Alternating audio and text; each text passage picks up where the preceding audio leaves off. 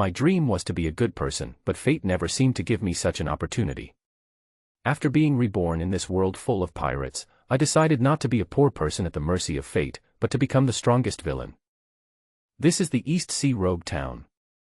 One night, I stood on Rose Street, facing Katarina Tippin, the most evil female pirate.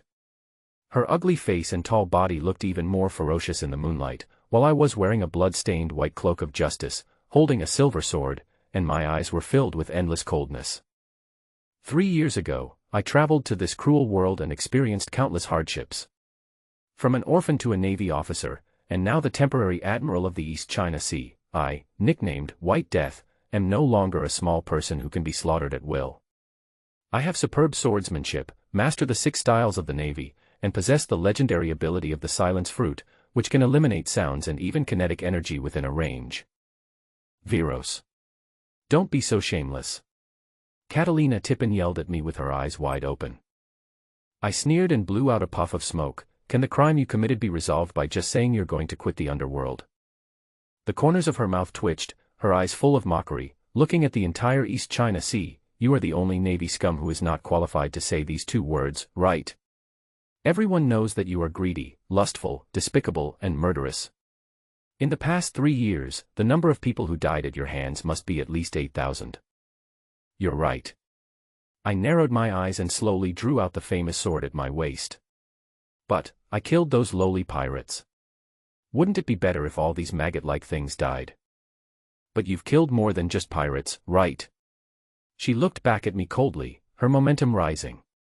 You killed the former East China Sea Admiral. The Navy headquarters sent someone here to investigate you. You're right.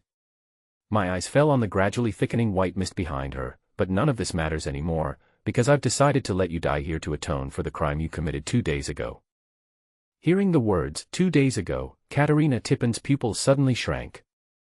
I didn't do anything 2 days ago, Varys, stop pretending. Let me go, I'll give you 50 million Baileys, otherwise. A mere 50 million, huh? I smiled contemptuously, but secretly calculated in my heart, if I let her escape and eat the mythical beast 9-tailed fox devil fruit, then I will be the passive one. I no longer hesitated, took a deep puff of my cigar, and took a step forward, with my white cloak of justice fluttering. The tip of the knife, shining with cold light, pressed against the ground, making a harsh sound. Virus. Katarina Tippin took a half step back. Boy, do you really think my bounty was earned for nothing? You will die if you underestimate me. Really? I pressed on, swung my long sword, used the Navy's 6 styles of shaving, and instantly appeared in front of her. I swung the sword, a cold light flashed, and a sound of breaking wind was heard. Hey! Katrina Tippin sneered, and used her armament Haki to protect her arms and block my attack. However, just as she was about to counterattack, she suddenly felt her body being frozen. This was the ability of my Silence Fruit. In the blink of an eye, she regained consciousness, but was surrounded by thick white fog.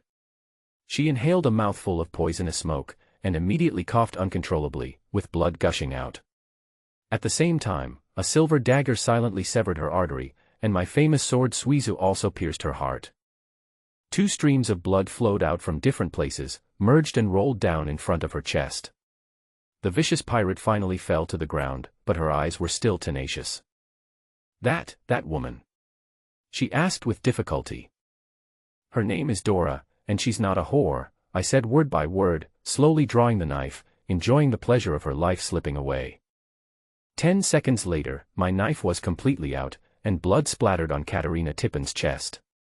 Her body fell forward, and I swung the knife again, and with a flash of silver, her head fell to the ground. Domino, take her head with us, we're going to give a surprise to the bigwigs in the inspection team. Also, let Monka search this bitch's pirate ship. I ordered. Yes, Base Commander.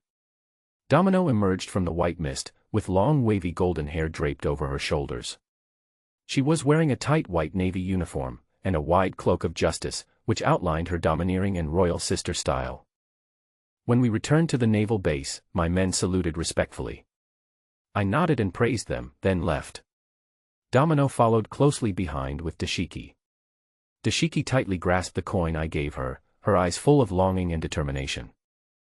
Since I took charge of the East Sea, the salaries of the East China Sea Navy will no longer be deducted, and injuries will be subsidized and death pensions will be doubled. Not only did they use equipment comparable to that of the headquarters, but they also drank wine suitable for the nobility. From a despised soldier, he became a naval elite who could afford to date girls and go to restaurants. Varys brought them so much, but he only asked one thing of them. Give him your heart. When he leads the charge, follow behind him. East China Sea Base, Central Square. Varys, the interim governor who was revered by everyone in the East China Sea, ran into two inspectors from the headquarters with unfriendly expressions. In fact, one can say that each one is more disgusting than the other. The reason is that both of them have read Varys' resume. During these 3 years, Varys has indeed made outstanding contributions in the East China Sea. He was respected and loved by the East China Sea Navy and civilians. However, the reputation of the Navy headquarters and the East China Sea aristocratic circle is not very good. The main reason is tyrannical murder. Be cruel to pirates and be even crueler to enemies. They often wiped out entire families, and massacred villages and cities more than once, using every possible means. Of course, Varys did more than that. For example, he amassed huge wealth, excluded dissidents, formed cliques for personal gain, colluded with gangs and the underworld, and had affairs with a large number of women from the East China Sea royal family. Now at least half of the underground business in Donghai is going to be exposed by him. Most of the military officers in the East China Sea are related to him. There are even rumors that Varys brought all the wild dogs in their village to the Navy to serve as military dogs.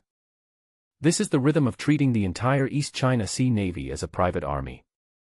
In addition, the headquarters also suspected that the death of the former base commander of Donghai was caused by Varys. You have to know that the old base commander is the former Navy Marshal and a classmate of the current Commander-in-Chief of the Armed Forces, Kong Cyborg. So this incident caused quite a stir. However, Varys always does things flawlessly. Over the past 3 years, he has made outstanding contributions, cooperating with Vice Admiral Garp and Vice Admiral Kazan to sweep the East China Sea. The hometown where One Piece was born was forcibly turned into the weakest sea. Such achievements also make it difficult for them to find excuses to make trouble. Besides, Varys is not only smart, but also willing to make concessions. It is said that a large part of the embezzled money was sent to the world government, which makes it even more difficult for them to take action. But this time it's different. Varys is about to be promoted to Admiral of the East China Sea. According to the internal regulations of the Navy, there will be a review before being promoted to Admiral.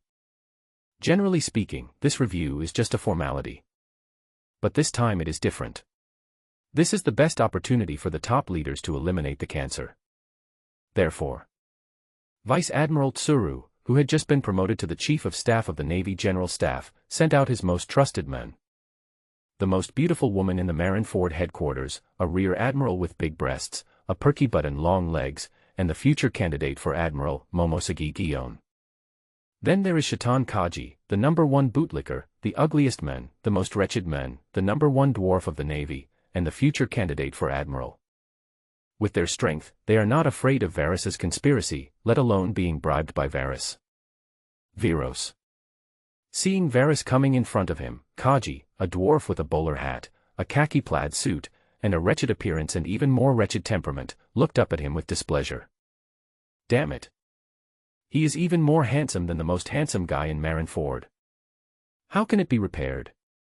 As soon as I saw this bastard's face, I knew he was a despicable and sinister pretty boy.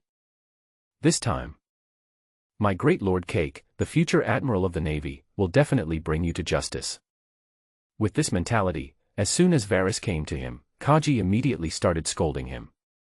Virus. You bastard, you made us wait for so long. You don't plan to become a regular employee, do you? How could that be? Varys was not at all flustered and spoke in a neither humble nor arrogant tone. He even took a slow puff of his cigar before downplaying the situation. Just now, a large pirate suddenly broke into the town, serving as the temporary admiral of the East China Sea. In order to ensure the safety of the residents, I must lead by example, right? Big pirate. What big pirate can there be in the East China Sea? Kaji was completely dismissive of Varys's words, and his tone was completely looking for trouble. But at this moment, Domino, not far behind Varys, threw a round object over. Galulyalu. Seeing the bloody head, Kaji instantly jumped back a big step. Not only did cold sweat appear on his forehead, but his khaki hat also fell to the ground. Crescent Hunter. The daughter of evil. Katarina Depan. It's great that the well-informed Commodore Cake knows Katarina Depan.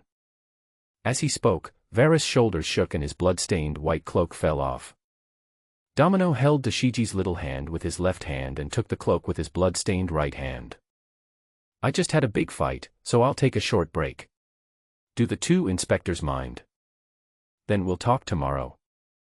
Knowing that Varys had made a great contribution, Guion was reluctant to act rashly. She could tell at a glance that Varys was not an easy character to deal with, and was as cunning, sinister, and ruthless as the legend said. Now, the brutal era of pirates has begun. As pirates' activities became increasingly rampant, the Navy had to expand its recruitment scope. As a result, a lot of ruffians were absorbed and the quality of the Navy dropped sharply. Except for the Navy headquarters, which is relatively honest, the situation in the four branches is similar.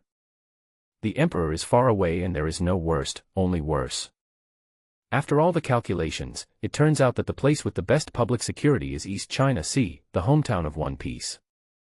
Therefore, there was a slight difference in the opinions between Marshal Sengoku and Chief of Staff Lieutenant General Tsuru. Before leaving, the newly appointed Zhang Gui even had a special talk with her. The general idea is: Varys is indeed a villain, but he is also a rare talent. If Varys, who has made outstanding contributions, fails to handle the problem well and is labeled as a person who has been abandoned after his exploits, it will not only discourage many people, but will also irritate the other three admirals. Especially in the West Sea where the problem is equally serious and the mafia is rampant. In the North Sea, where the situation is the most complicated, there will probably be a backlash, with very bad political impact.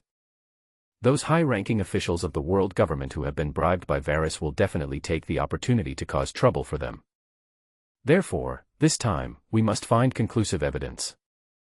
Therefore, on the way here, Guion had a headache. The East China Sea is Varys's territory, and now it is even more of an iron plate.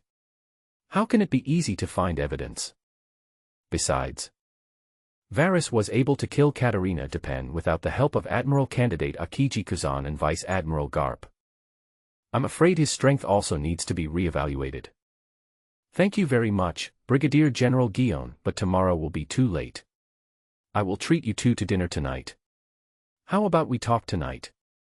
Good. Guion did not refuse, and his eyes drifted towards the head on the ground. I will apply for the 120 million Bailey's reward from headquarters on your behalf.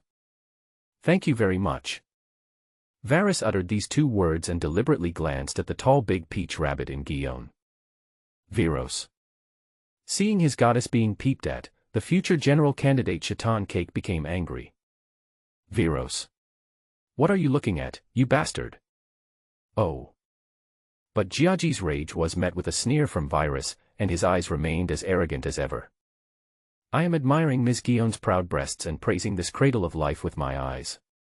Does Brigadier General Cake have any objection? Varys. Go to hell. Kaji's facial features twisted in an instant and he drew his sword, determined to kill Varys for revenge for the goddess. But before he could swing his sword, a beautiful golden sword stopped Kaji's sword in midair. Clang. Mamatsuji Guion squinted at Varys and spoke in an extremely serious tone. That's enough. Kaji, let Lieutenant Colonel Varys go to rest. Guion. When Cake saw that the person who stopped him was Guion, he looked back in anger and confusion. But Guion just frowned and said without question, let Lieutenant Colonel Varys go and rest. Thank you dear Miss Guion for your understanding. Varys did not call her by her position, but instead addressed her by her Guion name affectionately, completely ignoring Cake's presence. But when he heard Varys calling him so intimately, even adding the word dear, the wrinkles on Kaji's angry face were trembling. You're welcome. Guion uttered these three words and took a step forward. Kaji, let's go. Just wait. Sooner or later I will cut you into 100 pieces. After hearing Guillaume's order, Cake angrily said this. I'm waiting. Varys smiled and nodded, then strode away. As soon as he left, Cake asked Guillaume in annoyance. Guillaume. You know my strength. With my ability, I can kill him easily. Why don't you let me teach this guy a lesson? Bang. But just as he opened his mouth to say this, a large smoking bump appeared on his head. Guillaume hit it with the scabbard. Damn it. Take a good look around you. Are you trying to cause a mutiny among the East China Sea Navy? What? After hearing the last few words, Kaji suddenly felt a chill down his spine, with a chill running up from the soles of his feet to the top of his head. He was so angry just now that he saw it now. All the Navy soldiers at the scene pointed their guns at them. Damn Varys. Let's go to the logistics department to check the accounts first. Seeing that Cake was still indignant, Guillaume hung up his famous golden sword again and walked forward with his overly seductive white legs. However, before they walked out of the training ground, they heard intensive gunfire. Bang, bang, bang. What's going on? Are there pirates attacking the naval port? Guillaume immediately frowned and turned around, looking in the direction of the gunshot. Never mind, let's go check it out. Cake was thinking about causing trouble for Varys, so he rushed towards the port without waiting for Guillaume's order. He also skillfully used the Navy's 6-style moon step and shave. Whoosh! Almost in an instant, Cake arrived above the port. But before he landed on the ground, he suddenly cursed in midair. Viros! You lunatic! How dare you do this? Eastern Naval Port. Varys, who is as agile as a tiger, has a black eye patch on his eyes, his upper body is bare with scars and muscular body, and he is fighting with the famous silver sword Suizu in his hand. Surrounding him were hundreds of ugly-looking, tattooed pirates holding knives and guns, but trembling with fear. And the reason they are so scared is right under their feet. These were the bodies of their companions, more than the men standing. The culprit behind this tragedy was none other than the famous naval scum, the White Death Varys, the Admiral of the East China Sea. Please me as much as you can. Anyone who can hurt me will survive. Officially join the East China Sea Navy. Virus. You murderous lunatic. I want to see how you can explain this time. Kaji had just landed when he heard what Varys said. So he immediately drew the long sword from his waist, wanting to take the opportunity to kill that bastard Varys. But before he could make a move, Guillaume had already fallen behind him, his snow-white cloak fluttering. Kaji. Stop it. Lieutenant Colonel Varys, do you know what you are doing? Certainly. As Varys spoke, he took off his blindfold with one hand, raised his right arm and carried the famous sword Shue. As a Navy officer, I have to kill the pirates who attacked the naval port. Commodore Guillaume Cake, do you have any questions? Viros. Before Guillaume could speak, Cake interrupted excitedly and angrily. Do you think we are 3-year-old children? How dare such a small number of pirates attack a naval port? Why not? Varys gave a playful smile. How about you ask these pirates yourself? Result. As soon as Varys finished speaking, a clever pirate jumped out. That's right, we are here to attack the military port. Yes, we are here to attack the military port. We have been unhappy with the righteous East China Sea Navy for a long time. Attack the military port. Seize the women. Attack the military port. Seize the warships. This bunch of damn bastards. Kaji was shaking with anger, wishing he could kill these pirates for Varys immediately. Kaji. Control yourself. Seeing that Cake was almost reaching his limit of patience, Guillaume glanced at Varys across from him. Lieutenant Colonel Varys, if I remember correctly, you just said that your body needs rest, right? That's right. Varys nodded and lowered his arm holding the famous sword Suizu. However, since these pirates have come to our house, Commodore Guillaume doesn't think that I, the East China Sea Admiral, no, the East China Sea Provisional Admiral, will let them do whatever they want, right? That really shouldn't be the case. Guillaume's frown deepened even more than before. But after a brief silence, the sexy and seductive red lips opened again. Then what did Commander Varys mean when he said that if someone cuts you, you can join the Navy? Of course, I was teasing these pirates, because I was going to kill them all. Varys grinned cruelly and shook his wrist slightly, but suddenly accelerated. Then a violent wind blew up around him, and he slashed with his sword. Whoosh! A terrifying sound of breaking wind was heard, and where Varys' sword pointed, the heads of more than a dozen pirates moved. Galulyalu. Viros. You are so arrogant. You are so arrogant. Seeing Varys first quibbling and then killing people in front of him, Kaji became completely furious. Clang! He drew the famous sword from his waist and attacked Varys. Take my flying slash. Oh! Seeing Kaji running towards him, Varys stood there and sneered. Following right on. Something unexpected happened to everyone present. A long, shining, beautiful leg flew over. The size 38 white military boots stepped on the size 46 face of Kaji. Bang!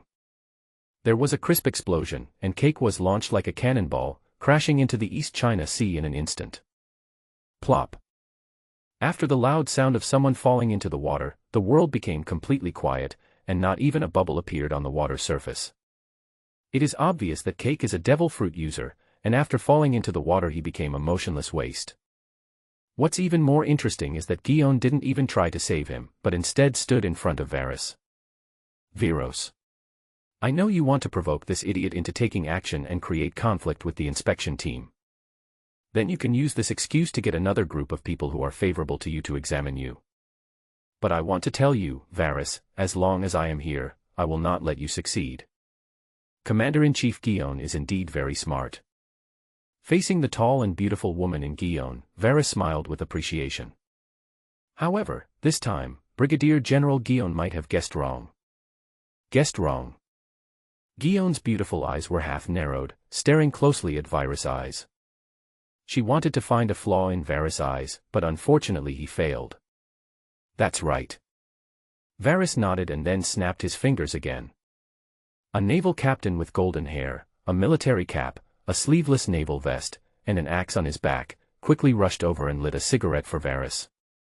Ha! Varys took a comfortable puff of the cigarette and exhaled a swirling puff of smoke, which made his face look even more evil. I am indeed greedy, lustful, murderous, and power-loving, but it is undeniable that I am a good sailor. Hearing the words "good navy" coming out of Varys' mouth, Gion couldn't stop his face twitching. Especially when hearing Varys, he added those evil prefixes. But Varys didn't care about it at all. He took another deep puff of his cigar, and the flickering cigar became shorter. Call. Thicker smoke filled the air before his eyes, making his dark eyes appear even deeper. Seeing this handsome face, Gion was a little dazed for a moment. After all, among these people in the Navy headquarters, there are very few who are handsome, let alone those with decent looks. Especially those people she interacts with on a daily basis. He doesn't look like a wretched old man. He wears a yellow suit and brown glasses, and he always mutters in a provocative tone. How scary. No matter how you look at it, he looks like a pervert who tricked a little girl into eating goldfish. He just has a square face, and looks at everyone as if he killed his parents, and he has cherry blossoms tattooed all over his back. He looks like a gangster who will kill your whole family if they have a disagreement with you. And he is quite old but still has a big afro. I don't know what sister he means to me.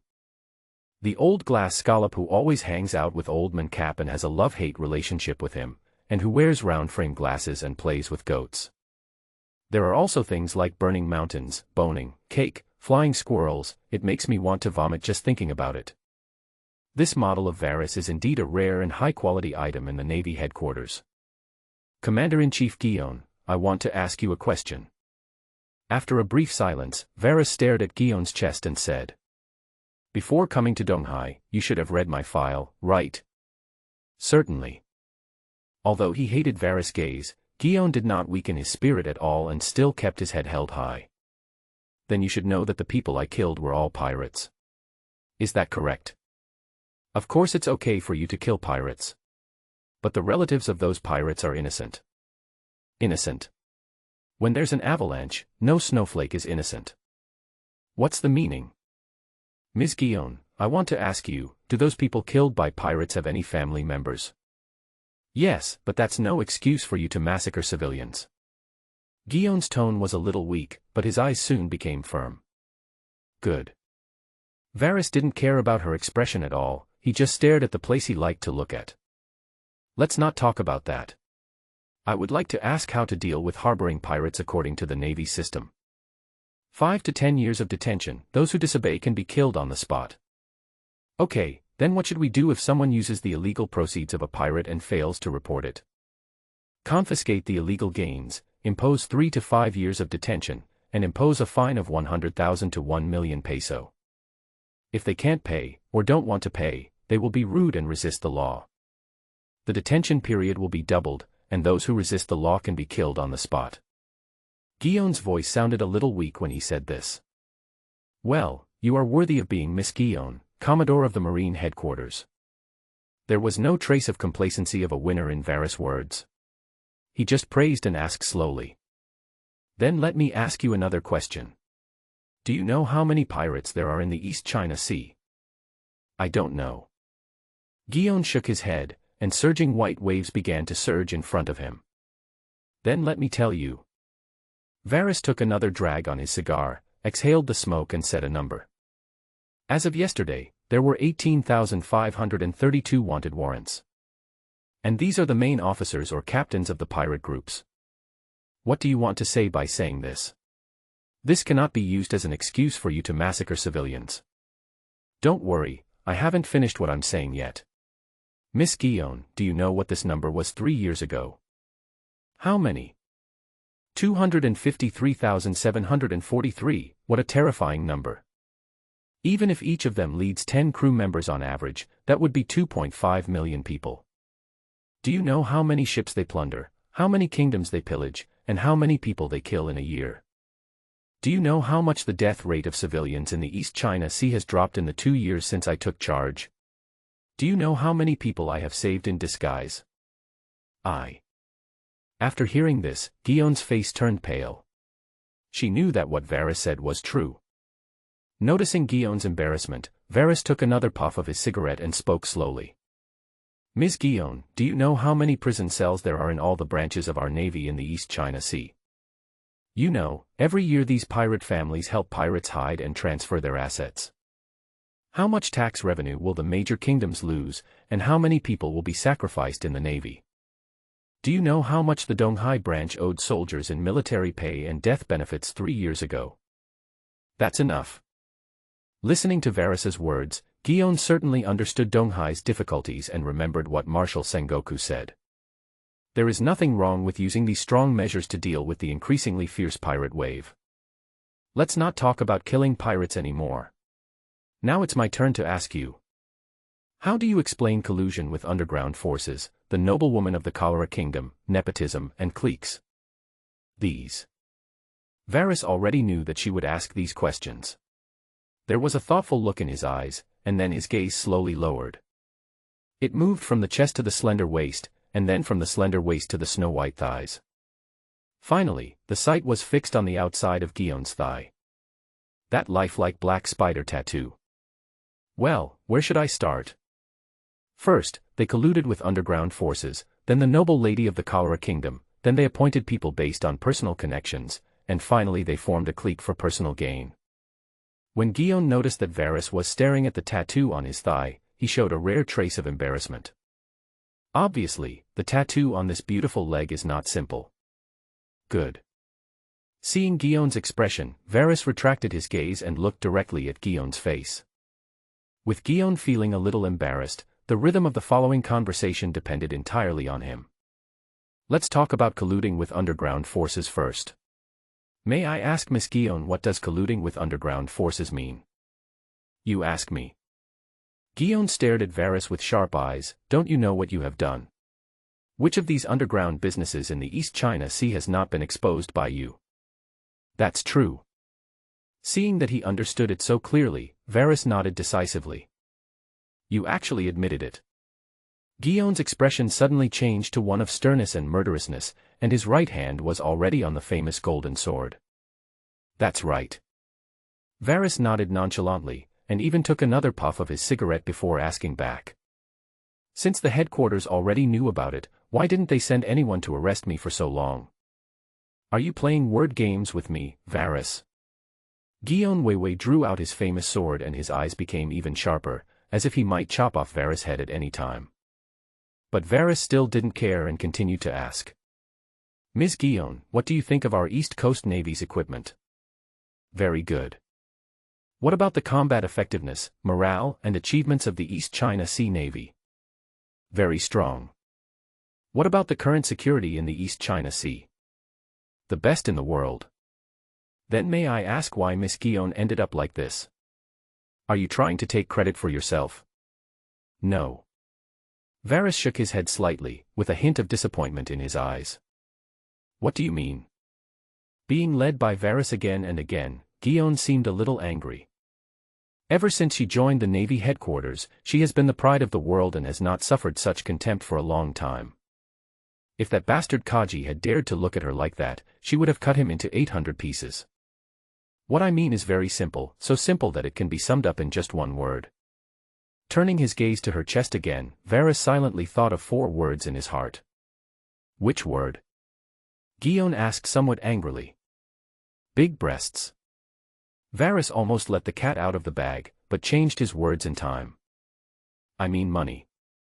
Miss Guion knows how much the Navy headquarters owed the East China Sea Navy over the years. Forget it, let's not talk about this. Take Miss Guion for example. Do you know how many defective equipment and ammunition the Navy headquarters has sent to us over the years? Miss Guion, you know. That's enough, this is just your excuse to make money. Although these situations are true, Guion doesn't believe Varys at all. She didn't believe that he had no selfish motives, and didn't believe that he didn't engage in corruption and enrich himself. But as soon as she finished her words, a blue account book fell in front of her. Bang. The person who threw out the account book was Domino, who had already changed into a new military uniform. This is the real account book of Lord Varys's income and expenditure in the East China Sea Navy over the past 3 years. Commodore Guion can read it for himself. I don't believe this is the entire account book. Guion glanced at the blue account book and let go of the hilt of the knife at his waist. This is definitely not the full account book. Varys took another puff of his cigar, exhaled a dragon-like cloud of smoke and spoke again. But I can't give you the other account book. Even if I give it to you, you wouldn't dare to check it. You actually underestimated me. Of course not, so I'm going to tell you who the beneficiaries on this account book are. Do you dare to listen? Tell me, the next one. Veins bulged on Guion's forehead and he gritted his teeth and squeezed out these words. She's not stupid either. I have heard for a long time that Varys gave money to high-ranking officials of the world government, even including the 5 elders. Don't talk about her. Even the Navy Marshal Sengoku, or the Commander-in-Chief of the Armed Forces Kong, did not dare to investigate this matter. Okay, let's talk about the second thing. After winning another round, Varys' gaze returned to Guion's face, and he still started with a question. Excuse me, Miss Guion, has any noble lady or king from any kingdom accused me of being a noble lady of the kingdom of Cholera? No. When Guion said these 2 words, his tone was filled with annoyance and irritability. However, Varys had affairs with noble ladies from many kingdoms, even queens and princesses. However, there was indeed not a single charge against him. Even the world government and the member states of the East China Sea are impressed by Varys' achievements and abilities. But she never expected that Varys would say this next. Although they did not accuse me, I did have affairs with these royal ladies. Clang. Viros. Do you really think I dare not kill you? When Guion heard this, he immediately drew his sword and pointed the tip of the sword at Varys' face. But Varys didn't move at all, and his originally calm look disappeared, replaced by even more disdain and ridicule. He even uttered those words unscrupulously. It turns out that she has big breasts and no brains. Viros. Guion's knife approached Varys again, and the blade was less than 0.01 centimeter away from Varys' artery. But Varys remained calm, and his words almost made her big breasts explode. I, Varys, just like to play with women, and those women also like to be played with by me. We are a harmonious whole between the military and the people, and this is all voluntary. May I ask which military regulation has been violated? Asshole. As Varys said this, Gion's blade had already cut Varys' skin. The surrounding Marines all had fierce looks in their eyes, with bullets loaded and their guns pointed at Gion. Crack, crack, crack. But Varys still kept his eyes on Gion and waved his hand casually at his opponent. Put your guns away. The bullets of the East China Sea Navy are not aimed at their own people. Swish, swish, swish. As soon as Varys opened his mouth, the Marines put away their guns in unison. And this great swordsman who is famous for his swordsmanship is the super genius Commodore Gion of the Marine headquarters. After staring at Varys for 3 seconds, he angrily took back his famous sword Jinpyro and asked. Nepotism and cliquey, how do you explain that? Tell me. Do you need an explanation? Varys stretched his body lazily and continued asking a series of rhetorical questions. When Brigadier General Gion led his troops, didn't he like to use subordinates who were easy to work with? Didn't he like to use capable subordinates? Didn't he like to get along well with his subordinates? Snort. Gion snorted coldly and turned away. She knew that the previous problems could not stop Varys, and the subsequent small problems were even more insignificant. But after she left angrily, she always felt as if she had forgotten something. Fortunately, after staring at her buttocks for a while, Varys called her from behind. Ms. Gion, it seems something dirty just fell into the water. If you need help, our East China Sea Navy can lend you a hand. That damn idiot. Just let him drown in the water. After hearing Varys' reminder, Gion finally remembered the bastard cake. But even though she was fed up with this guy, this bastard was her colleague after all, and he was also the adjutant of the inspection team. She couldn't just sit there and do nothing, but since she was also a person with special abilities, she couldn't go into the water to save cake. But if she asks Varys, this idiot. If he had been of any use, I wouldn't have been in such a passive position. Damn it. Just let him drown, so he doesn't have to bother me every day.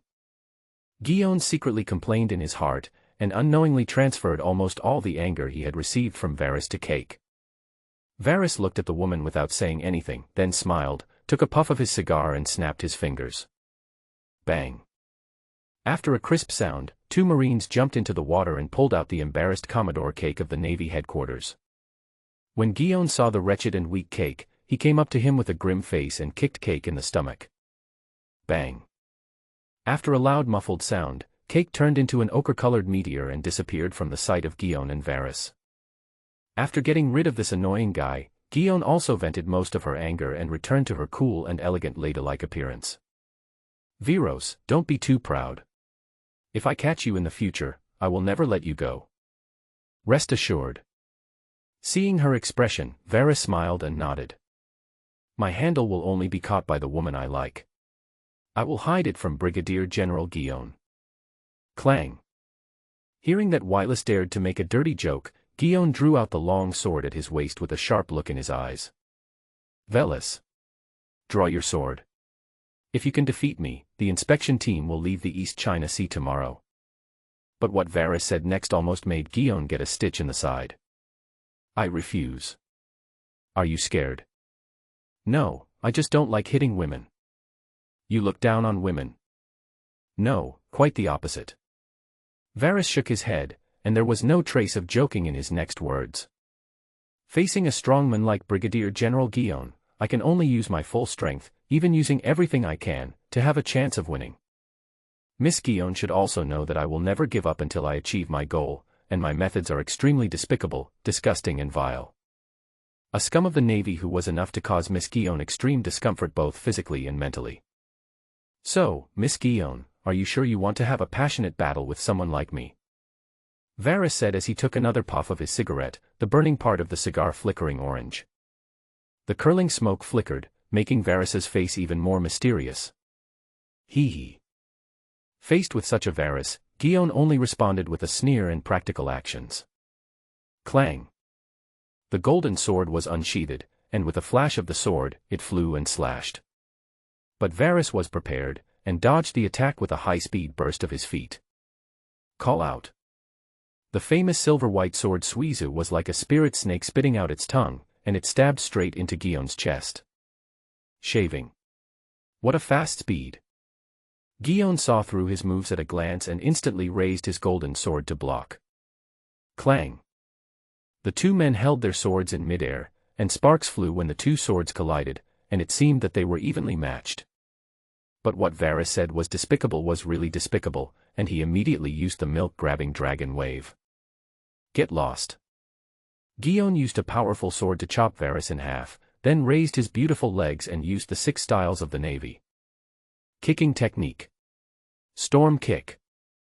Moreover, this powerful and resentful kick unleashed all of Gion's strength, creating an explosion sound in the air. Boom. But Varys also used the 6th form of the Navy in an instant. Paper drawing.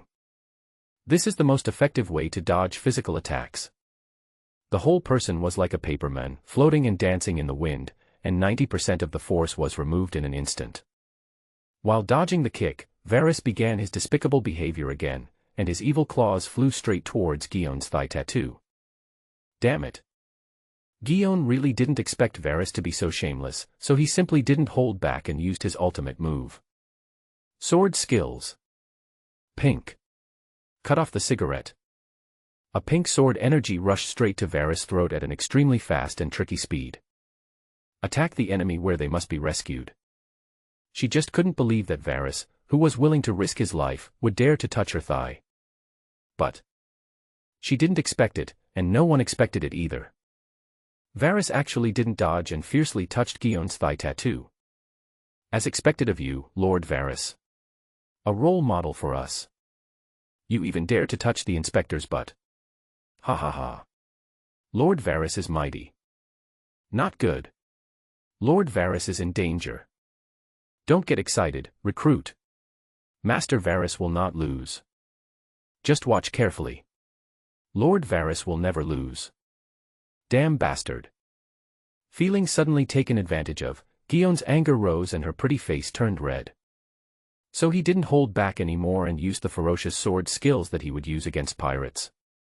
Seeing the two people fighting each other, the Navy officers present were all paying close attention, and the surviving pirates became even more nervous. Who in the East China Sea doesn't know Varys' temper? If Varys lost and was in a bad mood, all of them would die today. But what you fear will come true. Gion fainted and used the 6 styles. Finger gun. He then struck back with another strike straight at Varys' throat. This strike was as fast as thunder and extremely dangerous. Whoosh.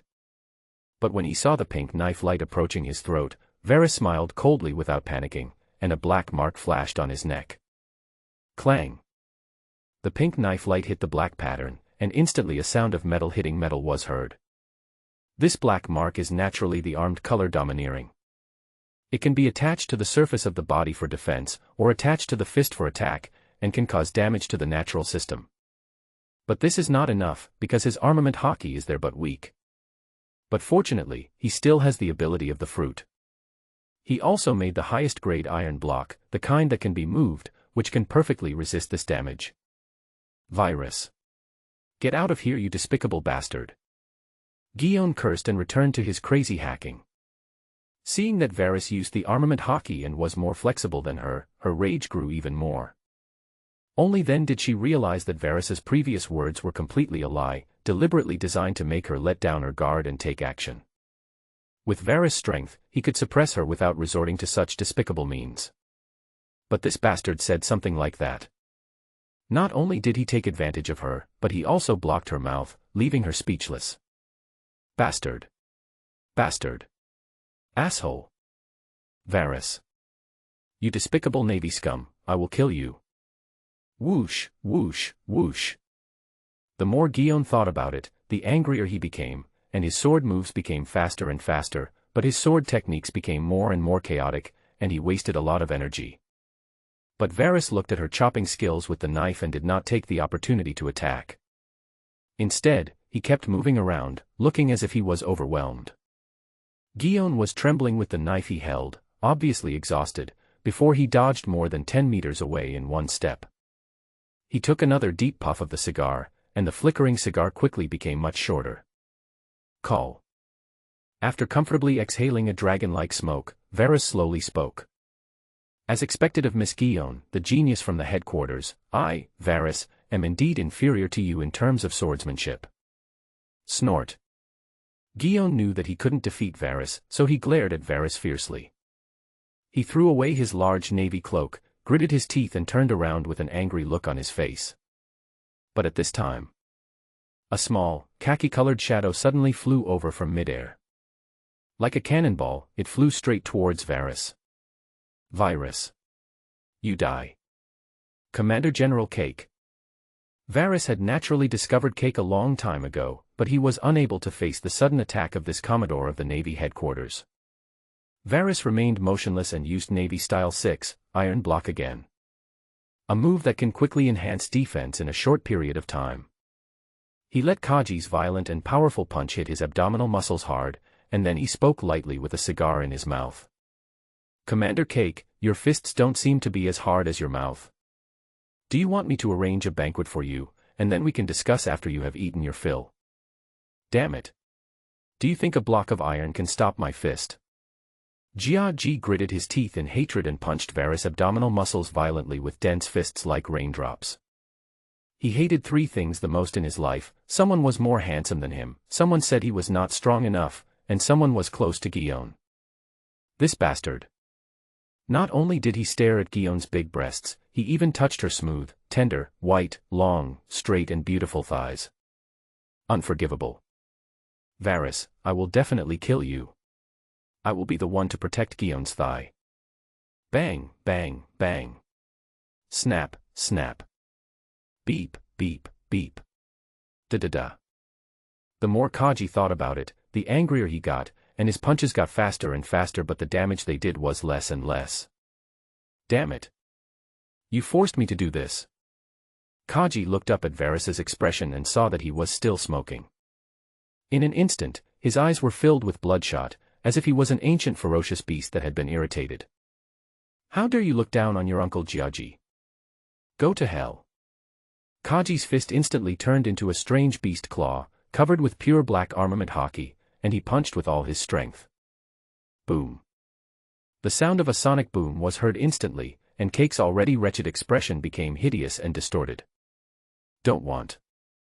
Seeing that Cake, who was stronger than himself and best at close combat, used a killing move at such a close distance, Guion instantly had a bad feeling.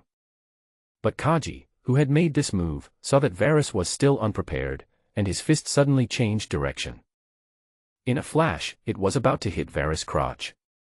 Hey hey. Kaji had a hateful grin on his face. Go to hell. Varys.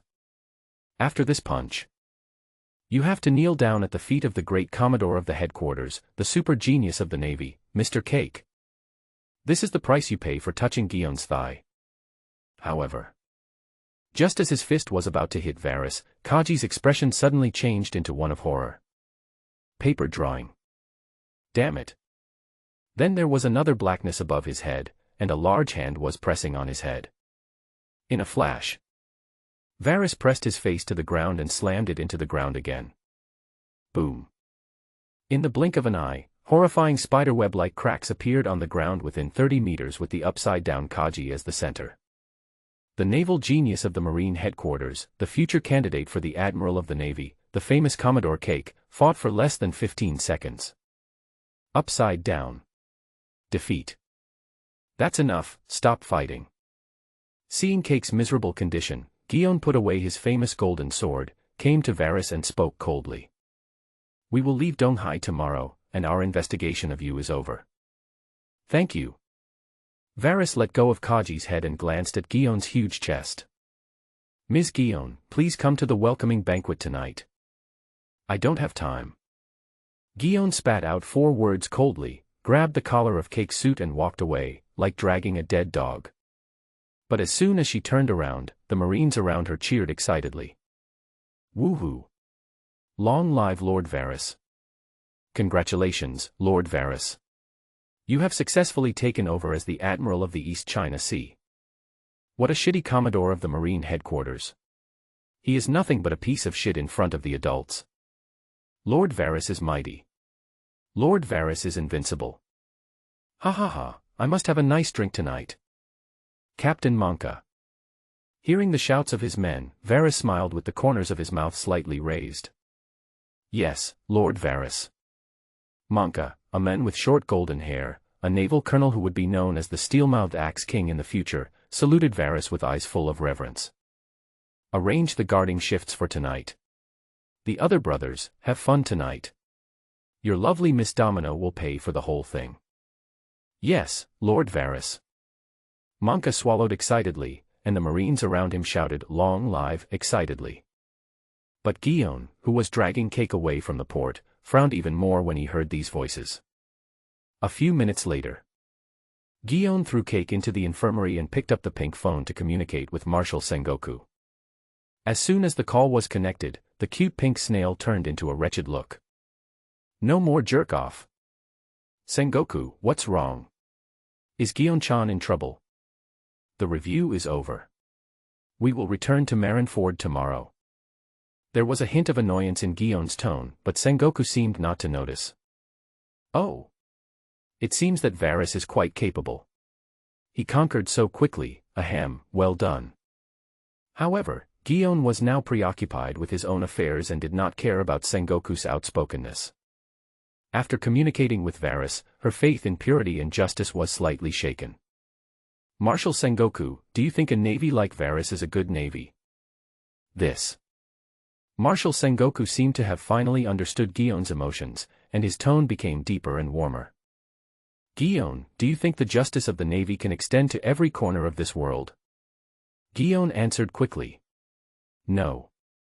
Zhangguo asked again, then do you know why the navy headquarters hasn't dealt with Varys, who is greedy, lustful, murderous, and seizes power, appoints people based on personal connections, and even forms a clique for personal gain? Guion, I know a little.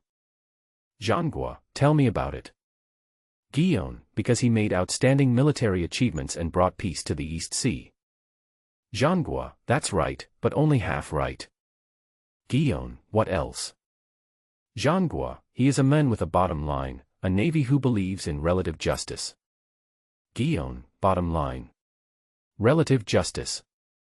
Zhangguo, this time, I asked you to go to the East Sea not only to examine Varys, but also to test you and Kaji. You and Cake joined the Marine headquarters at a very young age, both of you are geniuses with outstanding combat capabilities. However, they are rarely issued with execution tasks and have no understanding of the situation at the grassroots level. Therefore, go to the streets of East China Sea more often and take a look among the low-level Marines. Or ask Garp and Kazan, I believe you will get the answer. Guion, okay, I'll do it, thank you Marshal Sengoku. Zhangguo, by the way, there is one more thing I want to remind you. Guion, what's the matter? Zhangguo, this bastard Varys is very good at pleasing girls. You'd better stay away from him and don't be deceived. Forehead. Hearing this, Guion couldn't help but be a little surprised. However, Marshal Sengoku's Den Mushi had already hung up. Marine Headquarters, Marineford. TSK, that brat Varys actually took down Guion so quickly. Zhangguo muttered this to himself, and his mood inexplicably improved a lot. Ever since the death of his adopted son, Don Quixote Rocinante. He had been looking for the fruit of silence, wanting to collect it. But after learning that the Marine Varys had eaten the fruit, the man, who was an admiral of the navy at the time, began to pay attention to him. And Varys did not disappoint him and soon showed his great talent in the East China Sea. He even went to take a look at Varys when he passed by the East China Sea. Seeing the child's handsome face, he couldn't help but think of Rocinante again, and felt a little empathy. However, due to his professional ethics, he did not provide Varys with any convenience. And now, since this kid has passed the review, he finally had the chance to talk to this kid. So, the usually calm Marshal Zhangguo took a rare deep breath and picked up the phone with a complicated expression. But before he could dial Varys' number, he received a call from Vice Admiral Tsuru, the Navy's Chief of Staff and his once closest comrade in arms. No more jerk-off. Sengoku, hey. Xiaohe. What's the emergency? Crane, something happened in the North Sea. Zhangguo, what happened? Crane, the 4 countries in the North Sea are fighting again, and Germa 66 has taken the opportunity to plunder a large number of people. Some people have also seen that Kid Drago there. In addition, North Sea Admiral Miles was assassinated. I suspect this incident may be related to the Don Quixote family. We must immediately send troops to suppress it and re-elect a powerful North Sea Admiral. Is that so? Hearing the name Dragon, Zhangguo couldn't help but frown and think with a headache. The only one in the Navy who dares to say that he can defeat a dragon is that old bastard Garp. Even myself, the new Admirals Akainu Sakaski and Kizaru Borsellino, are probably no match for Dragon. And even if they could defeat him, it would be extremely difficult to keep this guy. So, he did not hold out much hope for suppressing the rebellion of the four countries and could only clean up the mess in the end. But this new North Sea Admiral. Zhangguo thought for a while, and suddenly his eyes lit up. He pushed the goat at his feet away, opened the drawer, and took out the file that he had flipped through countless times. Xiaohe, I have already thought about the candidate for the North Sea Admiral. Placing Varys's file in front of him, Zhangguo pushed his round-frame glasses on his nose. So soon. There was confusion in Vice Admiral Crane's voice, but she soon came to her senses. You mean that kid? That's right. Apart from him, I can't think of a more suitable candidate. That's true, but this guy's strength. Aren't Cake and Guillaume still here? We can ask them to help stabilize the situation first. Besides, Xiaohe, it's been a while since you called Doflamingo, right? Of course there is no problem on my side, but it seems that Caesar Varys won't be so willing, right? Don't worry about that. I will convince him. Okay then. I'll also contact Cake and Guillaume. But do you have a candidate for the new Admiral of the East China Sea? This. Zhangguo hesitated for a moment after hearing this, then spoke slowly. I think Smoker is a good kid. We can take him out for some exercise. Okay, then I'll go through the appointment procedures. This guy is stationed in Upside Down Mountain, so it won't take long for him to get to Rogue Town. Vice Admiral he was also very satisfied with this candidate, but then the voice suddenly raised a question. Zhangguo, I just received a message. I think I need to think about Varys's acceptance of his fate again. Oh. What news?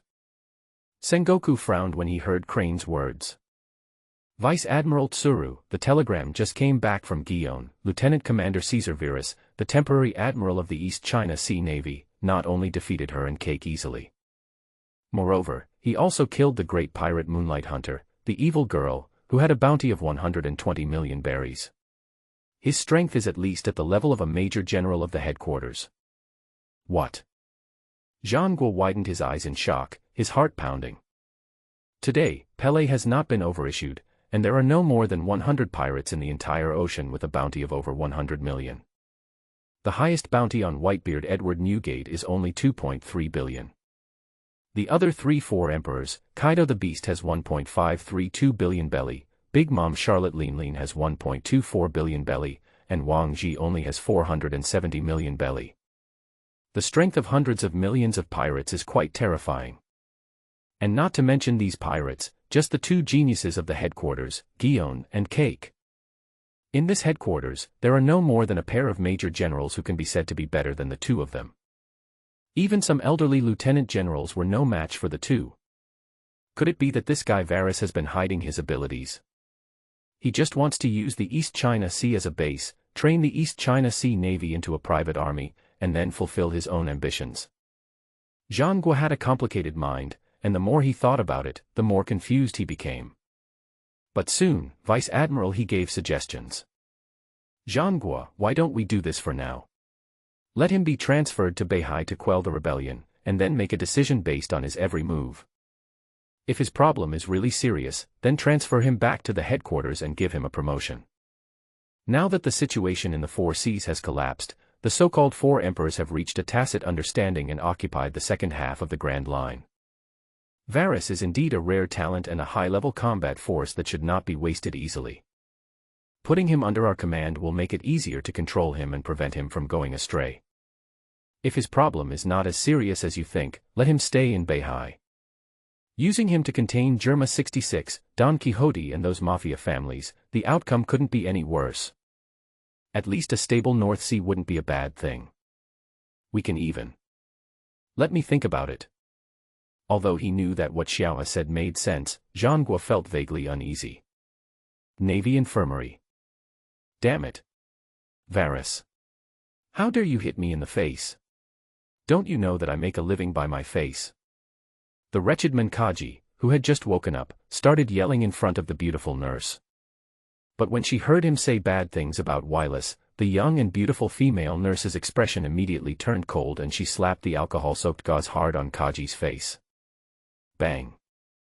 There was a crisp sound and then a cold snort, and then he turned and left angrily. Ouch. You. Kaji was a little dazed by the slap. But he is not a bad person by nature, and he would not bother with a little nurse. He was just a bit competitive, but he was too nervous about going to Guion, and he had heard all kinds of rumors about Varys.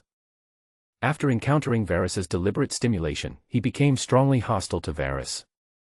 Guion. Jiaji, who had just been slapped, rubbed his face, which was even uglier due to the injury. But suddenly he found Guion standing at the window, his beady eyes filled with tears. Woohoo. Guion, she really likes me. Otherwise, she wouldn't have guarded me silently. I knew that as long as I persisted, she would be moved. It seems that my 88th proposal is likely to be successful. Guion. Marry me. What? She was looking at Guion outside the window and turned around with a beautiful frown on her face. Kaji, what did you just say? Guion. I love you. Seeing Guion's beautiful face, Cake's tearful eyes instantly turned into two red hearts. He knelt on one knee with a lewd look on his face, and there was an extra-large diamond ring on his hand. Marry. Roll. Before he could finish his words, Guion's golden scabbard hit him on the bridge of his nose. Bang. Then, he smashed him into the wall. Duong. The snow-white wall was smashed through in an instant, leaving a gap in the shape of a person less than 1.5 meters tall. If you dare to disgust me again, I will kill you. After saying this viciously, Guion walked out quickly with an annoyed look on his face. But it was such a misfortune that soon after I went out, it started to drizzle and dark clouds gradually gathered. Guion had to take shelter from the rain in a nearby tavern and ordered a large beer. The appearance of such a beautiful woman, coupled with the snow-white cloak with the word "justice" printed on it, naturally won the attention of the whole audience. However, the good security in Donghai is not an exaggeration. Especially in Rogue Town, they also understood what this outfit meant. So no one came over to chat without being tactful, they just chatted in groups of 3 or 5. Have you heard? The rape case from 2 days ago has been solved. The one who did it was that perverted woman, Moonlight Hunter. These damn pirates. Sister Dora is such a good person. Fortunately, Lord Varys is here. Roger is such a bastard. He can't rest in peace even after his death. If it weren't for him, the world wouldn't be in such a mess now. Luckily, we have Lord Varys in the East Sea. When I was in the North Sea, I didn't dare to go out at night, let alone drink in the tavern. As he listened to their discussions, Guion's mind became more and more confused. She remembered Varys' reputation in the Navy. I remembered the merits and faults recorded in the files. I remembered the words of the Warring States General, and also remembered Varys' handsome yet hateful face. This bastard. Thinking about what happened today, Guion couldn't help but mutter something in a low voice, picked up the wine glass and took a big gulp. Tons. But just as this refreshing beer went down his throat, a little fat boy ran over. Looking at the big word "justice" on her snow-white cloak, the little chubby boy had a silly smile on his face. Sister, are you a Marine? Yes. Guion, who was kind-hearted, looked at him with tenderness in his eyes and spoke. Do you need help from your sister? I want to be a Marine. The little fat boy raised his fist excitedly, his small eyes full of brightness. Oh. Hearing the child's wish, the expression on Guion's face became even brighter. She hadn't heard such words in a long time since Pirate King Roger's declaration before his death. Instead, they often hear countless ignorant children and civilians shouting, I want to be a free pirate. I'm going to look for the secret treasure of the sea, One Piece. My dream is to become a man like the Pirate King. As a result, more and more people went out to sea under the banner of freedom and dreams, burning, killing, looting and committing all kinds of atrocities on this sea. So after hearing these words, Gion felt touched and kind, and was also very curious about him. Little boy, why do you want to be a Marine? Is it because the Marines have helped you? Yes, our whole family was saved by Lord Varys. The little fat boy nodded heavily and raised his little fist excitedly. So I want to become a Marine who protects everyone and become a hero like Lord Varys. Click. When Gion heard these words, there was a thunderous explosion outside the house, and the rain on the street became heavier and heavier. Moment. Gion remembered the scene he just saw. That man's unbridled gaze and the words he said. The shocking scars on his body, and the cold and ruthless way he killed the pirates. And the tireless training in the pouring rain. For a time, the reputation of Varys as a naval scum gradually became blurred in her heart. Varys, a hero in the eyes of the common people. Gion's beautiful almond-shaped eyes narrowed, and he reached out and touched the little chubby boy's head. The phone vibrated again. This time the caller was Lieutenant General He, and the topic of conversation was also about Varys. East China Sea, Rogue Town, Naval Base. Wow, wow, wow. Varys, who was being discussed by Gion and Vice Admiral Tsuru, had just finished a hearty massacre when he encountered a rainstorm that was getting more and more severe. However, even though the sky was dark and rain was pouring, Varys did not leave the port. 1905, 1905, 1907. In the midst of this torrential rain, on the training ground strewn with the corpses of pirates, he did push-ups while counting silently. His breathing was steady and his eyes were determined, as if the cold raindrops had never hit him. Over the past 3 years, as long as he didn't go out to sea to fight, he would train tirelessly every day. From trembling after doing dozens of push-ups at the beginning to sweating profusely after doing hundreds or thousands of push-ups later. His training volume is constantly increasing and his strength is constantly improving. Now he does at least 10,000 push-ups, punches 10,000 times, and runs 100 kilometers with weights every day. This is the limit of what this body can do without getting hurt. In addition, he had to wear sea stone shackles in the basement every day, which severely exhausted his physical and mental strength. He knew that he was not a genius. You can only make up for your shortcomings with hard work and spend money like crazy to improve your strength.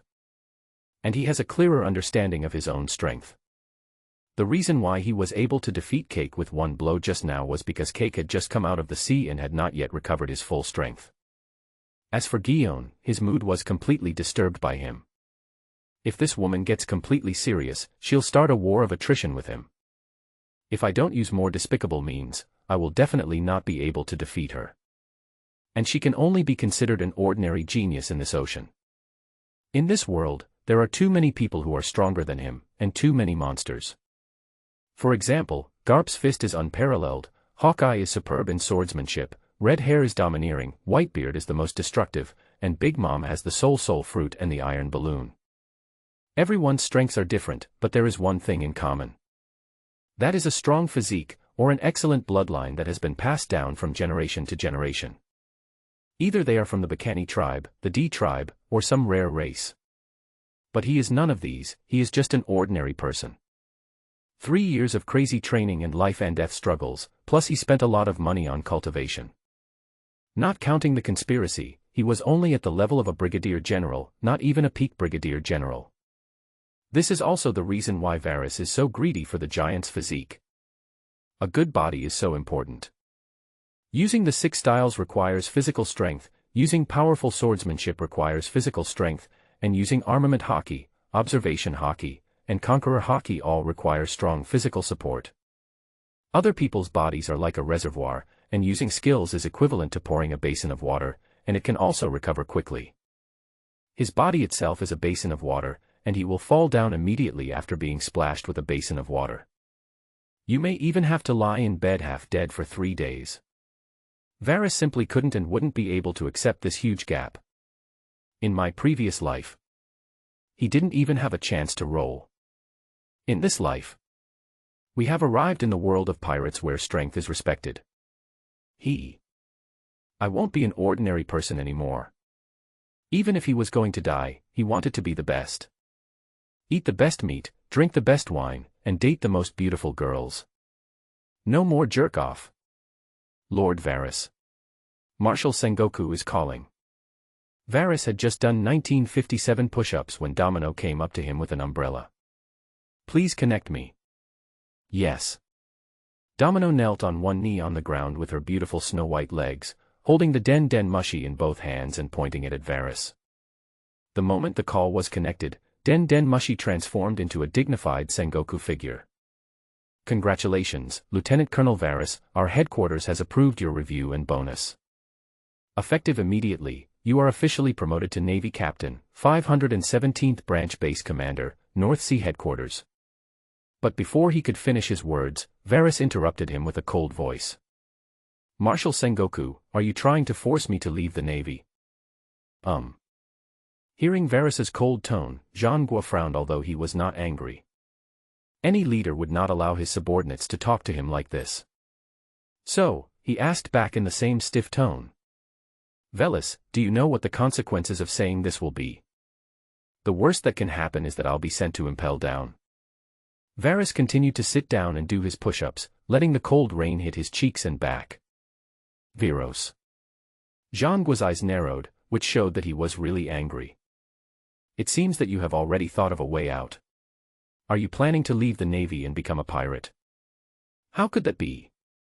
My Lord Marshal. There was a hint of sarcasm in Varys' tone. If you've read my file, you should know that I have no good feelings towards pirates. So, I will just find another way to practice my own justice. You're going to CP. Jean Guo's eyelids suddenly twitched, and he instantly thought of this thing. This gave both him and Marshal Kong a headache. It was an intelligence organization directly under the management of the Five Elders and the Celestial Dragons, and its status was even higher than that of the Navy. If that's the case, then it would be troublesome indeed. With CP backing him up, it is impossible to send Varys to Impel Down. And with Varys' vengeful character, as well as his shrewdness and political skills. Once you join an organization like CP that only cares about results and will do whatever it takes, you will really be free. When Varys reaches a high position, the Navy will inevitably be targeted by him. It's such a headache. Sengoku looked at the Den Den Mushi in front of him and fell into silence for a short while. On the other end of the phone, Varys remained silent and continued doing his push-ups. After doing 2,000 of them, he put his left hand behind his back. Then switch arms every 1,000 push-ups until you have done 4,000. Then there are various push-ups to exercise muscles all over the body. Crash. The rain in the East China Sea is getting heavier and heavier, and the waves on the sea are getting more and more violent. But Varys still trained tirelessly, waiting for Jean Guo's reply. Snap. After another 500 push-ups, suddenly a flash of white lightning broke through the darkness, followed by a loud thunder. Boom. And just after the thunder, Jean Guo's slightly narrowed eyes turned into half-closed state and he spoke. The appointment of the North Sea Admiral has already been issued and cannot be changed. Varys, tell me your conditions. I have 3 requests. Varys stopped doing push-ups temporarily and spoke slowly to Den Den Mushi. First, I will take Domino away and make her my lieutenant and deputy base commander. That's fine. Second, I want Captain Monka to become the base commander of the East Sea base. That's impossible. Monka's qualifications can only serve as a deputy. Upon hearing this exaggerated proposal, Jean Guo rejected it immediately, but he stopped halfway through his words. You cunning boy, you try this trick on me. As soon as Jean Guo stopped, he realized that he had been tricked by this guy. This kid made a reasonable request first, which was naturally difficult for him to refuse. Then there was an impossible condition, and then the guy had to settle for the next best thing. What do you think, Marshal? Being seen through by a figure like Sengoku, Varys asked back without any embarrassment. Can. Jean Guo didn't really care much about a small deputy base commander. Among the 4 seas, they only need to be responsible for some coastal countries and major waterways. Those inland countries have their own kingdom's army, as well as the army and CP to manage them. What really gave him a headache was the Grand Line, which was their main battlefield. After the Great Pirate Era began, a new generation of pirate supernovas became more and more active in the first half of the Grand Line. In the second half, those veteran strong men, former crew members of the Rocks Pirates, Whitebeard, Big Mom, Kaido, and Wang Ji were even more rampant. Now they not only collude together, but also form the so-called Four Emperors Alliance. As long as any navy dared to attack, they would join forces to fight back, causing the navy to lose face in the second half of the Grand Line. Therefore, the navy's current situation is very passive and it is in urgent need of talent and high-end combat capabilities. This is also the reason why Zhang tolerates Varys. He has made up his mind. As long as Varys pacifies the situation in the North Sea, he will immediately promote him to Major General of the headquarters and keep him in Marineford to develop under his nose. Thank you for your generosity, Marshal. After getting a definite answer, Varys gave a worthless compliment. But then, Zhang narrowed his eyes and said, "But for the third clause, you'd better not put forward any excessive conditions." "Certainly." Varys answered very straightforwardly. CP was just his fallback. At present, he has no intention of leaving the Navy. One is that CP is just an intelligence agency and its organizational structure has long been solidified, so it is not so easy to make money. Another. He just didn't want to do those disgusting private jobs for the disgusting celestial dragons and the 5 elder stars. Although he was called a despicable and shameless naval scum who would do anything to achieve his goals. But he also has his own bottom line and is not a scumbag. Moreover, the oil and water in the East China Sea have reached bottom, reaching a very delicate balance. So if you want to earn more, you have to change the map. With his current strength, it is not cost-effective to go to the Grand Line. The extremely chaotic and rich North Sea is the best choice. Marshal, my third condition is very simple. That is to let Guion and Cake serve as my adjutants for 1 year. Oh. Hearing this, Zhang eyes narrowed into a line. The Marshal is unwilling. Varys stretched his neck slightly and stood up because he saw Monka running towards him. I agree. After briefly thinking about many possibilities, Zhang lightly uttered these 4 words. But then he added one more sentence before hanging up the phone. Velis, you'd better not set your sights on Guion, otherwise Vice Admiral Tsuru will not let you go. Hearing Zhang's abrupt words, Varys couldn't help but frown and mutter. Why do you say that? I feel like a scumbag. Puff. Hearing Varys' words, Domino, who had a queen-like face, let her big wavy blonde hair flutter. You woman. Varys smiled slightly and glanced at her. Domino squinted at him coquettishly, her eyes full of ecstasy. It's just a pity that when the two were exchanging glances, Captain Monka also came in front of them. Lord Varys. There are 2 pieces of bad news. Explain. Hearing 2 pieces of bad news, Varys frowned slightly. We didn't find the devil fruit you mentioned on the ship of the Daughter of Extreme Evil. In addition, Lieutenant Drew of the 147th Branch sent a distress signal, and the fleet of Baiji Crow appeared in the Kingdom of Goa. Clo. Thinking of this cunning black cat, Varys' expression became playful. Since we are all leaving the East China Sea, let's say goodbye to each other properly. As for that fruit, I wanted to give it to you when I have time. Lord Varys. Are you leaving the East China Sea? Hearing what Varys said, the loyal and brave naval captain Monka opened his mouth in surprise and his body trembled slightly. Yes, Monka. Varys walked into Domino's umbrella and reached out to pat Monka on the shoulder. From today on, I officially become the base commander of the Beihai 517th Branch, the Beihai Admiral. Someone from the headquarters will take over soon. Damn it. How could those people at headquarters do this to you? Monka had a determined expression on his face, but his facial muscles couldn't stop trembling because of anger. You are the one who brought peace to the East China Sea. Why should we let the bastards from our headquarters reap the benefits? Relax. Varys smiled at the loyal Monka and took out a box of cigarettes from Domino's waist.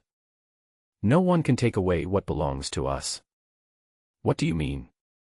Monka was a little confused at first, but then he saw Varys calmly take out a cigarette. His eyes suddenly lit up and he spoke in a sinister tone. We take him out on his way here? Of course not. Hearing this simple and crude, good idea, Varys smiled and shook his head. Wait for the new commander of the naval base to arrive. You just need to do one thing well. Do what? Monka narrowed his bloodshot eyes. Put it up first. Varys put the cigarette in his mouth and Domino took out a lighter to help him light it. Put him up first. Monka was a little dazed and tilted his head with a puzzled look on his face. That's right.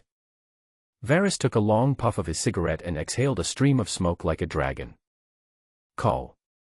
First worship it, and then use it as a dog to bite people for you. Knock knock. Tap.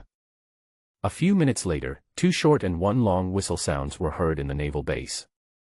Hundreds of strong and sturdy sailors dressed as quickly as possible, carrying rifles on their backs and sabers slung over their shoulders, and lined up in the parade ground.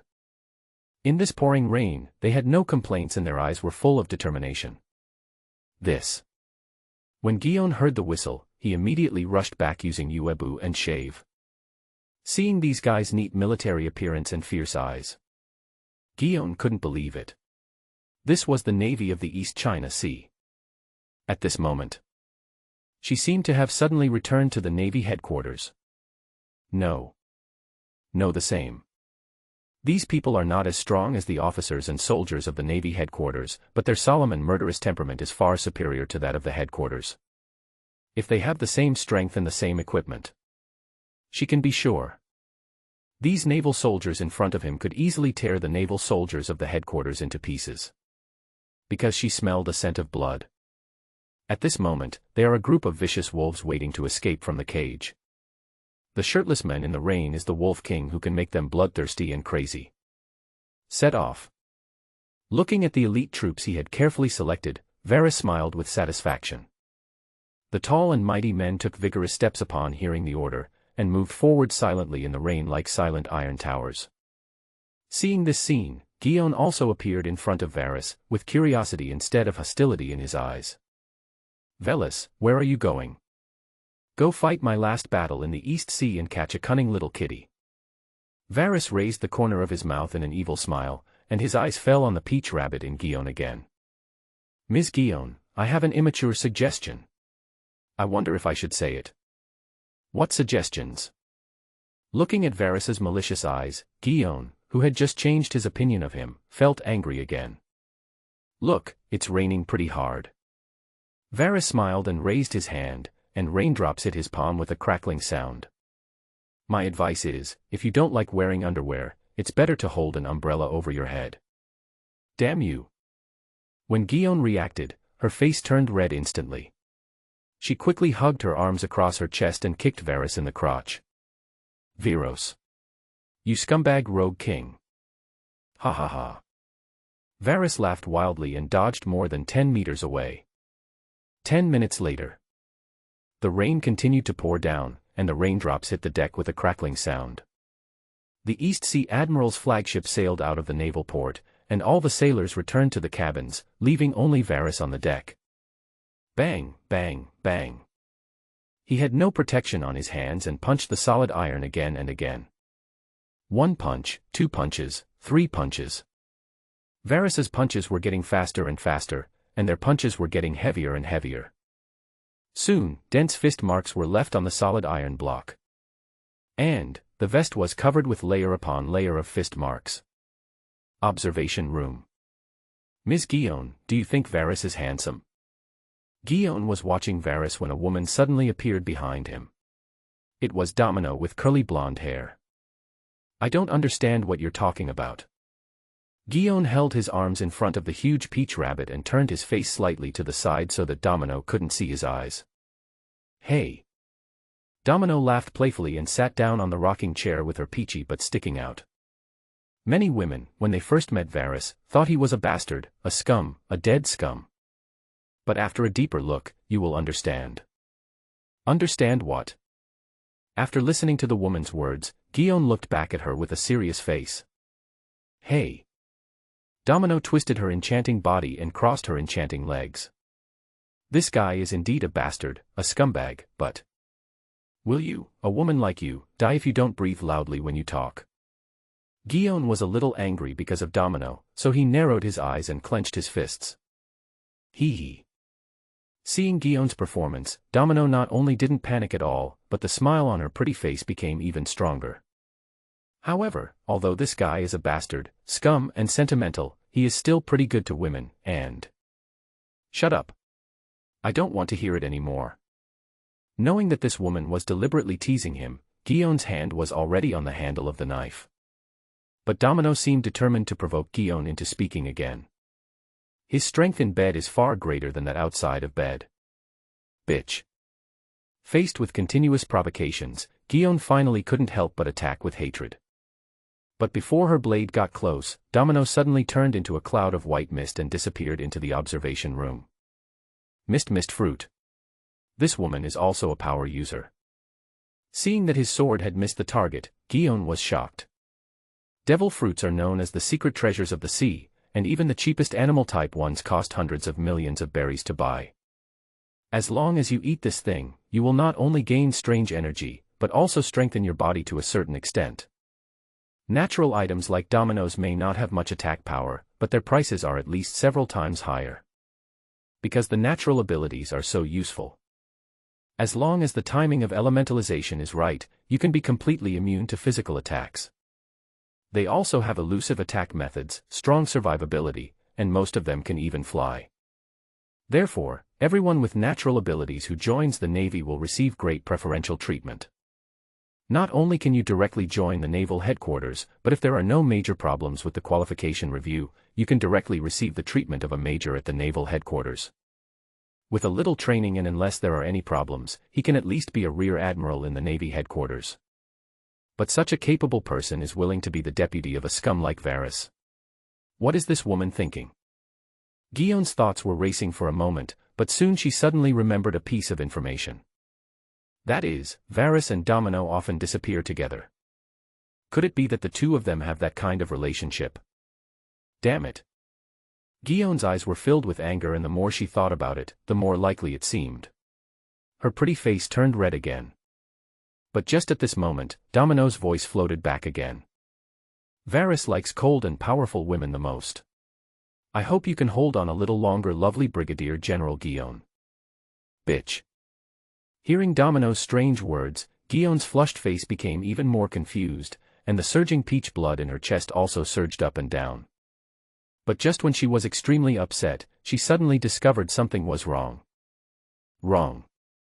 The sound of Varys punching is gone. Where did he go? Guion's eyes immediately drifted towards the deck.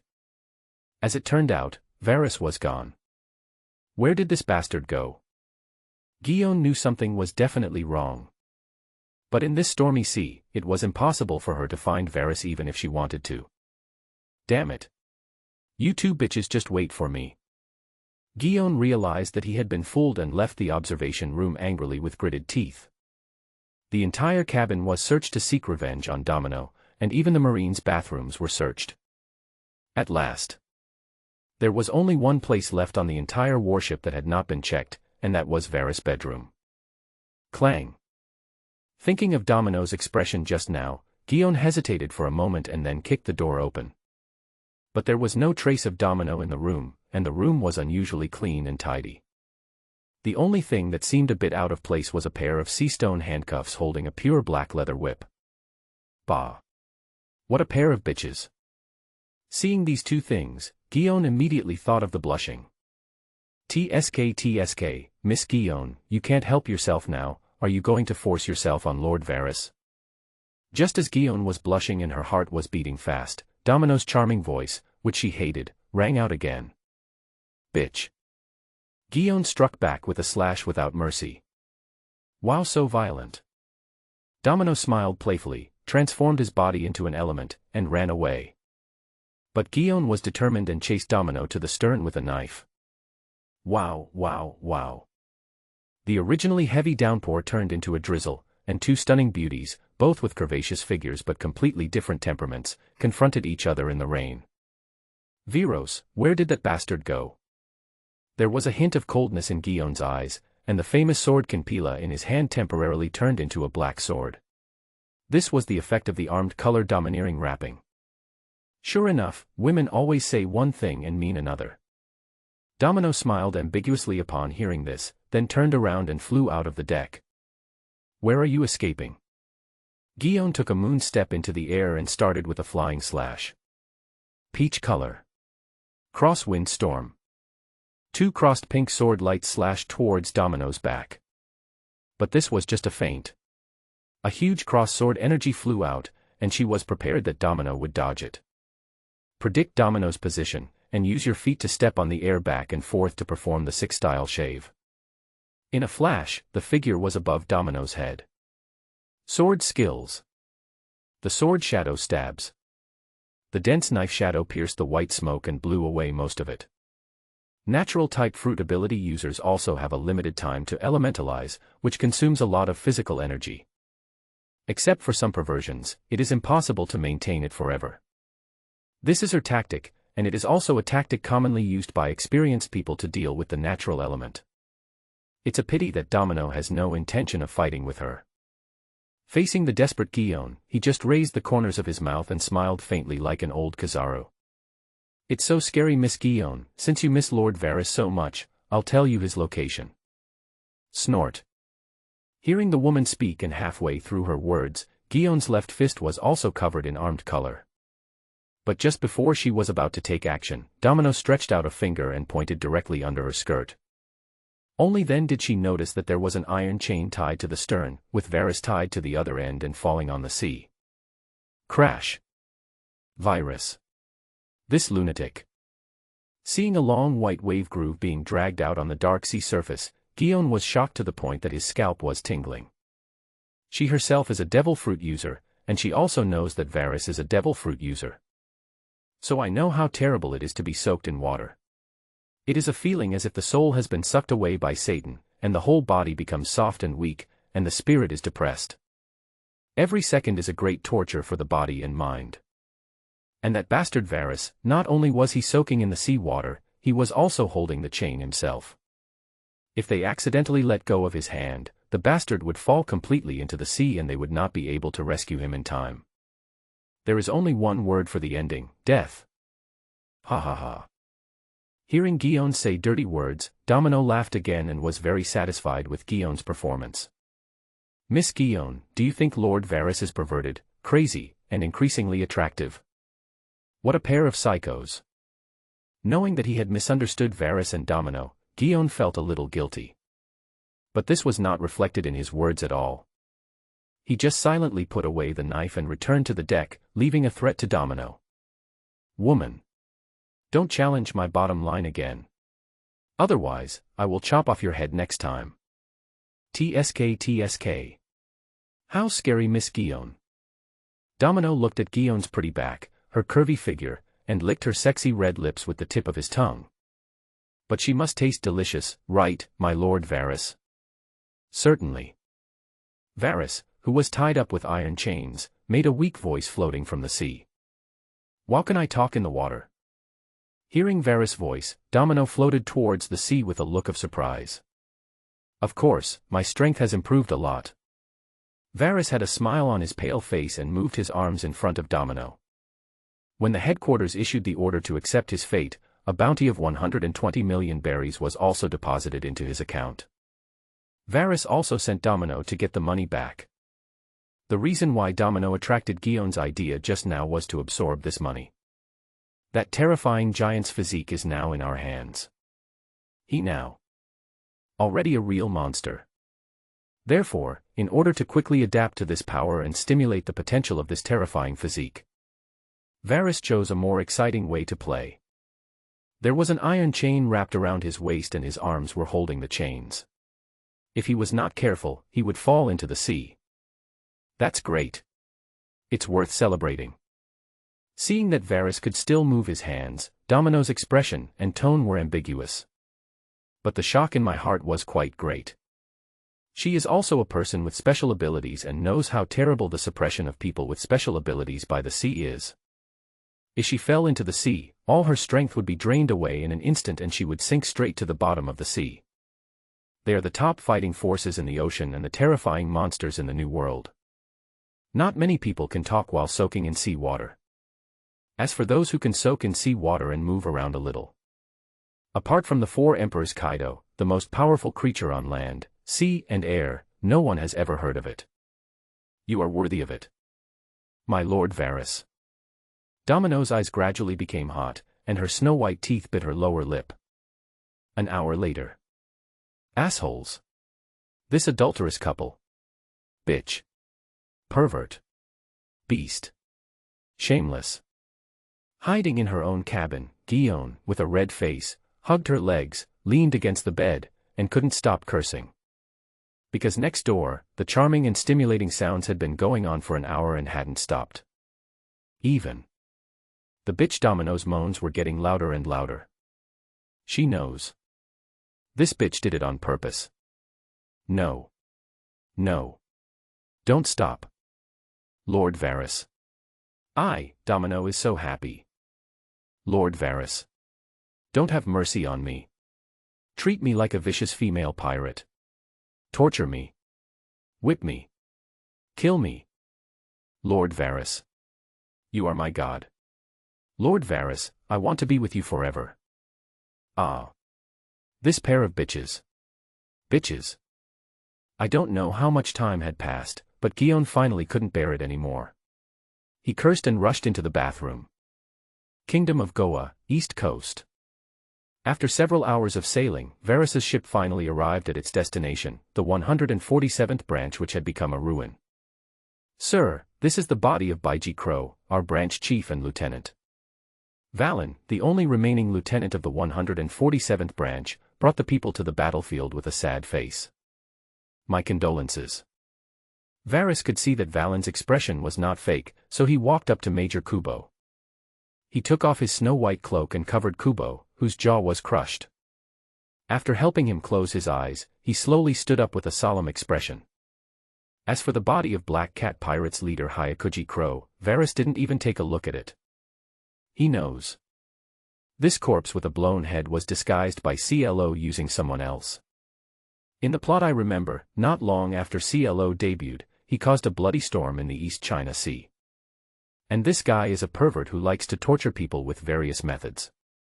Digging out bones, cutting flesh, quartering, pulling out tendons, skinning, burning, it can be said that they used every possible means. But his favorite thing to do is to crush other people's jaws and dig out the eyeballs of his enemies. So many people who encounter the Black Cat Pirates would rather commit suicide than fall into their hands. After several years of this, he became one of the few pirate overlords in the East China Sea by relying on his cruelty, bloodiness, wisdom and force. Only. His life became difficult when the Navy noticed him. Especially when he ran into the legendary naval hero Garp. Just one punch. After destroying dozens of his warships. From then on, CLO suffered from naval phobia and lived a life of wandering and hiding. After a while, he began to feel disgusted. So in the original plot, he attacked a warship. Killed everyone on the warship, leaving only one sailor, Monka. Not only did he crush his jaw, he also had his subordinate Zhangao hypnotize him. The Navy man, who had a simple character and a sense of justice, was hypnotized into becoming sinister and despicable, making him think that he had killed Baiji Crow. This led to the later plot where the evil Navy captain Axe King Monka was beaten up by King Luffy and Green Algae Head. And now, Varus is rising rapidly in the East China Sea. He is already very strong, and has Domino as his deputy. He has also trained Monka to be able to stand on his own, and the training equipment and combat effectiveness of the Marines have been greatly improved. He can even influence the activities of Garp and Kazan, two terrifying monsters. The life of Baiji Crow became more and more difficult, and his desire to change his appearance became stronger and stronger. So, there was today's premature attack. The real Baiji Crow has escaped and arrived at Ziluobo village with a new identity. It is also the hometown of the red-hair pirates gunner Jesus Boo and his son Usopp. There also lives a beautiful noble lady, Kaya, who is Usopp's secret crush and the target of Baiji Crow. Not long ago, CLO was hired as the housekeeper of Kaya's family. Then he killed Kaya's parents, and he also poisoned Kaya, causing her body to become thinner and thinner. Only in this way can he legitimately take over the family property and live the rich and stable life he wants. Valen, this person is not Baiji Crow. Standing up his tall body, Varys placed his hand on Valen's shoulder. Come with me to Ziluobo village and avenge Major Kubo. Yes, Lord Varys. Valen did not have any doubt and saluted deeply, his eyes full of vengeful anger. The same was true for the naval guards who were traveling with him. No one doubted Varys' words. There was a violent murderous look in everyone's eyes, as if they were ferocious beasts waiting for blood. This group of people. Although Guion was much stronger than these people, he couldn't help but feel his hair stand on end when he saw the look in their eyes and the aura they exuded. She doesn't know. How did Varys bring these soldiers out? But she knew that if every Marine had such spirit and temperament. So, the Navy can definitely wipe out all pirates and restore peace to this vast ocean. Thinking of this, Guion's eyes couldn't help but drift towards Varys, the man with a cold face and squinting eyes. She was really finding it increasingly difficult to understand this guy. An hour later, Varys's powered battleship rushed to the north shore of Rossab Island at full speed regardless of cost. There is a hidden harbor here, and a large ship without any flag is docked here. The people on the boat did not notice them because they were having a banquet and were all drunk. Capture the one called Zhangao alive, and kill the rest. Varys gave the order before the power ship docked. Yes. Captain Monka, holding 2 axes, did not salute, but just responded and stood at the bow. All the Marines behind him had excited expressions and bloodthirsty eyes. I'll leave it to you. Varys said this and flew into the air using the moon step. At the same time, a light blue barrier covered the entire island with him as the center. Moment. The whole world is silenced. After acquiring the physique of a giant, his ability improvement was undoubtedly huge. Now, opening a sound-absorbing barrier of this range only consumes about 5% of the physical strength. Here. Varys flew into the air and quickly found the most luxurious villa on the island and moved forward at full speed. The reason why he opened the barrier was that he didn't want this guy Baiji Klo to escape. With this guy's IQ, if he heard gunshots, he would hide immediately. He doesn't have much accomplishment in his observation Haki. The area of West Rob Island is not small, about 1/10 the size of Dressrosa, and he doesn't want to play hide-and-seek with CLO. Or maybe this guy threatened you with the lives of the hostages. Of course, if Baiji Crow did this, Varys would not let him go. However, Varys would prefer to see a result that does not involve innocent lives. Only. Although he had taken all this into account, he had overlooked an unexpected factor. As soon as I landed at Kaya's villa and put away the barrier, I saw Chloe, who was wearing a well-fitting black suit with 2 yellow feces patterns printed on the ribs of his shirt. Guion landed right after him and asked curiously, Viros, what are you doing here? Viros. CLO, who had long black hair braided and wore round-frame glasses, had a cold light flash in his eyes when he heard the name and performed the silent step. Whoosh. His steps changed strangely, and he rushed behind Kuya at an incredible speed, grabbing the back of her neck like an eagle's claws. But his reaction was quick, and the Admiral's reaction was even faster. The famous sword Suizu at his waist had already been unsheathed, and a silver-white blade light flashed. Sword Shadow Thorns. Hiss, hiss. Almost at the same time as the sharp sound of breaking wind was heard, the knife appeared behind Kaya in an instant, and the tip of the knife pierced CLO's palm. Puff. Crow's eagle-like claws instantly burst into blood. Damn it. Crow cursed angrily when he felt the pain, and 4 poisonous flying knives appeared on the fingertips of his left hand, which he threw towards Varys. Whoosh, whoosh, whoosh. Oh. Facing the flying knife right in front of him, Varys' eyes showed a hint of mockery. 4 flying darts fell helplessly in front of Varys. A person with special abilities. With a look of panic on his face, CLO used the silent step to retreat again. Want to leave? There was a hint of sneer on Varys' lips, and he turned the blade slightly. Squeak. The silver blade quickly tore open CLO's palm, split off most of his right arm and headed straight for his head. Damn it. He watched as the bloody tip of the knife was about to chop off his head. Baiji Klo reacted with the fastest reaction of his life, leaning his upper body back, squatting his legs and tilting his head. But despite he had used all his strength to dodge. Although the silver light did not hit his head, it cut off his entire right ear. Squeak. Ear. My ears. Damn it. Damn Varus.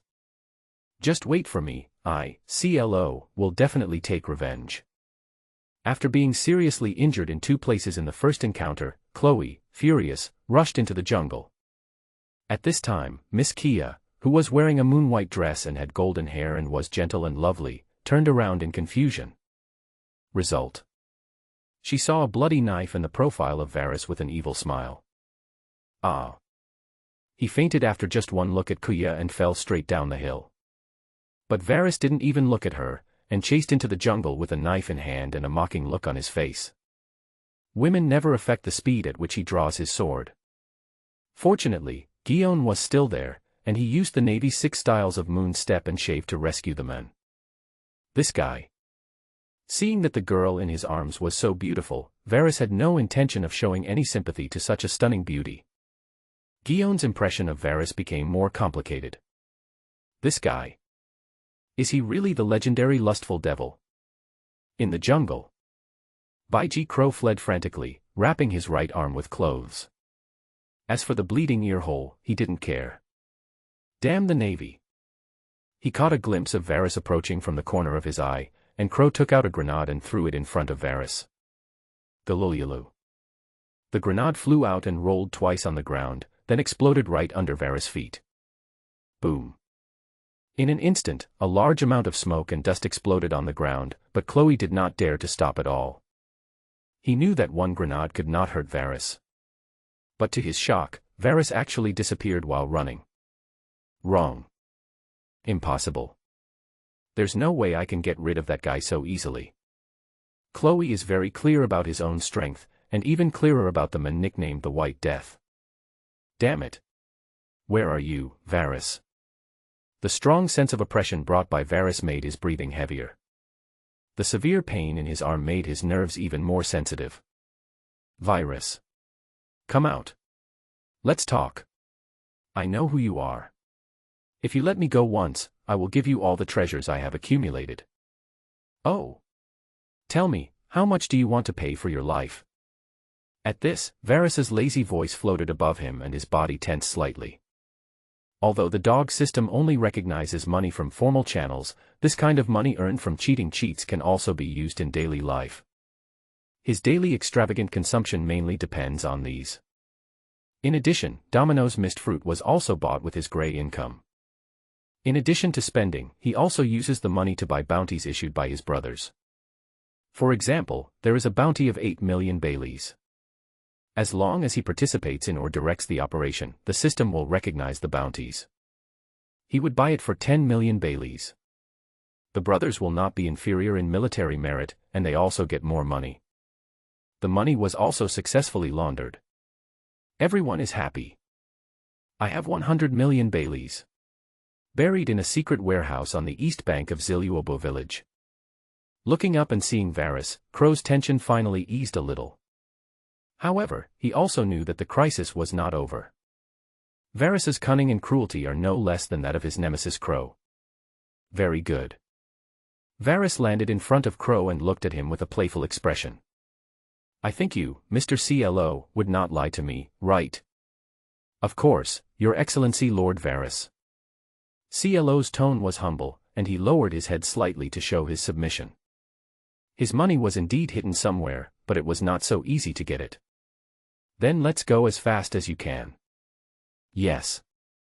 CLO didn't dare to delay at all and used silent steps to quickly pass through the woods. But he didn't know that Varus was watching his steps. Klau's silent step, although slower than the Navy's 6-style shaving speed. But in terms of flexibility and concealment, it is better than shaving. 1 minute later.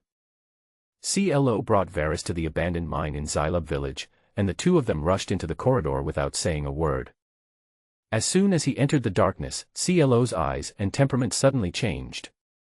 The reason why his team is called the Black Cat Pirates is not just because he is best at using the cat claw knife. More importantly, he is good at fighting in the dark, and the silent step is also a skill he figured out in the darkness. In this darkness, especially in the complex minds that Varus is not familiar with, his combat effectiveness can be increased by at least 3 times. Tap tap tap. Soon, the two walked forward less than 100 meters, and the entire mine was completely dark. Oh! Crow sneered imperceptibly, and instantly used silent steps to disappear at the complicated crossroads. But after tossing and turning for a while, Chloe felt inexplicably upset. Although he could not hear Varus's footsteps, nor could he see any trace of him. But he clearly felt that there was a pair of eyes staring at him from behind. Damn it!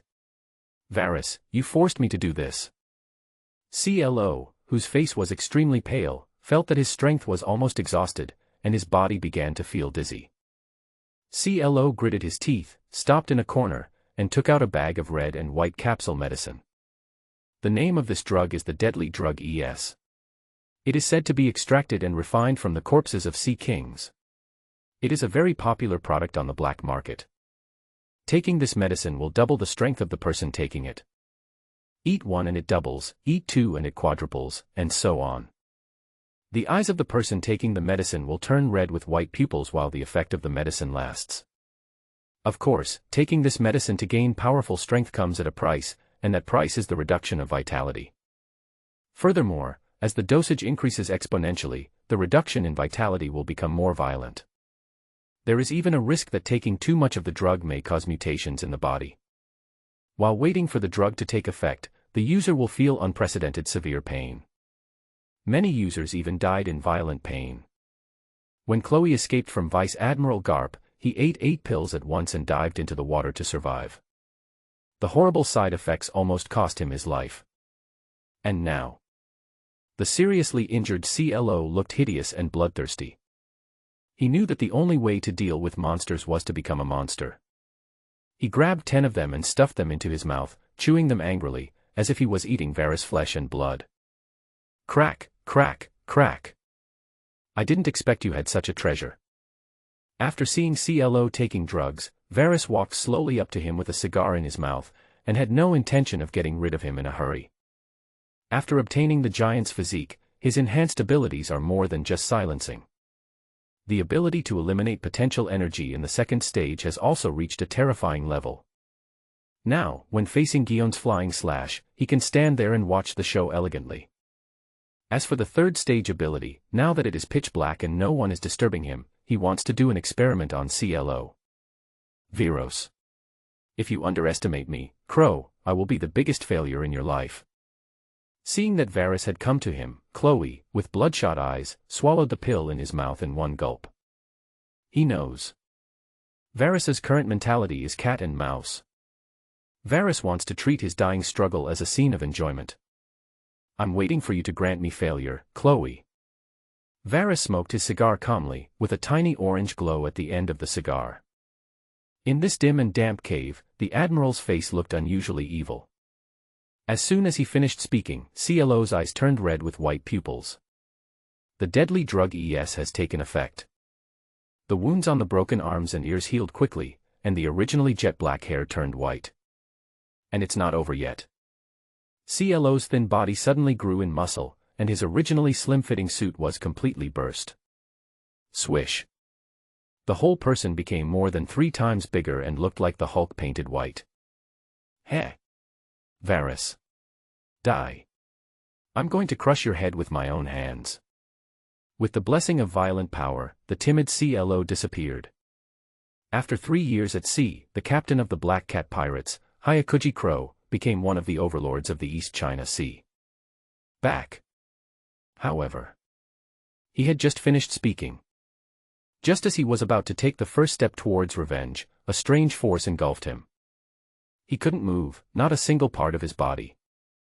Including the mouth, eyelids, and even his breathing. His movements became difficult and his heart seemed like it would stop beating at any moment. Damn it. Damn it. Damn it. How can this monster have such power? CLO was so angry that he used all his strength to resist this force. He is unwilling to accept it. Not willing to accept that at all. As the captain of the Black Cat Pirates and the pirate overlord of the East China Sea, Crow must kill this bastard. I won't accept it. I won't accept it. I must. We must kill that bastard Varys. Driven by this intense anger, the efficacy of the deadly drug ES was once again violently stimulated. Roar. Chloe let out an inhuman roar, and his body once again underwent strange changes. His height suddenly increased by more than 2 meters, his teeth were pulled out and turned into sharp teeth like a fishman, his skin burst open, blood soaked his entire body, looking hideous and terrifying. Interesting. But facing such a terrifying CLO, Varys still held his cigar and puffed smoke. There was no fear in his eyes, but rather expectation and encouragement. This can. It is really the best experimental material. Bang, bang, bang. Under the powerful effect of the medicine, under the strong tendency of revenge, and in boundless anger, the blood giant Crow finally took his first step. But every step he took was very slow. Each step was less than 10 centimeters, leaving deep pits on the ground that were higher than the ankles. It felt like walking on the beach, fighting against the raging waves coming towards you. Good. Chloe, you did a great job. As the violent monster got closer, Varys's expression became more and more excited, and he even spoke in encouragement. I'm only a short distance away from you, less than 2 meters. Chloe. Come and try to kill me. Chloe. Prove to me that you are not a loser. Roar. Chloe, who had lost his mind, roared madly again and took a 1-meter step forward, shocking the rats and bats in the entire tunnel. But at this moment, he seemed to have hit a solid wall and could no longer make any progress. Is that all? Chloe. You're a piece of shit. Seeing that Crow was unable to move, Varys sneered contemptuously once again. But he didn't expect that CLO, who had transformed into a monster, would grab the medicine bag on the ground. He stuffed the dirt and gravel into his mouth, like a wounded tiger eating its prey, making a horrible and harsh chewing sound. Kaz. Kaz. Kaz. Very good. Very good. Seeing Crow's movements and feeling him attacking Varys more and more fiercely, he finally felt a bit tired. But in his half-closed eyes, there was a fanatical red light. This is really tie pants hot. Hurry up. Come and kill me. Chloe. Come to me. Roar. Just as Varys thought of this, the monster Crow roared and moved again. But this time, CLO did not move his legs. He punched Varys hard with such terrifying speed and power, as if it was a meteorite impact. The terrifying wind had already shattered Varys's navy uniform. Boom. Ha ha ha. Come on. Faced with such a generous and swift punch, Varys didn't even dodge and laughed wildly. But after being hit by this punch, the whole person was blown away like a cannonball. Bang. Bang. Bang.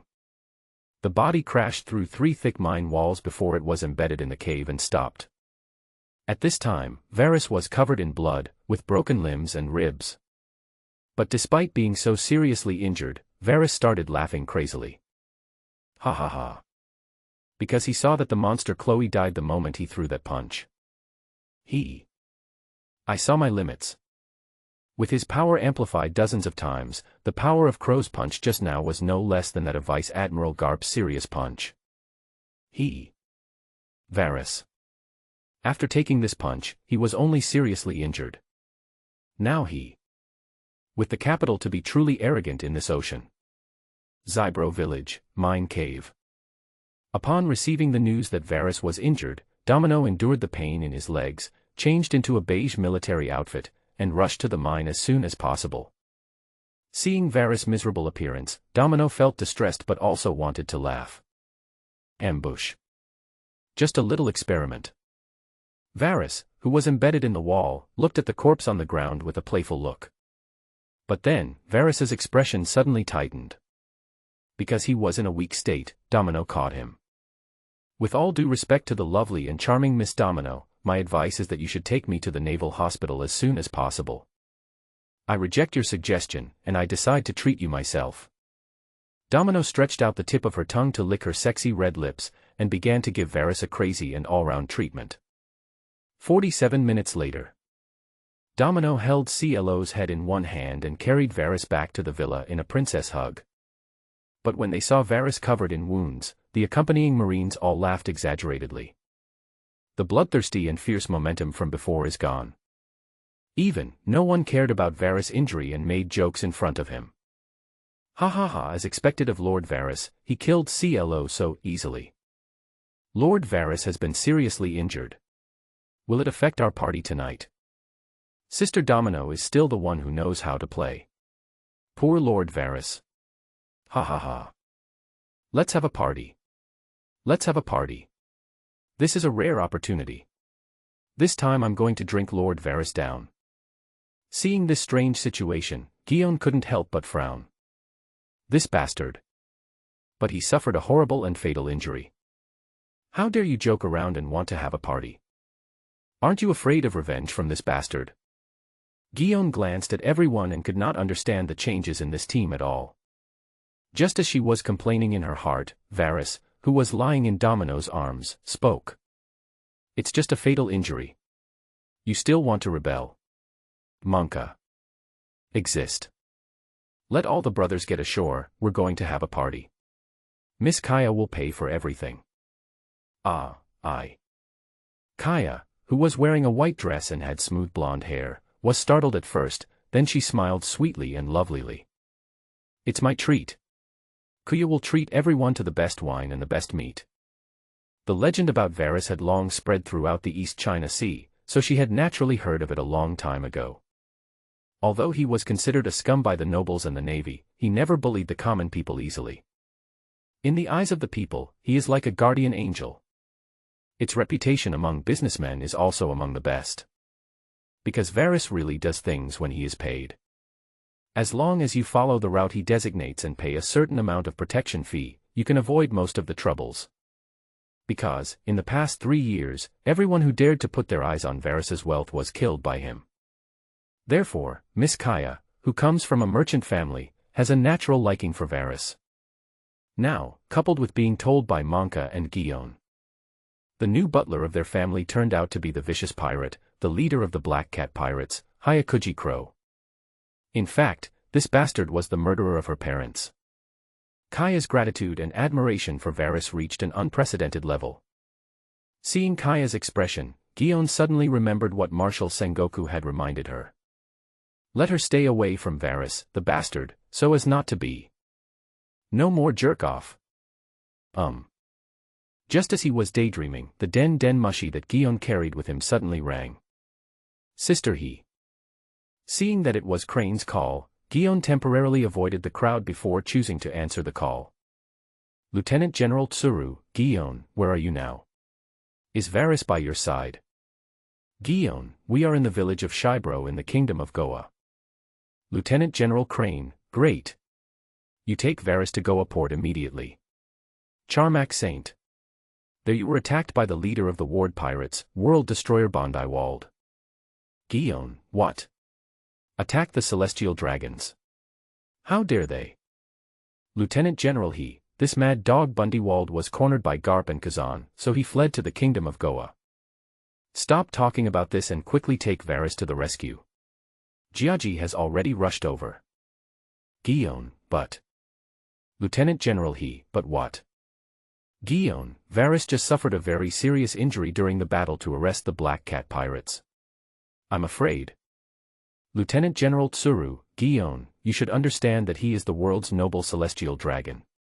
As long as he is alive, he must be present. I understand, I will inform him immediately. Although Guion disliked the celestial dragons very much, he quickly hung up the phone after receiving the order and ran to find the injured Varys. He told the story of the attack on the celestial dragons to Varys, who was lying on the sofa. After hearing the news, Varys immediately became amused. 3 years. I have finally waited for you, Charma Kaseo. 3 years ago. Varys, who had just been promoted to Navy Corporal, took a vacation and returned to his hometown of Daika village. Most of the villagers here are extremely simple and honest, even though they live in poverty.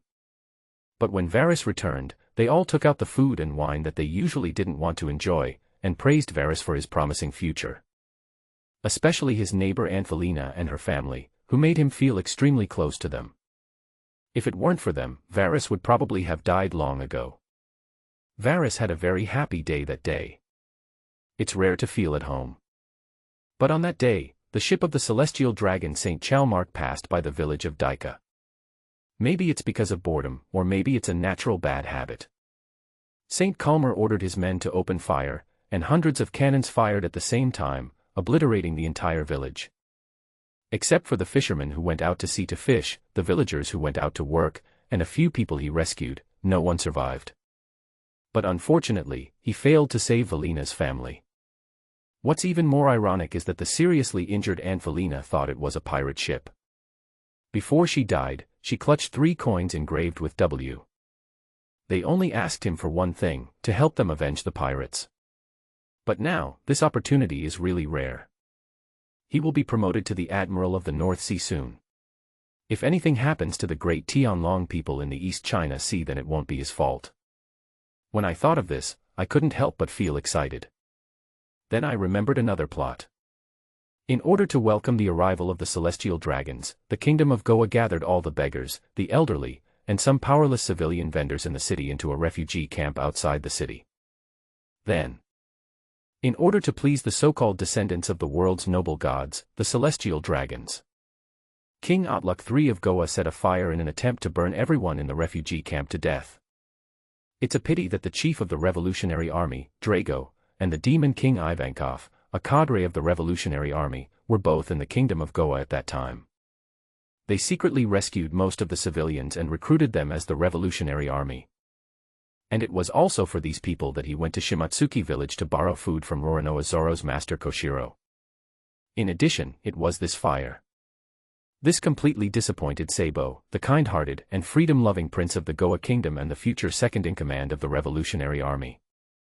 After running away from home, he ended up in Windmill Village due to the bombardment of Chalmako Saint. He was adopted by the bandit Dayton family and grew up with Ace and King Luffy. TSK. Is this all because of you? Mr. Bondiwald, the world destroyer worth 280 million Baileys. As long as you and the entire Bondi pirates are killed, I can exchange my life for return. It seems that this time, I can kill 3 birds with 1 stone. Varys' system has 2 modes, one of which is to spend money to buy training progress. Even the awakening of the fruit can be purchased with money. Another way is to directly buy so-called skills, abilities, or items. However, the price of buying it directly is extremely high. Even the world's noble celestial beings would shake their heads when seeing this. Therefore, Varys could only practice madly and continuously. As long as he has cultivated to a certain level, and then exchanged for various skills, the price will be lower due to the reduction in difficulty. Therefore, only when he encounters a bottleneck or a life-and-death situation will he buy a wave of cultivation value to break through. For example, the original value of life return is 1 billion. When he had mastered the 6 naval styles to perfection, the price became 500 million. Virus. I know you are injured. But we must set off immediately. Seeing Varys squinting his eyes and thinking about something, the anxious Guion interrupted his thoughts. Of course. The great world nobles, the celestial dragons, have been attacked by evil pirates. As the Navy of Justice, we naturally have an obligation to do our part. But Varys smiled knowingly when he heard this, and slowly stood up from the sofa, looking weak. But in fact, with the physique of a giant, his recovery ability is quite terrifying. If it weren't for Domino, that little bitch who was causing trouble, he would be alive and well by now. Only what? Guion looked at Varys' expression. Although she couldn't see any flaws, she felt a strange feeling in her heart. Varys kept talking about the great celestial dragons, but she herself didn't feel the slightest respect for them. Even her observation Haki mixed with a woman's sixth sense told her vaguely. Varys still has a hint of hatred towards the celestial dragons. What's going on with this guy? Does he have a grudge against the celestial dragons? Besides, although this guy was covered in blood, his strength gave her the feeling that he was even stronger than before he was injured. Could it be that he has broken through some bottleneck? Ms. Guion. Seeing that Guion suddenly fell into deep thought, Varys gently interrupted her reverie.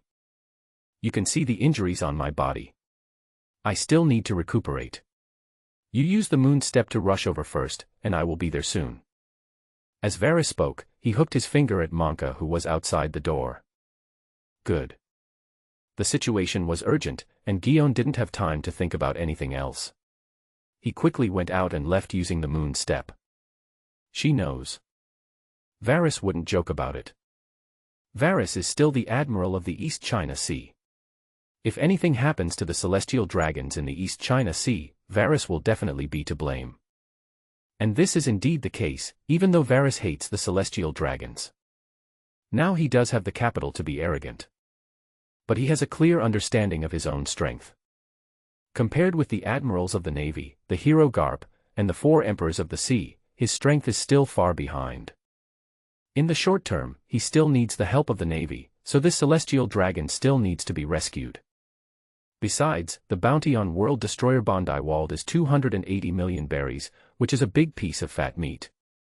Moreover, maybe he could even meet the legendary revolutionary, Monkey D. Dragon. If you meet this guy, he will have a lot to say. Monka, help me with something. As soon as Guion left, Varys smiled and gave instructions to Monka. The tone was neither slow nor hurried, and there was no sign of nervousness at all. The celestial dragons are like the cockroaches in the sewers, they don't die so easily. Especially since the fire in the Goa kingdom had not yet started. My lord, please give me your orders. When Monka heard the order, his face became solemn and he stared at Varys seriously.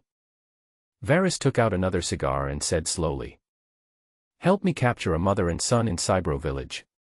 I forgot the woman's name, but her son is called Usopp. He has a very long nose and is easy to identify. Yes. Monka, who had a temperament as fierce as a tiger, stood straight, saluted and was ready to take action. Also, after the brothers have eaten and drunk their fill, take Zhang out to Goa harbor to meet me. Yes. Lord Varys. I promise to complete the task. Monka looked serious and saluted again. I believe in your ability, go ahead. Varys smiled at Monka, and Monka strode out of the door. I'm leaving. After arranging for Monka, Varys possessed and kissed Domino. You should have a good rest here, and also check out Kaya's family background. This lovely and kind-hearted weak woman really needs the protection of the Justice Navy. Understood, my Lord Admiral. Domino, lying on the sofa in a seductive posture, smiled and grabbed Varys, then lay down in a bold posture, revealing her seductive legs and proud breasts. Domino, I will never let you down. East China Sea, Goa Port. The sea is blue, the sky is clear, and white seagulls are gliding in the sky. But the once prosperous and bustling trading port has now become a living hell. The city was torn to pieces by the bombardment, and countless merchants, boatmen, and civilians fled frantically. The long streets were stained with blood and there were broken arms and limbs everywhere, and wailing continued in the rolling dust. Help! This is so scary. What a horrible explosion. Is this the end of the world? Is this the power of the Momo fruit? A single bullet can produce the force of a cannonball explosion. It's too terrifying. Damn it. My legs, someone save me. Someone save me. The instigator of all this is Bondi Wald, a world destroyer worth 280 million berries. This guy is a monster in his own right, plus he uses the abilities of the Momo fruit. It can increase the size or speed of the objects it touches by hundreds of times, making an originally ordinary move become extremely destructive. As long as this guy has guns in his hands, he doesn't have a top-level sniper. The horrific destructive power he could cause was no less than those of the emperors of the New World. Ha ha ha. You idiots, tremble like crazy. This is what happens when the Navy angers me, Walder. Listening to the rumbling explosions and the screams of civilians, Bondi Wald, who had white curly horns on his forehead and a big green beard, had excitement and arrogance in his eyes. Holding a black machine gun in his hand, he indiscriminately fired bullets at the area around the harbor. Each bullet is fired at an incredibly fast speed and explodes immediately after hitting a person or building. Its power is no different from the Navy's largest caliber artillery shells, or even greater. Damn it. Hearing Bondewald's arrogant laughter, Kaji, who was hiding in the corner and dared not show his head, gritted his teeth and clenched his fists. But he was not afraid to go out and fight. It's because the crew of the Bondewald are as crazy as their captain. The dignified world's noble celestial dragons, the descendant of God, Saint Zalmako, was held hostage by them. In this situation, if he attacked rashly, the other party would definitely threaten him with the lives of the celestial dragons. If the other party threatened him with the lives of the celestial dragons and asked him to surrender or commit suicide on the spot, he would have to do so. Otherwise, if he hurt the celestial dragons or killed them, he would only have death left. So, he must try every possible means. Before the Bondi pirates left, they rescued the celestial dragons intact. If they captured the people and went out to sea again, finding them would be like looking for a needle in a haystack. His naval career also came to an end. By then, I don't know which bastard will get his beloved Gion for free. The thought of this broke Kaji's heart. In the narrow alley. Damn it. The defense is too tight. There's no chance at all. Kaji stared intently behind Bondewald. He was surrounded by a group of villains, his square hood had been broken, and although his face was bruised and his hair was disheveled, he kept cursing. Damn CP. Useless navy. Why don't you come to save me? You bunch of lowly pirates. I will kill you all. You bunch of inferiors. How dare you touch my nobility? But before he could finish his words, he was punched in the stomach by Bondi Valens, the vice-captain of the Bondi pirates and Bondewald's younger brother. In an instant, the dragon's mouth and eyes became crooked and his face looked like gold paper. He spat out blood mixed with saliva, and it almost took his life. What the hell are you, celestial dragon? You've been caught by us. If you fart again, I'll crush your head. Ha ha ha. Brother Valens is so awesome. What a bunch of crap world nobles. They were beaten black and blue by us. I thought the celestial dragons were so powerful, but they only have a nose and a mouth. Ha ha ha. If we had known that the celestial dragons were so useless, we should have gone to Marihoa and occupied the so-called Holy Land. The vicious pirates under his command also kept clamoring. But at this moment, Taudu rushed back from Ziluobo village. One move of Navy 6 styles. Shave. When he landed among a group of pirates, he used his strongest flying slash. Taolon. Random slash. The pink half-moon-shaped slash instantly cut more than a dozen pirates in half. But that was not her goal. She swung the sword back with her backhand, using her fastest killing move. Taolon, broken smoke. She wanted to cut off Bondevalen's arm and take the opportunity to rescue the celestial dragon. But Bondevalens, who not only possessed observation Haki, but also had extremely strong training, reacted instantly, with his arms covered with pitch-black armament Haki. Click. He crushed Taudu's sword energy with one hand and grabbed Saint Calmarco's neck with a ferocious smile. Little girl. Put down your knife, or I will strangle the celestial dragon's neck. Don't even think about it. Seeing that the situation was hopeless, Taudu flew back dozens of meters with an extremely ugly look on his face. If you harm the celestial dragons, you will never have peace in this sea. He he he. Seeing that Taudu was ungrateful, Bondi Valens would certainly not be stupid enough to kill the celestial dragon. He released Saint Chalmaco's neck, but his big hand, like an iron clamp, grabbed one of Saint Chalmaco's hands. Girl. Put down your knife, or I will break the celestial dragon's hand first, and then crush his arm inch by inch, and then the other hand and the other arm. Damn you lowly bastard. Stupid navy. Why don't you just put down your sword and surrender? Feeling that his hand was about to be broken, Saint Chalmaco roared in anger and fear. Hey! Upon hearing this, Bondi Valens increased his strength. The pampered Saint Chalmaco screamed in pain and cursed Gion madly. Vile woman. Do you want to kill the great celestial dragons? I order you to kneel down and stop immediately. Otherwise I will order CP to kill you all. Hee hee. Hearing that this guy was so aware of the situation, Bondi Valens looked at Gion with a smile. With this celestial dragon in hand, these lackeys of the world's nobles can only bark at them helplessly. So when he saw that Gion didn't react, he smiled cruelly again and silently increased the strength in his hands. Click. Ah.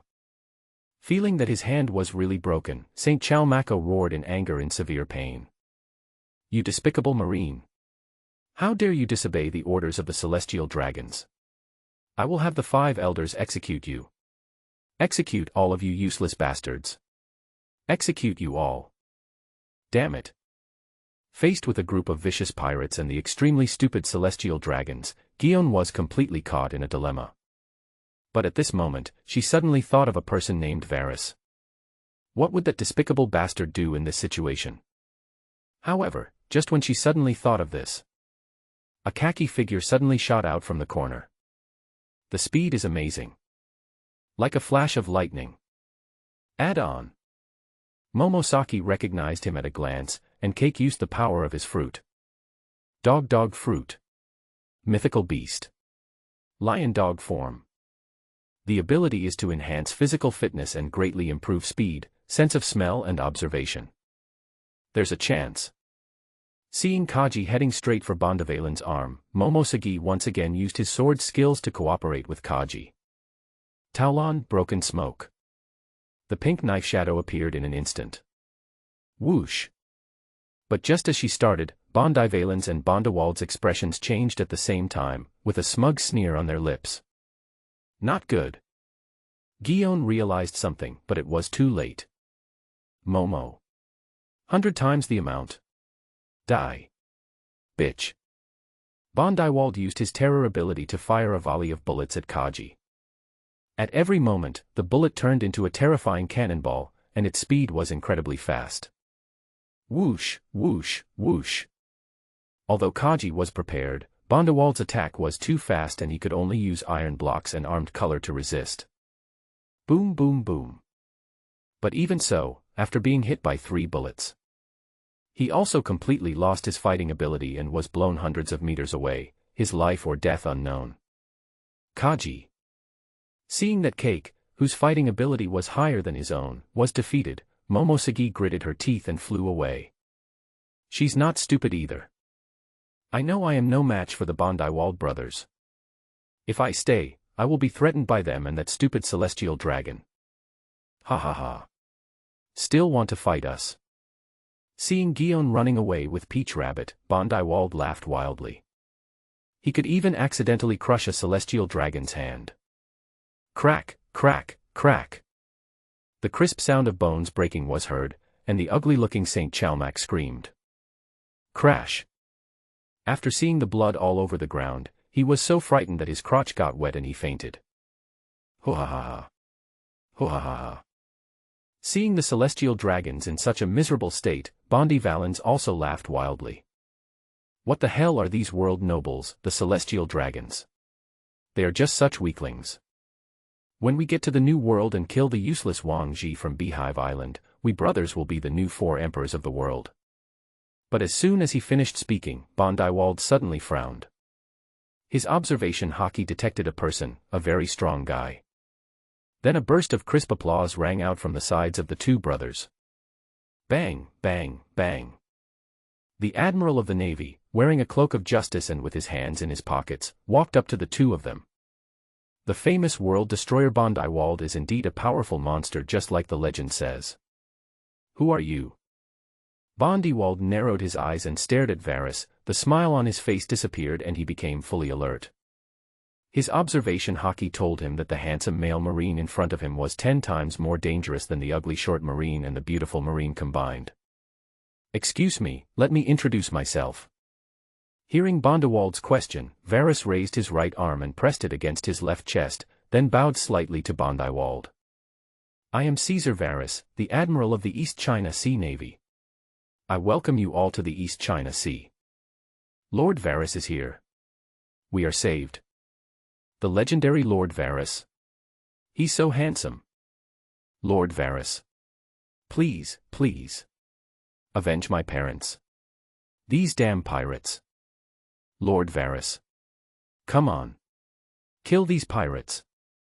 Are you the White Death, the scum of the Navy, Varus? Hearing the cries of the people around him, Bondivalens, the brain of the pirate group, frowned.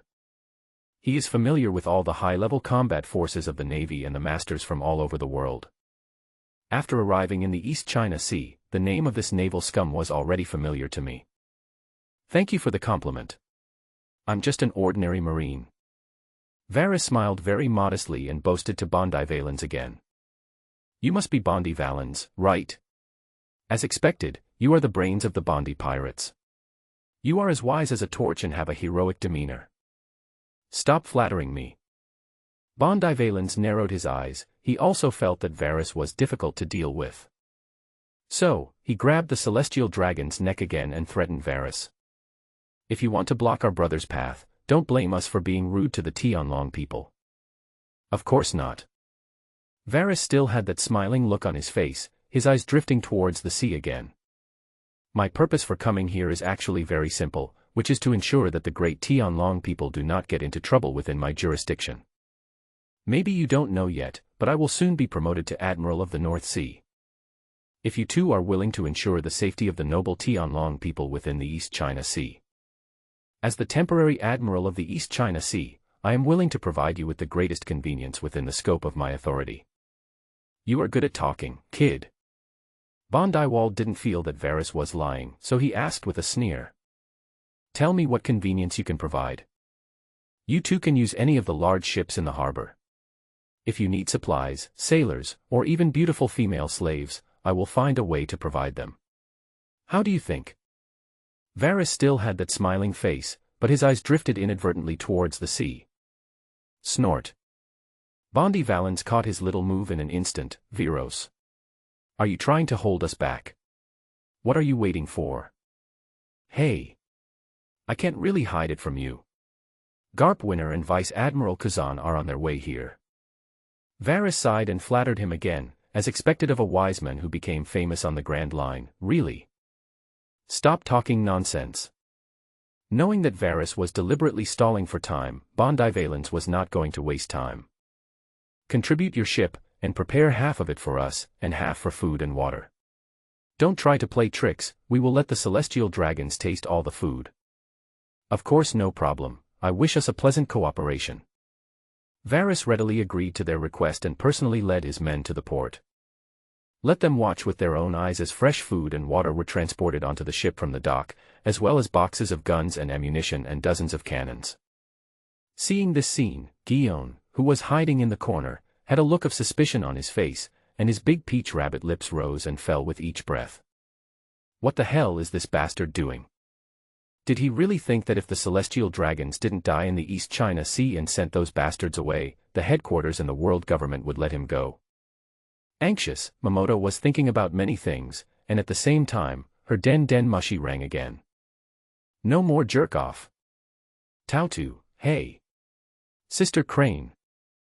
Vice Admiral Tsuru, what is the situation at the scene?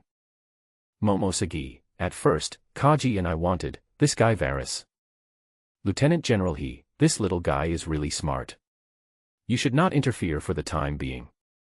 If Varys needs anything, just cooperate with him with all your strength. Tautu, Sister he, I don't quite understand. Lieutenant General he, it's actually very simple. Tianlong had an accident in the East China Sea, and Varys was primarily responsible for this. But you and Kaji took action and escalated the situation.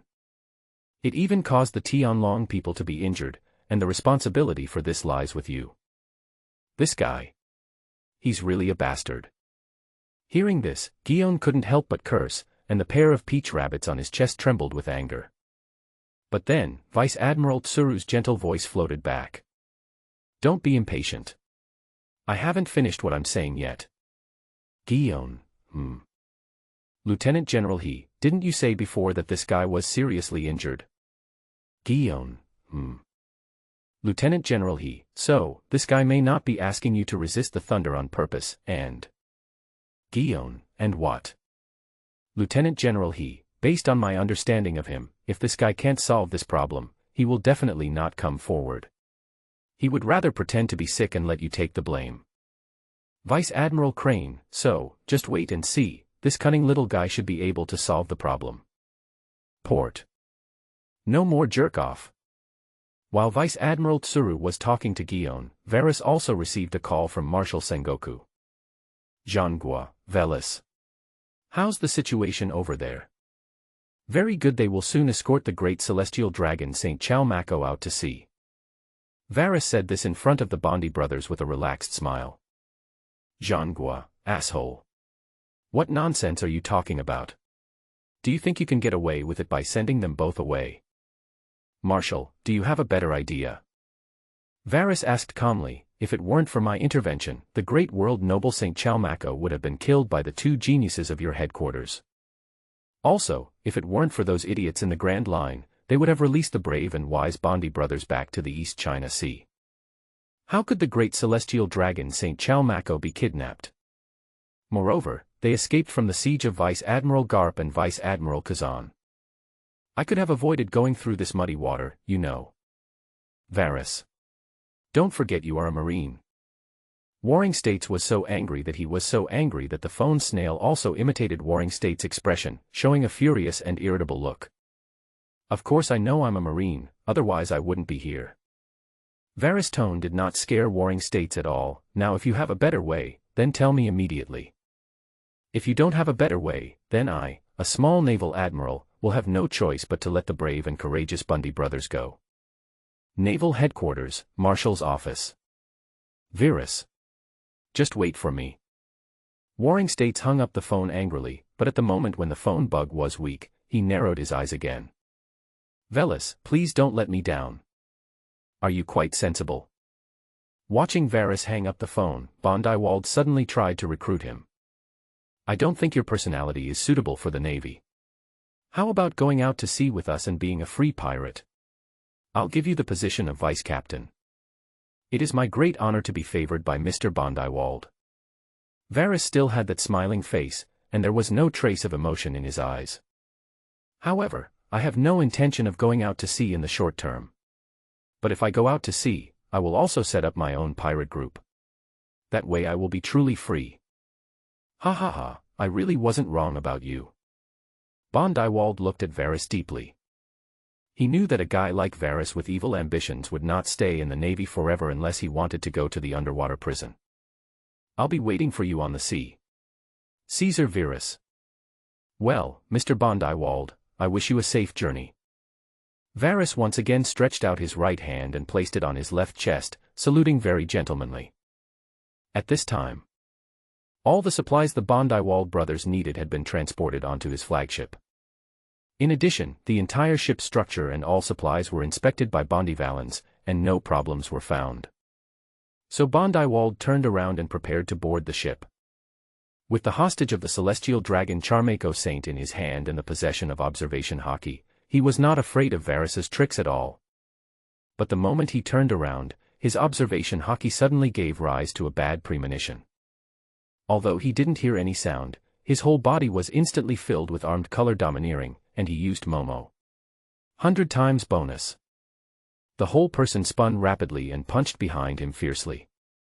Bang. Before he could see clearly behind him, the black iron fist hit an extremely hard object. Damn it. Sea stone. After seeing the stone in Varys's hand, Bondiwalpo's body instantly lost most of his strength. Although the strongest people on the sea can use armed color domineering to break the sea stone, he is obviously not among them.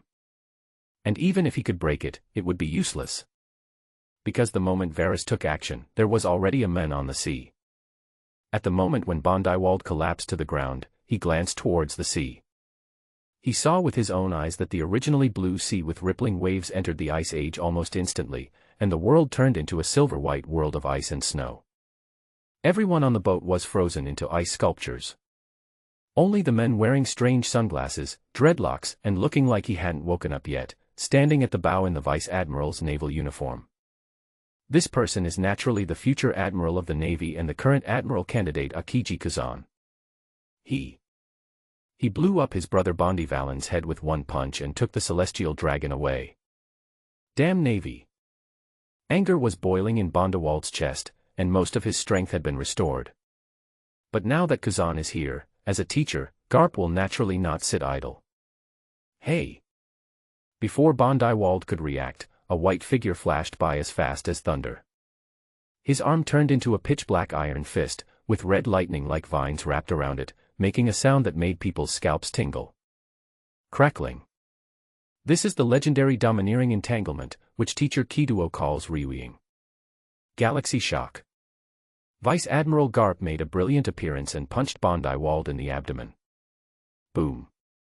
After the fatal punch, the sturdy dock that was 100 meters wide was reduced to dust, and the entire port was filled with smoke and dust like a rolling dragon.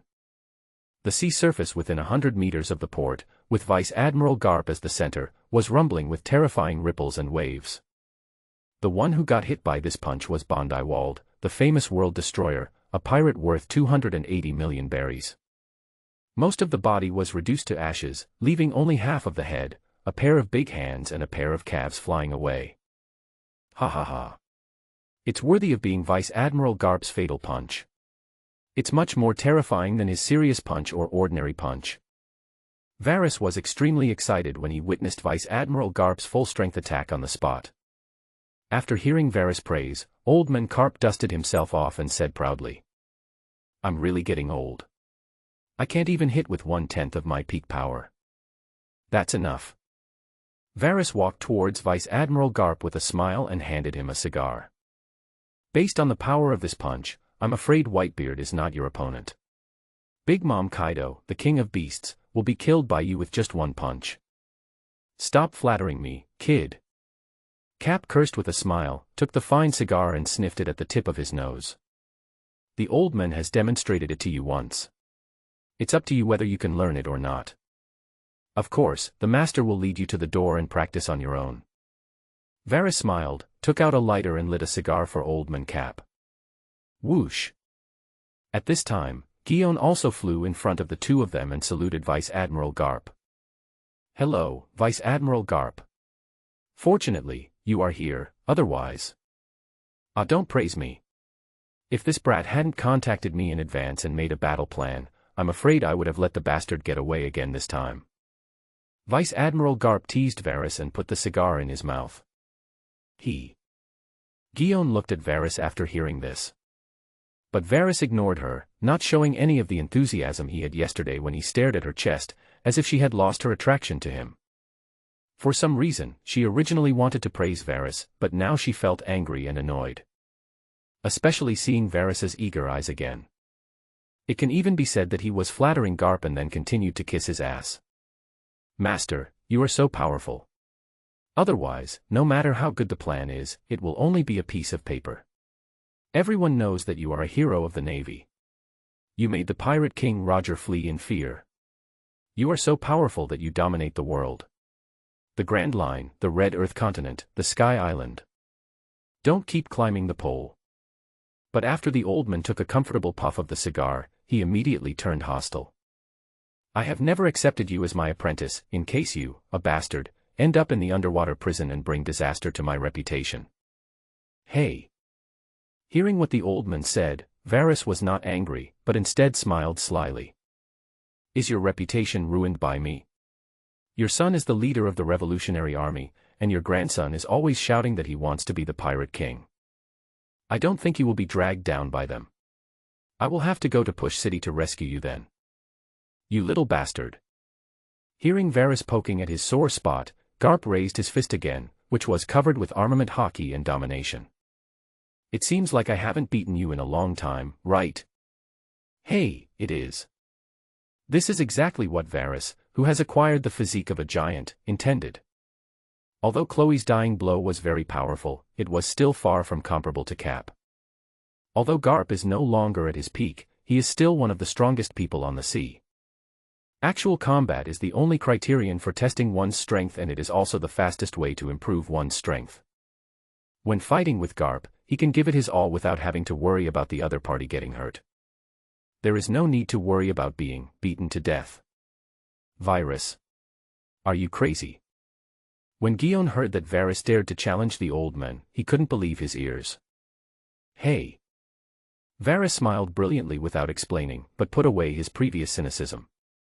He stared at Garp with a serious face and eyes, then took off the cloak from his shoulders and threw it into the air. If I don't fight with a top-notch warrior like this old man, How can I have a chance to become the strongest in the world? He had pestered Garp to become his apprentice before, but Garp despised his poor foundation. So every time I just dealt with it and taught him some messy little things. In fact, most of the time it was thrown to Kazan. But every time it didn't take long for him to grasp what he and Kazan were talking about, which really gave Garp and Kazan a lot of surprises. Of course, they couldn't possibly know that Varys's talent was so weak. It was only through hard work and spending money that this achievement was achieved. Therefore, Cap simply gave him the 6 styles of the Navy that could train the body. Result. Whenever Varys achieved something, he would come to harass Capuchin and ask for a fight. Later, Garp became annoyed by him and simply set a small goal for him. He said that after he mastered the art of life return and could withstand a serious punch from him, he would be given a chance to formally join the sect. And today is a good opportunity for Varys. With Garp as his backer, as long as he doesn't defect to the Navy, there will be someone to blame if he gets into trouble in the future.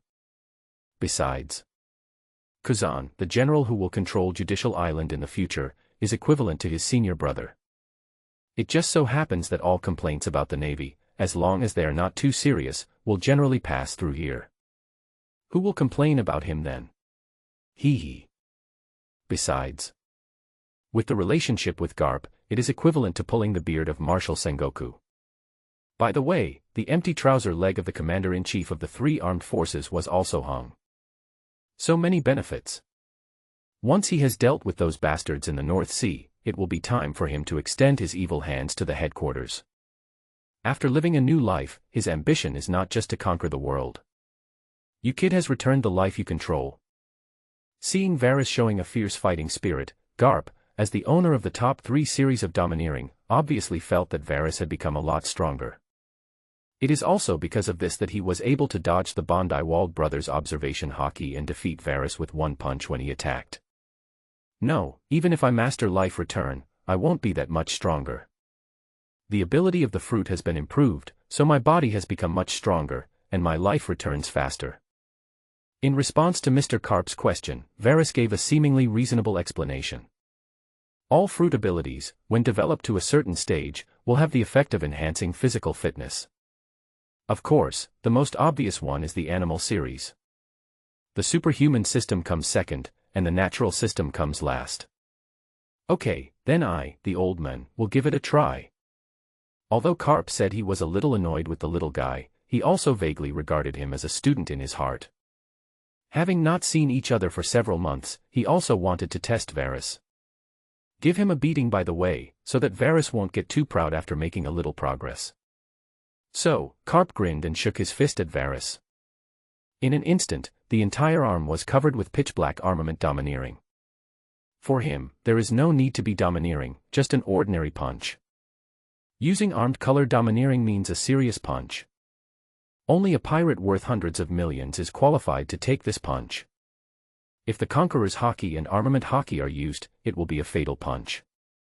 Specializes in attacking the top strong men on the sea, such as the current 4 emperors Whitebeard, Big Mom Kaido and Wang Ji. Boy, are you ready to receive my loving iron fist? Come on, old man. Please be ruthless and don't show any mercy. Varys took a stance and spoke with a burning gaze. But compared to Mr. Garp, he luxuriously covers his entire arm with armament color. All of his armament Haki was concentrated on his fists. His training in armament Haki is quite average, and there is nothing he can do about it as he is limited by his aptitude. Although they exist, they are few and weak. Their only advantage is their flexibility. The palm-sized armament Haki can appear anywhere on the body. Therefore, he can only use the good steel on the blade. Hey! Then I'm coming. Feeling Varys' confidence, Garp grinned and revealed a row of bright white teeth. Come. Varys narrowed his eyes, and all his energy burst out, pouring into his arms. Hey! As soon as Varys finished speaking, Old Man Garp threw a punch. Serious punch. Call. The terrifying black fist as big as a sandbag was thrown out, immediately bringing with it a terrifying whistling sound. The fist-sized rubble on the ground was blown up by the strong wind, shocking the people around.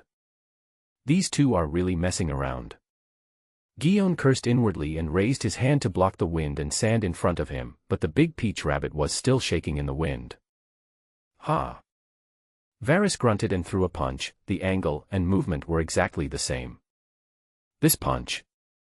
He also learned this from Garp. Violence. Direct. Efficient. In a flash, the fists of the master and the disciple collided with each other, making a crisp sound of steel colliding. Bang. Forehead. But at the moment when the fists collided, Vice Admiral Garp's expression suddenly changed. Not good. This kid. What a great strength. Such a hard fist. Garp thought to himself that this was not good and felt a little regretful. I shouldn't have worried about destroying Varys just now, and I shouldn't have used the 4th level of strength in my punch. But it's too late to regret now. Since it was his active attack, his feet had already left the ground and he had nowhere to gain leverage. Moment. He was blown away by Varys like a cannonball. What? Seeing the scene in front of him, Guion rubbed his eyes in disbelief. Legendary naval hero. The strongest force of the Navy headquarters. The men who hunted down the pirate king Roger and made the pirates of the 4 seas tremble, Vice Admiral Garp. He was actually knocked away by Varys. How is this possible? This was even more difficult for her to accept than if Cake had suddenly become handsome. Forehead. Speaking of this, why do I feel like I have forgotten something? While she was in disbelief, the people and marines around her began to talk about it. Garp. Vice Admiral Garp. Got beaten away by Lord Varys. Oh my god. Long live Lord Varys. Oh my. This old man is so powerful. He must be Lord Varys' subordinate, right? Ah. Lord Varys is so handsome. I want to give birth to a baby for you. Lord Varys. Bondywald was killed by this old man with 1 punch, and this old man was knocked away by Lord Varys with 1 punch. This shows how terrifying Lord Varys' strength is. This group. After hearing what these people said, Guion became even more speechless. But before she could finish her next words, she received a private call from Vice Admiral He. No more jerk-off. Vice Admiral Tsuru, Guion. Leave the battlefield and hide immediately. Guion, why? Garp and Kazan. Vice Admiral Tsuru, that damn celestial dragon has woken up. He ordered the CP9 to kill you. Hide. Quickly. Damn bastard. Guion's pupils trembled when he heard this. I was clearly saving him. Stop talking about this, move and hide immediately. Right now. Vice Admiral Tsuru's voice was filled with anxiety, and he kept urging Guion to go first. Good. Guion knew that Tsuru would not harm him, so he immediately pulled away and moved quickly. Vice Admiral Tsuru's voice continued to float in the den mushy. This time, the celestial dragon was injured, and Saint Chalmako was bitten to death. It was your fault.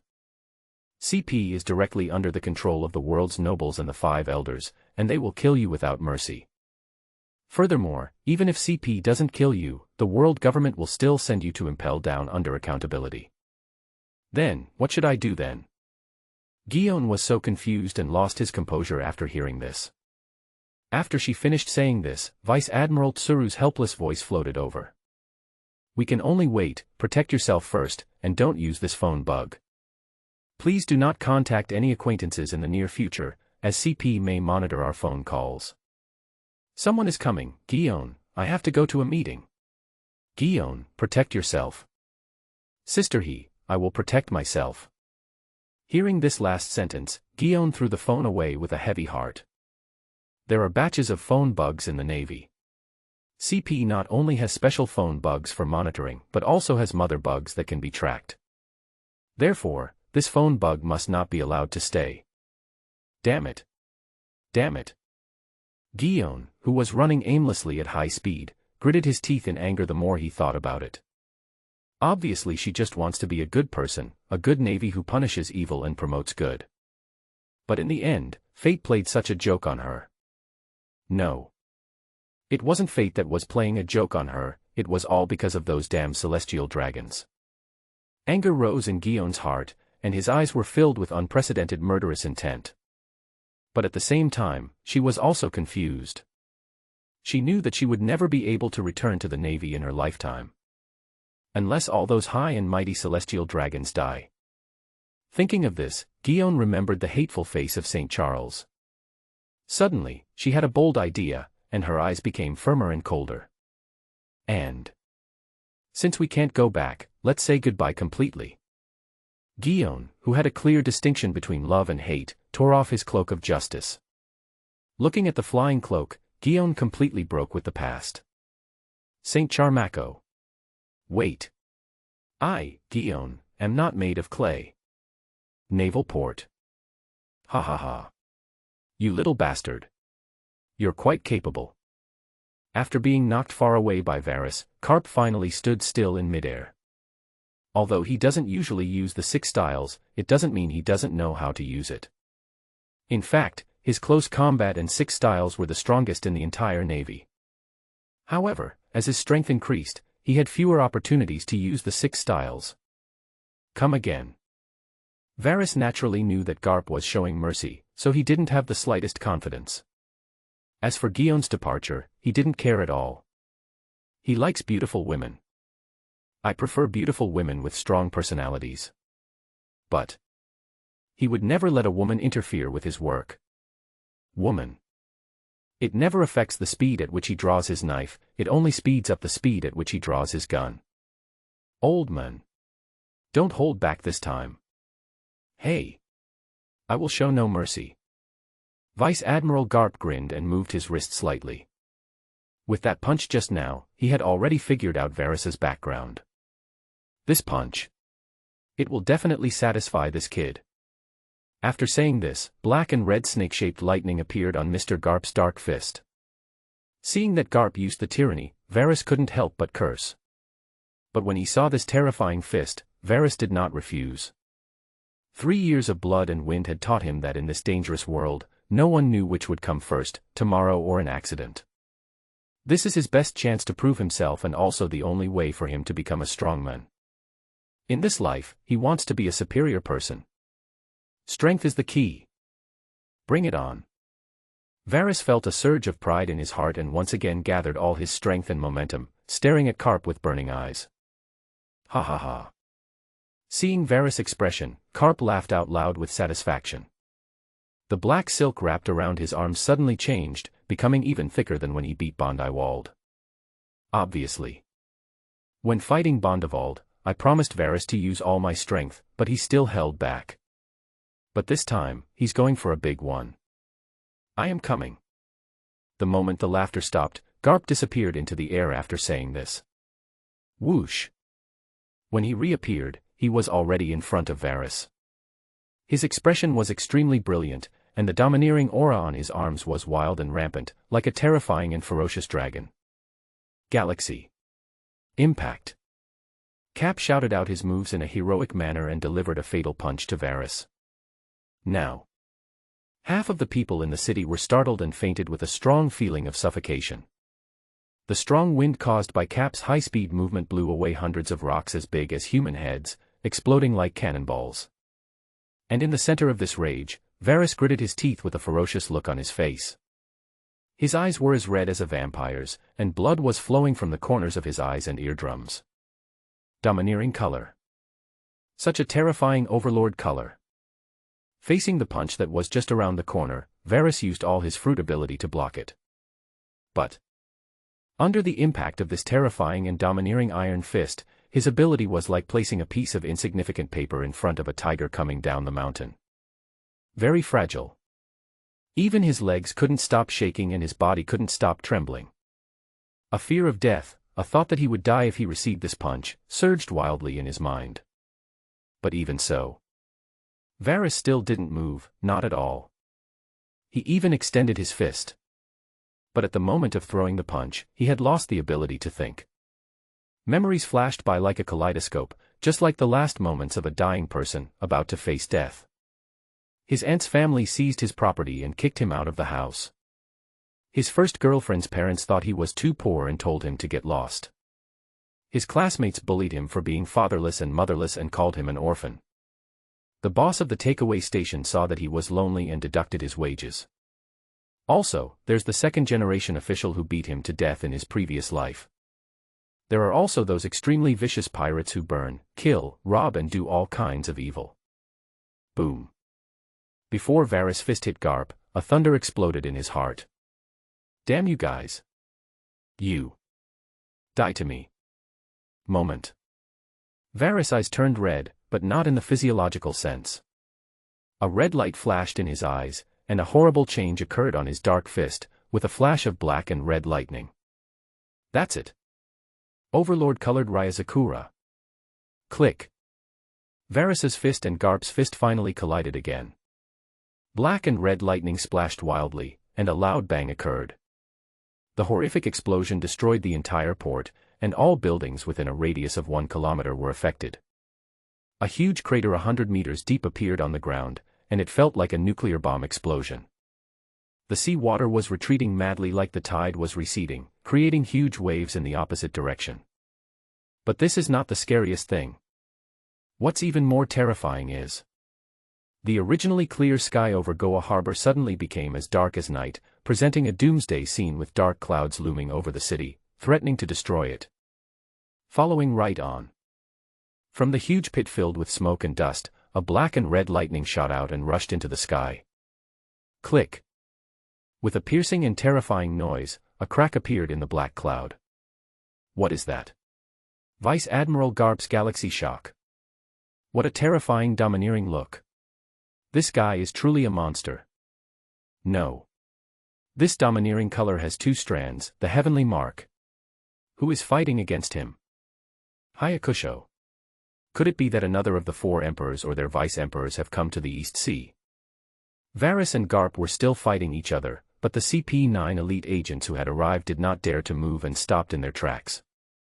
But among them, there was a young man with leopard eyes, eagle eyebrows, and a small mustache. He rushed towards the port excitedly with a perverted excitement on his face. It's Rob Lucci, the future leader of CP9, a terrifying monster who once destroyed an entire country alone. Domineering Haki.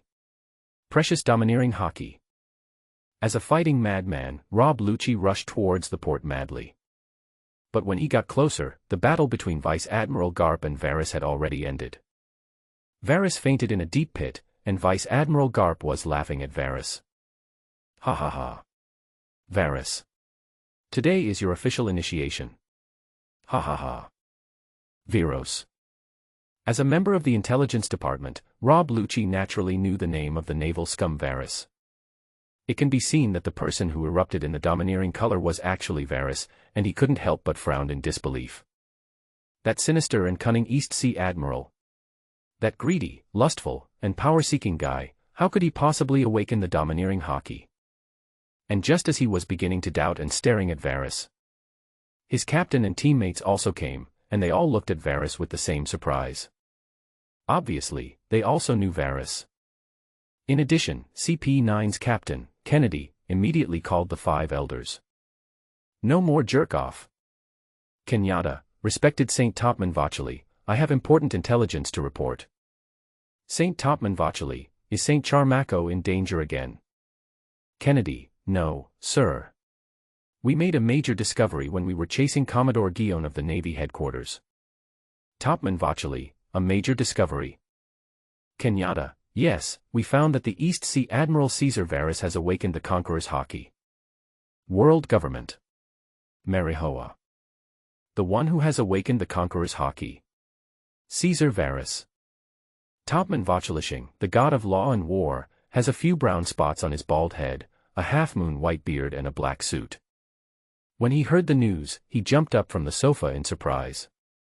In this ocean, those who can awaken the domineering Haki are, without exception, the most powerful ones. Every appearance of a dominant color will be scrambled for by all major forces. Even in a navy as powerful as the true overlord of the sea, there are no more than 10 people who possess the domineering color. And now, this kind of talent has appeared in the navy. Naturally, they are the ones that the navy and the world government need to focus on training. How long Haki? Who is it? As soon as the god of law and war Topman Vochely Saint said this, the other 4 or 5 elders all saluted. I understand. Let's put aside the pursuit for now and immediately sort out Caesar Virus's information and give it to me. In addition, this matter will be kept confidential for the time being. After hearing what his other companions said, Topman Vochely Saint left these words and then hung up the phone and spoke slowly. A kid from the East Sea Navy named Caesar Virus has awakened his Conqueror Haki. Caesar Virus? Hearing this name, the bald man, who was the only one among the 5 elders who was not wearing a suit and had no beard and was wearing a white Taoist robe, pushed his round-framed glasses. He is the financial martial god among the 5 elder stars, Izambaron v. Nasujiro Saikai. In his arms he held a sword, the first generation of Katetsu, one of the 12 supreme swords. I know this person. You understand. Hearing this, Topman Vochely Saint looked at him suspiciously. Is there anything special about this person? Could it be the lamp that Lord Emu mentioned? Not likely. The corner of Izambaron v. Nasujiro's mouth curled up in an evil arc. The reason why I know this little guy is that he donates a sum of money to the world government every year. I have helped him solve some minor problems. Little trouble. Can I still find you? The environmental god of war, Marcus Maz Saint, with blonde hair and a golden beard, wearing a dark red suit without a bow tie and a scar on his chest, suddenly became interested in Caesar Virus. That's right. Izambaron v. Nasujiro Saint nodded. This guy accidentally killed a prince of an allied country while fighting pirates. So the king sued the world government, but the other party withdrew the lawsuit soon. Oh. Saint Jagolushia Satan, who had white curly hair, a fluffy white beard, a noble flat hat, a scar on the left side of his face, and was leaning on a cane, squinted his eyes and made a puzzled sound. Why was it revoked? Because. Izambaron v. Nasujiro smiled and kept it a secret, then paused before speaking. This guy killed the king's family, supported a new king to take the throne, and... Izambaron, you're annoying when you keep things a secret, you know that. Looking at the bald man who was breathing heavily on purpose, the most senior Marcus Maz Saint, who was wearing a dark blue suit, with white hair and beard of the same length, murmured. Hey. But Izambaron v. Nasujiro Shinghuan didn't care and continued. Besides, this guy is a useless devil fruit user. Waste devil fruit. Makas Mazazhang asked curiously, which one? The fruit of silence. Izambaron v. Nasujiro said word by word. After hearing this answer, the other 5 elders instantly lost interest, and only Topman Vochely Saint murmured something. It's really trash. What a waste of this domineering aura. Harbor Hospital, Kingdom of Goa. What? Gion. She is wanted in Gion. The sky was darkening, and Jiaji, who had just woken up from a coma, had that wretched uncle's face covered with bandages, full of anger and disbelief. How is this possible? Why should CP9 hunt down Gion? Why should Gion be wanted by the Navy even though he worked so hard to save people? These damn things. Commodore General Jiachi, don't forget that you are a Navy, please pay attention to your words. This is a hospital, not your home. Aoki Kuzan, who was responsible for conveying the message, looked lazy and indifferent, sitting on a chair and looking out the window. But even though he spoke in an understatement, the expression on his face was extremely indifferent. But after knowing what happened to Gion, the anger in his heart was no less than that of Kaji. After all, Gion is also his junior sister, and he knows what a good girl Gion is. However, that was the order of the Celestial Dragons, just like O'Hara back then. No matter how hard you try, you can't change the orders of the Celestial Dragons. When he thought of this, he suddenly remembered the little girl whom he couldn't bear to let go. That little girl. She should have grown into a beautiful lady, right? Damn it. I'm going to find him to argue. Just as Kazan's thoughts were racing, thinking about his little black loli, Kaji ignored his injuries, threw back the quilt and jumped out of bed. We fought so hard to save him, why did he do this too? Why? But this time he didn't finish his words, as Varys' voice floated from outside the door.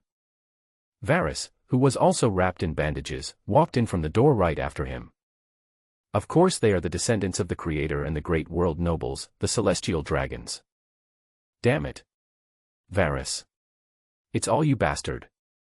Seeing Varys, Kaji immediately redirected his anger to the target. If you hadn't come so late, you bastard. If only you could have come with Guion. If only. Enough. Seeing Kaji's helpless and furious state, Qingji Kazan interrupted him coldly. This world is so cruel and cold. If Varys hadn't come to the rescue in time and delayed the time, both you and Guion would have been held accountable in the end, and the ending wouldn't have been as good as it is now. I would rather be held accountable with Guion. At least there is someone who can suffer the punishment with her. Kaji roared angrily, his eyes red. He also knew, how could he not know, but he still couldn't accept this result. When he entered the navy, he actually just wanted to eat and die. But the appearance of Guion changed everything. She was like a beam of light shining into his life. When someone laughed at him for being naughty, it was Guion who defended him. In the cafeteria of the military academy, his classmates ridiculed him as a wild dog from the countryside. He didn't even know how to eat mangoes and even bullied him. It was Guion who stood up and scolded those bastards and gave him her phone number. She was also the first woman who did not dislike his vulgar appearance and regarded him as a friend. She is so pure. Kindness, justice, perfection. The more Kaji thinks about it, the more distressed he becomes, and the more he thinks about it, the angrier he becomes. Guion shouldn't have such an end, he would rather have this happen to him and let himself bear all this. Seeing Kaji's expression, Kazan put his hands back in his pockets, looked out the window and crossed his legs. He knew that there was nothing he could do at this moment. During O'Hara's demon-slaying order, only one demon son, Robin, was lost, which already became an indelible stain on his resume. It is even more impossible to persuade the Tianlong people to take back their lives. But just when he regained his indifference and looked at the sea disheartenedly, Varys's voice floated up again. Actually, I have a solution to Guion's problem. Upon hearing this, Kazan immediately withdrew his gaze and turned to look at Varys with half-squinted eyes. What? Kaji was immediately overjoyed and staggered towards Varys. Velis. Do you have a solution? What solution? Tell me now. I beg you. As long as you can save Guion-chan. I'm willing to die. Go to hell, that's not necessary. Seeing the big bootlicker almost kneeling in front of him, Varys narrowed his eyes slightly. But Guion and I have no relationship, and I will have to pay a heavy price for this. What's the price? What do you want? As long as I can do it, I will. At this moment, Kaji was like a drowning man who grabbed Varys as a lifeline. As long as he can save Guion, he would really be willing to sacrifice his own life. Seeing Kaji's look, Kazan felt pity and glanced at Varys with disdain. This brat wants money from you. Name your price. You want money? Hearing these two words, Kaji couldn't believe it at all, and his eyes widened like camel bells. Is this a problem that can be solved with money? Certainly. Varys nodded calmly, but did not rush to explain. He took out a cigar with his uninjured left hand, lit it, took a comfortable puff, and then spoke while exhaling a light puff of smoke. 99% of the problems in this world can be solved with money. The remaining 1% just needs more money to solve it. How much do you want? Kaji is now at his wit's end and can only rely on Varys for help. I have 3 strategies, top, middle, and bottom. They have different effects and prices. Varys took another puff of his cigar, exhaled a dragon-like stream of smoke, and raised the first finger to the two of them. Seeing Varys's expression, Kazan, who knew him quite well, knew that Varys was going to cheat him again. However, he didn't say anything more. After all, the relationship between the two of them was already very close. Vice Admiral Garp didn't want to stay to protect the celestial dragons, so he ran away after teaching Varys a lesson.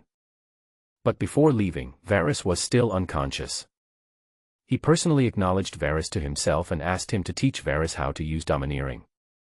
From now on, Varys will be his official junior fellow apprentice. But he treated Varys as his own. But he didn't know that Varys didn't come here just to trick Kaji, but also set his sights on his little treasury. I want the best one. How much does it cost? I'm willing to pay any amount. Even if it's not enough, I'll go and become a pirate and rob it. Seeing that Varys was so confident and even offered 3 solutions, Kaji chose to believe Varys. Very good. Considering your sincerity, I will give you a discount. Seeing Kaji's appearance as a pure loving warrior, Varys nodded with satisfaction. But then the lion opened his mouth and said a horrifying number that left the two of them dumbfounded. 1 billion. I only want 1 billion Baileys. 10. 1 billion Baileys. But I only have less than 100 million Baileys. When Kaji heard this number, he was so shocked that his scalp went numb and his hair stood up, and blood oozed from the wounds that had just healed. Ahem. Kazan was almost choked by this number. Virus, this number is too exaggerated. Is it an exaggeration? Varys took a disapproving puff of his cigar. Call. After exhaling a large cloud of mist with a comfortable expression, he slowly spoke again. That's a celestial dragon. My senior brother Kazan, be careful. Ahem, do you know how difficult it is to get the great celestial dragon to take back his order? Do you know how many connections I need to make? How many phone calls I need to make? How many connections I need to get through before this can be solved perfectly? After hearing what Varys said, Kazan had no choice but to shut up in embarrassment. Because what Varys said made sense, he had never heard of such a thing as asking the domineering celestial dragon to take back his order in his lifetime, and the difficulty of it was indeed unimaginable. Can you really solve this problem perfectly? After hearing what Varys and Kazan said, Kaji, who was already angry, didn't care about the money at all. I can use the integrity of Mr. Garp and my senior brother Vice Admiral Kazan, reputation as a guarantee. Varys spoke with great confidence and even mentioned 2 of his best friends. Varys doesn't feel ashamed at all for using a tiger's skin as a banner to make money. But Kazan rolled his eyes when he heard this. How could I let you use it when our reputation is at stake? What he didn't expect was that this kid Kaji actually agreed immediately. I have saved 53 million belly and can give it all to you. For the rest of the money, you wait until I find a way to raise it for you. Upon hearing this number, Varys's face darkened instantly. Brigadier General Kaji, it's hard for me to help you with only 53 million. You must know that now CP9 has begun to hunt down Guion, in case there is a conflict between them. It's possible that Guion accidentally killed CP again, or CP9 killed Guion. I'm afraid that by then, it will be difficult to solve the problem even with 1 billion. What should I do? I really have no money. The frowning Kaji was very worried. He now hated his own lavishness. If he had saved some money over the years, he would have saved at least 200 million belly. But even so, 1 billion is still out of reach. However, just when he was at his wit's end. Call. Varys exhaled a puff of smoke and pointed him to another way. Commander-in-Chief Cake, you are also a genius of the headquarters, you should have a lot of friends, right? Perhaps you can get together with them. Hearing his words, Kaji lowered his head in shame. He currently has only one friend, and that is Guion. Varys was instantly depressed. This guy was really a poor guy and couldn't make any money at all. But fortunately, there is a senior brother Kazan in this room who has an icy face but a warm heart. Velis, I don't usually spend money. I have 370 million berries in my account. Add to that the bounty for killing Bondi Valens and the others, and it should be more than 500 million berries. How much can you do with this money? In that case. When he heard someone was asking for money, Varys frowned calmly, but secretly he was in a good mood. The best I can do is make the wanted poster for Guion disappear and make CP9 stop hunting down Guion. That's fine. Kazan was already very satisfied with what he had achieved. But he was very satisfied, but Cake, as a top bootlicker, asked again. What if it's 1 billion Baileys? 1 billion Baileys. Seeing that this guy was still not giving up, Varys told him the result that most excited him. Of course, besides that, we can still let her return to the Navy. The most she will suffer is a demotion and salary reduction. Then it's 1 billion. Kaji gritted his teeth and stated his choice, and was rarely smart in his words. Viros. You must be very rich, right? The remaining 450 million belly. I owe you that. Give me a year, and I will collect the money for you even if I have to steal, rob, or become a pirate. So. Varys looked very embarrassed. But Kazan couldn't bear it anymore. He coughed lightly and glared at Varys. Viros, it's almost time. Mr. Garp has left all the bounties on Bondivarda to you. And all these years, Mr. Garp and I killed pirates in the East China Sea. Well, for Brother Kazan's sake, I will reluctantly lend you the money. I will arrange it right away. Seeing that Kazan was about to settle old scores, Varys decisively agreed to the deal. Over the years, he has indeed taken advantage of Garp and Kazan a lot. The major kingdoms and mafia families in the East China Sea were able to intimidate them, and they often used the names of these two people. What kind of person he is? He has many advantages, but he is greedy for money, lustful, and murderous, and will do anything to achieve his goals. The biggest shortcoming is that one must repay a favor. Bang. Varys walked out quickly and left, but as soon as he closed the door, Kaji looked at Kazan with a worried look on his face. Lieutenant General Kazan, can Varys really accomplish this? Don't worry. Kazan gave him a reassuring look, crossed his legs again and looked towards the sea. What this kid says to men is usually pretty reliable. Forehead. Kaji felt a little strange, but did not ask any further questions. Just as the conversation between the two ended, Kazan received a call from Marshal Sengoku. Kazan, hey, Marshal Sengoku. Sengoku, what happened to Varys and Cake? Kazan, Virus recovered quickly, but Kaji's injury still needs some time to recover. Sengoku, well, that's good. We will find a way to deal with the Gion issue. Kazan, Marshal, speaking of this, I have two more things to report to you. Zhanghua, what's the matter? Kazan, Vela said he has a way to cancel the wanted order for Gion and also allow her to return to the Navy. Marine Headquarters, Marineford. What? Zhanghua widened his eyes in disbelief. Even he couldn't talk to the five elders about this matter. After all, the Celestial Dragon's pettiness is no joke.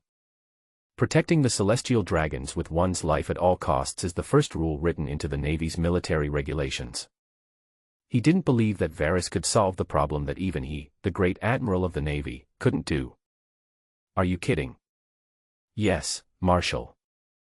How did he do it? It cost a lot of money. Money? How much? 1 billion Baileys. When Marshal Zhanghua heard this number, he couldn't help but take a breath. 1 billion berries is comparable to the annual income of some small or medium-sized kingdoms, not counting expenses. The annual salary of a lieutenant general in their headquarters is only about 10 or 20 million Baileys. As for the bounties on pirates, they are not that easy to earn. Although there are many big pirates on the sea, the bounties on these people are not given for free. For example, Bondiwald. This guy is the user of the Momo fruit. As long as you speed up the boat at sea, it would be a pipe dream to catch up with him. Certainly. Borsellino was indeed able to catch up. But he alone can't defeat the Bondi pirates. Apart from them, the other big pirates either moved erratically or escaped quickly. Or they are extremely powerful, like this guy Hawkeye Mihawk. Or they are insidious and cunning, like Baiji Crow. Either they belong to the so-called Four Emperors, or their crew members are captured. It won't be long before a branch of the Navy or one of its member states suffers. At that time, they will have to make another difficult trip to exchange hostages. Therefore, being a sailor these days is really dangerous. And besides that, even if you encounter pirates, you can't get the entire bounty. Part of the war damage, Marines' pensions and bonuses will also be deducted from it. For the Navy, it is usually good to get half. Of course, this situation doesn't count if you're bullying the weak. For example, Kazan is stationed on the Judicial Island at the entrance to the Grand Line. Garp's daily stroll in the East China Sea is like using an anti-aircraft gun to kill a mosquito. As for why Varys was able to get the full payment, it was because he had too much gray income. This bastard. Hearing this shocking number, Zhanghua couldn't help but curse. How much money has he embezzled in the East China Sea over the years? But just as he finished speaking, Kazan's voice came over again. Marshal, you may have misunderstood junior brother Varys too deeply. Misunderstanding. Junior brother. Yes, Marshal, half of the 1 billion berries were paid by me and Jia, and the remaining 280 million berries were the bounty for Bondi Valpo. As for my junior brother, Mr. Garp has officially accepted Varys as his disciple, and he has already awakened his Conqueror Haki. What? Jean Guo almost jumped up. This brat actually awakened the Conqueror's Haki. Yes. Kazan explained again lightly, the reason why junior brother Varys was injured was because of teacher Garp. I see. Jean Guo understood the whole story and rubbed his temples. Kazan, let Varys take care of the guarding of the celestial dragons. Something big happened in Marihoa, and we need you to return to Judicial Island and take charge of the first half of the Grand Line. Mary Joa's big event. Yes, there was a fishman named Fisher Tiger. This guy climbed onto the Red Earth continent with his bare hands, wreaked havoc and released all the thousands of slaves. The celestial dragons were completely furious.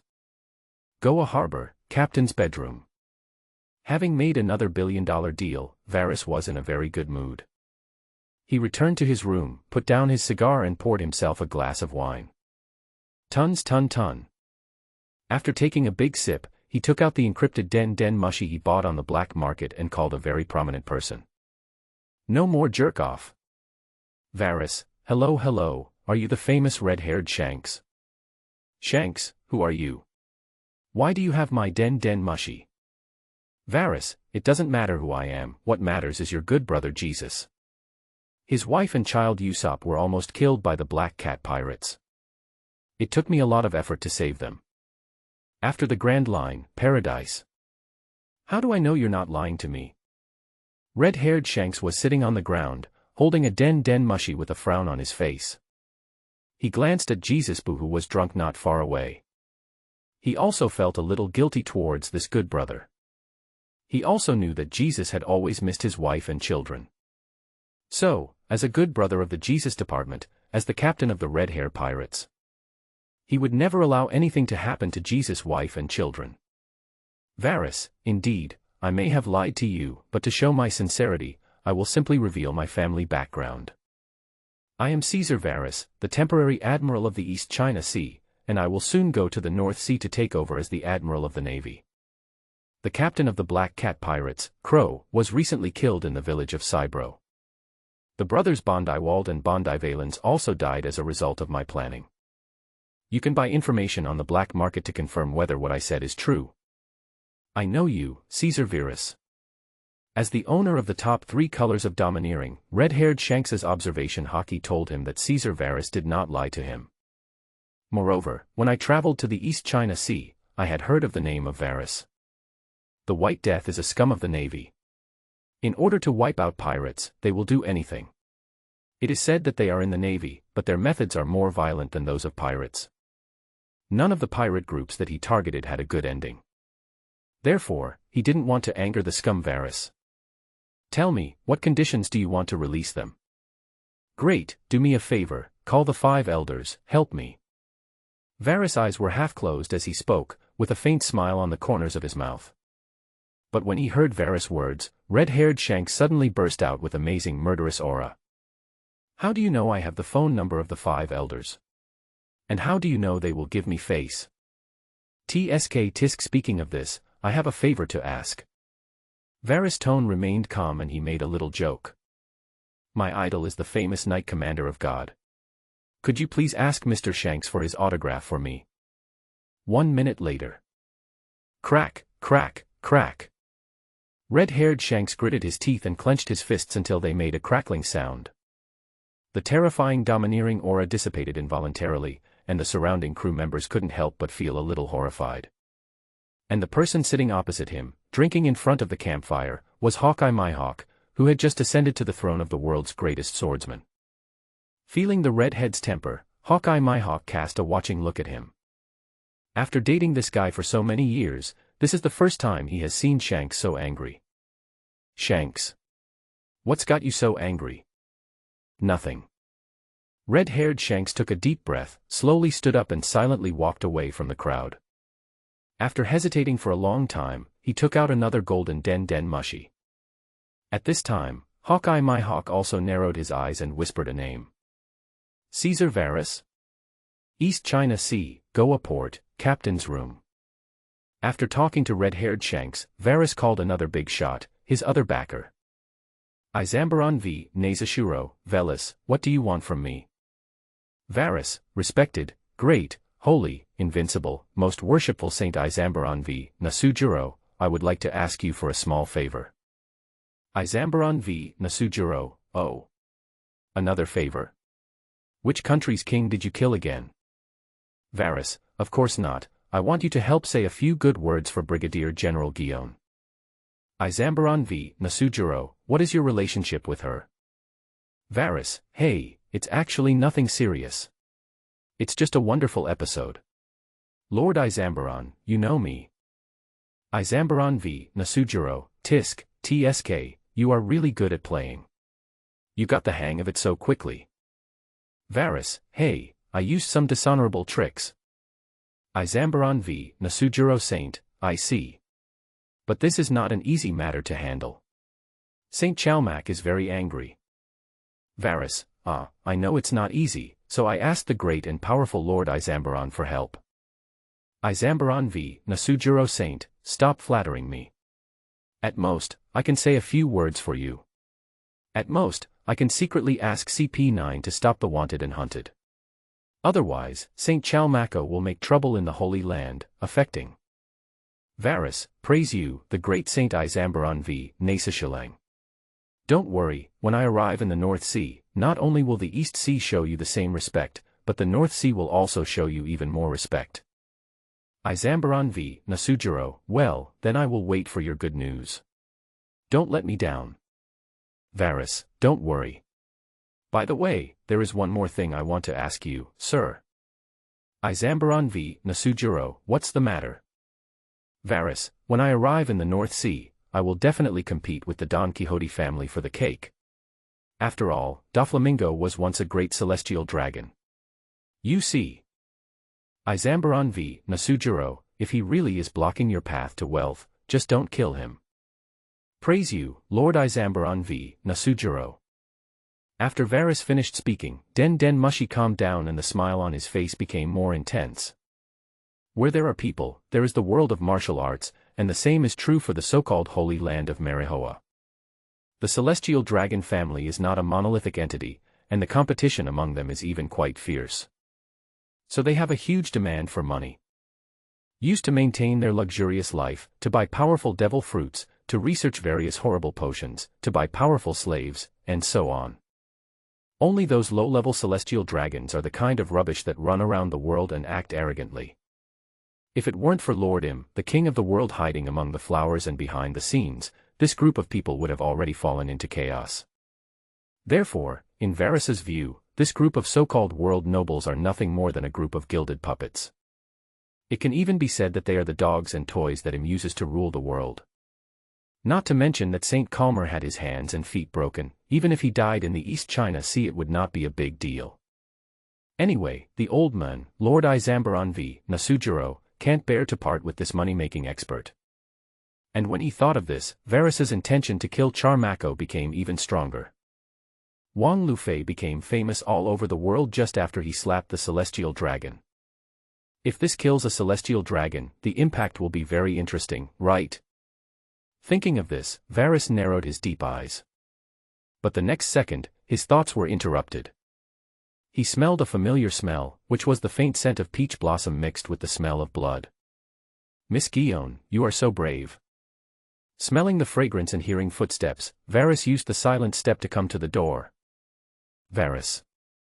Seeing the handsome man with an evil smile in front of him, Guion clutching his abdominal wound, his heart suddenly twitched.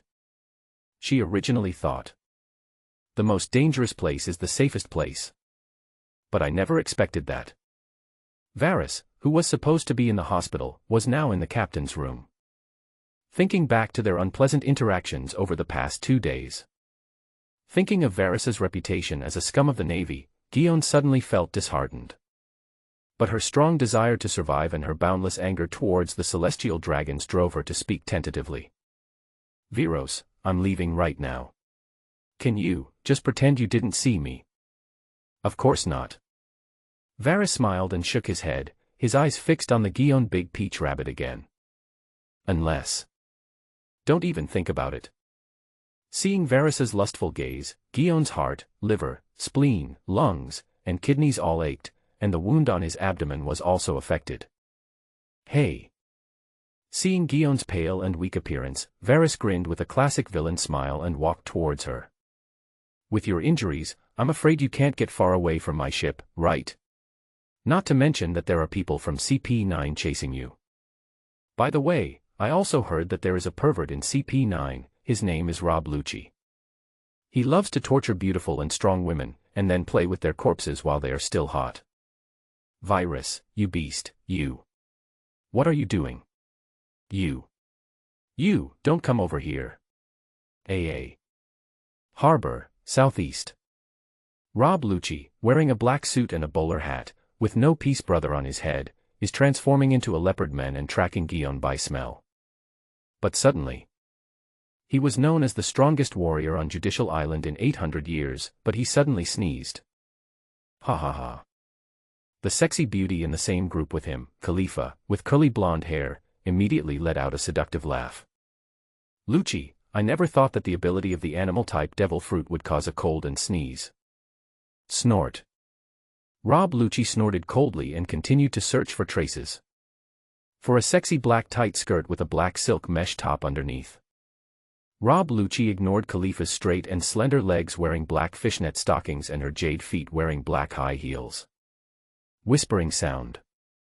Seeing that Rob Lucci was still acting like a straight man, Khalifa curled her sexy red lips in frustration. But at this moment, Rob Lucci also found the trace and smelled the scent of blood. A drop of blood on the wall. 6 styles. Moon step. Rob Lucci flew into the air in an instant and sniffed the blood. Rob Lucci turned to the port, and disappeared like a ghost using the 6-style moon step. Port, Captain's room. TSK, this woman's body is amazing. Looking at Guion who was unconscious on the big bed, Veru indulged himself in moment of sage-eye. And then. He locked the door of the ship's cabin and strolled onto the deck with a cigar in his mouth. At this time, there were 2 more people on the splint. It is none other than Rob Lucci, the ace member of CP9, the fighting maniac and animal-type user of the leopard fruit. And Khalifa, the user of the bubble fruit, who has blonde hair, is good at camouflage and lurking, and likes to use her beautiful legs and feet to defeat her enemies. The Marines under Varys pointed their knives and guns at the 2 men, and the situation on both sides was tense. After seeing Varys appear, the Marines respectfully made way and put away their swords and rifles. So you're a master from CP9. I've heard of you for a long time. After just a glance at Rob Lucci, Varys set his sights on Khalifa. His eyes swept unscrupulously from the collarbone, to the chest, to the wasp waist, to the beautiful legs, to the jade feet, and finally back to the pretty face with exquisite makeup. Miss Khalifa, you are getting prettier and more plump. It's been a while since we had lunch together. How about making an appointment today? You rude fellow, be careful or I will accuse you of sexual harassment to the Navy headquarters. Khalifa crossed her arms with an unhappy expression, with a hint of hatred in her eyes. Do you know each other? Rob Lucci heard the conversation between the 2 and frowned. Of course. I don't know him. Varys and Khalifa gave different answers at the same time. Speaking of which, there was a bad relationship between the 2. Back then, Varys attracted the attention of the old men because he gave money to the 5 elders. Khalifa, who had just come of age and joined CP9, naturally became an investigator and lurked beside Varys. Then, Varys saw Khalifa and recognized her at a glance. So, he showed his shortcomings without any concealment. Cruel and bloodthirsty, greedy for money and lustful, he loves fine clothes, delicious food, fine wine and cigars. He seduced and harassed Khalifa time and again, taking advantage of her in every way he could. And once again, at the celebration party after the battle, Khalifa almost got hit. Therefore, after the investigation period, Khalifa's evaluation of Varys can be described using dozens of idioms. He has committed all kinds of evil, has committed a great number of crimes, has committed crimes that are unforgivable, has committed heinous crimes, has committed unpardonable crimes, and has not repented of his crimes.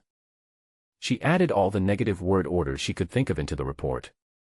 She even compiled various evidences into a report letter and sent it to the naval headquarters and Judicial Island. But she just couldn't figure it out. Varys was not in any trouble at all. Instead, he gained the favor of a certain important figure, and rose rapidly in the East China Sea and became more and more rampant. Viros, we suspect that the wanted criminal Guion is on your ship, so we need to inspect your ship. Hearing Khalifa's words, Rob Lucci took a step forward with a cold face, staring at Varys dangerously. There was a strong smell of gunpowder and provocation in the tone. You'd better cooperate obediently, otherwise I will kill you. Crack, crack, crack. Clang, clang, clang. As soon as Rob Lucci finished speaking, the Marines who had just put away their swords and guns drew their swords and loaded their bullets. Snort. But facing these Marines, Rob Lucci just sneered with disdain. If you scumbags get in the way, I don't mind killing you all. Really, so scary as expected of CP9's strongest warrior. Seeing Robrucci's arrogant and cold look, Varys' smile became even more intense. Although his perception is very poor, he has a strong ability to read people's expressions. He could see that. Rob Lucci really hoped that he could resist the law violently and fight a life-and-death battle with him. But now Rob Lucci is not good enough in Varys' eyes. So, Varys took a leisurely puff of his cigar, put his hands in his pockets and said lightly, "The weak have no right to survive. We advocate necessary evil and pursue dark justice." This is what you said, right, Lucci? Yes. Rob Lu nodded grimly. But at the same time, his observation Haki sensed the danger and instantly transformed into a leopardman form. His height and muscles increased dramatically, his original human face turned into a leopard face, his muscles bulged exaggeratedly all over his body, and his skin was covered with beautiful leopard stripes. Snort. Seeing Lucci entering combat mode, Khalifa also swung out her black whip. Bang. Tsk tisk.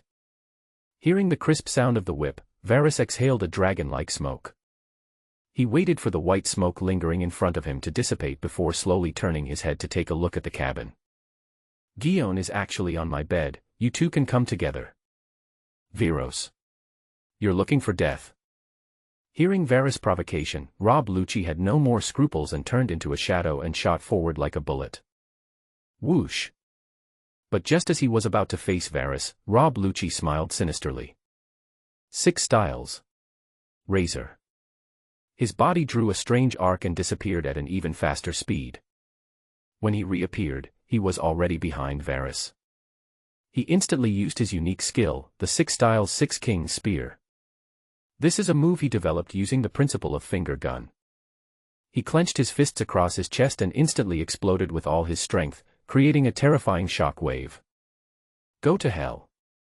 The moment he used his ultimate move, seeing that Varys hadn't turned around yet, Rob Lucci let out an excited and perverted roar. But at this moment, Khalifa lashed at Varys with her whip and shouted anxiously. Lucci, be careful.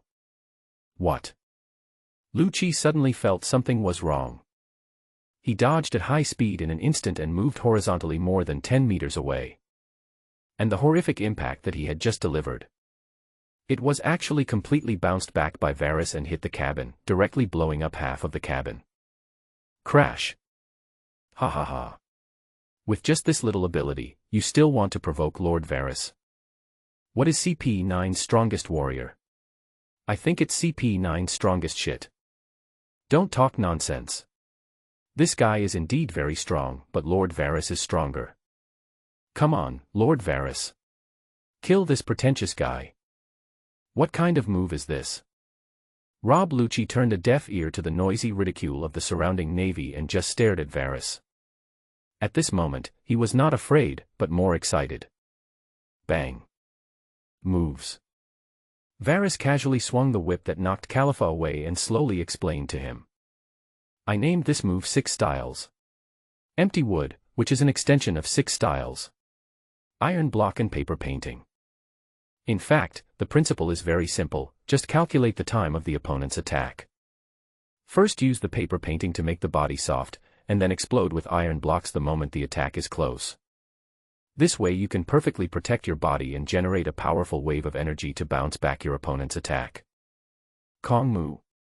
Good move. Rob Lucci narrowed his eyes, with a dark sneer on the corner of his mouth, and his sharp claws emerged from his webbed flesh. How stupid. He actually told others the principle behind his moves. Knowing that Varus would use this kind of move, he, whose fighting talent was almost full, naturally knew that impact-type moves would be completely ineffective against Varus. So, just try the chopping strike. Whoosh. As soon as Rob Lucci finished speaking, he used the 6 styles again and shaved away. This time the speed was more than twice as fast as before. When he appeared again, a pair of dark claws covered with armed color domineering had already crossed and were about to fall on Varus' face. But he never expected it, and neither did anyone else. Varus' upper body still maintained an elegant posture, and he calmly looked at Rob Lucci smoking. However, the right leg and the lower body was raised up at some point, and the top of the knee was covered with dark armed color. Ouch! Rob Lucci instantly let out a terrifying wild animal whimper, his eyes turned red as if they were about to burst. The orc state on his body disappeared, his face became extremely pale like gold paper, and then his eyes became dull and white, and he knelt down in front of Varus sobbing. When the Marines around saw this scene, they couldn't help but feel a chill in their crotch and squeezed their legs together. At this time, the hotel rooftop is less than 1 kilometer away from the naval port. The other members of CP9 also gasped when they saw this scene. After their boss, Kenyon, received a call from the 5 elders to retreat. They followed Kenya to the harbor to find Lucci and Khalifa. But when they saw Lucci was looking for trouble with Varus, not only did they not help or stop him, but they just watched and watched. As teammates, they are very clear about Lucci's strength. If you don't count the captain. Even if they are combined together, without using their fruit abilities, they are still no match for Robucci. Such a fierce guy. A terrifying beast-like guy. In just 2 rounds, Varus in front of him defeated him with just 1 move. What's the strength of this guy? How scary will it be? Such a person should obviously go to the Grand Line and the Navy headquarters, right? Why is it in this small East China Sea? Gulp. Kaku, the user of the giraffe fruit, subconsciously swallowed his saliva and covered his crotch with a constipated expression. It was as if his Kuan had also suffered a heavy blow. But Gabra, nicknamed Werewolf, who has the wolf form ability of the dog fruit, adores Lucci the most, so he has a look of disgust on his face. If they were fighting openly, he would definitely not be Lucci's. Shut up. When Kenyatta heard his subordinate's childish words, he interrupted him with a gloomy expression. In a battle, there is only success and failure, there is no such thing as mean or not mean. Besides, do you think a guy who has awakened his Conqueror Haki would be a simple guy? But if he is so powerful, why doesn't he defeat Lucci with fair strength? Bruno, the user of the Dordor fruit who just joined CP9, with horns on his head and a simple face, is very puzzled. Several new members who had just joined at the same time were also looking at Kennedy with curiosity.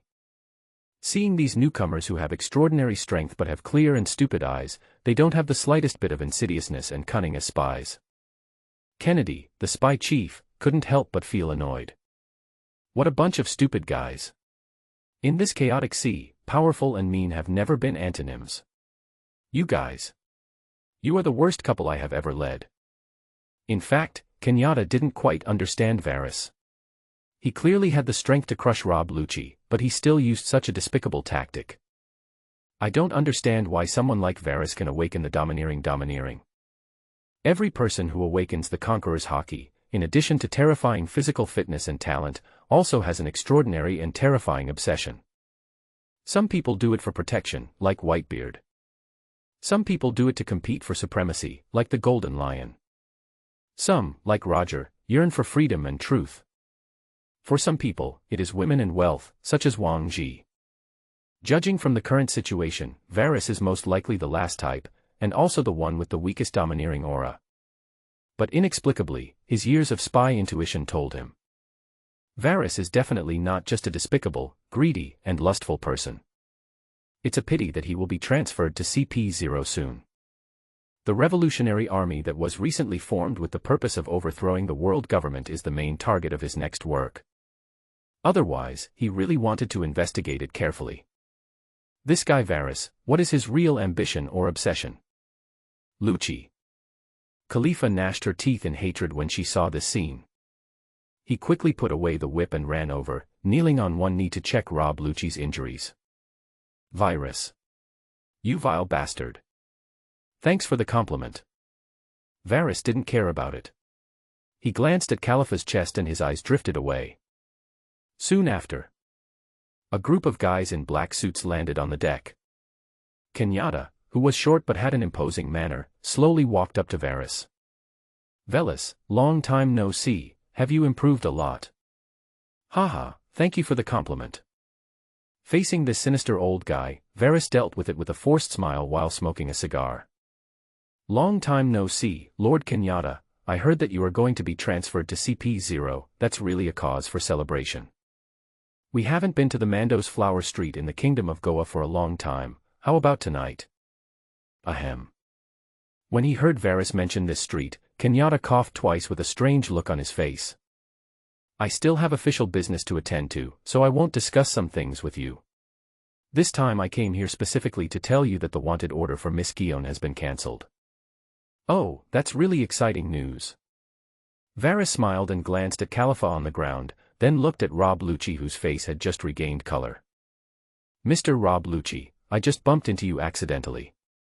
You are so magnanimous, so I think you won't mind, right? Snort. Rob Lucci recovered some strength and climbed up with a grim look on his face. He stared at Varys with eyes like a devil from hell, then jumped out of the deck in a strange posture and disappeared. There was a hint of displeasure in Kenyatta's eyes, but he quickly concealed it. After playing nice with Varys for a while, he left with a group of new subordinates. But after this group of people left, they kept chattering, and the topic was naturally about Varys. Boss, this Varys is too arrogant. Yeah, he actually dared to treat a CP9 like this. Shouldn't we find a chance to deal with him? Yes. We are the Celestial Dragons and CP9 directly under the world government. Yeah, you dare to bully Lucci. Isn't that a slap in your face? Then you guys go and try it. Hearing the shouting of these little guys, Kenyatta sneered. Moment. The 7 people around him kept their mouths shut. They were just unwilling to give in. Facing the monster like Varys, they dared not provoke him. But, looking at these little guys, they shut up. Kenyatta smiled instead, at least they were not too stupid. So Kennedy narrowed his eyes and spoke again, as a reminder to them before leaving. In this world, fists are the greatest truth. Remember that there are no eternal enemies, only eternal interests. When you can provide high enough value, even the celestial dragons will bow down to you. Tian Long Ren. Bend your back. After hearing what was said before, they were able to understand it. But when they heard these 2 words connected together, their little brains really short-circuited. A bunch of idiots. Kennedy held his forehead with his hand helplessly. Everyone punched them on the head, but then he explained to them. Do you think this bastard, who is greedy for money, lustful and murderous, could have gotten so far without someone protecting him? You mean by facing him, there are celestial dragons behind him? When everyone heard this, they were all shocked and astonished. Kaku widened his eyes and asked, Captain, who is the backer behind him? Humph, it doesn't hurt to tell you. You'll know it sooner or later anyway. Hearing the boy's question, Kenyatta took out a cigarette and put it in his mouth. His backer is Izambaran v. Nasujiro, and he may even be in league with the Knights of God. Nana. Nanny. Port, Captain's room. Tisk, tisk. When he returned to the bedroom and saw Guion still lying on his back, Varys suddenly felt like eating white steamed buns. So, Varys quickly came to the bedside, but then he pressed on Guion. A large golden knife was pressed against Varys' neck. Varys. You bastard. If you dare to move, I will kill you. Varys didn't care about this, but he didn't move. He narrowed his eyes and stared at her pretty face and asked. Is this how you treat your savior? Bullshit savior. I think you just want to take advantage of me. If I wanted to take advantage of you, would you still be perfect now? What about the clothes I'm wearing? Of course I'll take care of it for you. Otherwise, how could I help you sew up the wound? Do I need to take off all my clothes to stitch up the wound on my waist? Why not? How do you think CP9 tracked you? It was your scent, idiot. Then how do you explain the handprints on my chest, on my body? Guion blushed and gnashed his teeth in anger at Virus' words. Since I've done so much work to sew your wound, it's not too much to use it to support you during your break, right?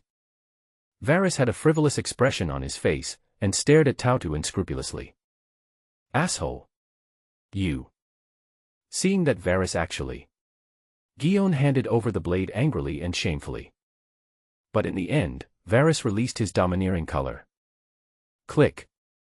Just a black and red lightning the size of an earthworm appeared, and Guion's heart trembled with fear for an instant. There is only one domineering Haki among millions of people. How can you have the domineering Haki? This is impossible. Impossible. There's no shortage of surprises on the ocean, right? Miss Guion. Varys smirked and sat on Guion's belly like a frog. He pressed her legs down with his legs, grabbed Guion's arms with his hands, and a sinister smile appeared on his face. What other skills do you have? Use them all. Virus. You bastard. Let me go. After being briefly shocked by the Conqueror's Haki, Guion struggled desperately and jumped around. The big peach rabbit also ran around angrily, and its slender and white legs were tightly clamped together. It's not impossible to let you go. Varys smiled evilly and leaned over, his handsome face almost touching Guion's pretty face. If it were even a hair's breadth away, the tip of his nose would have touched the tip of Guion's nose. This caused Guion to keep retracting his neck and breathing rapidly to dodge Varys. Viros. I'm telling you. I'm not that kind of casual woman. Even if you get my body, you can't get my heart. If you dare to do that to me. But if I only want to get your body and have no interest in your heart, how will you deal with it, Miss Guion? Varys saw her pupils trembling, and her eyes were filled with aggression and possession. A stream of hot and moist air spurted out, hitting her rosy pink cheeks. This made Guion's body tremble, and the exposed skin turned visibly pink. Visible. This woman won the grand prize and was nicknamed Peach Rabbit. Maybe it's not just because of the big rabbit, or because of her fruit ability. Asshole. Asshole. If you dare to do something disgusting like that to me, I would rather die. Just one look at Varys's burning gaze and Guion immediately turned her head away. She didn't dare to look at Varys anymore. Die. Hearing this familiar word, Varys's smile became playful. In a flash, he had a pair of handcuffs in his hands. Click. After a crisp sound, Guion's wrist was handcuffed and the other side was leaning against the head of the bed. You. The moment he was handcuffed, Guion's strength was drained away, and he felt as if a heavy burden was pressing on him, making it very difficult for him to speak. But the strange thing is that at this moment she suddenly remembered something. That is the picture of Varys holding the chain and soaking in the sea water. Although he is only a brigadier general, his strength has reached the threshold of major general. But just a pair of sea stone handcuffs made her so weak. But this guy Varys can not only hold onto the chains while soaking in the sea, but also withstand Vice Admiral Garp's galactic attack. His strength. How terrifying would that be? Ah. Before she had time to think about it, Guion was pulled back to reality by Varys. Because she saw a red and black arc appear on Varys's fingertips. This bastard, he actually used his domineering aura to point at her peach. Ah. After being hit by the Conqueror's Haki, Guion cried out in pain and strangeness. But because of this, she was able to speak. Varys. You bastard. How can you use the Conqueror's Haki like this? Bastard. Ah, you're actually concerned about this at this time. When he heard her speak, Varys' smile became a little strange, and then he withdrew his fingers. I'm doing this to help you train. It is said that Conqueror's Haki can resist the power of Sea Stone to a certain extent. The more you are exposed to Conqueror's Haki, the higher your chances of awakening Conqueror's Haki will be. Asshole. I don't need your help. Guion stared at Varys in anger, gritting his teeth in hatred. But then her face turned red with shame because Varys attacked her. Bang, bang, bang. Rough and violent slaps hit her again and again, hard on different parts of her body. An extremely strong feeling of shame made her wish she could die. But a stranger feeling, a feeling that she, a gifted girl of heaven, had never experienced before, was growing wildly in her heart. Viros. If you have the guts, stop torturing me, you. Do me a favor. If you can do this, I will be willing to be your woman, or even your slave girl. Oh. Varys immediately became interested in this matter and asked with a smile. You want me to help you clear your name and return to the Navy? No. Guion gave a negative answer, and the anger that had been accumulating in his chest suddenly exploded. I want you. Help me kill St. Charmaco. Oh. Varys' eyes narrowed at this bold request. He really didn't expect that Mamatsuji Jian had always believed in purity and justice. It hasn't been long since he turned evil enough to dare to murder the masters of the Navy and the world government. Oh. Seeing Varys' surprised expression, Guion smiled coldly. She knew that no normal person would agree to such a request. After all, they are celestial dragons. The world aristocrat who has ruled the world for 800 years, the most noble descendant of the Creator in the world. Moreover, she also knew that she was already in this state. How could Varys, a despicable naval scum, let her go? The reason she said this was just to vent her anger and to find a chance to disgust Varys before being insulted by him. Velis, come on. Play with me like a perverted beast. Even if you defile my body. You can't defile my soul. I promise. Haha. I knew you wouldn't agree. I just ask you to give me a quick death after you're done with me, and then leave my body. I said, I agreed. What? Why, you promised. Guion's eyes widened in disbelief, and his whole body seemed to be petrified. But at this moment, Varys suddenly made her eyes go dark. 10 minutes later. Varys went into the bathroom alone. Guion licked his itchy and dry lips, staring at the ceiling with empty eyes. The time just now made her feel like she was dreaming, a little infatuated, and a little like she was traveling through time and space. That bastard. He actually didn't have any strength. Could it be that he would really kill the celestial dragons for me? Impossible, absolutely impossible. He must have some trick up his sleeve. He just wants to stabilize himself first, and then tame me step by step. That's not right. How could a scum like him not eat the meat right in front of him?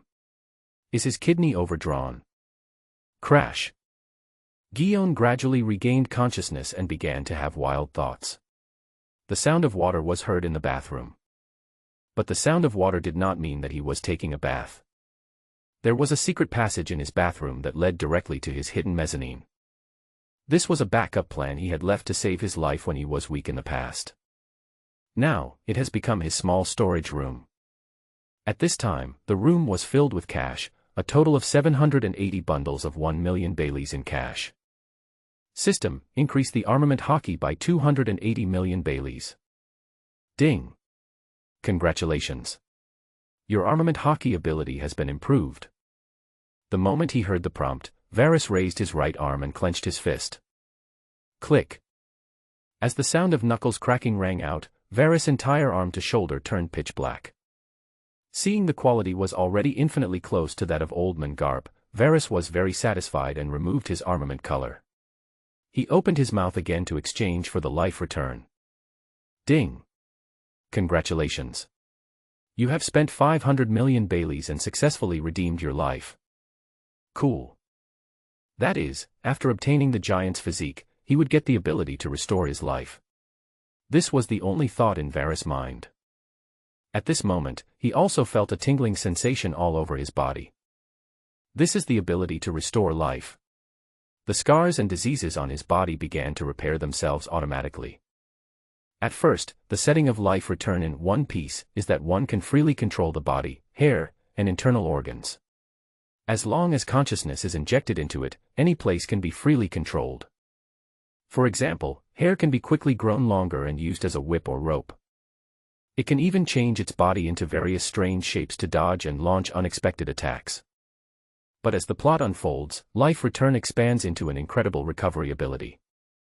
When there is enough food, the consumed energy can be quickly restored by quickly digesting the food.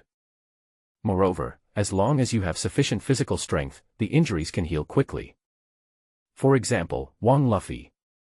This guy was attacked by Magellan's poison fruit in the underwater prison, and later saved his life with the help of the Shemale King. Then he started to overeat, and ate all the 5-day rations of the Shemale King base in the undersea prison by himself. And the moment he was full, he was revived with full blood. So, this skill is coupled with his giant physique. Not only did it greatly improve his combat capability, but his survivability also skyrocketed. If nothing unexpected happens, I will not die as long as I don't starve to death. A minute later, the bathroom. He looks too young. He can't be this handsome. Looking at the face in the mirror that could be restored to its original state and the skin that had become fair, tender and smooth, Varys, whose mental age was at least 47, found it difficult to accept it for a moment. So Varys gave it a try. Using the life return, I slightly adjusted this face. Make your face more angular and your facial features more profound. At the same time, slightly lengthen the refreshing short hair, and this is the satisfactory ending. However, he had only been struggling for a short while when his stomach started to feel upset. Gurgle. So he took a quick shower and told his men to bring food to the room. During this period, Guion hid in Varys's closet like a cheating mistress. Seeing the table filled with delicious food, my stomach started growling loudly after escaping to Guion without eating for the whole day. Gurgle. This bastard. This scum. This beast. This pervert. Don't think I will give in so easily. Ah. The smell of this steak. No. What am I thinking? Guion, be firm. Asshole. I won't be fooled. I, Guion, would rather starve to death today than eat a single bite of your steak, Varys. Slurp, but he was eating so deliciously. Ah. This bastard. He took away my first kiss. He didn't even let me have a bite of steak. Baji Baji. Varys had heard the noise in the closet a long time ago, but not only did he not call her to eat, he ate with relish instead and kept smacking his lips in the direction of the closet door. It was not until he received a call from Marshal Sengoku that he released the soundproof barrier and connected the Den Mushi. Varys, respected Marshal, what can I do for you? Marshal Sengoku, for the Guion incident, I want to thank you on behalf of Vice Admiral Tsuru. Varys, you're welcome. We're all family, so it's a bit awkward to say this. Marshal Zhangguo, family. What do you mean, Varys? Varys, literally, Guion has been taken by me. Marineford, Marshal's office. Viros. You bastard. What did you do to Guion? Where is she? You asked her to answer my call. Upon hearing this, Vice Admiral Crane, who was always kind to others, roared. But when Varys heard the voice, he was not at all panicked and continued talking to himself. So the lovely sister Zayazuru is here too, I mean it literally. You know, Guion is a good girl who knows how to be grateful. Velis, speak to me properly. After hearing what Varys said, Marshal Zhangguo probably guessed that nothing had happened. He knew that Varys was deliberately trying to anger Xiao He and take revenge. The Navy has 2 places for handling reports and complaints, and generally they are sent to the Judicial Island for processing. However, only cases involving officers above the rank of general or with serious consequences will be submitted to the Naval General Staff for investigation. For example, back then, Varys killed the prince of the ally country and also killed the king and his family. Otherwise, the world government gave the order. Vice Admiral Tsuru has activated the power of his fruit to wash Varys away and throw him directly into the underwater prison. Therefore, Vice Admiral he had a very bad impression of Varys. The intention of sending Guion and Cake this time was to severely punish Varys. Therefore, Varys did not have a good face towards Vice Admiral He. Viros, I know there is a misunderstanding between you and Crane, but now is not the time to argue. I have a mission for you. Okay, dear Marshal, please give me your orders. Varys still sounded respectful, but his tone showed no sign of it. Jean Guo also knew Varys' temper, and since Varys had done a great job in saving people, he didn't bother with him. Kazan has gone on another mission. Until CP0 and the new East Sea Admiral arrive, St. Charmaco's safety is in your hands. Understood. Thank you for your trust, Marshal. Okay, I believe in your ability. Also, find Guion as soon as possible and have her return to the Navy headquarters. Return to the Marine headquarters. Marshal, have you forgotten your promise to me? Commodore Cake and Commodore Guion will follow me for a year. Do you need it? Why not? Once you have quelled the unrest in the North Sea, we will promote your rank to Brigadier General and give you greater autonomy.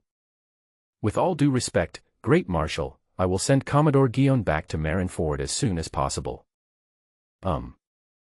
Marshal Jean Guo responded with a dignified voice, ending this unpleasant conversation. This bastard. As soon as Den Den Mushi closed its eyes, Vice Admiral Tsuru with white hair started to speak, with a ferocious anger in his old eyes. Sooner or later I will throw this Navy scum into the underwater prison. Xiaohe, I know you are very excited, but don't be so excited yet. There are some things you may not know yet. It was rare to see Xiaohe so angry, and the majestic tone of Jean Guo disappeared, and it was rare to have a hint of softness. What is it? Velis has awakened his Conqueror's Haki, and is the top combat force that the Navy must cultivate in the future. What? Goa Naval Base, Captain's Cabin.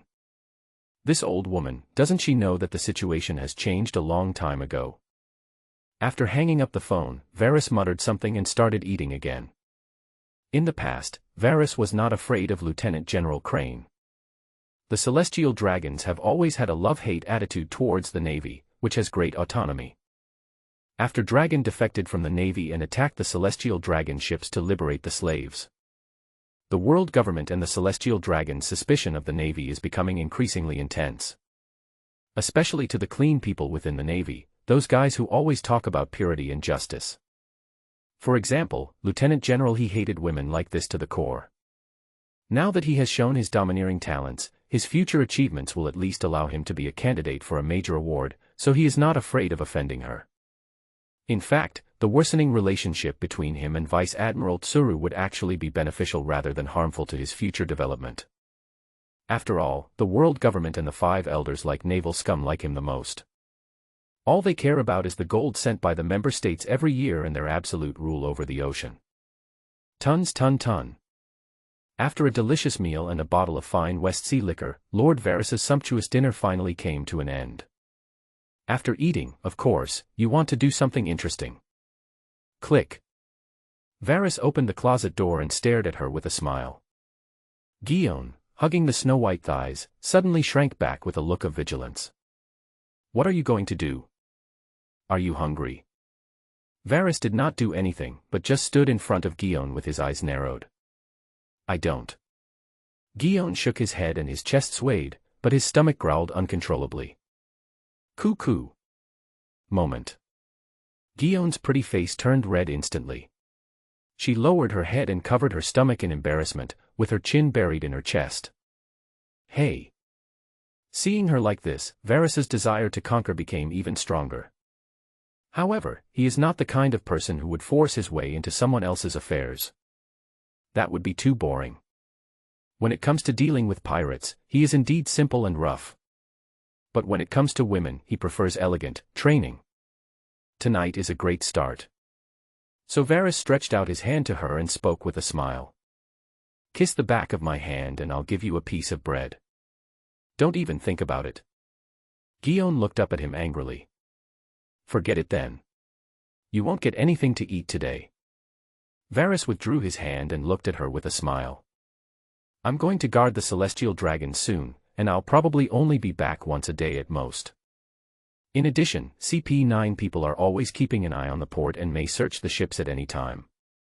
I need to hide you a little more secretly, come with me.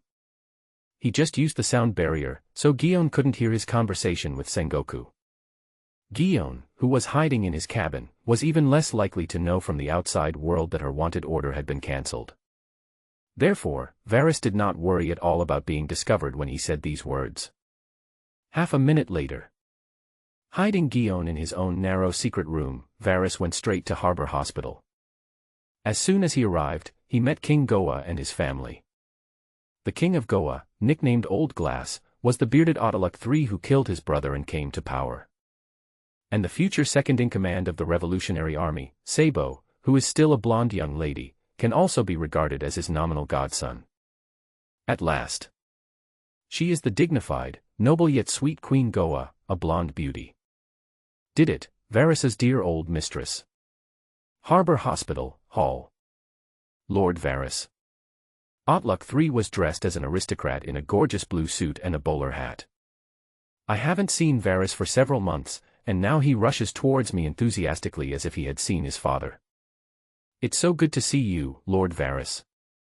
You're welcome. Varys didn't want to get too close to the Old Glass, so he raised his hand to stop him. After taking a quick glance at Queen Didit, who was peeping at her with eyes hiding eagerness, she smiled and spoke. Your Highness Otluk, come to think of it, I still like the arrogant and unruly look you had 2 years ago. Ha ha ha, you're joking. Otluk III bent over and smiled, without any kingly bearing. Ever since Varys killed a family from the neighboring kingdom of Karton and supported his uncle Naluth to become king, nothing has happened to him.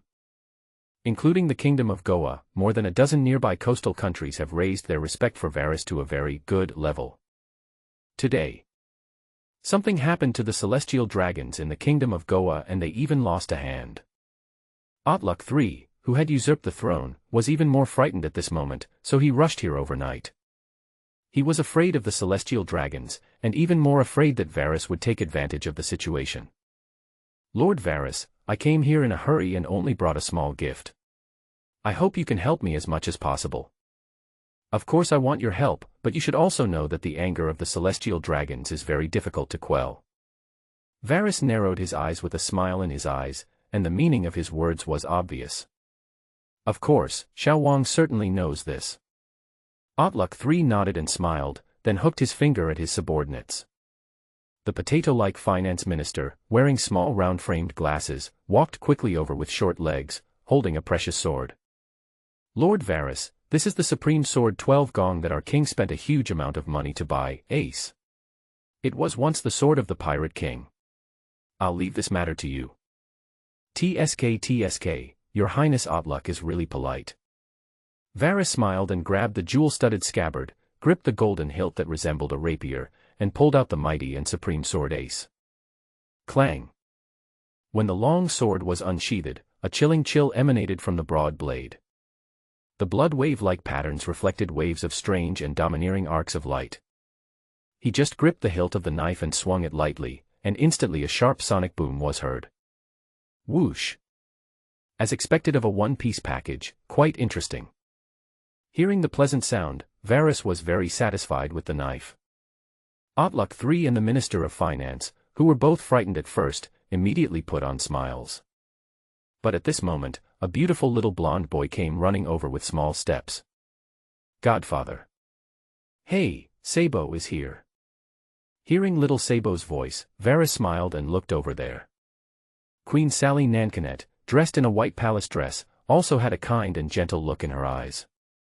Varys, seeing this, took little Sabo into his arms like a loving father. Sabo looked at him with longing eyes and spoke in a baby voice. Godfather, I want to learn sword skills from you. Okay, I just happened to have time to teach you recently. Varys smiled and patted Sabo's little head. But I don't have time today. I have to take your father to see the celestial dragons first. Go to bed early tonight. I will take you to train tomorrow morning. Yeah, thank you, Godfather. The blonde little boy Sabo was extremely excited and kept nodding his little head happily. But when Otluk III saw this scene, a hint of barely perceptible anger flashed in his eyes, but it quickly disappeared. As an old glass, he did not have much feelings for Sally Nankinet and only regarded her as a reproductive tool. But he also didn't want his princess to have that kind of relationship with another man. So I don't like Sabo that much, especially since this guy keeps shouting Varys' name and brandishing guns and sticks all day without learning any aristocratic etiquette. On the contrary, he was very fond of Staley, the son of Grand Duke Shelby of Tulip. I think Staley is a very similar kid to Shelby, a true example of nobility. He will definitely be very outstanding when he grows up. As long as he claps his hands, he will stick out his butt obediently. Come on, King Otluk, let's go meet the great celestial dragon. After a brief greeting, Varys took Otruk III upstairs. But on the way, he met Cake, who was wrapped in bandages. Viros. Have you found out any news about Guion? Seeing Varys, Kaji couldn't wait to ask. Varys lied casually. Given Miss Guion's intelligence, she should have hidden herself by now. We will definitely not be able to find her for the time being. Kaji looked worried and confused, but the wanted order has been cancelled now. Do you think she will believe it so easily? That would anger the great celestial dragons. Varys spoke with a hint of impatience as he told about his own arrangements. Marshal Sengoku asked me to inform you to report back to the headquarters immediately. The headquarters will be making a big move in the near future. I have arranged a ship for you. Brigadier General Cake must leave the East China Sea before 12 o'clock tonight. No. I don't want to go back. I want to find Guion first. Kaji immediately shook his head. My injury hasn't healed yet. There's nothing I can do if I go back. As you please. Varys didn't want to bother with him anymore, so he took Otruk III upstairs. He knew that Kaji was not that brave and would definitely leave before 12 o'clock tonight. But he didn't expect that this kid Kaji was really an embarrassing person. He quickly ran over to catch up with him and knelt in front of him in public. Velis. You must find Guion. Make sure she's safe. Rest assured. Varys left these two words lightly, and his back gradually disappeared in the wide corridor. VIP Ward 701. Damn bitch, damn Navy, damn CP. All the trash are trash. As soon as Varys and Otluk III arrived at the door, they heard St. Chalmaco's curse. This. Otruk III immediately began to back off, and his guilty look drifted towards Varys. But Varys just smiled indifferently and knocked on the door gently. Immediately, the angry voice of St. Calmer was heard from inside. Who is this bastard? How dare he disturb my rest? Kenyon will chop him into pieces immediately. Hearing this voice, Otruk III's neck shrank and his expression became even more fearful and terrified. But Varys pushed open the door directly. He had already investigated St. Calmer's temper. Looking at this ugly and hateful celestial dragon, he said with a bright smile on his face. Great St. Chalmaco, King Otluk III of Goa requests an audience and has prepared a generous gift for you. A big gift. Upon hearing about the generous gift, St. Calmer, who had always been greedy, temporarily suppressed his anger. Otluk III, you'd better not let me down. That's natural. Seeing the expressions of the celestial dragons, Otluk III became even more servile. I have prepared for you 100 slaves of various kinds, a rare devil fruit, and an extremely grand and wonderful show. What devil fruit? St. Chalmaco no longer had much interest in slaves. His hobbies are collecting strange objects and wanton destruction and destruction. Paradox type. Explosion fruit. Otluk III replied respectfully. What is the performance then?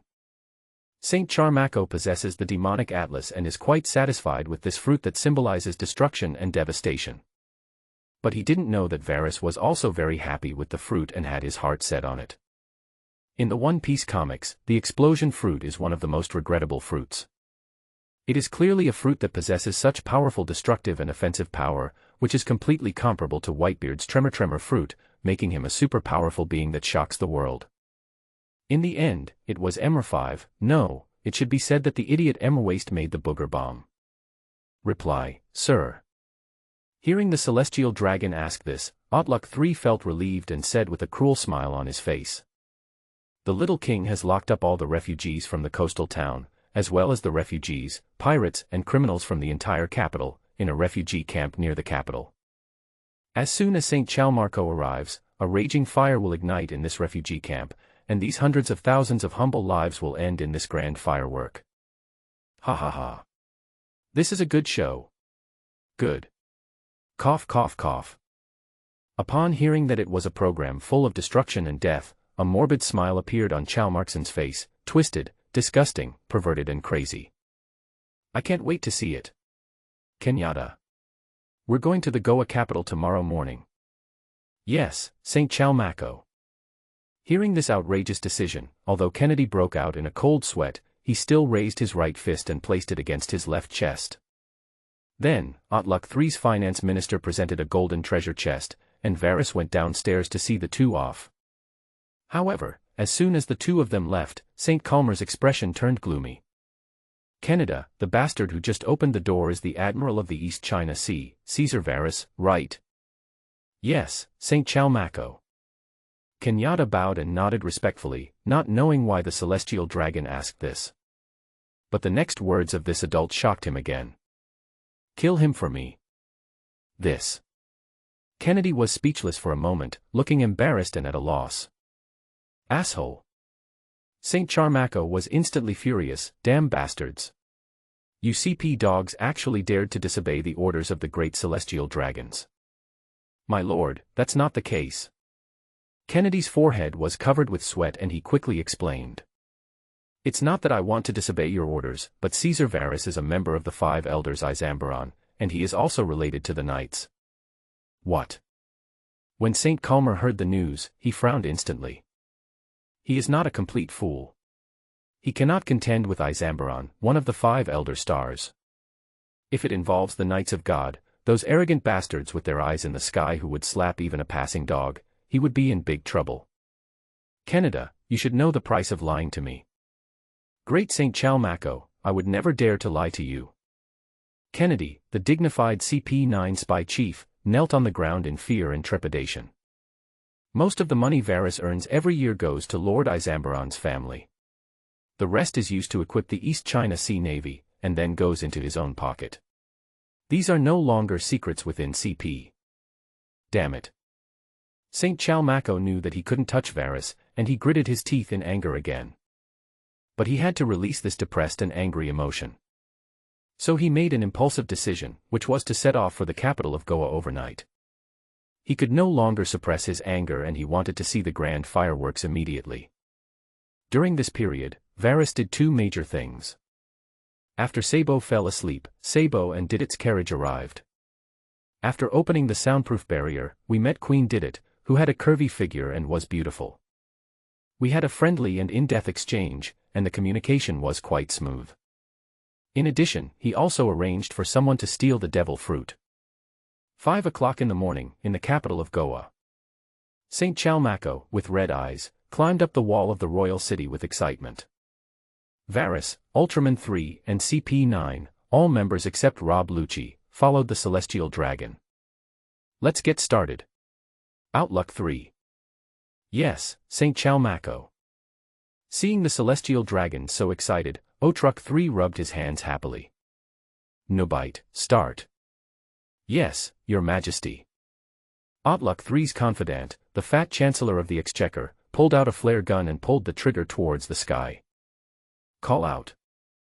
A piercing sound was heard, and a red arc of light that seemed to have a bloody smell was shot into the sky and finally exploded. Bang. Immediately after this sound, horrible flames suddenly rose up around the refugee camp outside the royal city. Bang, bang, bang. Then the roar of huge cannons was heard, and black shells flew into the civilian camp. This is a small program specially added by Otruk 3. The army has already set up its positions outside the refugee camp, and black cannons have long been aimed at the refugee camp. Boom boom boom. After this round of horrific explosions, screams, roars, and crying became the main theme of the night. Damn it. Who is attacking us? Pirates. Help, help, my leg is broken. Woo woo woo. Damn it, my sister is still in the room. Don't hold me back, I want to save her. Carl. Carl. Husband, wake up. I beg you to wake up. At this time. This is no longer a refugee camp. Here. It's hell on earth. And the real devil was standing on the city wall and laughing wildly. Ha ha ha. Otluk 3. You did a great job. You are truly a model of nobility. Ahem. What a great performance. I love it. Ha ha ha. Thank you for your praise, Saint Chalmako. You are the role model among the celestial dragons. Otluk 3 had a servile expression and a cruel yet excited smile on his face. But soon, his smile suddenly stopped. Because Varus has prepared a more exciting show for the celestial dragons. One punch broke Otluk 3's jaw. Bruno, the simple-looking man with horns from CP9, also stood up. With an expressionless face, he used his ability to open a door behind Otluk 3. Varus kicked him and the Chancellor into the door. On the other side of the door was a refugee camp with flames rising to the sky. In the refugee camp, the raging fire was still spreading wildly. Countless half-naked civilians were fleeing everywhere frantically. But now, there is Northwest safe place to stay. Daytime. The king's army spread kerosene everywhere, claiming it was a disinfectant and insecticide. They also piled up large amounts of flammable materials in the streets and drained the well water in the refugee camps, cutting off their last chance of self-rescue. There were flames everywhere, a pungent smell of burning, and black and gray smoke rolling like a dragon. Here, in this hell on earth, there was no need to be burned by the flames.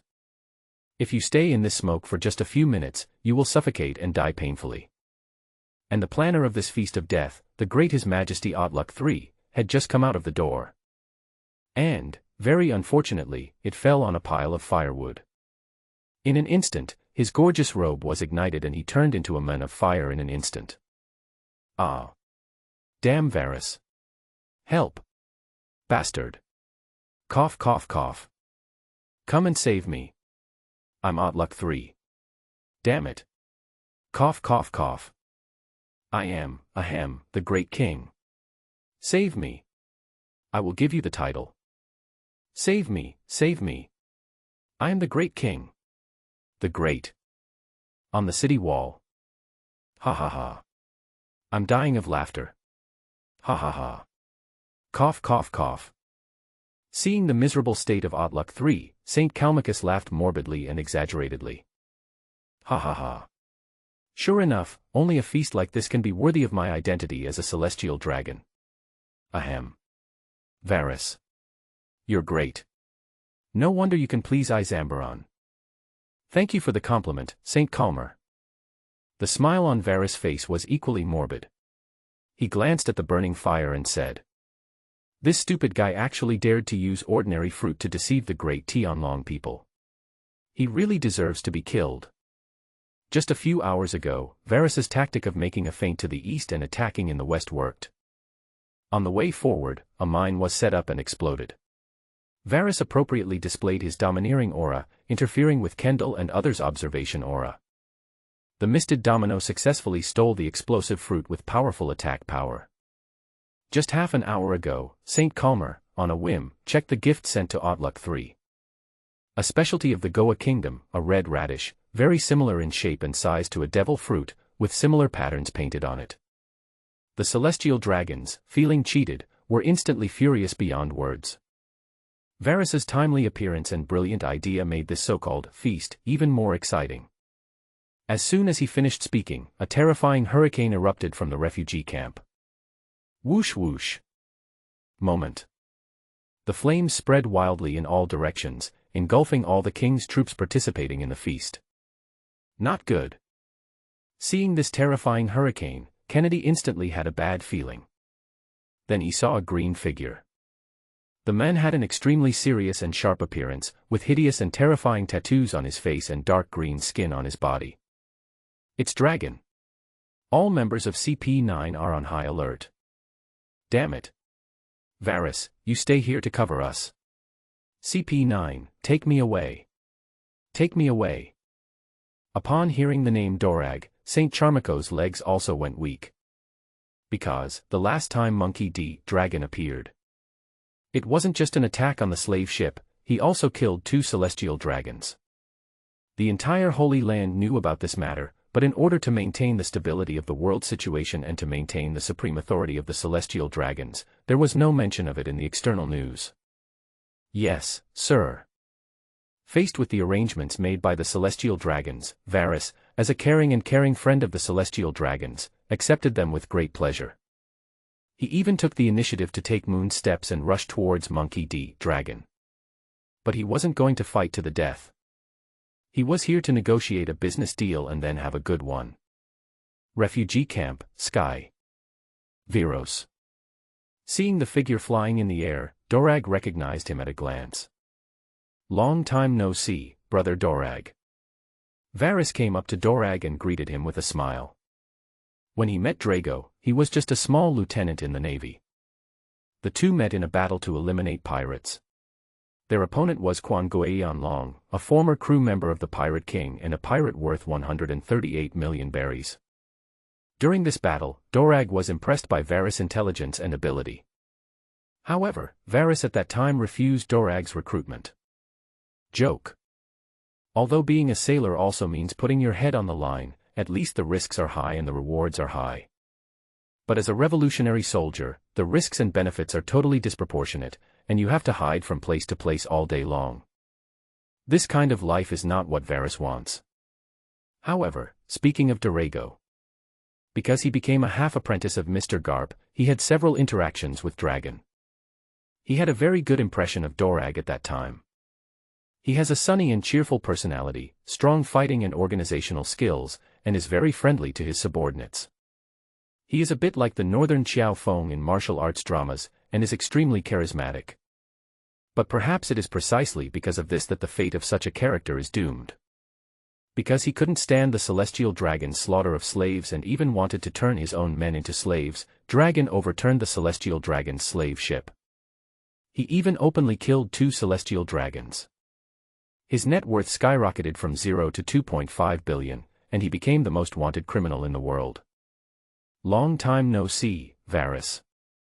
Seeing that his former colleague had no intention of taking action, and even addressed him the same way as before, Dorager's murderous aura faded a lot, and he even praised him. Your strength has improved a lot. That's all thanks to Mr. Garp. Varys praised with a smile, but also drew out Ace, the supreme sword. There are many eyes on us.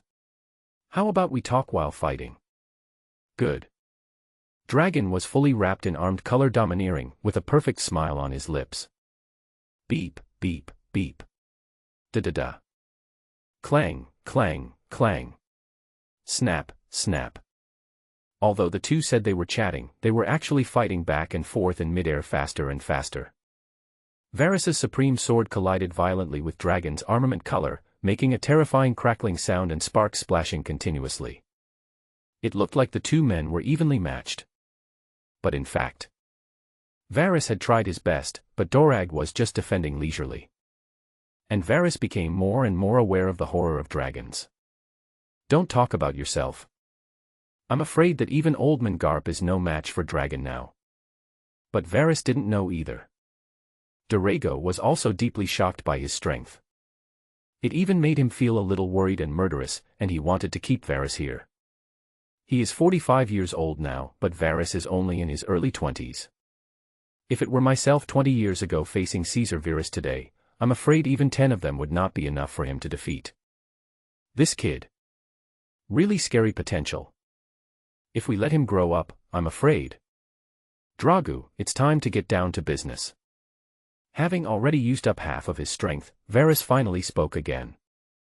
Well, what do you want to say? Dorag's expression was as calm as an ancient pond.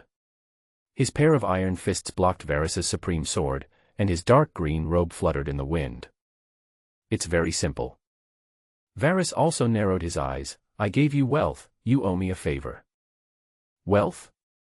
Favors. Hearing these two words, a hint of surprise flashed in Dorag's eyes, and his cold eyes were half narrowed. Hey, it's not convenient to talk here. I left a good thing for you in room 307 of the East City Doria Hotel. After leaving these words, Varys raised the corner of his mouth slightly, drew his sword and flew back, adding another sentence. Give me a hard one and send me off. Okay. Although no one knows what Varus is up to, he is fearless as he is at the peak of his combat power. Not to mention the small East China Sea, even if he rushed into the holy land of Mary Geos, he was confident that he could escape unscathed. Then be careful and try my dragon claw fist. After making preparations, Dorag had a slightly ferocious smile in his eyes, raised his right arm, spread out his sandbag-sized fist, and made his fingers into claws. Moment. Invisible wind and waves gathered in his palm, constantly rotating and compressing, making a terrifying whistling sound. Whoosh whoosh.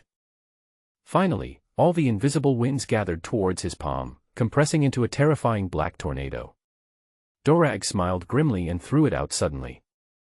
As soon as the tornado appeared, it suddenly expanded and raged, rolling up fine sand, trees, rubble, and even corpses. It was just like a naturally formed tornado, devouring everything in its path. No. To be precise, it should be even more terrifying. Because this tornado came so fast, it was a combination of the horror of a hurricane and a tornado. As expected of you. Seeing this terrifying attack, Varus couldn't help but exclaim in admiration. But then, Varus smiled strangely again. He did not dodge, but used a variation of the Navy's 6 styles. The paper-painted warrior figure fused with iron blocks is soft yet strong. Not only did he transform into a paperman, but his body also suddenly shrank by half to minimize damage. Before the storm got close, Varus was blown away like a dandelion by the remaining wind. Seeing Varus use this move to dodge his attack, Dorag couldn't help but feel fear in his heart. A navy with great strength, unlimited potential, and intelligence far beyond ordinary people is not a good thing for the Revolutionary Army. However, it was too late for him to regret now. Varus had already flown far away with the help of the east wind. The fire in the refugee camp was no longer suppressed by the strong wind and began to rage wildly again. Ouch! Someone help me, Luna, it hurts. Help, help! My legs. My legs, my hair. Why? Why is the Royal Army firing at us? What did we do wrong? Kevin. My son. Kevin, you can't die. How can I live without you? Damn it. What did I do wrong? Why did God do this to me? You damn nobles and celestial dragons. Sooner or later I will overthrow you all. Hearing the painful wails and screams, Dorag flew into the fire again with a gloomy expression. Boom. After the terrifying storm punch, Dorag opened a wide passage to the east of the refugee camp. Hail! As expected of you. Dragon. Seeing this vast continent, the purple-haired she-male King Ambrio Ivankov shouted excitedly on the ground. Goa Kingdom, harem. When the dawn breaks, the magnificent palace is illuminated with sparkling light. Varus, who was lying on the queen's soft bed, also woke up slowly under the illumination of the light. Lord Varus. Seeing Varus open his eyes, Didit, the delicate and snow-white queen of Goa, climbed up despite the pain all over her body. The snow-white hands pressed against Varus' chest, and a pair of plump breasts pressed against his left chest. I, your concubine, would like to discuss matters concerning the kingdom of Goa with you. Don't worry, I will help Sabo become king. Varus guessed what she was going to say and held Didit's small hand in his big hand. However, Didit's next words surprised him a little. That's not what I want to say. What I want to say is that I hope you stay in the East China Sea, become the new king of the kingdom of Goa, and marry me. After saying this, Didit's beautiful white cheeks blushed and looked like an alluring peach. TSK, you little bitch, that's a good idea. Varus would naturally not agree to such a request, so he gave Didit another beating. It was not until little Sabo appeared in the bedroom that Didit was let go. Mother, are you feeling unwell? Seeing Didit's pale face, a strange blush on his face, and beads of sweat on his forehead, the blonde boy Sabo asked curiously. But at this moment, Didit didn't even have the strength to answer his son, and was still breathing heavily and weakly. Whoosh whoosh. Varus smiled proudly when he saw this, tucked her long hair behind her ears, and reached out to touch Sabo's little head. Your mother just didn't sleep well, just let her rest. Godfather will take you to practice swordplay. As long as you practice well, I guarantee that you will become a great swordsman in the future. Really? Little Sabo doesn't know the news of his father's death, let alone the tragedy that happened last night, so he still seems innocent and romantic. Of course it's true. Varys picked him up with a smile, and then led him out of the palace, chatting and laughing all the way. 2 hours later. Varys left the kingdom of Goa and took away the gifts that the kingdom of Goa prepared for the celestial dragons. 3 hours later. Varys found the celestial dragons and CP9 with these gifts. The celestial dragon Chal Mako, who escaped death, was very happy to see the gifts. But when he saw that Varys was not dead, there was a hint of disappointment in his eyes.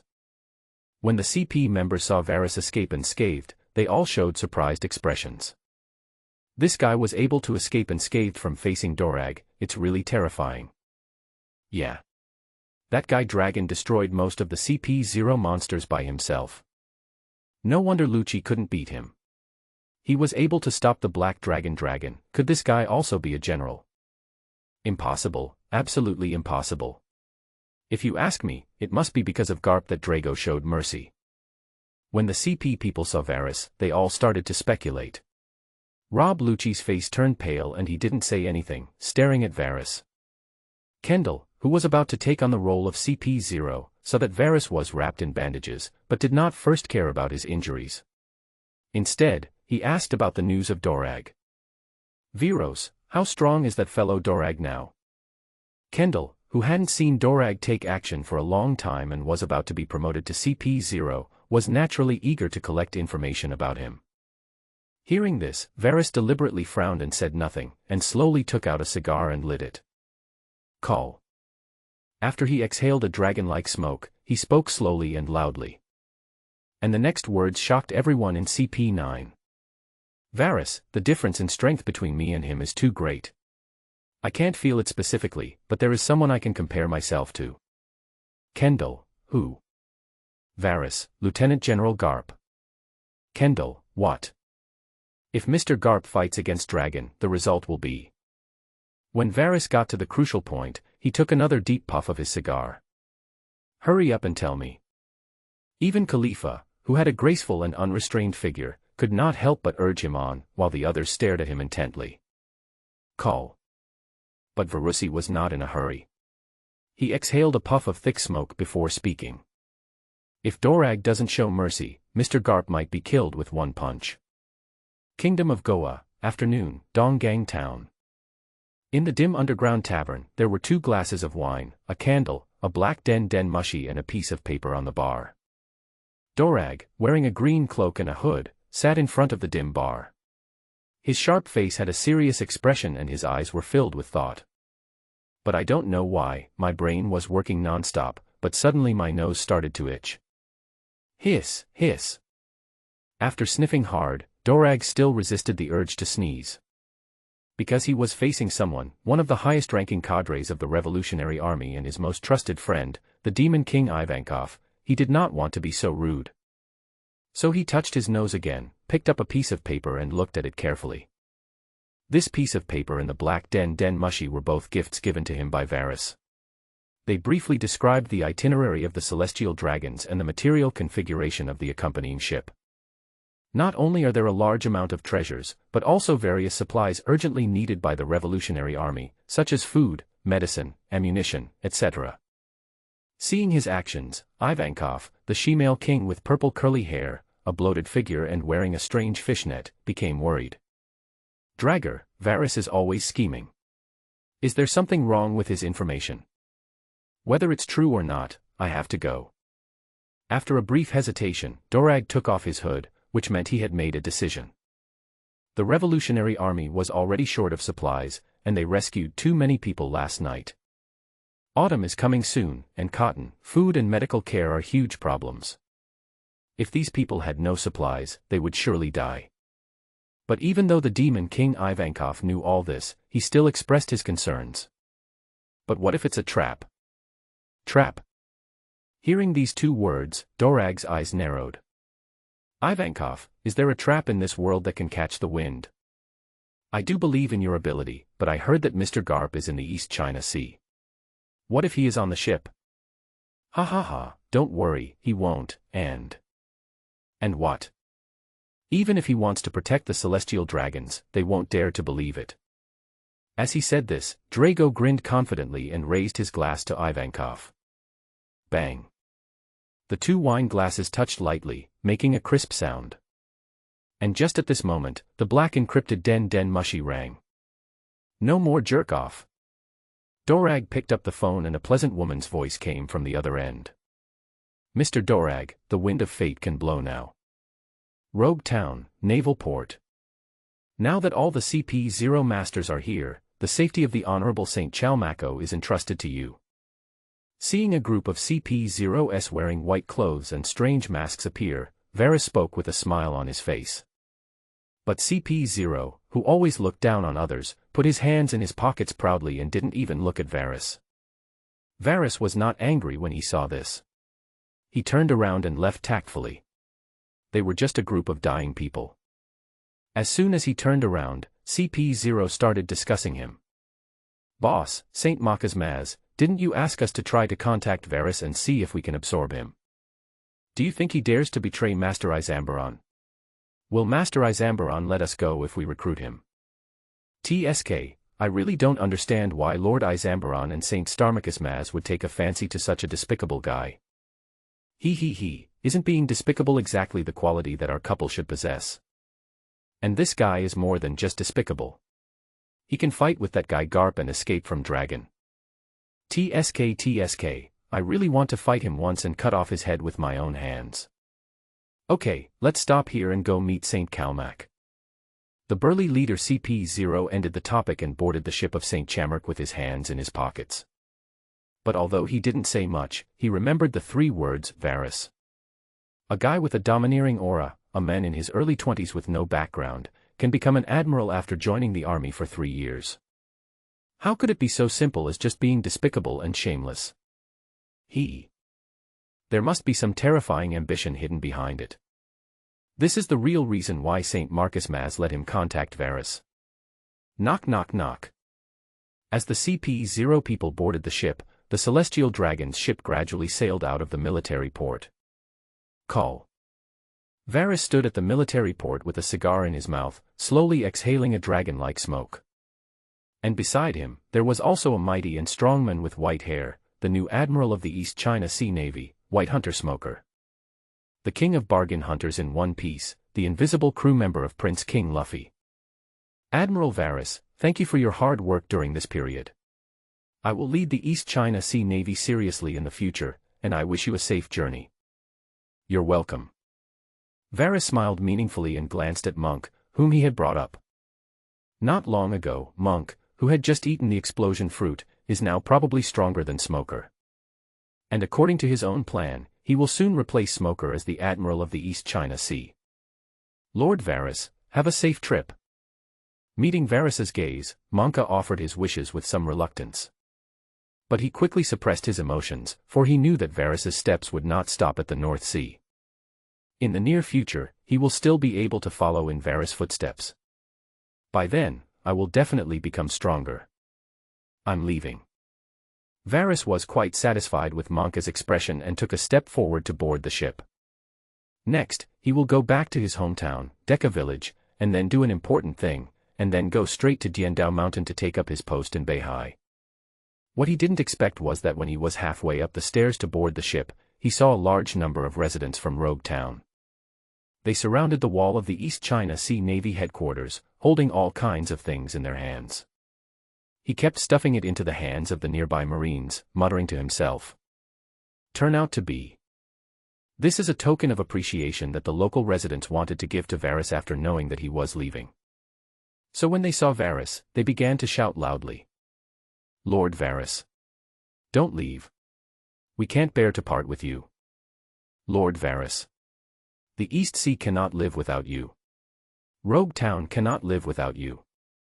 Lord Varys. Please stay. We don't want the pirates to make a comeback. And in this crowded crowd, amid the bustling shouts, a little girl wearing glasses suddenly squeezed out of the crowd. She has a pretty and cute appearance, with 2 beautiful snow-white animal ears on her head and a snow-white fluffy tail behind her.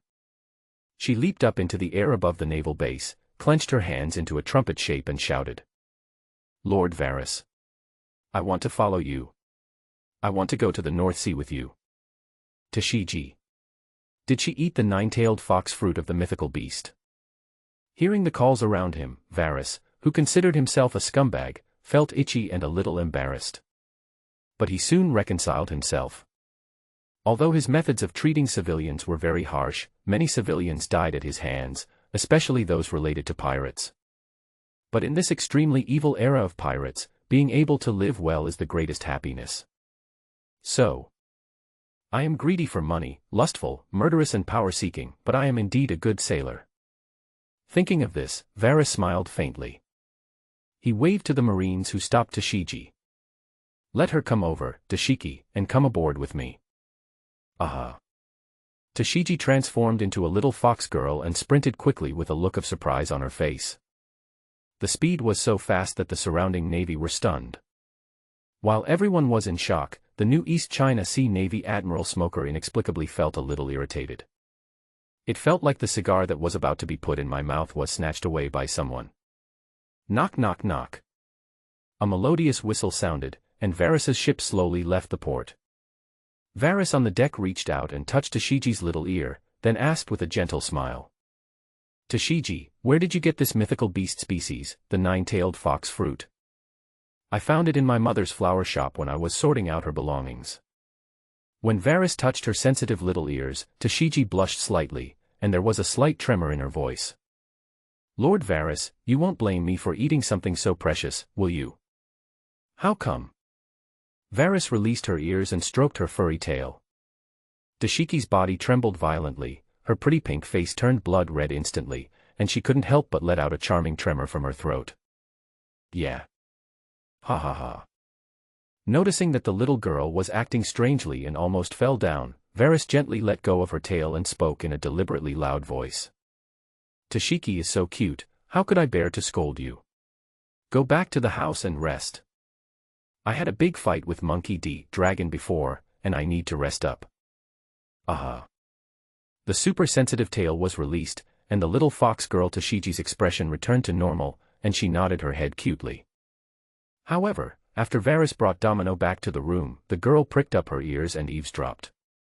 After obtaining the power of the nine-tailed fox fruit, her physical strength, speed, sense of smell and hearing have all been greatly improved. To his idol and savior Varys. She want to know everything about him. Varys returned to the room and deliberately did not open the soundproof barrier. He wanted to let someone on the ship know. He, Varys, is a tough guy who can make women happy. Let some people on the ship know too. When the celestial dragons got into trouble, Varys was on his ship. Varys. I love you. You're awesome. Lord Varys. Domino is your bitch. Varys. Varys. Varys. Quick. Kill me. An hour later. With a red face, Tashiki wrapped herself tightly in the quilt. Guion, who was hiding in the mezzanine, had changed his mind about Varys after listening to the people's calls. However, walls have ears, and after listening for so long, he couldn't suppress the anger in his heart with a red face and clenched teeth, cursing so hard that his fists were about to fall asleep.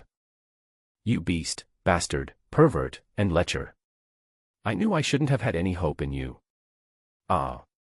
This damned navy scum. In the Isle.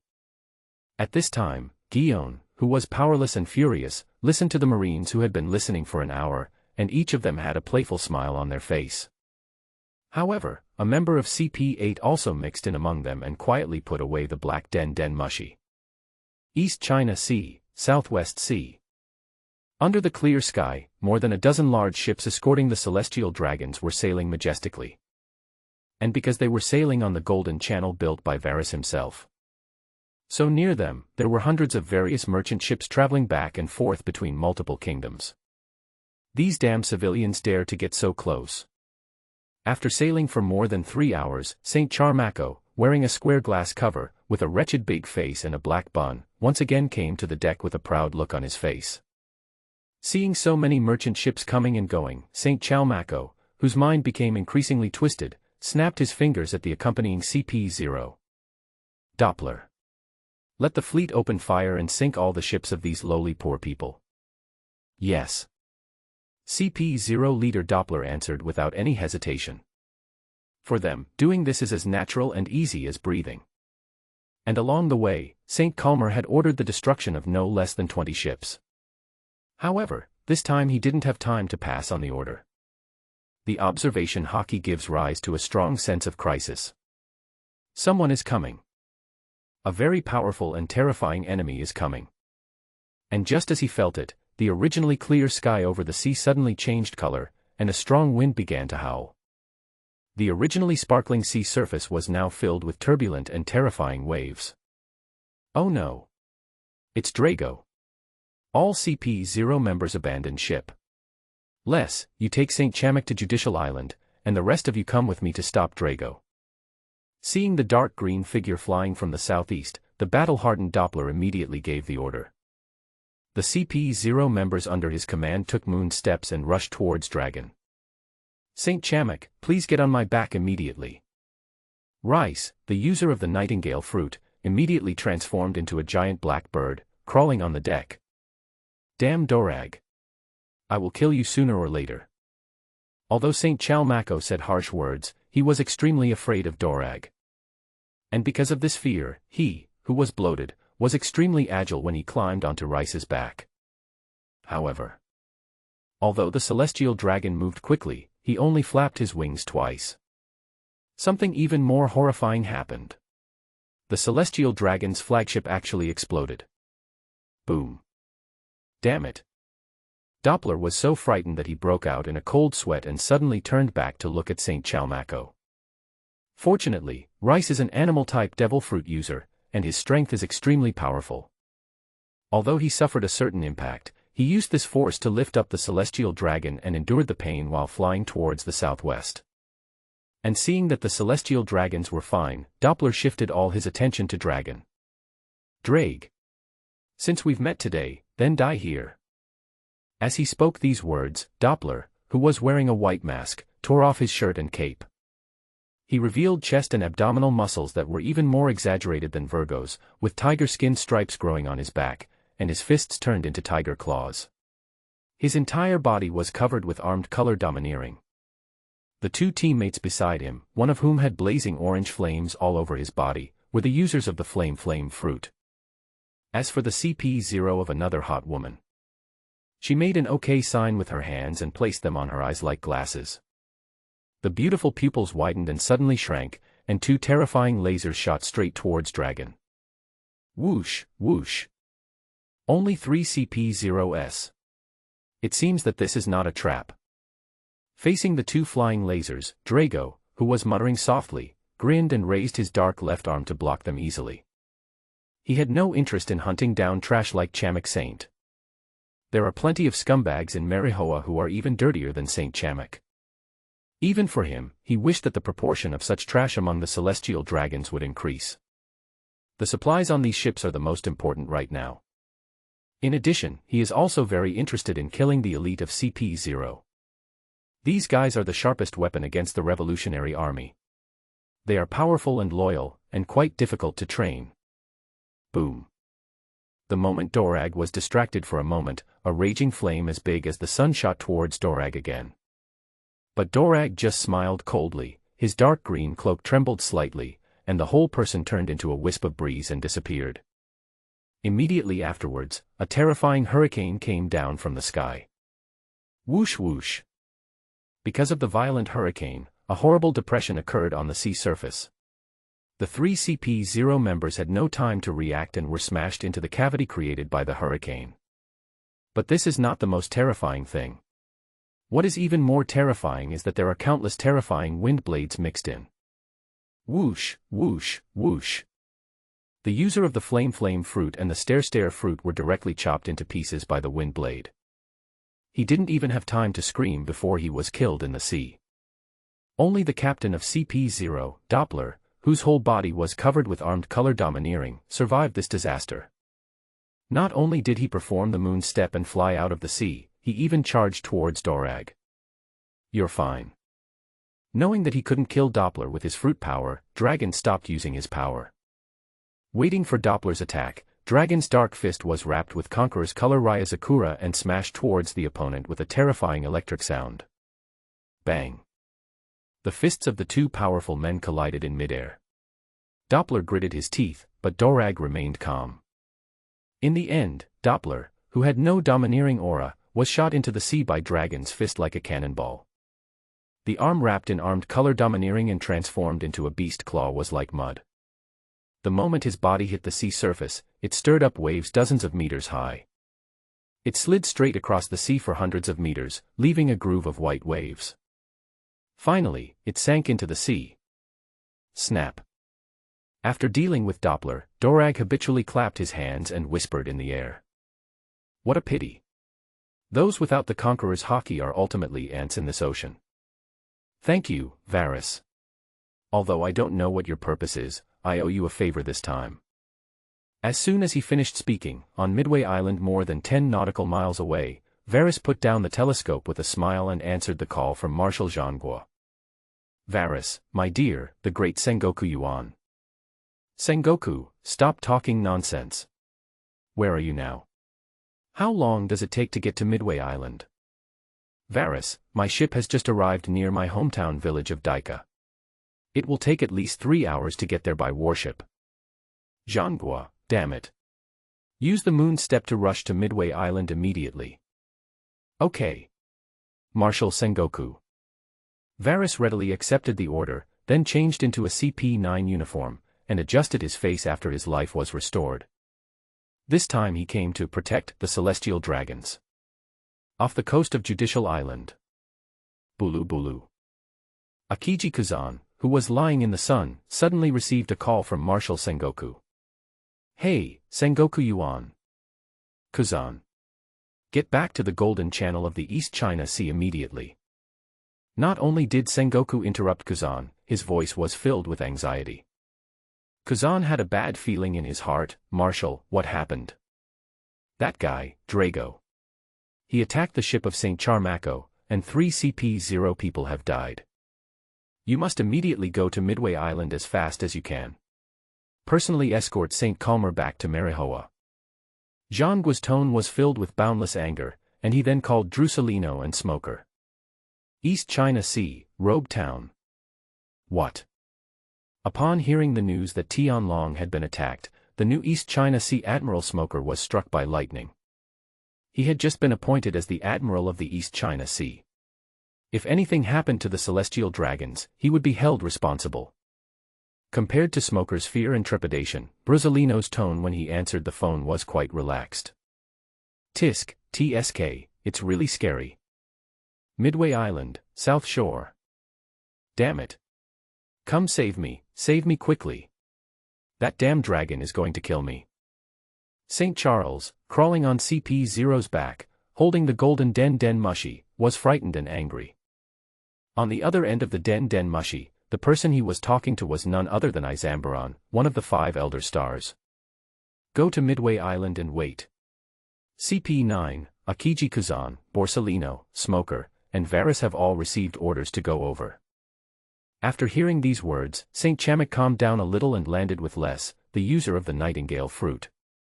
Moreover, they saw Varus disguised as a member of CP-9, waving and shouting at them. St. Charmako. Please follow me. Take me there quickly.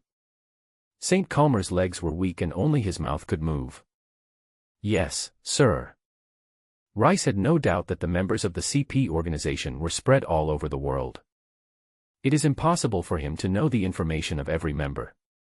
Moreover, at such a critical moment, the name of St. Calmer was called out, which must have been an order from the top.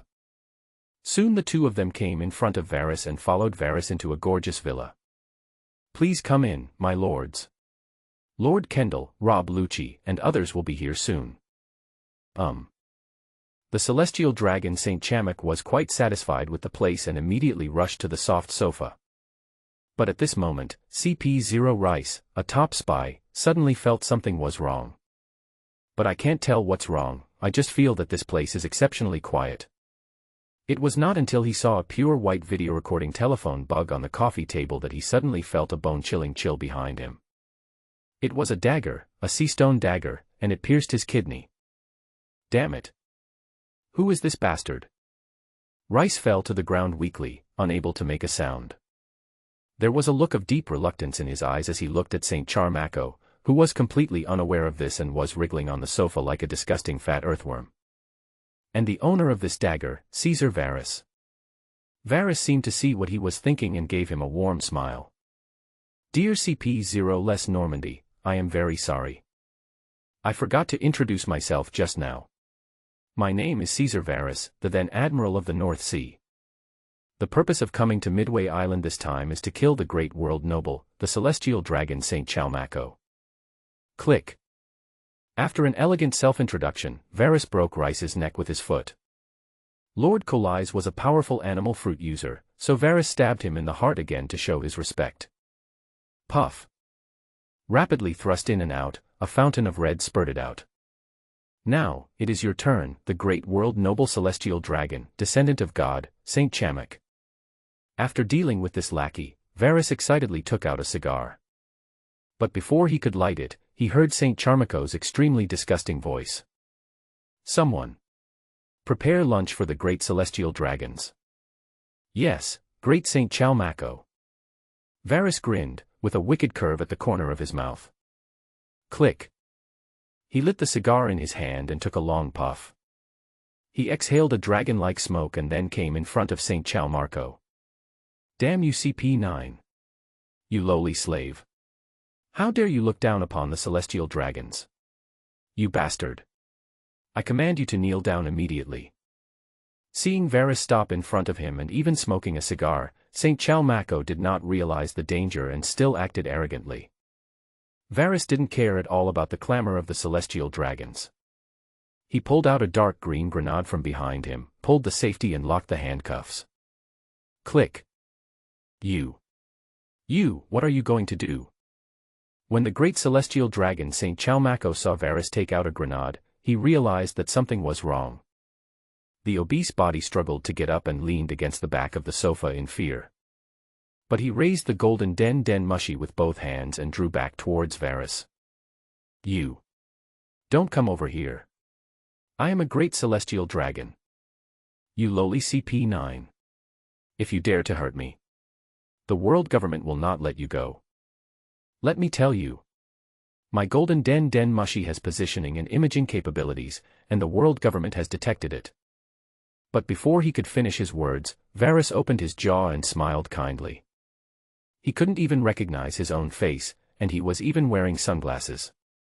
He had prepared his own den mushy video, so how could he reveal his true identity so easily? And, even more interestingly, it wasn't that long ago. He discovered that after his strength increased, the ability of the fruit had another wonderful use. Shielding the transmission signal, that is, the electromagnetic wave, as long as he deploys the barrier, the den mushy will be completely ineffective. Delicious. Ah. Feeling the severe pain on his face, the great celestial dragon screamed in agony. But Varus stuffed the grenade into his mouth again, and the buckle hung on his face. Moment. The whole world was quiet. The dignified world nobles, the celestial dragons, were frightened so much that their faces turned pale and they dared not move at all. If the buckle is accidentally knocked off, the grenade may explode. Call.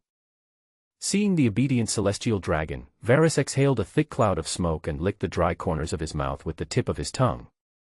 It's been a long time since I've seen such an interesting picture. Saint Calmer, shall we discuss a deal? Woo. St. Chamak was extremely excited, but he didn't dare to nod his head, he just kept blinking his eyes. Very good. Varus was very satisfied with the performance of the great celestial dragon, and then slowly stated his conditions. Kowtow 3 times towards the window, and I won't kill you with a grenade.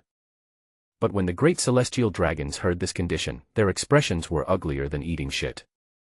Woo. I see. Varus took another puff of his cigar, the end of which glowed orange.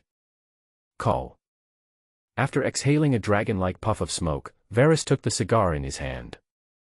With a bright smile, he slowly aimed it towards the eyes of the great celestial dragon.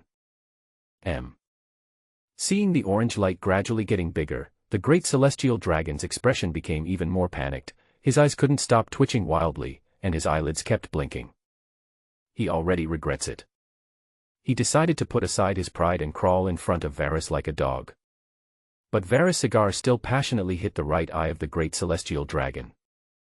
Swish. A sound like barbecue was heard.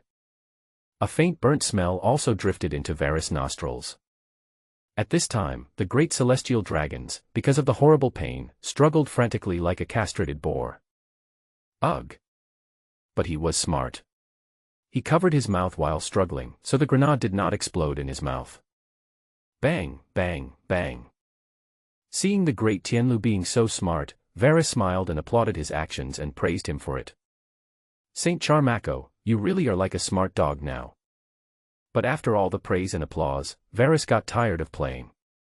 He raised the knife. Woo woo woo. Seeing Varys's actions, the great celestial dragon quickly rolled off the sofa. He really is like a wild dog trying to please humans. He got on all fours and kowtowed repeatedly towards the window. There. It is the location of Daika village, the former home of Varys. But Varys did not go around him, and a cold light flashed. Whoosh. The great aristocrat of the world of the celestial dragons, the descendant of the creator, Saint Chalmako, split into two families. And at this moment, Varys suddenly realized that his domineering aura had actually increased. Could it be that killing the celestial dragons would have this effect? Varys was a little excited. If this were the case. Holy Land, Mariagia. Oh no.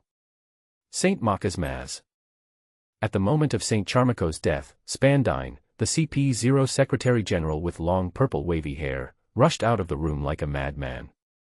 Because the life cards of his 4 teammates were destroyed one after another. Soon after, the life paper of the great celestial dragon, Saint Chalmako, was also destroyed. What happened? Marcus Maz, one of the 5 elder stars of environmental martial gods who was in charge of intelligence and wearing a dark blue suit, suddenly had a bad feeling in his heart. All the CP0s protecting St. Chammarco were killed. St. Chammarco. He died in the East China Sea. This damn Dorag. St. Marcus Maz was furious when he heard this and immediately convened an emergency meeting of the 5 elder stars. The entire Holy Land was depressed to the extreme. But they still haven't figured out a good way to deal with the cunning, cruel, and powerful Dorag. After all, the wind is the freest thing on this ocean. However, because of this extreme incident, the 5 elders were forced to put another plan, a controversial plan, on the table. In order to stabilize the increasingly chaotic situation on the sea, a plan was made to use powerful pirates. Hashtag the 7 warlords of the sea.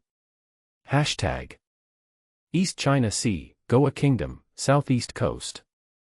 Woohoo. Long live dragon. As expected of you.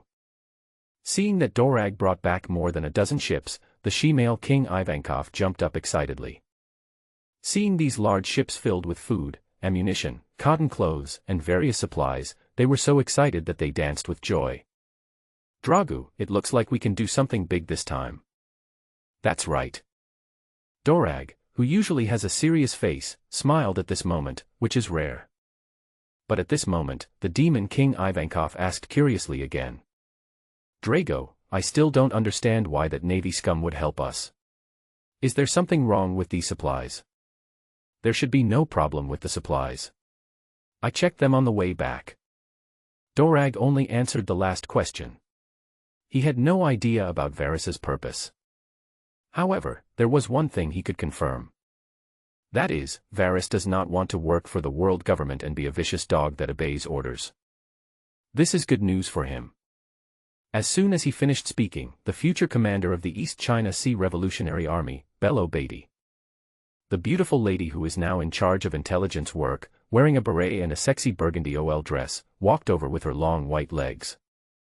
Daragu, Ivankov, we just intercepted 2 important messages. We may have to keep a low profile in the near future. Ivankov, who was always curious, asked quickly, what's the news, little Betty? Bello Betty said in a serious tone, first, the celestial dragon St. Chalmako died on Midway Island and had his head cut off. What?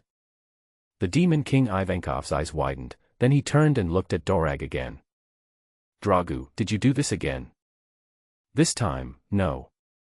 Dorag frowned and shook his head, but he thought of a possibility. Daragu.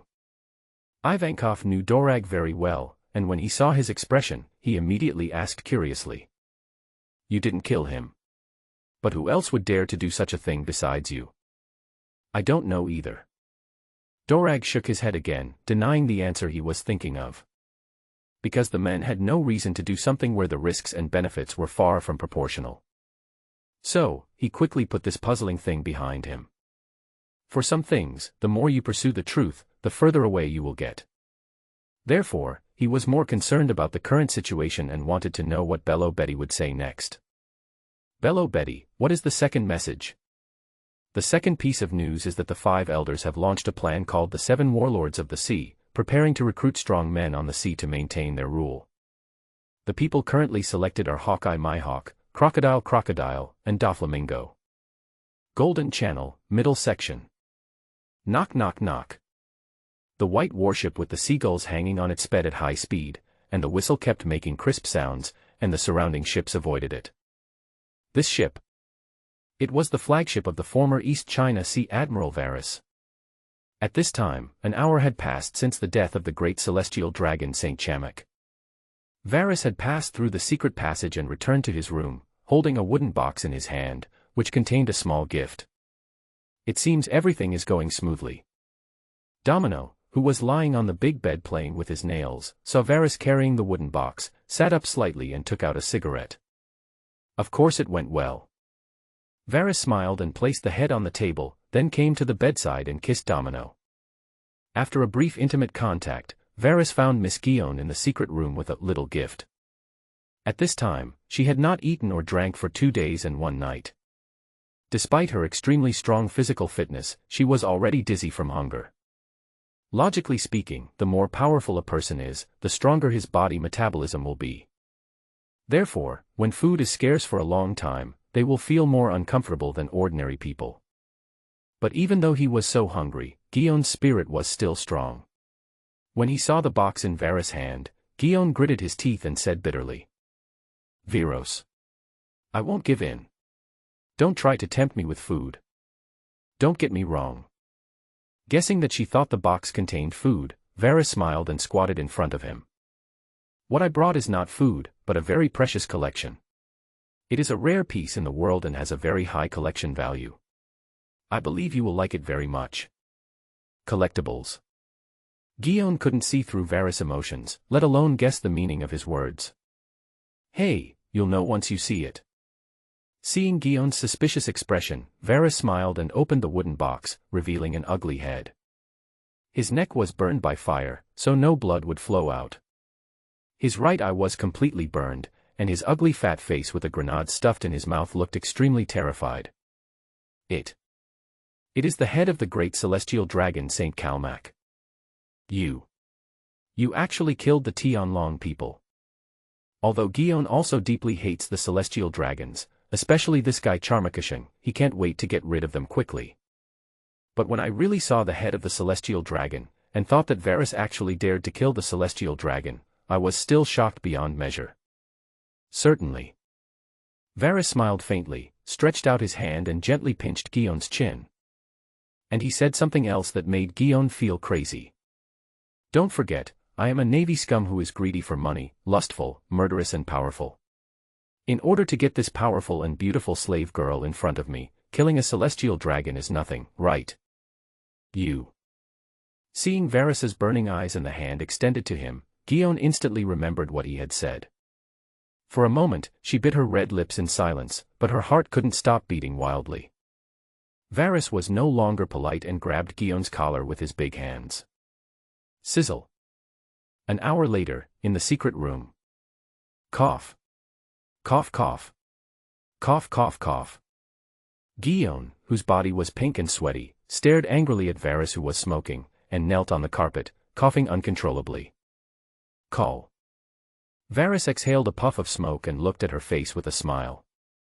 Miss Guillaume, has anyone ever told me that you have beautiful eyes, and that they seem to have stars and galaxies living in them? Asshole.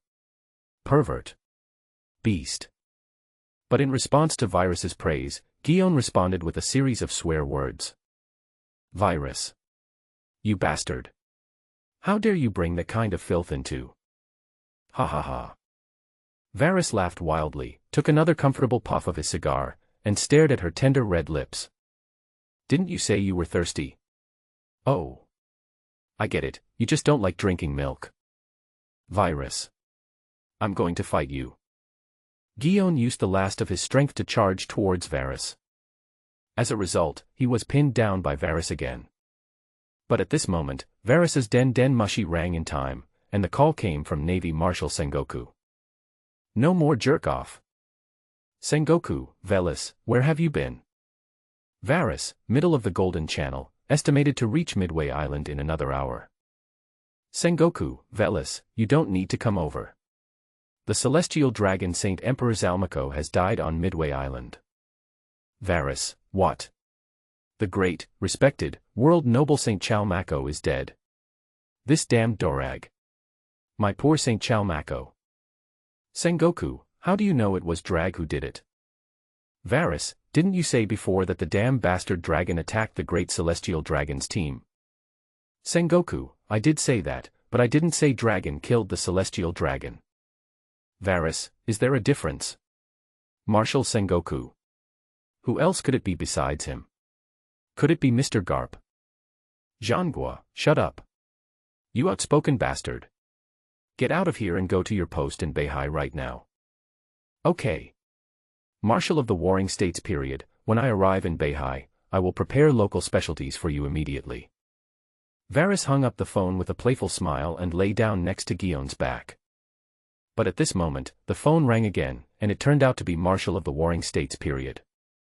Varus, hello, Lord Warring States. Warring States, I have something serious to tell you. The 5 old stars have formulated a plan for the Shichibukai. The content is: Doflamingo is among them. Try not to conflict with him when you get to the North Sea. As you command, my great Lord Marshal. Varus ended the call with a weird smile and rested his chin on the white back of Guion's neck. Varus. What are you going to do again? Feeling Varus's movements, her pretty pink face became hot again, and Guion's tone was full of panic. But then, Varus's devil-like voice sprayed into her ears with hot air waves. Guion, I really like your body so much, so let's make a deal. What deal? Guion's eyes and voice were trembling, and he swallowed subconsciously. Varus said seductively, I will find a way for you to return to the Navy, and even restore your official position. Real. Guion was shocked by this news. Now that Charmakashing is dead, if she can return to the Navy, it is naturally her best choice. Certainly. Varus smiled and nodded, his chin with sparse stubble slid on the back of Guion's neck, and he controlled Peach Usagi with his big hands. Being suddenly attacked by Varus, Guion's breathing became rapid and his voice became muffled. What's the price? Cost. Varus raised the corner of his mouth, revealing a hint of evil. Don't worry, the price is to give me your heart as well. No. Don't do that. Varus. You beast. Midway Island, harbor. Long time no see, General Borsellino. After another hour of sailing, Varus's ship arrived at the port. Arriving at the same time as him was the new Admiral of the East China Sea, Captain Smoker of the Navy headquarters. Yo-ho-ho. Kizaru, who had a wretched appearance and wore brown sunglasses and a yellow suit that never changed, turned around with a smile when he heard the voice. Oh my. It turns out to be the young and promising Admiral Varus. He greeted her sarcastically, put away the den mushi in his hand and spoke again. It's been a long time since we last met. I heard that you became Vice Admiral Garp's apprentice and awakened your Conqueror's Haki. Congratulations. Thank you for your congratulations, Master Borsellino. Varus was also smiling and pretending to be polite, and even extended a teasing invitation. It's been about half a year since we last worked together to kill the Thunder Tyrant Soren. Lord Borsellino, are you interested in going to Peach Blossom Street for a drink? Yo-ho-ho, let's forget about this. Kizaru smiled sinisterly, put his hands in his trouser pockets, and his hunched posture made him look even more wretched. After all, the 5 elders have issued an order to slay demons, and this place is about to become a living hell. Tsk tisk, that's such a pity. Varys shook his head slightly and sighed, then took out 2 cigars and threw one of them to Borsellino, then sighed with a look of regret. The ladies at the Decal bar are quite warm and pretty. It's a pity indeed. However, if you have a lover, Varys, you can take some away with you. Borsellino took the fine cigar and sniffed it, then lit it with his fingers and took a puff of it before speaking. After all, the order from the 5 elders is only to destroy this place. The warships of the Demon Slayer Order will take another half an hour to arrive. Ha ha ha, then I'll respectfully obey your command. Varys picked up the cigar in his hand, lit it, and gave orders to his marines. In half an hour, you can take whatever you like on the island, including the women you like and even children. Ha ha ha. Long live Lord Varys. Go ahead, brothers, grab the money. Follow me, I know the bank and the jewelry store. Ladies from Flower Street. Here I come. I want to grab 10. Call. Borsellino remained indifferent to Varys's order, holding his cigar in his mouth and staring at Varys with a smiling look. Call. Varys also had a cigarette in his mouth, puffing out white smoke from time to time, and looked back at Borsellino with squinting eyes and a smile. But Smoker and his personal soldiers clenched their fists and stared at Varys angrily. This damned Navy scum. How dare he? This kind of person is in the Navy. It's a disgrace to the Navy. Lord Smoker, we can't let this happen. We are the Navy of Justice. Lord Smoker, give the order. Let's arrest these bastards. To them, Varys' actions were no different from those of the shameless pirates and mafia. Snort. When Smoker saw that this group of people really rushed towards the commercial street, and Admiral Kizaru had no intention of stopping them, he turned into a ball of smoke and flew in front of Varys. Viros. Don't you know that allowing the Navy to plunder is a serious violation of military regulations? Now get your people back immediately. As the Admiral of the East China Sea, I can show leniency.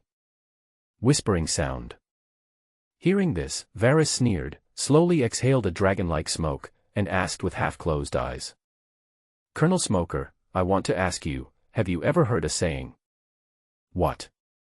Although Smoker was very angry when he saw Varys's expression, he still suppressed his anger and asked. Hypocrisy and foolish justice are often more disgusting than real evil. Varys spoke these words slowly, his eyes drifting towards Midway Island, where his personal soldiers had already rushed into the commercial street. But Smoker didn't understand what Varys meant. He just felt that Varys was mocking his justice. He drew his sea stone club and shouted at Varys. Viros, tell your men to stop now. Otherwise, as the Admiral of the East China Sea, I will be rude to you. Yo-ho-ho, how scary. Seeing the two of them on the verge of a fight, Kizaru Borsellino, the Admiral of the Navy, had no intention of stopping them. He even seemed afraid of being affected by the two of them, and waved his hands and took 3 steps back. Lord Smoker. Give him a good lesson. Such a scum. He should be kicked out of the Navy. Come on, brother Smoker. Beat him into a pig's head. Lord Smoker. Show these bastards what a natural ability user can do. Kizaru and Smoker spoke one after another, and the nearby Navy officers began to shout. But Varys just smiled coldly and slowly exhaled a dragon-like smoke. Call. However, what was beyond everyone's and Varys's expectations was. At this moment, a white shadow suddenly jumped out of the cabin. A cute little girl with beautiful white fox ears and a big furry fox tail stood in front of Smoker. She held a famous sword, Suizu, in her little hand, and her eyes were filled with anger. Ugly ghost. Lord Varys. I, Shiki, will protect you. If you want to do anything, you must get past me first. Little devil. Get out of here. Seeing that it was Tashigi whom he had met before, Smoker's expression showed a hint of annoyance. What he hated most was fighting with women, and he hated bullying the weak even more. But when Smoker's men saw that it was a little girl, they started shouting too. Little brat. Get out of here. Are you still breastfeeding?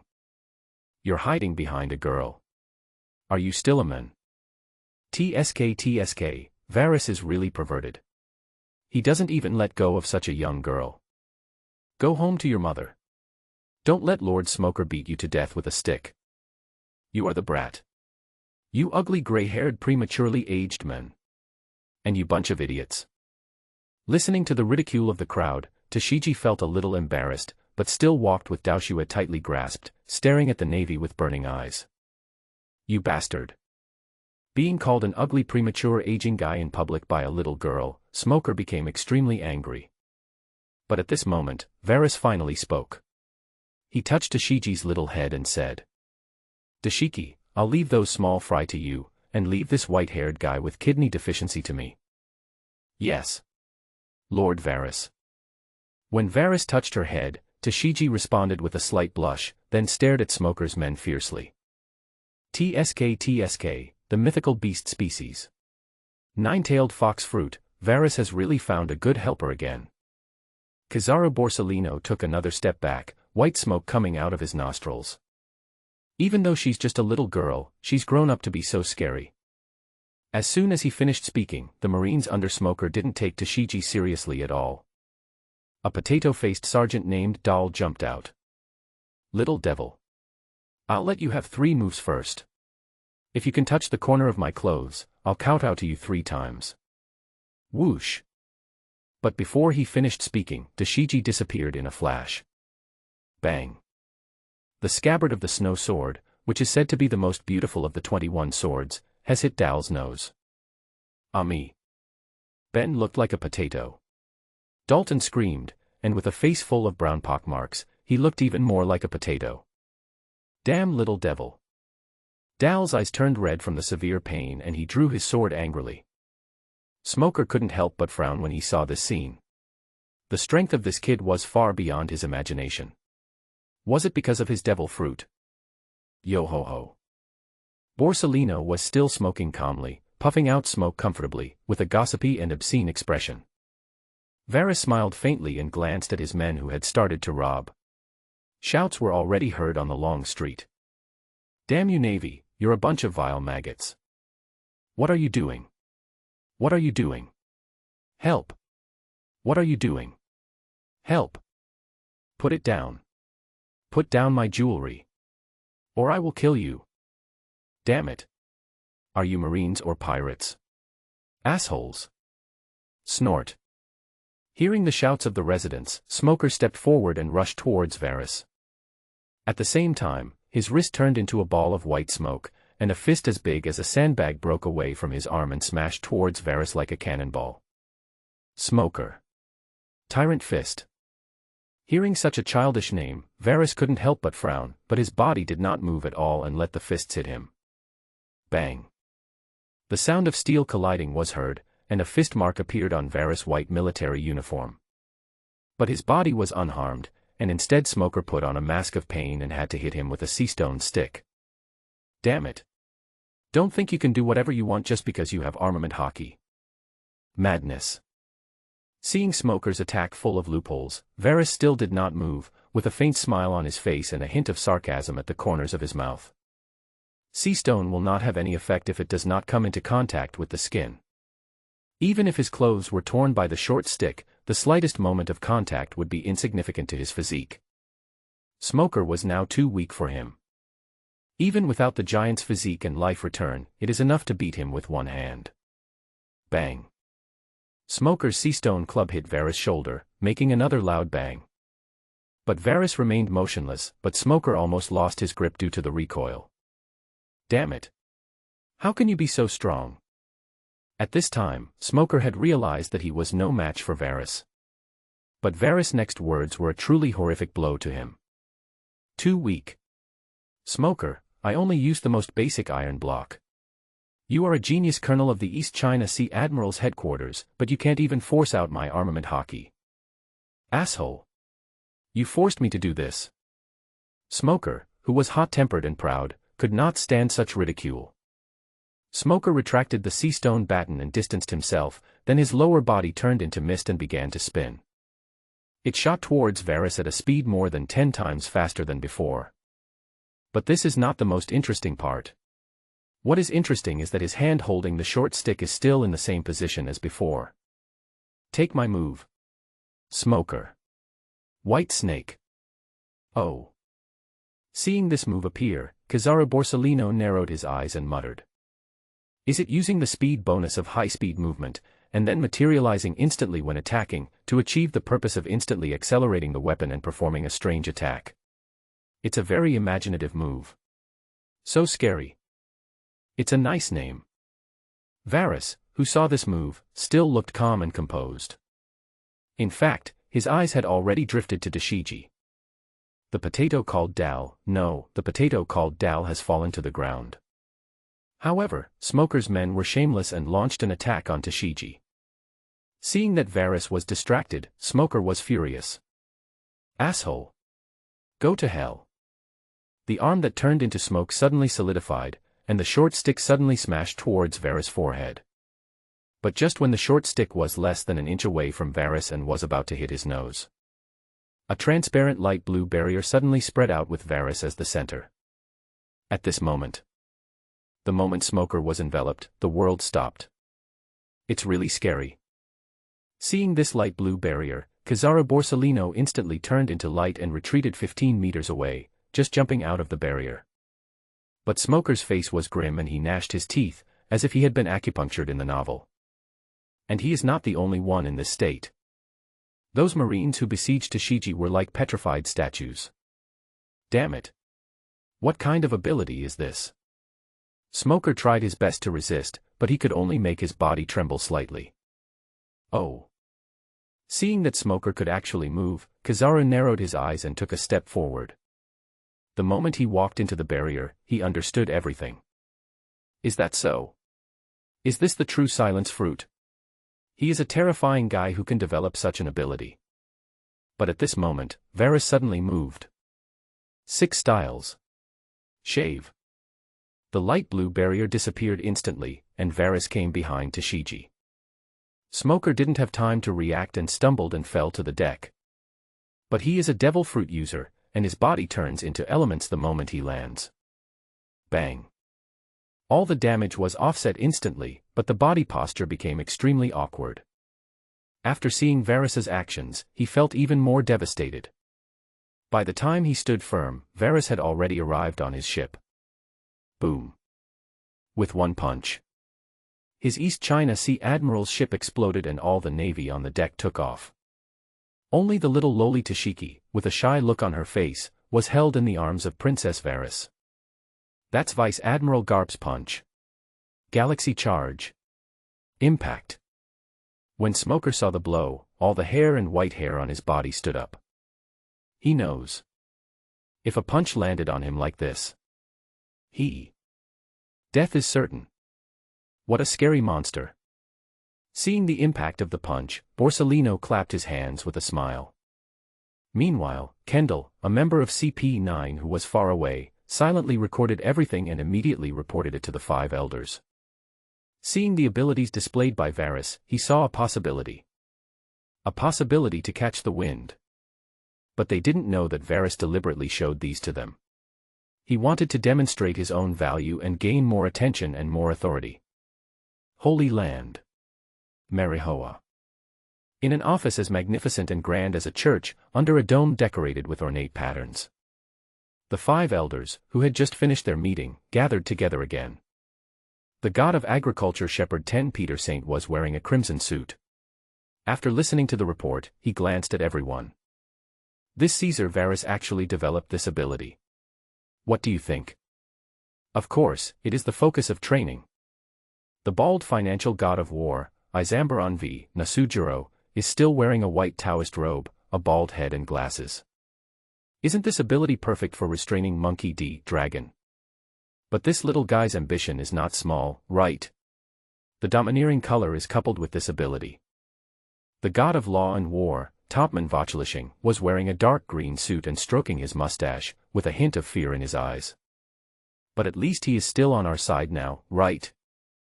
The environmental martial god, Marcus Mazazaint, whose straight white hair was as long as his beard, spoke with dignity. Besides, compared to this guy, Drago is obviously more dangerous, right? Yes, just a kid who hasn't grown up yet.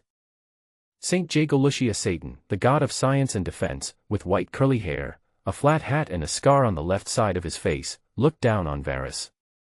You should know my ability. He should not be able to move when he uses this ability.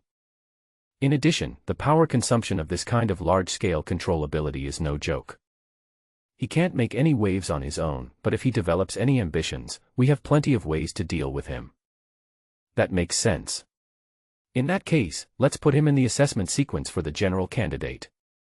Seeing that everyone was persuaded by Saint Jagolushia Satan, the bald financial marshal Godai Zambaran v. Nasujuro Saint said with a smile. But when he made this suggestion, the other 5 elder stars all frowned. How could they not know now that this kid Varys is his? With such promising combat power and being so smart, which family wouldn't want to hold him in their own hands and not want other families to benefit from him? So, in the end, no one agreed to this proposal. It just gives some insignificant benefits, and the path to future promotion will be smoother. Midway Island, East Coast. Bang, bang, bang. It was such an exciting battle. Kizaru Borsalino clapped his hands and walked towards Varys, with what he thought was a gentle smile. He glared at little Tashigi in a lewd way. This little sister is amazing. She will definitely be an even more amazing beauty when she grows up. Ah. Don't come over here. But Tashigi, who was already shy, immediately crossed her arms when she saw the obscene face, and acted as if she was very alert and on guard against perverts. Tashigi, go to the warehouse and help. Seeing this, Varys smiled, put the person down, and touched her little head lovingly.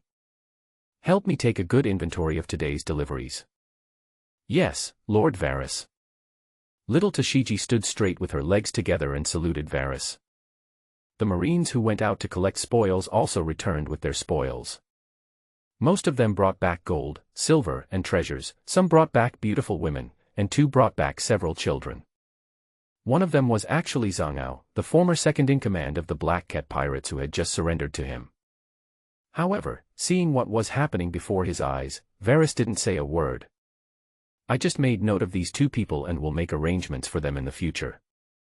Like many superiors, he likes to use people with desires. However, he prefers people who have desires but can control themselves and stick to a certain bottom line. If you add a little bit of intelligence and ability, it would be great. Obviously. These 2 guys meet the elements that Varys mentioned. Virus. You bastard. Seeing that they dared to kidnap children and take them on board, Smoker's anger rose again. They are still children. What's the difference between you and pirates? Of course there is a difference. Seeing that he was not in a hurry to make angry accusations, Varys took a puff of his cigar and exhaled the misty smoke, staring at Smoker's still very young face. Follow us. No matter how much torture they suffer, at least they can survive, right? You. Hearing these words, Smoker was instantly struck by lightning. Call. Seeing that he was speechless, Varys turned around, puffing smoke from his cigar. He is a naval scum, not a savior. The weak. There is no right to choose one's destiny. Half an hour later, Varys's ship slowly sailed out of the naval port. But Admiral Smoker of the East China Sea requisitioned all the merchant ships in Midway Island. He wants to save everyone. But in the end, he didn't save anyone. CP9 detained him on the spot and suspended him on the grounds that he violated the orders of the world government.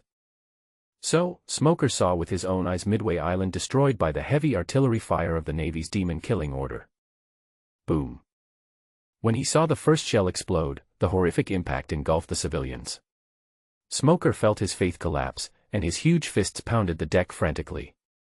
Bang, bang, bang. But Kizaru Borsalino looked calm as usual, squinting his eyes, holding a cigar in his mouth, looking at Varys's ship and muttering. Velis, what exactly is your ambition? It's really hard to tell. The entrance to the Grand Line, under the lighthouse. After training, the sweaty Marines excitedly slipped back to their rooms to enjoy their wealth or their women.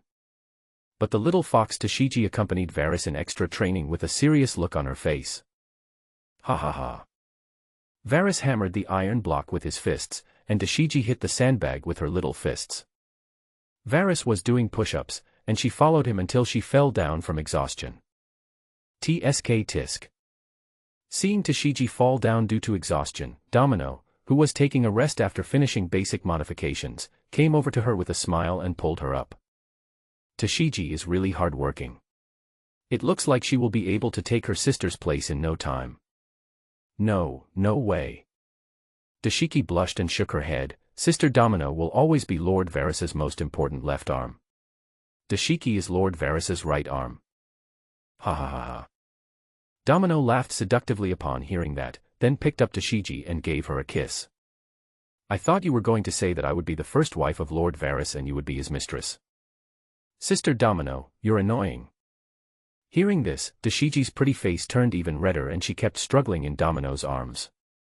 But Domino held her tightly, and kept kissing her little face with his sexy and soft red lips, covering the cute little person's face with saliva. Ah, help. Lord Varys, save me. Hee hee, it's no use even if you scream your throat out. Bang, bang, bang. While Shiki and Domino were playing, Varys was still working on his iron craft. Each punch was faster than the other, but the damage caused was almost exactly the same. He is now strong enough, and what he needs to do now is to train his body control ability. Only in this way can you not waste any physical strength in battle, exert every bit of strength to the limit, and achieve a state of doing whatever you want. Crash. Gradually, Varys's ship passed the lighthouse and arrived in front of the upside-down mountain. Wow. The legendary impact current. Coming to upside-down mountain for the first time, Shiki, who had turned into a little fox girl, seemed extremely excited. Many of Varys's personal guards had the same expression when they saw this wonder of nature. Upside-down mountain. It is one of the two major intersections of the Red Earth continent and the Grand Line, the other being the Holy Land of Marihoa. This is an incredible and dangerous mountain, and it is the entrance to the Grand Line. There are 5 waterways on Upside-Down Mountain, and the ocean currents from the southeast, northwest, northeast, and southwest form an X shape. The water flows from the bottom to the top of the mountain. The last waterway flows into the Grand Route. Therefore, water flows in 4 directions and out once, and the water flow at the estuary is quite strong. Therefore, many pirate groups that were not well prepared or whose ships were not strong enough were defeated as soon as they broke out of Upside-Down Mountain. In addition, because of the huge seamless zone, the other side of the Upside-Down Mountain is the end of the New World. The legendary One Piece's secret treasure, One Piece, is also located in this sea area. So before the death of Pirate King Roger, Upside-Down Mountain was the place known to people as the beginning and the end. As for why no one drove in the opposite direction to find the so-called One Piece. First of all, it is because the main power of this world is still sailing. If you want to explore in the opposite direction, you have to go against the violent ocean currents of the Grand Route. Fuel is very expensive in this world. Even in the Navy, only ships with admirals and major generals above the rank of commander have fuel-powered ships. But in normal times, fuel is not allowed to be used unless it is an important mission. Secondly, the second half of the New World is full of dangers. The most powerful sea kings in the world exist here, just like the land of giants among humans. Finally, there is the chaotic and violent magnetism of the Grand Line.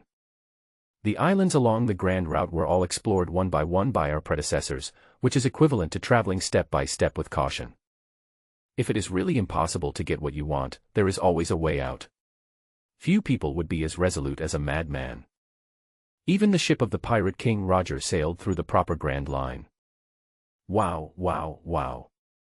10 minutes later, Varys's ship rushed into the turbulent rising current. At this time, everyone on the deck except Varys had returned to the cabin. But when the violent current brought the ship to the top, there was another beautiful woman on the deck. She was wearing Varys's white shirt and a short skirt borrowed from Domino. It's just that her buttocks are bigger and her thighs are particularly toned, so the skirt looks tighter. The spider tattoos printed on the roots of the alluring legs add a different kind of temptation. She is none other than Guion, the genius commodore of the Navy headquarters. Ta-ta-ta dash. The current was turbulent and the ship was rocking, but the sound of Gion's black high-heeled shoes falling on the deck was extremely smooth and rhythmic. What? You can't bear to part with me, a navy scum. Knowing that it was Gion who came to say goodbye, Varys, who was admiring the sea current with a cigar in his mouth, blew out a stream of smoke like a dragon with a wicked smile on his lips. But looking at Varys' broad back and hearing his magnetic and evil voice, Gion's eyes were already a little complicated, and his thoughts became even more confused.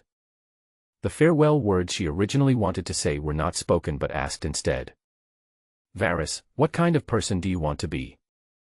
Of course he is a master who is above all living beings. At this time, Varys' ship had already reached the peak of the ocean current. Varys' tone was evil and he looked at the other side of the grand route with burning eyes. There is the pinnacle of power in this world, Marie Joa. You want to become a celestial dragon? Gion was shocked when she heard this answer. She couldn't help but think of the charmer who almost killed her, so she clenched her fists angrily. Varys. You really disappoint me. Ha ha ha. Varys laughed coldly and unruly, disappointed. Do you think I will care? The weak huddle together for warmth, while the strong walk alone. He doesn't need others to understand him, nor does he need a woman to preach. But he doesn't want to be a member of the Celestial Dragons, he just wants to be a dictator like him. And he is not hiding behind the scenes, but openly ruling the entire world. Click. Thinking of this, black and red lightning overflowed from Varys' body involuntarily. This terrifying smell. More than 10 times scarier than before. But he himself didn't seem to notice it at all. The look in his eyes. Still staring into the distance with burning eyes. No matter how dense the red and black lightning was, it swelled in the roaring wind and waves, and kept converging and compressing to emit ear-piercing explosions. Crackling. During this period, all the crew members except Domino and Gion had passed out. At last. All the overlord-colored domineering energy formed a terrifying line, like a huge black horse. Click. There was a thunderous explosion, and a red-black sharp blade shot straight into the sky and penetrated the heaven and earth. At this moment, the color of the world changed, and Ziyuan and Domino also fainted from their legs. It originally took 2 sea kings with overlord-colored domineering energy to create a terrifying spectacle. The traces of that day. It appeared right on the upside-down mountain. And it happened at this moment, at the top of the distant holy land of Marihoa.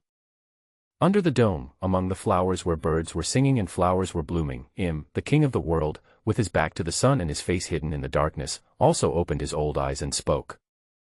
5 elders, come see me. Marihoa, among the flowers. Lord the world's highest power decision-maker and leader of the celestial dragons, holds a scepter in his hand. The sunlight illuminates the entire painting, but does not illuminate his face. After an hour's meeting, the 5 elders all left with gloomy faces. Afterwards, they did not have any discussion about the content of the meeting. But when they returned to the office, the plan called 7 Warlords of the Sea was announced to the public, causing an uproar in the world. Upside-down mountain, lighthouse. Ha ha ha. What an amazing little navy guy. This terrifying qualification of domineering Haki is probably even stronger than that of Garp and Roger when they were young, right? This little fellow, could it be that the one Roger mentioned? A former crew member of One Piece, Crocus has a saffron-like hairstyle.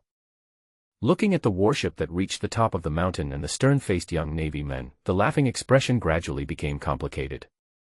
North Sea, Solomon Islands. Ugfufufu. Wearing a huge flamingo feather cape, pink heart-shaped sunglasses, a white t-shirt and exaggerated red shorts, and pointed-toe shoes, the blond man laughed wildly. He is the underground king who controls more than half of the underground forces in the North Sea and the king of the sea gangster Joker Don Quixote family. Former world noble, Don Quixote Doflamingo. Shortly after killing his own brother, Doflamingo's style of dressing changed from an OL-striped suit to a weird style. The reason why he laughed wildly was because he had just received an appointment call from the world government. He got the position he wanted and became a Shichibukai with the legal right to plunder. Then, his plan would go more smoothly. He will become the underground king of the entire North Sea, and then aim at the Grand Line. He regained the throne of Dressrosa and expanded his underground business to the whole world. He wanted to get involved in smuggling, arms, slaves, and intelligence. He must first become the underground emperor of the entire world, and finally fulfill his ambition of destroying the world. Yufu. Torrespo. Master. Torrespo, wearing a golden crown, with a wretched face and snot hanging down to his chest, stood out with a smile on his face, leaning on a scepter. The new Beihai tea is about to arrive. Please send him a blessing from Beihai for me. Doflamingo propped up his chin, with a sinister look in his eyes and a sly smile on his lips. He looked even more eager to get a beating than Kizaru. But after he finished speaking, the sturdy bald old man, Raoji, one of the highest-ranking cadres, frowned and said, "Young master. According to our previous investigation, this Caesar Virus is not a simple character. He has a good relationship with the world government and old man Garp. We. FFFFFFFFF." Hearing his subordinate's worried words, Doflamingo smiled, crossed his legs, and licked his cracked lips with his slender tongue. "Lao Ji, do you know what is the most important thing in this ocean?" "Young master, please speak." Lao Ji certainly understood, but still said these 4 words. What he said just now was just to give Doflamingo a slight reminder, so it would not spoil Doflamingo's interest. FFFFFFFFF. Doflamingo laughed proudly again. "Of course, that was what you set your sights on when you served me as your master. In this world, the one who possesses a stronger domineering aura is the true king. And in this North Sea, I am the only real emperor. It's just a Caesar Varus. If he's sensible, give him some leftovers. If he is not sensible, then let him disappear completely from this world. Hey, respected young master. I promise to make him feel Beihai's sincerity." Torrespo smiled and sniffed his big nose, his big yellow teeth reflecting an even more disgusting light. Diamante, who was also dressed as a clown, played with the knife in his hand with a cruel smile. "Hee, if there comes a day like that, please let me handle this guy." FFFFFFFFF. Doflamingo laughed wildly again after hearing what Diamante said. "I hope that day won't come. After killing 2 North Sea admirals in a row, those old men in the world government will definitely be very angry." Fu. Beihai, Branch 517. 517th Branch Deputy Base Commander, Lieutenant Colonel Tina, greets Lord Varus. 517th Branch Deputy Base Commander, Lieutenant Commander Virgo, greets Lord Varus. "Well, we are colleagues from now on. You are welcome." Seeing that the two were fairly fair, Varus didn't say much. As Virgo is a lackey of Don Quixote, Varus is naturally very familiar with him. Today he was wearing a white military uniform and sunglasses, with a piece of barbecue stuck to his face. He still had the same icy face that never changed, and there was nothing good about him at all. So Varus quickly shifted his gaze away and fell on Tina, who was known as the most beautiful woman in the North Sea Navy and the user of the Kanken fruit. This woman is a big busted lady with long flowing pink hair and sunglasses on her head. She was wearing a white cloak of justice and a red V-neck tights underneath, which made her perfect figure look even more graceful. However, this woman has an amazing body. But the first impression has nothing to do with sexiness. Instead, words like heroic, women are as good as men, domineering and bold keep popping up. Let's talk about the current situation in the North Sea. Focus on the war in the Germa Kingdom and the mafia families that have been rampant recently. Yes, sir. Hearing Varus' question, Tina, who was in charge of this work, spoke in a clear voice with a stern expression. Lord Varus, the war in Germa 666 has now affected 4 countries, including 3 member states of the world government, the Kingdom of Soren, the Kingdom of Karl and the Kingdom of Barun, and 1 non-member state of the world government. Yeah, very good. Listening to Tina carefully, Varus expressed satisfaction with his work. Then, it was Virgo's turn to say it was the mafia. But as a lackey of Don Quixote's family, Virgo's words are like a diary. The final conclusion is that the current situation is relatively stable, but the competition for territory is just a dog-eat-dog situation behind the scenes.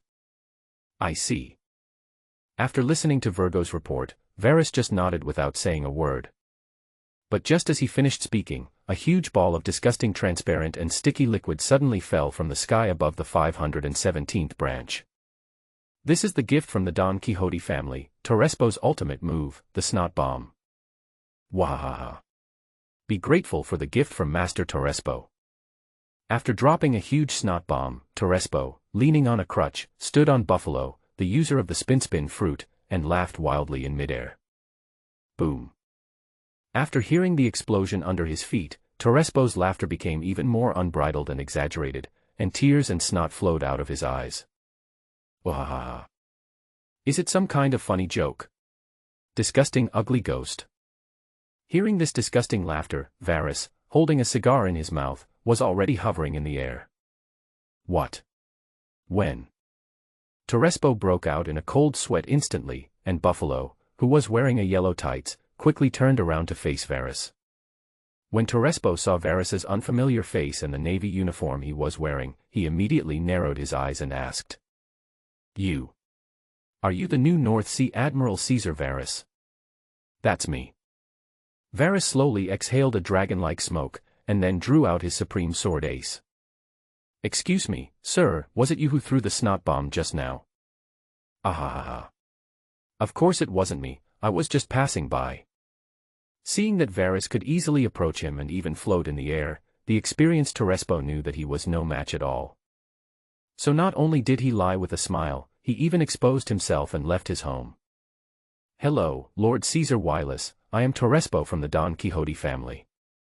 One of the 7 warlords of the sea and one of the highest-ranking officers under Lord Doflamingo of the Don Quixote family. Here, on behalf of Bahai, our Don Quixote family welcomes you. Oh, I see. Facing the lying Terrespo, Varus held a cigar in his mouth with a smile on his face. Thank you for the welcome from the Don Quixote family, but it's not necessary to represent the North Sea. Oh, what do you mean, Admiral? Terrespo has already exposed his identity, so he doesn't believe that Varus will act rashly. After all, the Don Quixote family is the largest underworld force in the North Sea, and their young master Doflamingo was once a celestial dragon, and is now one of the 7 warlords of the sea recognized by the world government. Taking action against them at this time would be tantamount to slapping the face of the world government. But this guy forgot that he was the one who provoked first and dropped a bomb on the 517th Navy branch. Call. In response to Terrespo's question, Varus did not answer in a hurry. He blew out a puff of smoke comfortably and then spoke slowly. The meaning is very simple. Your Don Quixote family cannot represent the North Sea. Only I, the North Sea Admiral Caesar Varus, am the true king of the North Sea. Moreover, the Don Quixote family offers their sincerest blessings, so as the Admiral of the North Sea, I, Caesar Valus, will naturally return a gift. Gift? Terrespo narrowed his eyes and smelled something unusual. Buffalo also sensed a hint of danger, and instantly used all his abilities to try to escape from Varus' sight. However, when he wanted to escape, it was too late. His body was actually fixed in midair and he couldn't exert any strength at all. The same went for Terrespo, who was stepping on him. His face was full of disbelief and he even found it difficult to breathe. Damn it. Is this his fruit ability? Wrong. The intelligence said that this guy ate the fruit of silence. That's the same useless fruit as the young master's useless brother, Don Quixote Rocinante. Damn, I can't move at all. What kind of weird ability is this? No way. Could it be that his fruit has awakened? Damn it. Impossible. Impossible. If his fruit ability has awakened, why would such a person come to the North Sea? He should go to the Navy headquarters, he should go to the Grand Line. In an instant, Terrespo's mind was in turmoil and the fear in his heart grew. Especially although he couldn't move, he could see Varus walking towards him step by step in the air. His eyes were cold and his expression was stern, other than that, there was no trace of emotion. It's like a Shura on earth who harvests lives as easily as breathing. Damn it. This bastard, he wanted to kill me, he actually wanted to kill me. I am the highest official in the Don Quixote family. I am a great celestial dragon, one of the 7 warlords of the sea, and a subordinate of Don Quixote Doflamingo. How dare he? However, just as he thought of this, Varys had already stepped on Buffalo. Ace, the former Pirate King's sword, was now placed on his neck, shining with a cold light. Terrespo, do you have any last words you want to say? As soon as Varys finished speaking, Terrespo found that he could speak, but he could only speak. Velis, you can't kill me. I am the highest official of the Don Quixote family. Our young master is one of the 7 warlords of the sea today. If you kill me, you will definitely anger the young master, and he will make it impossible for you to gain a foothold in the North Sea. Our young master was once a celestial dragon. A celestial dragon. Varys listened to what Trespo said, and only when he heard the Tion Long interrupted Torres. Yes, you are scared. Terrespo grabbed this last straw and attacked Varys crazily. Our young master was once a celestial dragon. The great celestial dragon, the god of this world. The descendant of the world's noble creator. You, the Navy, are nothing more than the descendants of the celestial dragons. Oh. Before he could finish the 2 most essential words, running dog, Varys sneered and swung the large knife in his hand. There was no sound, just a flash of cold light, and Terrespo's neck was cut off. But perhaps because of the ability of the fruit, or perhaps because of his strong physique, Terrespo did not die immediately. He looked at Varys with horror and shouted in disbelief.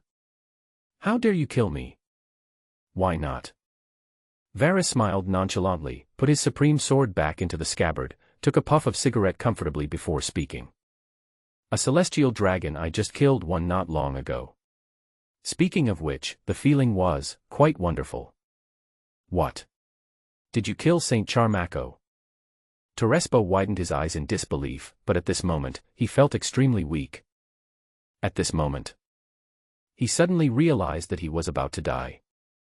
That's right. Varys took another puff of his cigar and nodded. Perhaps you should thank me.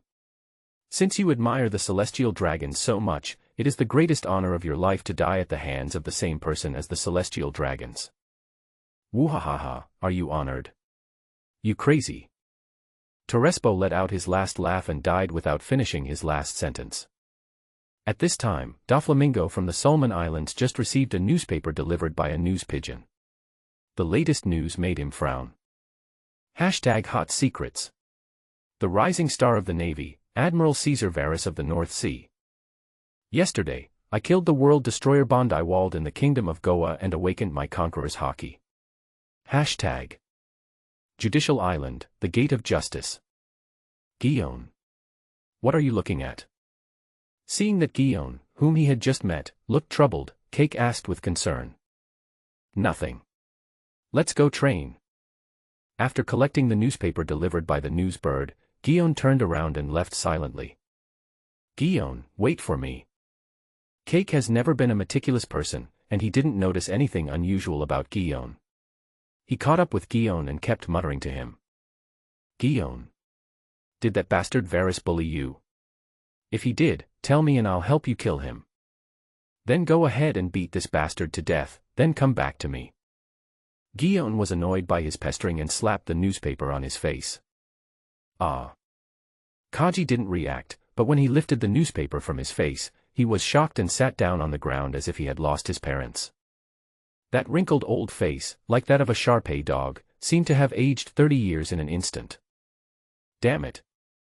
This is so unfair. I'm so handsome, how could he awaken the Conqueror's Haki? Grand Line, Fishman Island. Gulyalu. The little brat from the Navy actually awakened his Conqueror's Haki. What an interesting little fellow. The white-bearded man who was on an 4 drip was laughing wildly while holding a bowl of wine in his hand. Don't drink any more, Dad. You can't drink alcohol due to your condition. Marco, who had golden pineapple hair, was speechless when he saw the old man's condition. Galulyalu. Don't worry, Marco. I'm in very good shape. Whitebeard laughed heartily once again, and all the crew members on the Mobinik laughed along, including the future 4 Emperors Blackbeard. And seeing that Whitebeard, once the strongest man on the sea, now had to receive an 4 drip, an ambition that had never existed before began to grow wildly in him. New World, Ghost Island. Tons. Kaido, one of the 4 emperors who was drinking, also saw the news, but he cried while drinking. A guy like this actually went to the North Sea. How pitiful. Woo woo woo. It's such a pity for such a talent. He should have come to the Grand Line. Then I caught him and he became my subordinate. Woohoo. How pitiful. But just when he was drunk, Yamato appeared in a kimono and a mask. Great Demon King Kaido. I, Kazuki Odin, will represent the moon. I will represent justice and beat you to death. Bang. Kaido was so annoyed when he saw the mask that he slapped Taiga into the sea with his backhand. Flame Ashes. Quinn, Degree. Jack, Omega. New World, Beehive Island. Hee hee. Damn you Bondi-Walled brothers. You actually want to challenge my position. Wang Ji, who was carrying an axe and wearing armor, was overjoyed when he saw the news. He's a really strong little navy brat. It would be great if I had Conqueror Haki. New World, Cake Island. Ha ha ha. Where's the little navy brat who awakened the Conqueror Haki? After seeing the latest news, Charlotte Lingling, the big mom who had just given birth and had gained weight, grabbed a big piece of cake and stuffed it into her mouth. What a pity. If he were in the Grand Line, we could capture him and have a baby with him. He has Conqueror Haki and is so handsome. He will surely be able to have a very powerful child, right? Mom, how about I bring some people and bring him back for you? When Charlotte Dufu heard her mother's wish, she rubbed her hands with a flattering look on her face. Oh. Charlotte Lingling, who hadn't yet lost her mind, looked at her son with a smile. Then give it a try. If you can do it, I will give you the position of Chief Executive of Cake Island, my dear son. Ha ha ha ha. Marin Fodor, Marshal's office. Bang. Upon seeing this latest news, Admiral Jean Gua slammed the table. That damn stinky bird Morgans. And this group of damn bastards, this kind of news was leaked in less than a day. How scary. The one sitting on the sofa holding a teacup saw Jean Gua getting angry and uttered his catchphrase with a smile. Shut up. Jean Gua became even angrier when he heard this. The bastard in front of him was obviously too strong, but his justice was too lazy. He comes the latest and leaves the earliest every day. He often goes to the Shabati Islands, 135-foot massage, and 246 hot spring hotel. On Sundays, you can hardly find him. Now everyone in the entire Sabaody archipelago is talking about it. There are only wrong names, but no wrong nicknames. The title of Navy Admiral Kizaru has become a joke. Yes, Marshal. Seeing that Sengoku was directing his anger at him, Kizaru smiled and drank his coffee. But immediately afterwards, Sengoku received a phone call and spoke to Kizaru with a cold face. Don't worry about Fisher Tiger and the Sun Pirates. Oh, that's great. Borsalino's eyes lit up instantly. He put down the teacup in a good mood, and a lewd smile appeared on the corner of his mouth. Marshal Jean Gua, something happened in my hometown in Beihai, so I need to ask for leave. What's the reason this time? My father. Didn't your father die last year? Really? Oh, I'm talking about my stepfather. This time my father is really dead. Asshole. Kizaru, do you think I'm a fool? Don't worry, Marshal, it's okay for me to take my annual leave, right? Shut up. Hearing that Kizaru Borsalino had the nerve to ask for New Year's leave, Sengoku wanted to transform immediately and give him a Buddha's shock. This guy has asked for leave more than 20 times this year, and each time he disappears for several days. Either a relative is sick or someone in the family has died. After being discovered by him several times, he started talking about the affairs of his fellow villagers again. You can make up any excuse to ask your relatives to give gifts when your aunts and uncles are pregnant. It's absolutely shameless. I just received an order from the 5 elders. The Navy is going to form a scientific force. You will be in charge of forming and managing this force. You will also be responsible for connecting with Vegapunk and the 5 elders. Oh my god, this is really so terrible. Borsalino immediately looked as if he was about to die, but he still took the annual leave, and his method was to act first and ask for permission later. After all, you don't have to go to class, but you still have to repay the favors you owe. Navy 517th Branch, Base Square. Varys returned with Buffalo under his feet, and Torespo's body was sitting at his feet. At this time, he didn't know that his fame had spread throughout the ocean. Of course, the navy in front of them didn't know either. Virgo, the traitor, saw this scene, but he remained cold and expressionless, as if it had nothing to do with him. But in his heart, he already had a deep understanding of Varys's strength, brutality, and arrogance. If it were an ordinary admiral, facing the Don Quixote family, the 7 warlords of the sea, the former celestial dragon, the underground emperor, any of the titles would make him think twice. But this guy killed the person as soon as he met him. This kind of person is either a terrifying lunatic or has a strong trump card and confidence. As a mature spy, according to the information, he is more inclined to the latter. As for the other deputy base commander, Tina also had a new understanding of Varys. She also inquired about Varys's news and had friends working in the East China Sea. Although he is greedy, lustful, mean, murderous, and power-hungry. But Varys always acts according to the rules, which proves that he is a man with a bottom line. Moreover, he treats his subordinates and civilians very well. Although the way the pirates were treated was extreme, she didn't think it was wrong at all. On the contrary, she felt that the old admiral's appeasement policy was not suitable for the chaotic North Sea. Moreover, it was only less than 3 years. Varys turned the Pirate King's hometown, the once most chaotic and violent East China Sea, into the safest place in the world. This also made her secretly look forward to the possibility that her hometown could find peace under the leadership of Varys. Can anyone tell me the name of this guy who dared to attack the naval base? What's the bounty? Looking at everyone's astonished eyes, Varys kicked Trespo's bloody head towards the deck. Galululu. The head finally fell in front of Virgo, with a pale and terrified face facing him. Lord Varys, this man's name is Torespo, and he is one of the highest-ranking officials of the Don Quixote family, the largest mafia in the North Sea.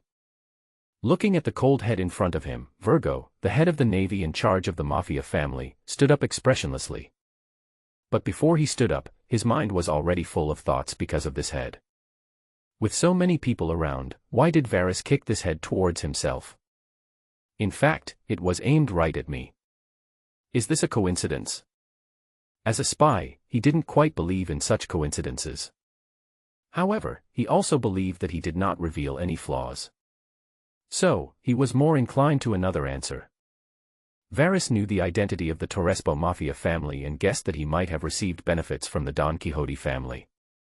Therefore, Varys might have wanted to give himself a warning and scare himself into working for him.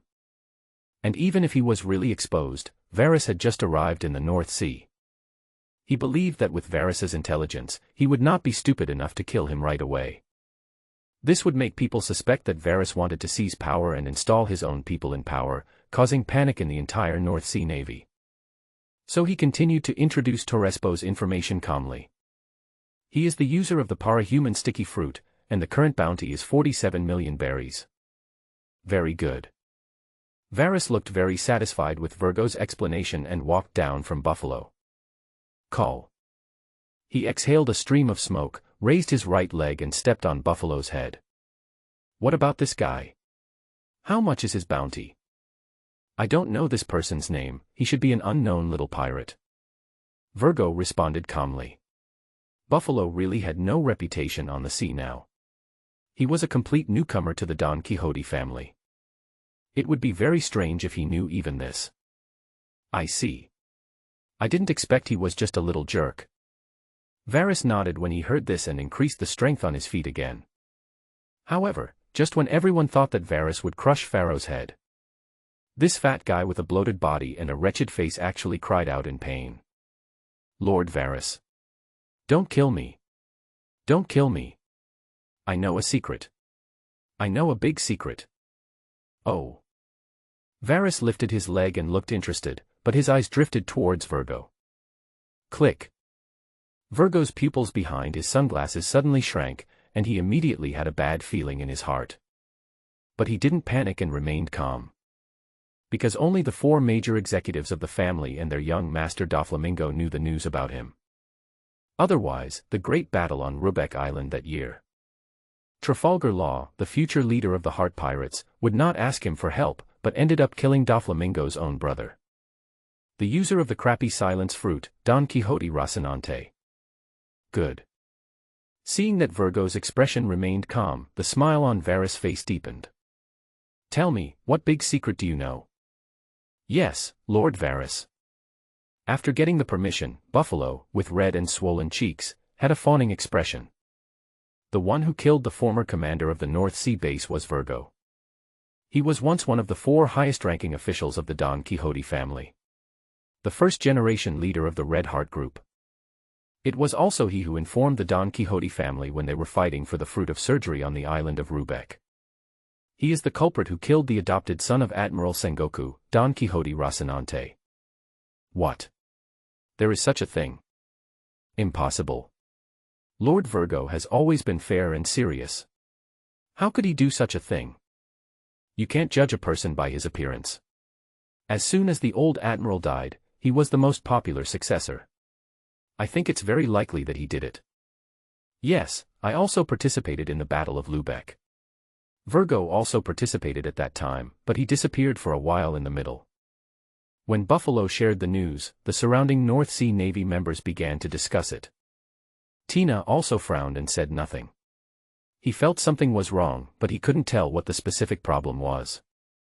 The best way to deal with it right now is to wait and see.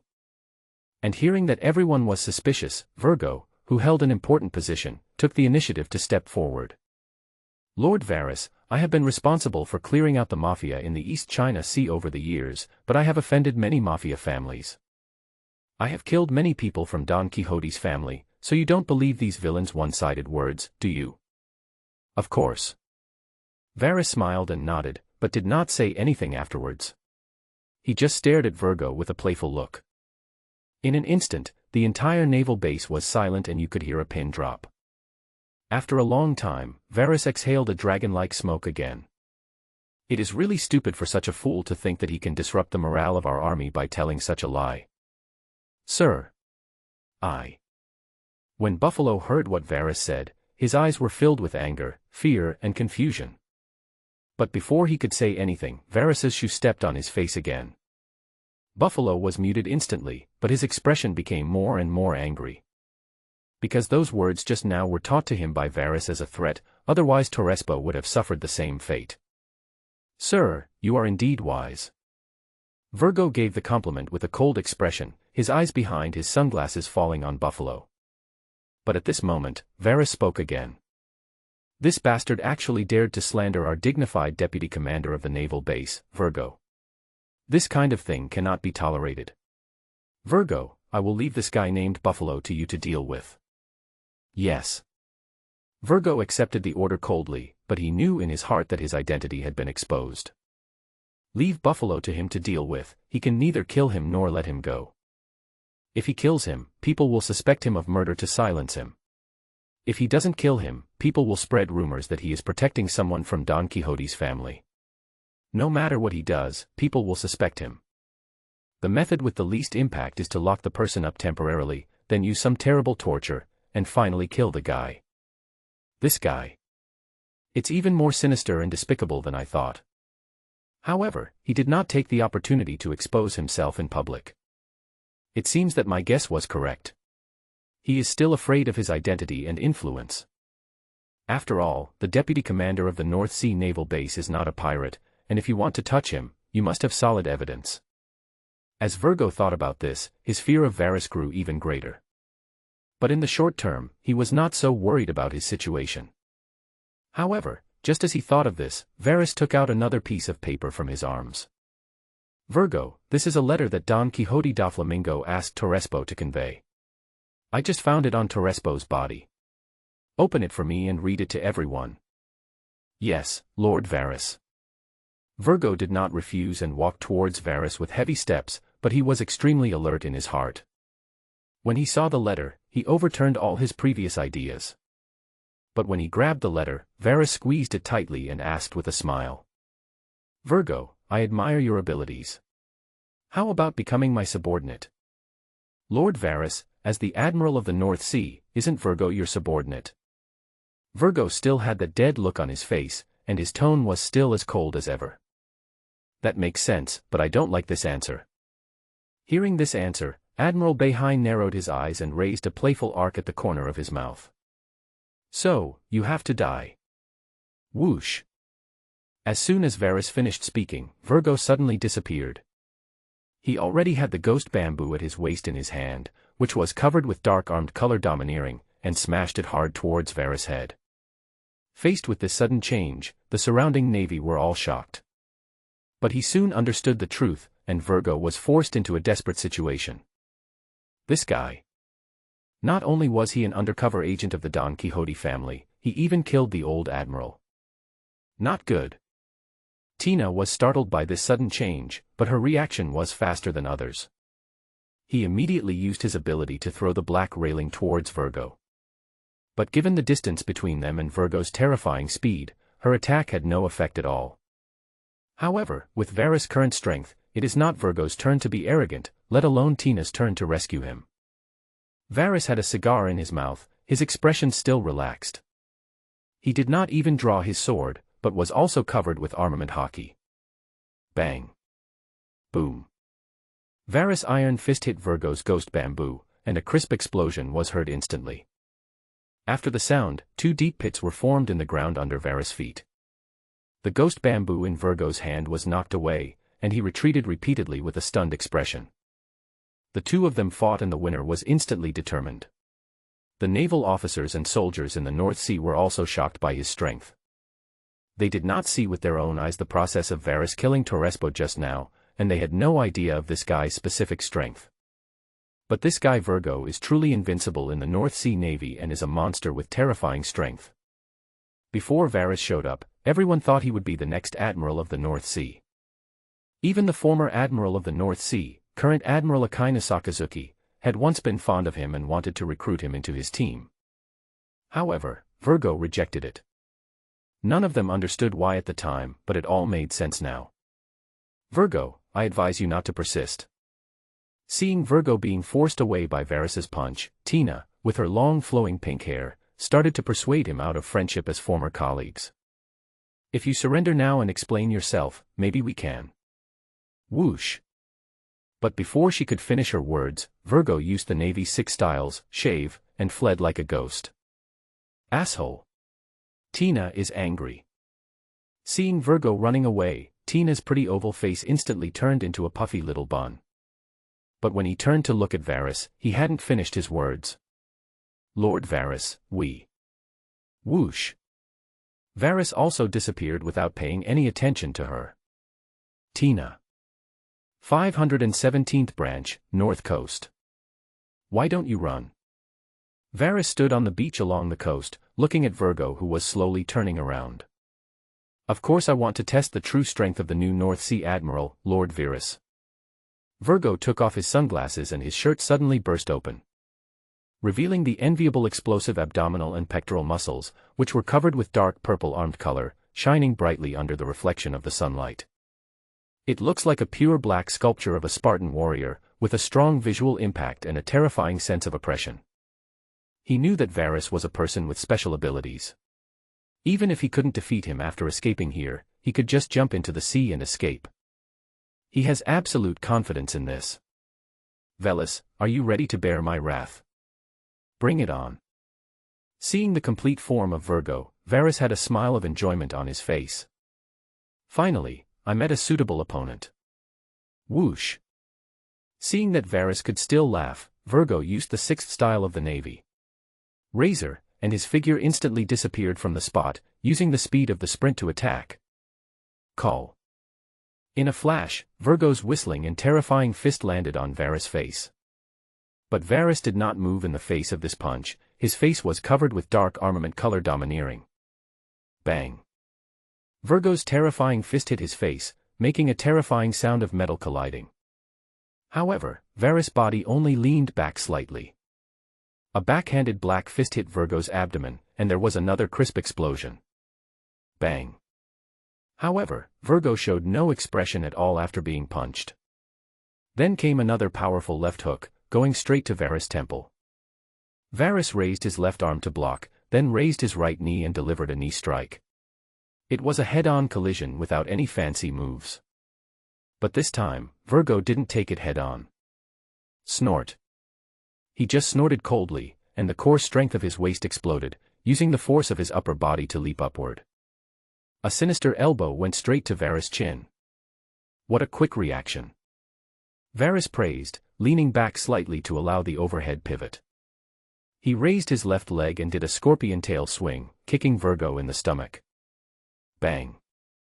There was another crisp explosion, and Varys had a slight advantage in the situation. However, after receiving this blow, Virgo suddenly gave a cold and sinister smile. I caught you.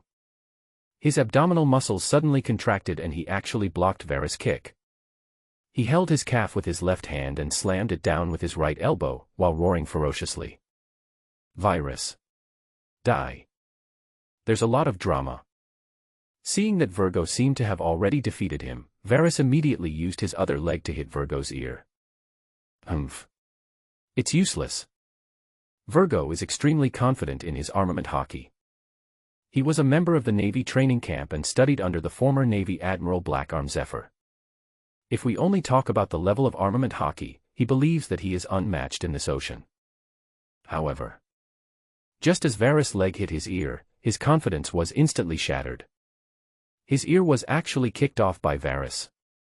Like a piece of black charcoal, it was smashed in half by a terrifying hammer. Damn it. How is this possible? Suffering from severe pain and heavy damage, Virgo roared in his heart. Varys just smiled faintly and looked at Virgo with mocking eyes.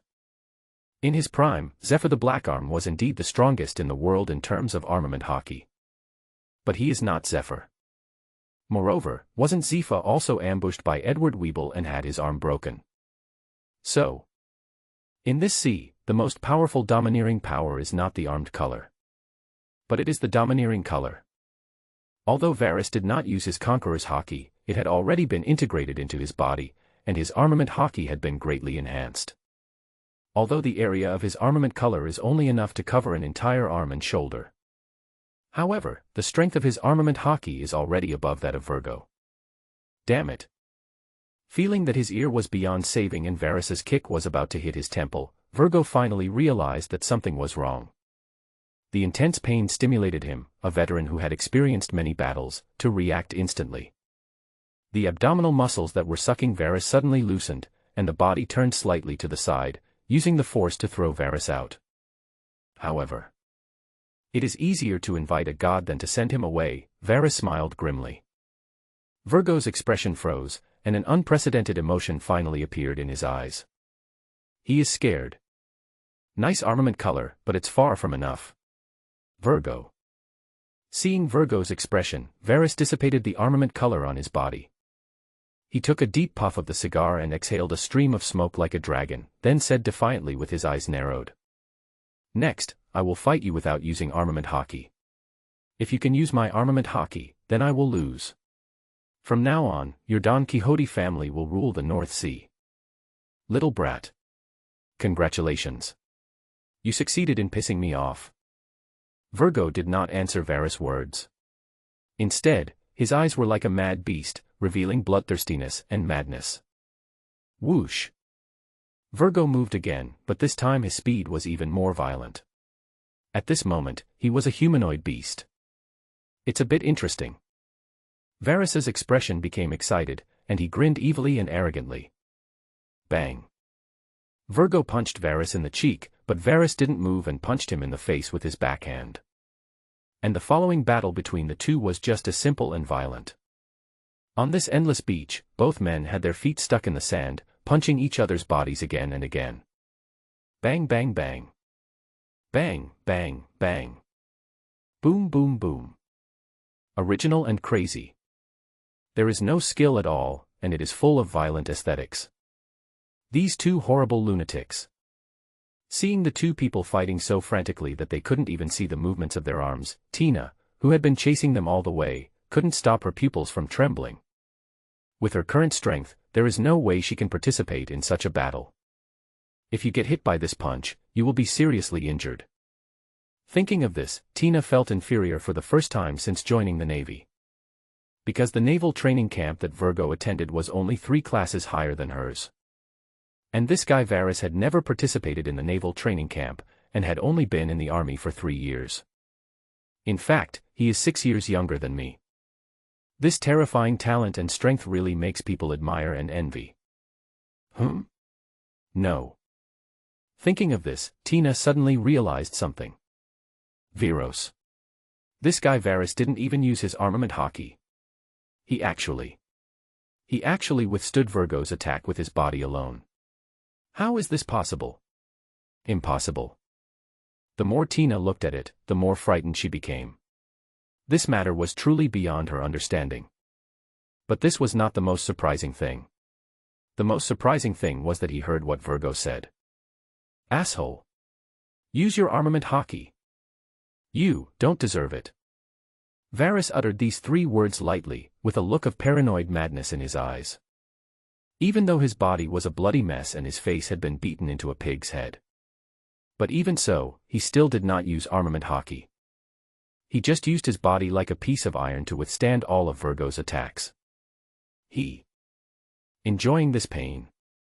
He was madly tempering his will. He believed that even without using armament Haki, he could still defeat Virgo. Bang bang bang. Bang, bang, bang. Boom boom boom. I don't know how long it took, but Varys and Virgo's fists were still fighting each other wildly. At this time, Tina was not the only one watching the battle.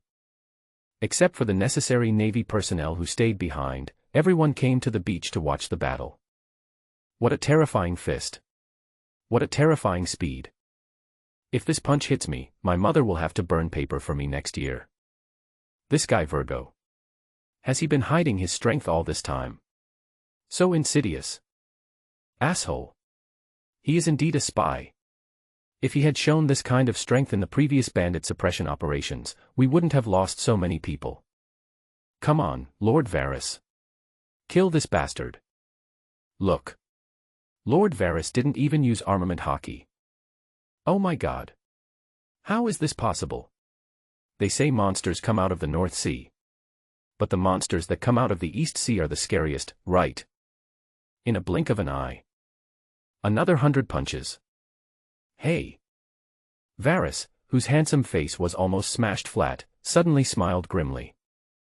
Virgo's punch speed and strength slowed down, and his dark purple armament color domineering was only enough to protect his upper body. He saw it. The previous arrogance and rebelliousness on Virgo's face.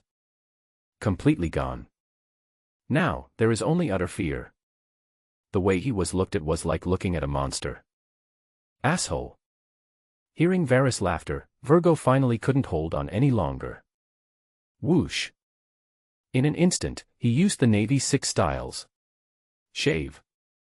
Damn it. Don't underestimate me. Tina had already made preparations. She built a large fence behind Virgo to block his way.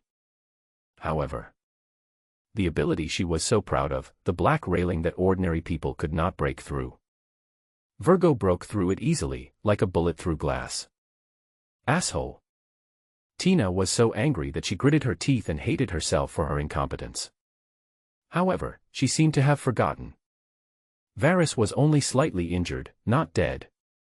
A light blue shield popped up as fast as the speed of light. Just as Virgo's right leg was about to step into the sea water, the light shield completely enveloped him. Damn it. What kind of ability is this? Virgo seemed to be petrified, screaming with anger and surprise, and struggling desperately with the last of his body's strength. All his efforts had no effect. Instead, his back suddenly felt cold and his hair stood on end. I only felt a terrifying sense of oppression, and as I got closer and closer to him, it became difficult to breathe. He knows. The scary man is here. But he never expected it. When Varys came to him again, his injuries had almost recovered. But his skin was a little wrinkled and weathered, as if he had aged 10 years. This is life returning. This guy has such terrifying strength, I'm afraid only the young master of the North Sea can. Etc. Young master. The young master is here. Just when Virgo thought he was doomed, his eyes suddenly lit up. He saw the iconic pink Haori, sparkling in the reflection of the sunlight, rapidly enlarged before his eyes. But it was this glance that made him miss something more important. His death. Varys drew out the supreme sword ace, and a cold silver light flashed. His head no longer belonged to his body. His soul no longer belongs to this world. He is dead.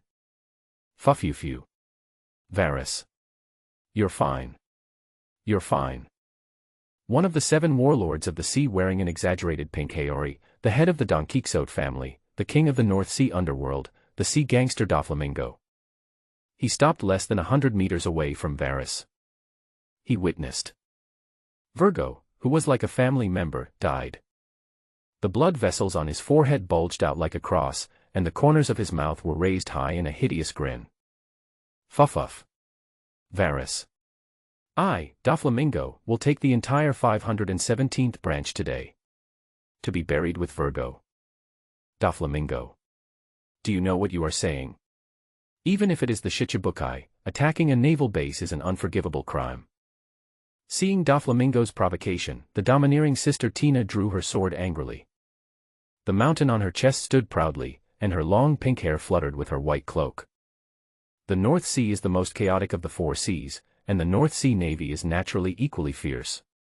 Their swords and guns are drawn and their temperament is murderous, not to mention Varys's personal guards. However, Varys did not say anything when he saw this. He just faced Doflamingo calmly with a hint of mockery in his eyes. It's like saying, if you can take action, try not to force it. Fufufu. You're looking for death. Doflamingo understood Admiral Hokkaido's expression and became even angrier. The eagle-like claws crossed in front of the chest, and the ability of the string devil fruit was activated. Hiss, hiss, hiss. Sharp white lines shot towards the Navy members, accompanied by terrifying sounds of breaking wind. Gulp. Seeing Doflamingo's famous skills, even though the Navy had swords and guns in their hands, many of them still subconsciously swallowed their saliva. But Tina with long pink hair stood up and waved her hand to activate her ability. But Varys stopped her with a smile, putting his big hand on her shoulder. Fighting is a man's romance. Before I, Varys, die, I will not allow a woman to stand in front of me. You. Hearing these words, the domineering sister Tina's heart trembled slightly for no reason. This was the first time someone had said something like this to her. It was also the first time that a man other than her parents touched her shoulders. This feeling is a little bit strange. But before she had time to savor it too much, Doflamingo's sharp white blade had already attacked. But to everyone's surprise, the white line was as sharp as a knife and moved at an extremely fast speed. The moment it touched Varys's ability barrier, it was like an ordinary thin thread. Becoming limp and powerless, seemingly harmless. This ability. When Tina saw this situation, she was shocked at first and then overjoyed. Master Varys. You can actually restrain Doflamingo's ability. Great. The Navy also reacted and all showed joy on their faces. But when Doflamingo in midair saw this ability, his expression became even more gloomy, and the arrogance and evil spirit disappeared. This guy. At this time, he has calmed down. As a hero, he is not just full of passion, and does not rely solely on powerful military force to do evil. As the underground king of the North Sea, assessing the situation is the most basic ability. Although it is not known how Varys did it, his ability was indeed restrained. Besides, he saw Varys and Virgo fighting from afar. Even with his terrifying body alone, he was able to suppress Virgo, who was covered in armament Haki. In addition, the opponent also has domineering aura. The fleeing Virgo was immobilized and killed, which shows that this guy's ability is definitely not weak. Now he has come across the sea, which has consumed a lot of physical strength, and he has no help around him. And this monster-like guy suddenly appeared. If you rashly fight him, I'm afraid.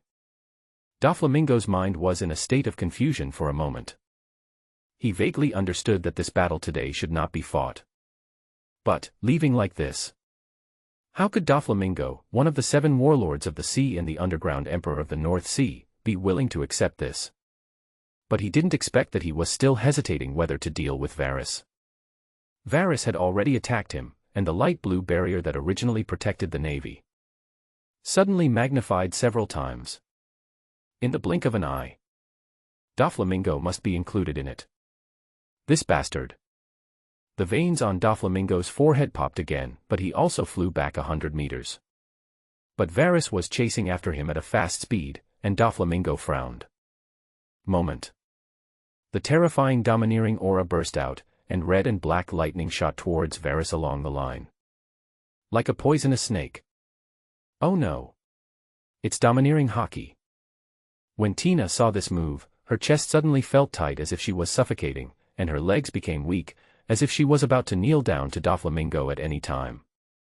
As for the Marines around him, their situation was even worse. Many people have fainted, and some are even filled with despair. It's over. It's over. This is the legendary domineering color. Hegemony.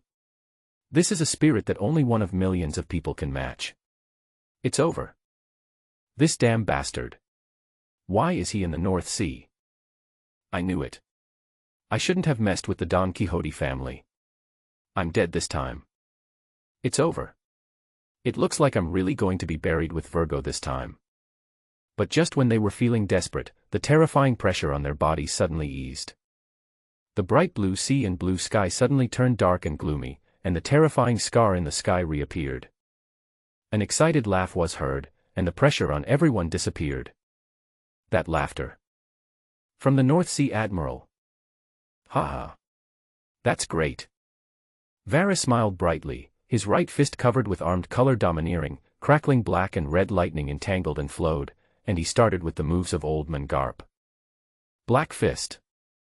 Burst with terrifying scarlet lightning. Galaxy. Impact. This move.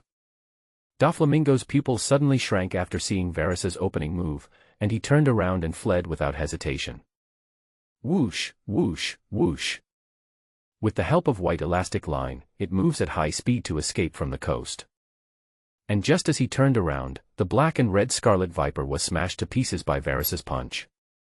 Boom. A terrifying groove 100 meters long was blown out on the sea surface where Doflamingo was originally located, and terrifying waves dozens of meters high were raised on both sides of the groove. Crash. You really are a hero, Dover. Seeing Doflamingo's embarrassing escape, although Admiral Bahai was not in a good mood, he still praised him. He looked at Doflamingo's back and grinned playfully. However, if you miss the opportunity today, when we meet again, I, Caesar Varys, will be someone you look up to. Good. What a scary guy. Seeing the power of this move, Tina, with her long pink hair and heroic figure, her image as a domineering queen is about to collapse. Her big eyes were filled with surprise, and her expression was dull, as if she had never seen the world before. However, these sailors, who felt like they had survived a disaster, suddenly shouted excitedly. Woohoo! Long live Lord Varys. Doflamingo is just that good. He was scared away. You know nothing. It's not that Doflamingo is just SOSO, but that Lord Varys is too powerful. Hee hee. Our good days are coming. Lord Varys is in the East China Sea. At this moment, I seem to see Governor Sikaski back then. How glorious our North Sea Navy was back then. Such a man has become the Admiral of the North Sea. It is such a blessing for our North Sea. Lord Varys. Long live. North Sea, on a deserted island. Fuff. This damn navy. Fuff. Don't think this is the end. The young master of the famous Don Quixote family, the new 7 warlords of the sea, the underground emperor of the North Sea, the sea gangster Ten Yasha, and the former celestial dragon Doflamingo. After escaping hundreds of miles away, he landed on this deserted island, gasping for breath. But although he was extremely angry, there was a perverted and evil smile on his face. Just as he shouted this, an old friend he hadn't seen for a long time called him. Shiki the Golden Lion, hey. Dover kid. Do you remember me? Doflamingo, how could I not remember that? The famous Golden Lion Shiki-sama, Fuffy, it's been a long time since we last met, what can I do for you? Shiki the Golden Lion, I ordered the experimental equipment from you a year ago. Give me 2 more of the same. I'll pick it up in 3 days. Doflamingo, 3 days. Shiki the Golden Lion, you can't do it. Doflamingo, fufufu, of course, but there will be a small condition. Help me kill a man, and I will give you this batch of equipment for free. Shiki the Golden Lion, oh. Who is it? Doflamingo, Taidu of the North Sea, Caesar Virus. Shiki the Golden Lion, this guy is a rising star in the Navy. If we kill him, the Navy will go berserk, right? Doflamingo, how could the legendary pirate who broke into Marineford alone, the Golden Lion, the king of the sea who was as famous as Roger, be afraid of the Navy? Shiki the Golden Lion, ha ha ha ha. Of course not, but this bargaining chip is not enough. Doflamingo, what else do you want? Shiki the Golden Lion, I want slaves. 10,000 strong slaves. Doflamingo, fuff, you really are asking for too much. Golden Lion. But I agree. Fuff. Beihai, branch 517. Baji. Ton. What a pit. After defeating the famous Shichibukai Doflamingo, the first thing Varys did was not to celebrate, but to go to the restaurant to eat. Fighting Virgo by means of self-harm and fighting against Doflamingo with his domineering Haki also put a great strain on his body. Therefore, it is necessary to replenish energy in time, otherwise it will leave hidden diseases that are difficult to repair. For example, it may consume one's lifespan or induce a terminal illness. While he was concentrating on eating, he also issued several new orders. The first is a new appointment. Domino takes over as Deputy Base Chief of Branch 517. In this way, his two deputies became stunning beauties with big breasts, thick buttocks and thin waists. Delicious. Secondly, Terespo's bounty will be divided equally among the North Sea Navy as a bonus. Third, the welfare benefits and authority of all North Sea naval forces will be improved to match those of the East China Sea. Fourthly, he selected new personnel from various branches in the North Sea to fill his guard, and then stuffed some of the navy he brought from the East China Sea into important positions in the North Sea. In this way, the three major tasks that the new official started have all been completed. With a little preparation, he could then do great things and put down the so-called rebellion of the Five Kingdoms. At night, the north wind howled. Since the North Sea is the sea area with the highest latitude among the four seas, and the latitude of branch 517 is not low and it is surrounded by the sea on all sides. So even though it wasn't winter yet, the howling north wind made the soldiers on guard shiver. And in this situation, Varys made another surprising move. In the biting cold wind, he jumped into the sea in his shorts. Thump. The surrounding Marines saw this scene and began to talk about it. Some of the female soldiers even blushed. TSK, Lord Varys is so handsome. Slurp in that body, those abdominal muscles. Mom, I really want to lick them. Hey! Isn't Lord Varys a user of special abilities? How dare he jump into the sea? You don't understand this, do you? This is Lord Varys training. I've seen him sleeping with sea stone on his head before. Oh my God. His talent is terrifying. And he's still so hardworking. It's really terrifying. Amidst all the discussions, Tina, who had changed into a loose nightgown, came to her window and looked out. But after looking for only a short while, she folded her arms to hold her already huge breasts, making them taller, bigger, stronger and fuller, and her seductive crystal pink lips opened and closed as she murmured. This guy. He's really reckless. He's obviously a user with special abilities. He went through 2 battles during the day, and he's still messing around at night. Isn't he afraid of damaging his body? But she herself didn't know that she, who had never been in love before, had developed a strange feeling towards Varys and had shown special concern and care for him. 3 days passed in a blink of an eye. As Varys defeated Doflamingo and killed the 2 highest officials of the Don Quixote family, his reputation had spread throughout the North Sea. Doflamingo's attack on the Marine branch and his placement of undercover agents to ban the Marines greatly angered the Marine headquarters and world conquest, so Doflamingo became much quieter.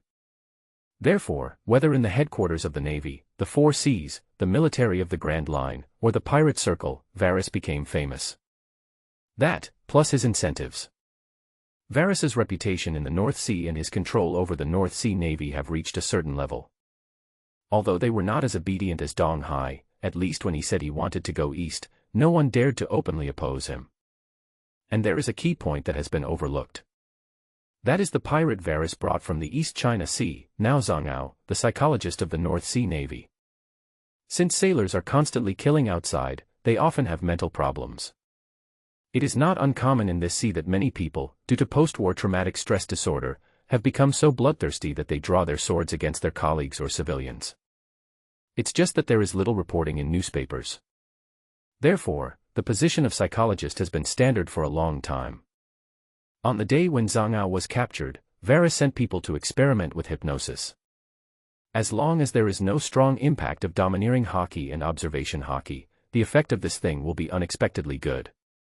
Therefore, the loyalty of many grassroots Marines and officers to Varus gradually became overwhelming.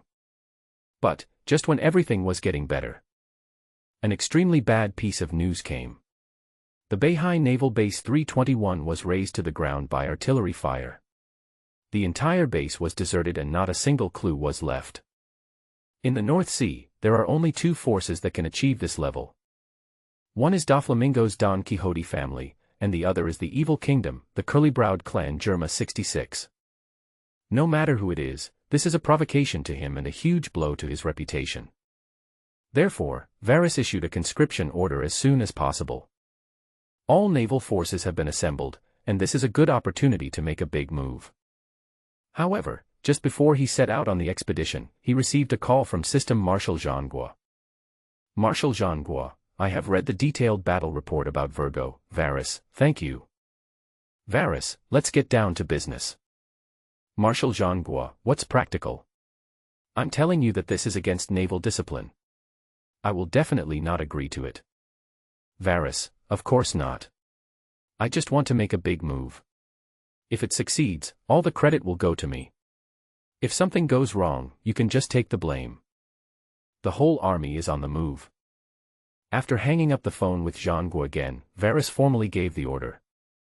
Hundreds of naval ships set sail, but soon the call came from the Navy headquarters. Den Mushi's face changed and the voice of Marshal Sengoku sounded. Viros, I heard that you mobilized the entire North Sea Navy. What are you going to do? As the Admiral of the North Sea, of course I have to avenge my dead brothers.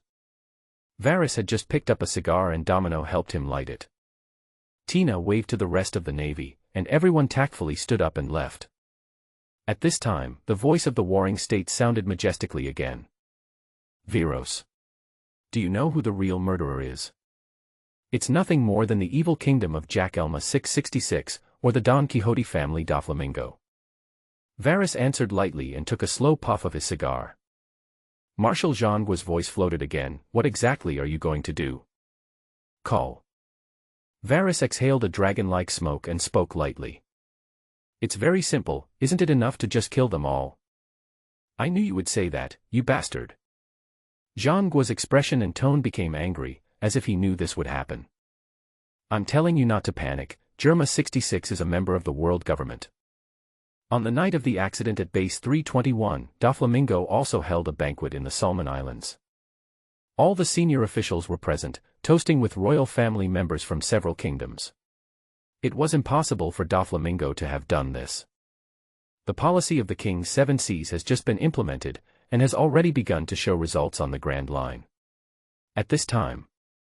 But before he could finish his words, Varus interrupted him. Thank you for your reminder, Marshal Sengoku. After hearing what you said, I am more certain that it was Doflamingo who did it. Zhangguo, asshole. I didn't say anything. I just told you not to mess around. Varus, don't worry, my great marshal, I know what you mean by making this call. I have a clear account in my mind, and I am absolutely sure that I will not let you take the blame this time. Zhangguo, you bastard. Who do you think I am? Varus, of course you are the greatest admiral in the history of the Navy since its establishment. You should know that you are my idol. Marine Headquarters, Marineford. This little bastard. Hearing this insincere compliment and sarcasm, the Navy admiral known as the Buddha's Warring States slammed the table. But sitting on the sofa opposite him, Admiral Akainu Sakazuki, who came to report on his duties, grinned grimly. Naturally, he had heard of Varys's methods and admired this man very much. Although their methods of dealing with things are different, their attitudes towards pirates are quite consistent. Because the outcome they both pursue is the same outcome, justice. Sakaski. What are you laughing at? Seeing Sakaski's expression, which was as cold as an iceberg, Zhangguo, who was full of anger, aimed his target at him. However, Sakaski's character will not suffer any loss. I was thinking, if Caesar Virus came to work at the headquarters, it would be an interesting scene, wouldn't you say? Lord Sengoku, the greatest admiral in the history of the Navy. Warring States, # North Sea, Governor's ship. Virus, is it really okay for you to talk to the admiral like this? When listening to the conversation between the two just now, Guillaume was shocked and nervous, and he couldn't help asking after the call ended. Domino smiled slyly when she heard that, lit a cigarette for herself, and put her beautiful pair of legs in black stockings on the table. Varys looked at the pair of beautiful legs that he would never get tired of playing with, took a puff of his cigar and then looked away. That old man Zhangguo is very cunning. He knows what is primary and what is secondary. As long as the cards are useful to him, he will not give them up easily. The North Sea is a world as chaotic as the Grand Line, and only I, Caesar Varys, can bring true peace. Real peace. Looking at the confident and domineering Varys, Tina murmured to herself in a low voice. Her beautiful big eyes were full of longing, and her cheeks unconsciously turned a little pink, as bright and charming as her long pink hair. That's right. Varys smiled and exhaled a puff of smoke, his eyes drifting towards Tina's big rabbit again. Tina, follow my footsteps. The future is not just about this North Sea. I, Caesar Varys, will eventually pacify this chaotic world. Let everyone live a rich and stable life. Does everyone live a rich and stable life? After hearing the vision that Varys had drawn, Tina's already throbbing heart was hit hard again. Hyuan calendar year 1510, late September. The entire North Sea Navy was assembled at the 517 Naval Base. Under the leadership of North Sea Admiral Caesar Virus, nearly 100 warships swarmed towards the Solomon Islands. Along the way, gods were killed and Buddhas were killed. For a time, the entire underground world of the North Sea was in panic. But upon hearing this news, Don Quixote Doflamingo, the target of the crusade, showed an even more perverted and insane smile. Fuff, come on. Caesar Varys. Let me witness your destruction with my own eyes. Fuff. But, at the same time he was laughing crazily. Little did he know that a small figure, wearing a large snow leopard skin hat and carrying a large sword, had shrank into the corner and picked up a white den mushy. He is Creyson, the younger brother of Doflamingo, the man saved by Don Quixote Rocinante. One of the future Shichibukai, leader of the Heart Pirates and user of the Opno fruit. Trafalgar Law. When he learned that Varys had killed Virgo, he privately found Varys's contact information. And today was the first time he made this call. Varys, hello. Who is that? Trafalgar Law, you don't need to know who I am, just know that the news I tell you is important. Varys, oh. Then I would like to thank this kind gentleman first. Please tell me if you have any news. Trafalgar Law, don't come to the Sermon Islands for revenge. Doflamingo has set a trap. Varys, trap. Trafalgar Law, oh. Can you tell me more about it? Varys, I overheard that he contacted the Sky Pirates. The 321 base was destroyed by him, the Golden Lion. I see. Varys was not surprised to hear this answer.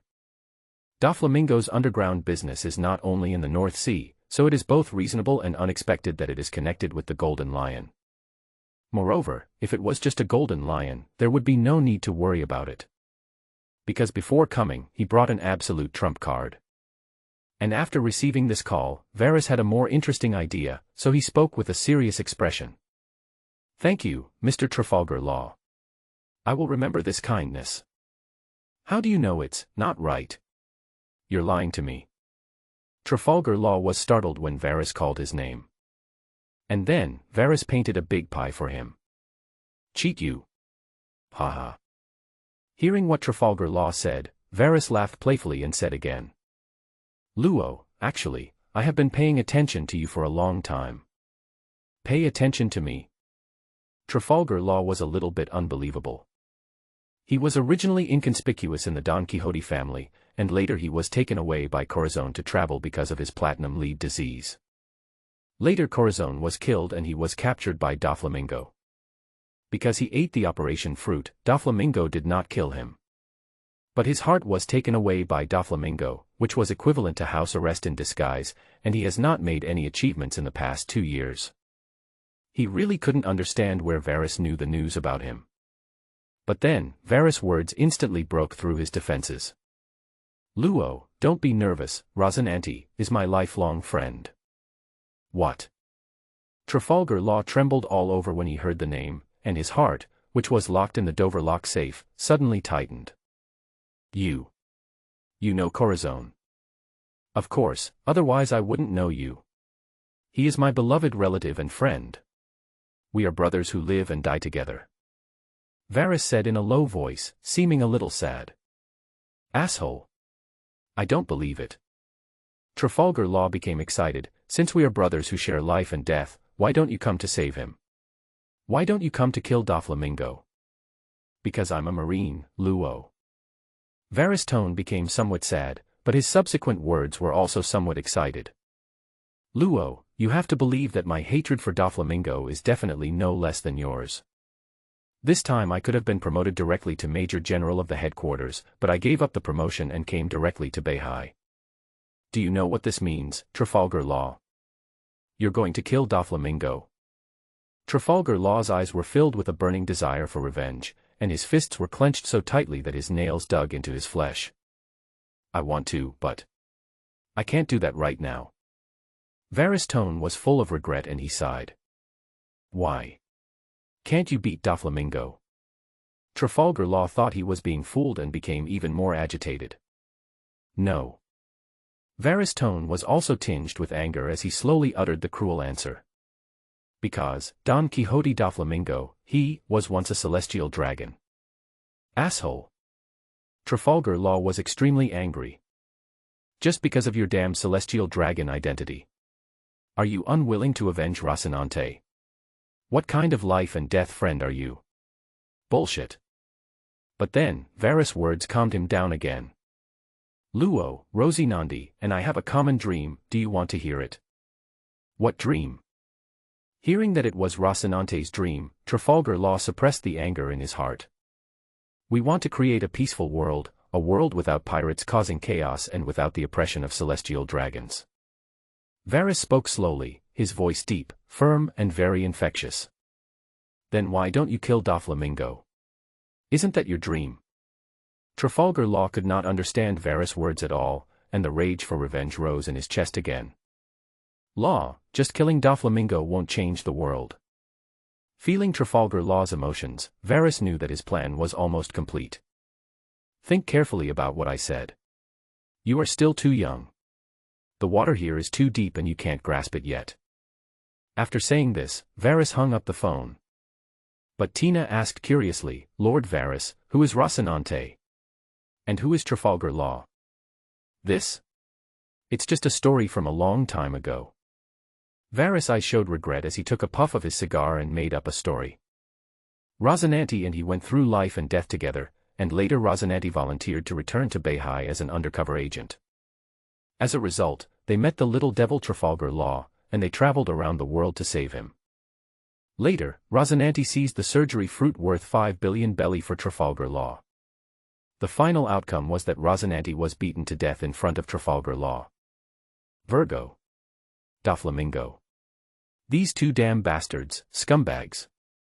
After hearing what Varys said, Tina's eyes were already filled with tears. But then, she put away her little girl attitude and returned to her domineering nature. Lord Varys. This time, destroy the Don Quixote family directly. Destruction. Hearing these 3 words, Varys' eyes showed some thought.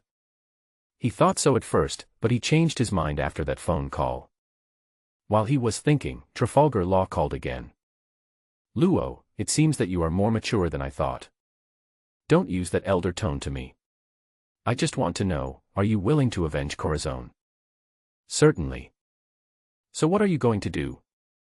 I can't tell you yet, Luo. Damn it. Why? Because you are still too weak, Law. Work hard to become stronger. Then I will give you a chance to kill Doflamingo with my own hands. After saying this, Varys hung up the phone. He would indeed give Luo this opportunity, but not now. Doflamingo is a very talented person, and he is also one of the 7 warlords of the sea and a former celestial dragon, all of which he wants to take advantage of. At least until Doflamingo controls Dressrosa and becomes the invisible king of the world's underground, Varys will not kill him for the time being. Sermon Island. Kill Doflamingo with my own hands. Take revenge with my own hands. Trafalgar Law, who was hiding in the utility room, had a look of murderous intent in his eyes. But at the same time, he also remembered what Varys had said before. Aside from Doflamingo, those were the 2 words he hated the most. Weak. He clenched his fist tightly and punched the wall hard, leaving a bloody mark. Viros. I'll show you. A powerful Trafalgar Law. I want to kill Doflamingo myself, and I want to fulfill Corazon's dream myself. North Sea, dusk, the Admiral is on board. After finishing the call with Trafalgar Law, Varys went to the deck for boring training. Bang bang bang. After finishing today's push-ups, he started punching the iron block again and again. However, this time he punched with armed color domineering. After the battle with Virgo, he gained some new insights. The coverage area of his armament Haki can cover half of his body. However, the corresponding intensity is not as strong as before. But even so, it is a major breakthrough. It is very effective when encountering siege or area attack. So, this is the direction he has been working on recently. As for the ability of observation Haki, there are not many katakuri in this world. As long as his punches were powerful and fast enough, what good would it be if the opponent could anticipate his attack but couldn't dodge it? The same is true in reverse, it is all in vain if you can meet it but cannot avoid it. Moreover, he also has the ability of the fruit. Therefore, the most effective observation Haki is only when the strength difference is not big, and the cost-effectiveness is not high in a short period of time. Therefore, before he cultivated his armament Haki to its peak, he was not going to waste his energy on observation Haki. But, his original plan was good. But as the sirens sounded, his mind changed slightly. On the sea surface dyed golden by the setting sun, a man with sharp eyes stood on a dark green sailing boat shaped like a coffin. He had a cross-shaped knife hanging on his chest and the world's strongest black knife, Knight, on his back. Knock knock. Tap. The naval sentry saw Hawkeye Mihawk's ship and immediately sounded the alarm. Varys, who was sweating profusely due to training, heard 2 short and 1 long alarm sounds, stopped his fists and looked at the sea. Tina, Domino, and Tashigi, who were watching Varys training, also did the same thing. And what I saw was a man with eagle-like sharp yellow eyes, a short beard, a black top hat with white fluff, a burgundy shirt, a black windbreaker, white trousers, and black boots. The 3 of them said the same person almost in unison, but with different names and nicknames. Tashigi, the world's strongest swordsman. Tina, the 7 warlords of the sea, Hawkeye. Domino, Joramil Mihawk. When the crew members around saw this guy, they were extremely alert and fearful, and even shivered unconsciously. This guy has such a scary look in his eyes. What a creepy sailboat. What is he doing in Beihai? Is he here to cause trouble for us? That shouldn't be the case. Hawkeye Mihawk has just taken over as one of the 7 warlords of the sea. His hometown seems to be in the North Sea. Maybe he is just going home. That's great. This guy is so terrifying. I heard from my relatives on the Grand Line that Mihawk destroyed a pirate group with dozens of warships with just 1 sword. How lucky. Compared to everyone's reactions when they saw Hawkeye, Varys was extremely calm, even with a hint of excitement. After awakening his Conqueror's Haki, he couldn't help but become more and more eager to fight with the strong men in this world. This guy, who has the reputation of being one of the strongest in the world, is the best trial stone. That's a very good look. Admiral of the North Sea, Mr. Caesar Varys. Mihawk, with a cross-shaped knife hanging on his chest and the world's strongest black sword, the Knight Hawkeye, on his back, raised the corner of his mouth the moment he saw Varys. Ever since the last time he met red-haired Shanks, he had noticed the name of Caesar Varys. In the past few days, I have heard news from him one after another. Hashtag the future star of the Navy, Varys awakened his Conqueror Haki. Hashtag the future Navy headquarters top combat force defeated the world destroyer Bondi Waldo. Hashtag Marshal Sengoku's designated successor arrives in the North Sea. He shouts away the clown Doflamingo. Hashtag. Therefore, he became even more interested in the North Sea Admiral from his hometown. And now, seeing Varys with a burning desire and no fear, he knew that the journey home would not be so boring. Mr. Varys, are you interested in a sparring match? Certainly. The shirtless Varys grinned, but hooked his finger at Domino. Domino understood what he meant instantly, but Shiki, who was wearing a black and white maid outfit, snatched the cigar box and ran over. Lord Varys. Good boy. Varys smiled and reached out to touch her little head before picking up a cigar. Click. Shiki raised her little hand and lit the fire for him skillfully, her eyes filled with admiration and unconcealable love. Tisk, it seems that I have cultivated an opponent for myself. Seeing this scene, Domino, who was wearing a tight military uniform, smiled seductively, sat on the wide recliner and lifted up Erlang's beautiful legs in black stockings. Tina frowned slightly and hugged her arms, making her big breasts look more upright. The long pink hair fluttered in the wind, and her domineering and royal sister style was mixed with a hint of unusual charm. Compared to everyone's nervousness, Varys just took a leisurely puff of his lit cigar. Call. He exhaled a dragon-like smoke, touched Shiki's ear, and showed a comfortable and relaxed expression. Shiki's face turned red, and her two snow-white legs trembled slightly, as if she was about to fall. However, Varys soon loosened his hand, looked at Hawkeye Mhawk and spoke again. I just used up a lot of energy, Mr. Mhawk, do you mind if I recover a little? Of course, please. Mhawk remained gentlemanly and polite as ever as he sat back in his seat, resting his chin on his hands and crossing his legs. He has always been elegant and has no habit of taking advantage of others in distress. However, he also underestimated the patience of the guy in front of him. No, to be precise, it should be the shamelessness of these naval scum. After taking a few puffs of his cigar, Varys had a delicious meal on the splint. Even, an invitation was extended to Hawkeye Mhawk. Mhawk naturally would not agree. He was a bit of a loner by nature, so he didn't want to have too much interaction with Varys, so as to avoid having more concerns when taking action in the future. So he waited for more than an hour. But after a delicious meal, Varys went back to the cabin to sleep. If Hawkeye didn't have the status of one of the 7 warlords of the sea now. They all thought that the other party was stalling for time and tried to get someone to kill him. As a result, another hour passed and Hawkeye Mhawk seemed a little impatient. Looking at the warship in front of him, his expression turned unfriendly. Inside the cabin. Lord Varys, are you waiting for reinforcements? Seeing Varys coming out of the bathroom, sitting on the sofa drinking red wine and reading the newspaper, Tina thought Varys must have some plan. Upon hearing this, Varys put down the wine glass in his hand and smiled faintly at her. There is no so-called reinforcements, Tina. Being called like that by Varys, Tina blushed and felt a little embarrassed, and said proudly to Varys while staring at him. Viros. I told you not to call me Little Tina. Sorry, it's not Little Tina anymore. Varys made a joke with a hidden meaning in his words, his eyes fixed on Tina's chest. You bastard. Tina's face turned even redder after what he said, but she did not try to hide her proud curves. She just rolled her eyes at him in annoyance. Seeing this, Domino, who was sitting on another sofa in a sexy black lace lingerie, laughed seductively again. But Shiki crossed her arms in inferiority, covering her chest, and muttered to herself in a low voice. Shiki. You can grow up too. Bigger than Tina and Domino combined. Just as she finished her words, the North Sea Admiral's ship began to shake wildly, and a shocking wave suddenly rose up. That was the terrifying slash at the sea surface from Hawkeye Mhawk, the world's greatest swordsman.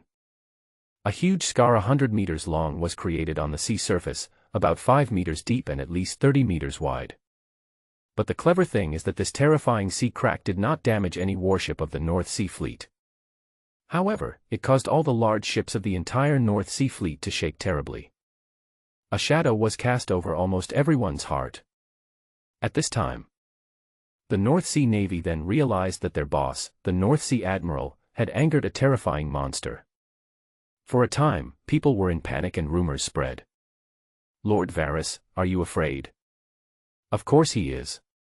He hasn't dared to come out for so long. He must be afraid of being hacked to death by Hawkeye. Varys has a bad nickname in the East China Sea. Despicable, greedy, and lustful. I guess he must have called for reinforcements. That's why he's stalling for time. That's not right. Hawkeye Mhawk is one of the 7 warlords of the sea. If that's the case, he can totally refuse to fight this battle. However, just when the voices of doubt reached their peak, Varys raised the corner of his mouth proudly. He had finally waited for it. After this sword, his winning rate increased from 10% to 30%.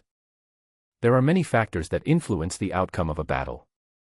The right time, the right place, the right weapons, the right moves, the right physical strength, etc. But in Varys's view, there are only 3 situations. First, the advantage is not in my hands. A weak person will eventually gain something through careful consideration, while a mindless and reckless advance will surely lead to death. For example, Virgo, who died in his hands not long ago, could have run away but instead fought against him. If he really jumped into the sea and escaped, he might have a chance of survival. Second, if the 2 are evenly matched, the brave one will win. For example, he fought against Doflamingo a few days ago, and it was obvious that Doflamingo was able to fight him. In the end, he chose to run away, and lost his courage in vain. Finally, the advantage is on my side. If I underestimate the enemy and advance rashly, I will end up in trouble sooner or later. If I advance step by step cautiously, I will be invincible. For example, Whitebeard in the Battle of Marineford. Even though he was already terminally ill, he still didn't know how to assess the situation and still thought he was the invincible Whitebeard. As a result, although the hand was average, it was played very badly. If he died, he would not only lose Ace, but also a bunch of grown-up children would be buried with him. If it were him, he would attack various naval branches all day long and capture thousands of naval prisoners. By the way, he killed dozens or hundreds of celestial dragons in the Sabaody archipelago and kidnapped them. You won't let my son go, right? Every day in my world, I live broadcast killing celestial dragons and then letting them mate with cows, horses, pigs, and sheep. He could have been a cool and evil pirate, but he chose to be more noble and righteous than the Navy. I really don't know what's in this head. Today, facing the world's greatest swordsman, Hawkeye Mhawk, he is undoubtedly the weakest. Although Mhawk's domineering color is never mentioned in the anime. However, Hawkeye Mhawk can fight against red-haired Shanks, the top 3-color domineering warrior. In the Battle of Marineford, Hawkeye Mhawk was the first to dare to use his knife to chop Whitebeard. Isn't such a person's domineering aura very strong? Impossible. As for his own fruit ability, he also conducted further experiments on Virgo and Kazara Borsalino. The physical strength required to freeze them is no less than what they consume to resist themselves, and it would be even more difficult if they are users with natural abilities. Therefore, this move is most suitable for sneak attacks. But unfortunately, Hawkeye Mhawk's observation Haki and armament Haki are both top-notch in this ocean. As for swordsmanship and physical skills, Varys doesn't think he is better than Hawkeye.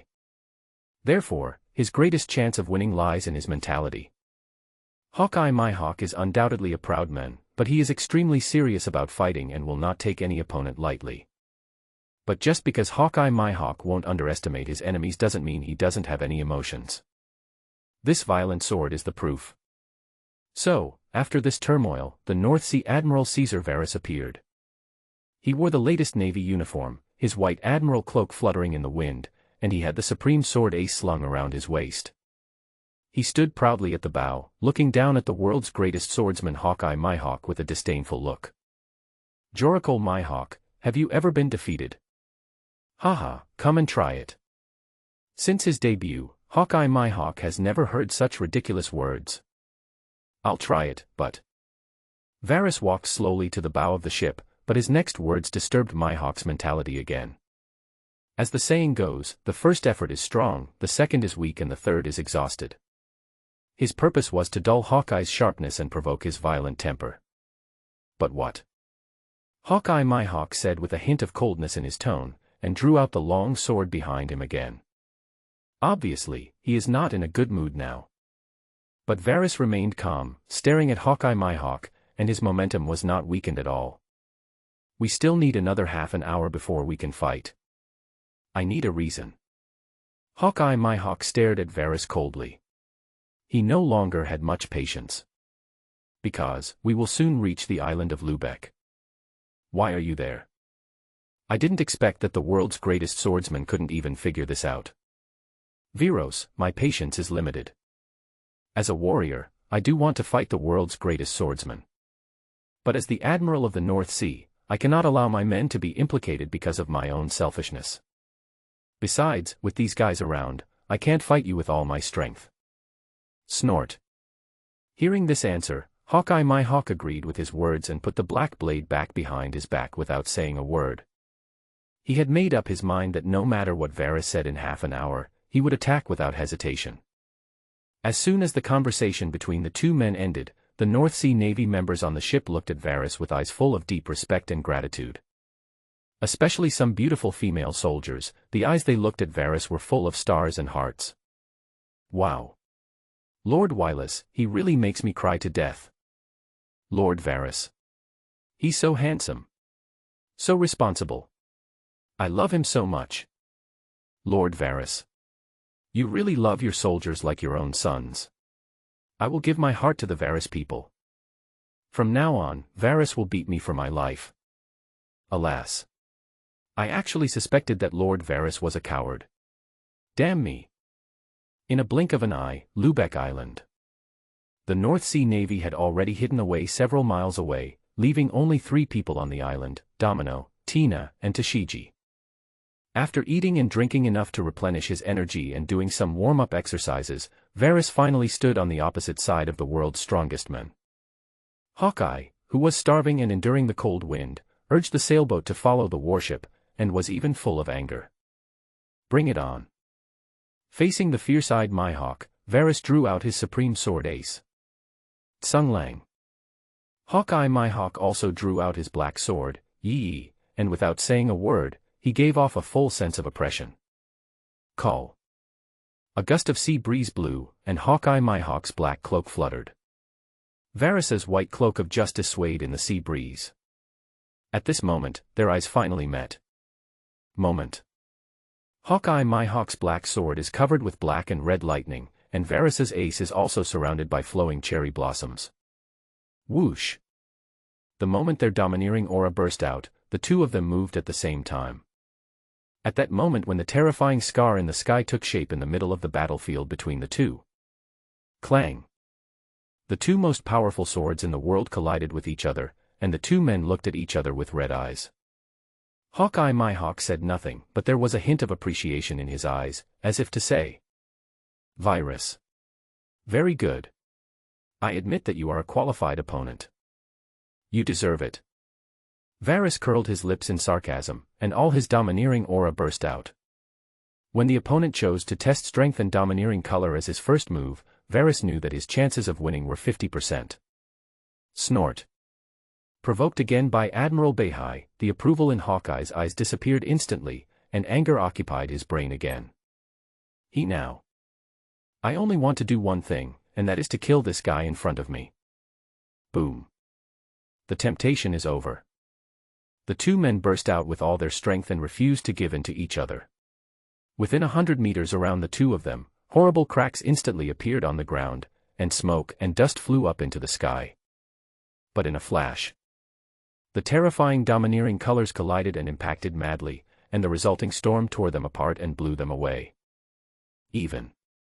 The sand and gravel were blown away by this gust of wind, and the waves on the beach receded. The terrifying reverse wave swept towards the other side of the sea. At this moment, Tina, Shiki, and Domino could see clearly. The red and black lightning that exploded from the two men made them look like fearless evil ghost knights. For my king! They roared and charged at each other, entangled, and tore each other apart, and finally were annihilated together. The sailors of the North Sea who saw this scene were more excited and shocked than Shiki, Domino, and Tina. The owner of the legendary Conqueror's Haki can even be on par with the world's greatest swordsman. Now, in their eyes, no matter whether Varys can defeat Hawkeye Mhawk, their hearts have been conquered by the Admiral of the North Sea.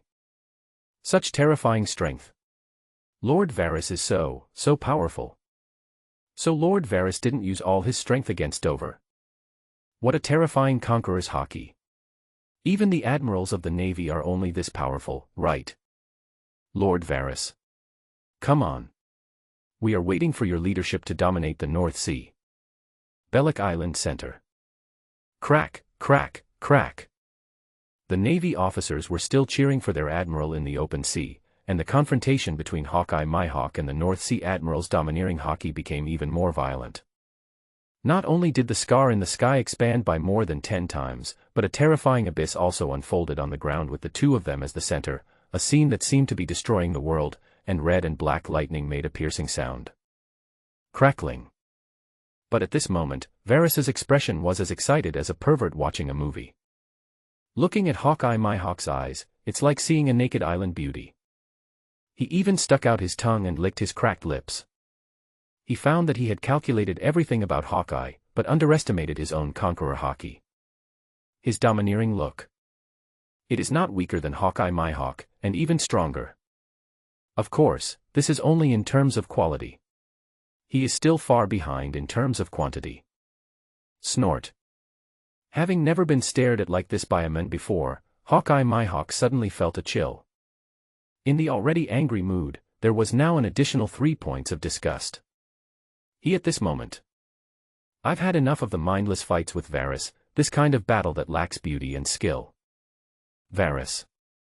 If you are just like this, then let my black knife witness your death. Hawkeye Mhawk changed his mind and shouted out 3 words like an aria. Rest in peace. The black sword broke away from the entanglement of the big sword ace, and all his energy and domineering power were integrated into one sword. Black knife. Eternal night. This moment. Hawkeye Mhawk disappeared, and Varys disappeared with him. Disappearing with him were all his senses. This knife. It was like the night opened its huge mouth and swallowed everything. The world seemed to have fallen into extreme darkness until the knife named Night appeared. This moment. It's eerily white. It was as if a knife cut through the darkness between heaven and earth, and then it was dyed red with boiling blood. This is Varys' blood. His chest is about to be thrown open, spurting out hot red blood, and blood flowers bloom on the blade. It. As charming as a rose. But at this moment, Varys laughed even more crazily. The opportunity has come. As soon as the sharp blade cut through his chest, the horrible tearing pain came. His world. It is no longer pitch black. His fruit abilities, Armament Haki, Conqueror Haki, all exploded at this moment. What? Feeling that his invincible sword was obstructed, Hawkeye Mhawk was suddenly startled. I underestimated Varys' strength and the ability of his fruit. I don't even know. Varys has a hidden trump card, a sword that he has never used. Snap. The big sword ace flashed like thunder, and chopped towards Mhawk's head at a faster speed in a strange Z-shaped trajectory. Great swordsmanship. Seeing this fatal sneak attack, the battle-hardened Hawkeye Mhawk was not at all panicked. He made the choice without hesitation and raised his left arm to block. However, because he had consumed too much physical strength, he only had a thin amount of armament domineering left, which was unable to block the knife. Squeak. His left arm was broken. But it was enough to slow down Varys' blade. One side of the body. He narrowly avoided a fatal blow. At this time. His black knife he can also move. But at this moment, Varys, with blood gushing from his chest, smiled grimly. His hands also caught Black Knife Knight. The situation once again fell into a stalemate and returned to the initial war of attrition. However, Hawkeye Mhawk was not in a hurry because Varys' injuries were more serious than his. There was a horrific 1-meter-long wound on his chest, and the streams of bright red blood gushing out were so shocking that even he felt horrified just by looking at it. If he doesn't get treatment within a short period of time, he will definitely die. Therefore, he was more curious about the knife just now. Who did you learn that knife move from? Tokai, Shimatsuki Koshiro, a squinty-eyed monster. Very good, then you can die now. You should die first.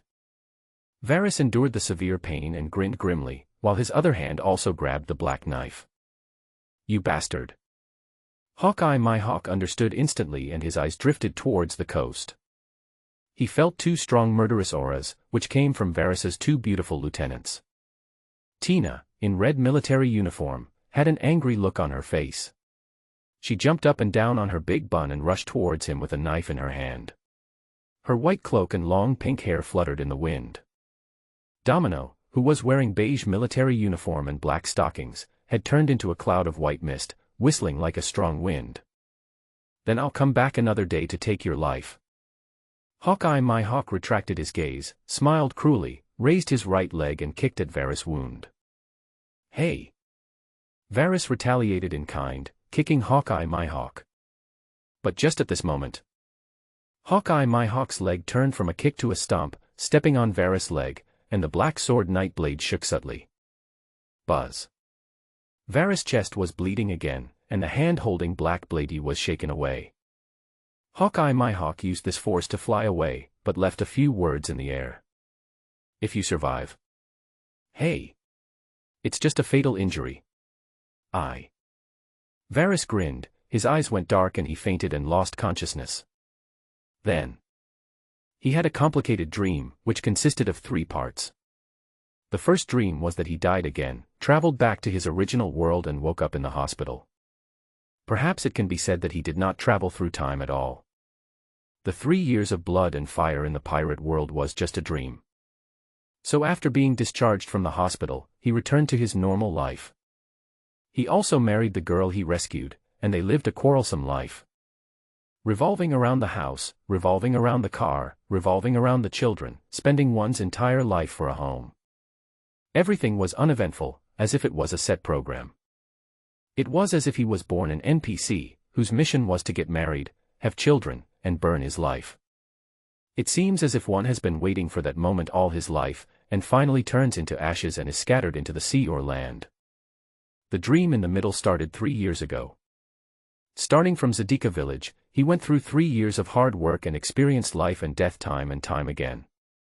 Conspiracy, fighting, poisoning, traps, artillery, dismemberment, glory and promotion. Knife and sword. Blood and fire. Although every step is thrilling, it is also exciting. Every shocking injury and the sciatic pain it brought seemed to remind him. He is living truly, passionately, and wonderfully. And the ending. He was not in this dream, but Hawkeye Mhawk and red-haired Shanks met. Red-haired Shanks, Mhawk, where's your arm? Hawkeye Mhawk, same as you, I bet it on Beihai, a marine scum. North Sea Fleet, medical ship. Ha ha ha, cough cough. Thinking of this ending, Varys couldn't help but laugh out loud. But the piercing pain made him cough uncontrollably. It made the pain more obvious, but also made him feel more comfortable. Varys is not dead. The naval scum survived once again in this wonderful world. Outside the medical room. Ha ha ha. I heard Lord Varys coughing. Wow, Lord Varys is alive. He was so badly injured. He is a miracle. Long live Lord Varys. Varys is the world's greatest swordsman. I admire Lord Varys so much. I want to warm his bed every day. The Marines outside the door saw Varys coughing and started shouting excitedly. This incident quickly spread throughout the entire North Sea Fleet. But at the same time, the various spies in the North Sea Fleet also want to spread this matter throughout the world. Naval Headquarters, Restaurant. What? I heard the name of Lubeck Island, and then I heard about Varys' battle with Hawkeye, and now he was stabbed and unconscious. Jean-Guy felt as if his heart was hit, and his memory was instantly pulled back to that year. His adopted son, Don Quixote Ferdinand, whom he loved as his own son, died on the island of Rubeck. Jean Gua. What's wrong with you? Vice Admiral Tsuru, who was sitting opposite Sengoku at dinner, rarely looked so panicked, even when he heard the news of the celestial dragon's death. Did something big happen? Nothing. Jean Gua quickly gathered his thoughts and spoke as calmly as possible. It's that kid Caesar Wireless. He's causing a big commotion again. Big noise. Vice Admiral He's face suddenly darkened, and he had a bad feeling. He didn't kill Doflamingo, did he? No. Sengoku shook his head and slowly gave the answer. He had a fight with Hawkeye Mhawk and is still in a coma. Haha, this brat really doesn't know his own limitations. Thinking of the swordsman who made her feel scared, and also thinking of the little brat who made her angry and got humiliated, Vice Admiral Tsuru felt a little gloating. He was the world's greatest swordsman. The fact that he wasn't killed was a sign of mercy from the other side. However, as soon as she finished speaking, Jean Gua shook his afro again. Crane, Hawkeye Mhawk showed no mercy, and Varys did not lose. He cut off one of Hawkeye Mhawk's arms. Ahem. Nanny. Vice Admiral Tsuru was in disbelief and almost choked on his food, his eyes nearly popping out. Sermon Islands, the residence of the Don Quixote family. FFFFFFF. God help me. Varys, that bastard. Looks like the Golden Lion won't be needed anymore. After receiving this latest news, Doflamingo excitedly crushed the Den Mushi. Lao Ji. Call all the officers to go. I want to kill the scum of the Navy immediately. Germa 66, main ship. Father, what are you laughing at? The little beauty with short pink hair and cute curly eyebrows saw her father with blonde hair laughing wildly, and curiously came to Vinsmoke Jiaji. Of course I'm laughing at a good thing. My good daughter. Vinsmoke Kaji, with his eyes full of ambition, a burly figure, long golden hair, and as high-spirited as a lion, stroked his wild golden beard. Reiju. Call your two brothers, I will take you to kill people today. Let those few countries that are struggling to survive see the power of the technology of the Germa kingdom. Yes, father. Although Vinsmoke Reiju doesn't like killing people, she still doesn't dare to disobey her father's orders. However, she still asked out of curiosity. Father, aren't you going to call your brother Sanji? Heh, that loser who can't activate his bloodline factor and can't even wear a combat uniform. He's not worthy of being my, Vinsmoke Gaji's, son. Paradise Island, office. Ha ha ha. I knew there would be big news. Morgan, who was worrying about tomorrow's headlines, flew up with excitement after receiving this news, his small bird eyes full of excitement. Someone, come. Wake up all the editors. Come over here and work overtime. Write tomorrow's news headlines for me. #shock. The world's greatest swordsman has changed. Navy's new star Varys slashes the world's Hawkeye. Joramil Mihawk's arm is broken. Holy Land, Marihoa. The 5 elder stars in their pajamas gathered together again. Marcus Maz Saint, everyone has heard about CP8's report on Varys, right? What are your opinions? Jago Lucia Satansheng, I suggest transferring him to CP0 for careful training. This guy will be the main force against Dorag in the future. Topman Vachalishing, I don't think it's good. Throwing the Conqueror's aura at CP0 will only waste it. Izambaran v. Nasujiro, I second that. Lord Emu said that another lighthouse will appear in this world. We cannot waste such high-end combat power. Marcus Maz Saint, then let's transfer him to the headquarters, Marineford. In addition to going on missions, he will be responsible for the safety of the celestial dragons. This will also help cultivate his loyalty. Shepherd 10 Peters, do you think he could be another lighthouse? Ha ha ha. Izambaran v. Nasa Shilang Saint laughed exaggeratedly. Shepherd 10 Peter Saint, do you know what you are saying? A greedy, lustful, despicable, power-hungry naval scum, do you think he could be a lighthouse? I think you might as well say he's the next pirate king, the start of a new era of pirates. Izambaran, I know he's yours. Shepherd 10 Peter Saint did not get angry when he heard the sarcastic tone. Instead, he narrowed his eyes and asked back. But don't forget that he is a guy with a domineering aura and a smart and cunning guy. What if his greed, lust, meanness and power-loving nature are all fake? After hearing these words, Izambaran v. Nasujiro fell silent. Because he had never met Varys, and had never really seen Caesar Varys clearly. Seeing his silence, the other 5 Elder Stars also showed strange thoughts in their eyes. However, after a discussion. Marcus Maz Saint came up with a good idea, which was recognized by all the 5 Elder Stars. I'm just waiting for Varys to recover from his injuries and resolve the turmoil in the North Sea, and then I'll give him a promotion. North Sea Fleet, medical ship. Don't cry, haven't you heard that good people don't live long, but bad people live 1,000 years? Varys, with nutrient solution needles stuck all over his body, smiled evilly. Woo woo woo. But Kedasiki was still very heartbroken and cried with snot and tears streaming down her face. Tina stood aside, frowning and hugging her big chest with her arms. As the Admiral of the North Sea, you are really messing around. Tina is very angry. Yeah.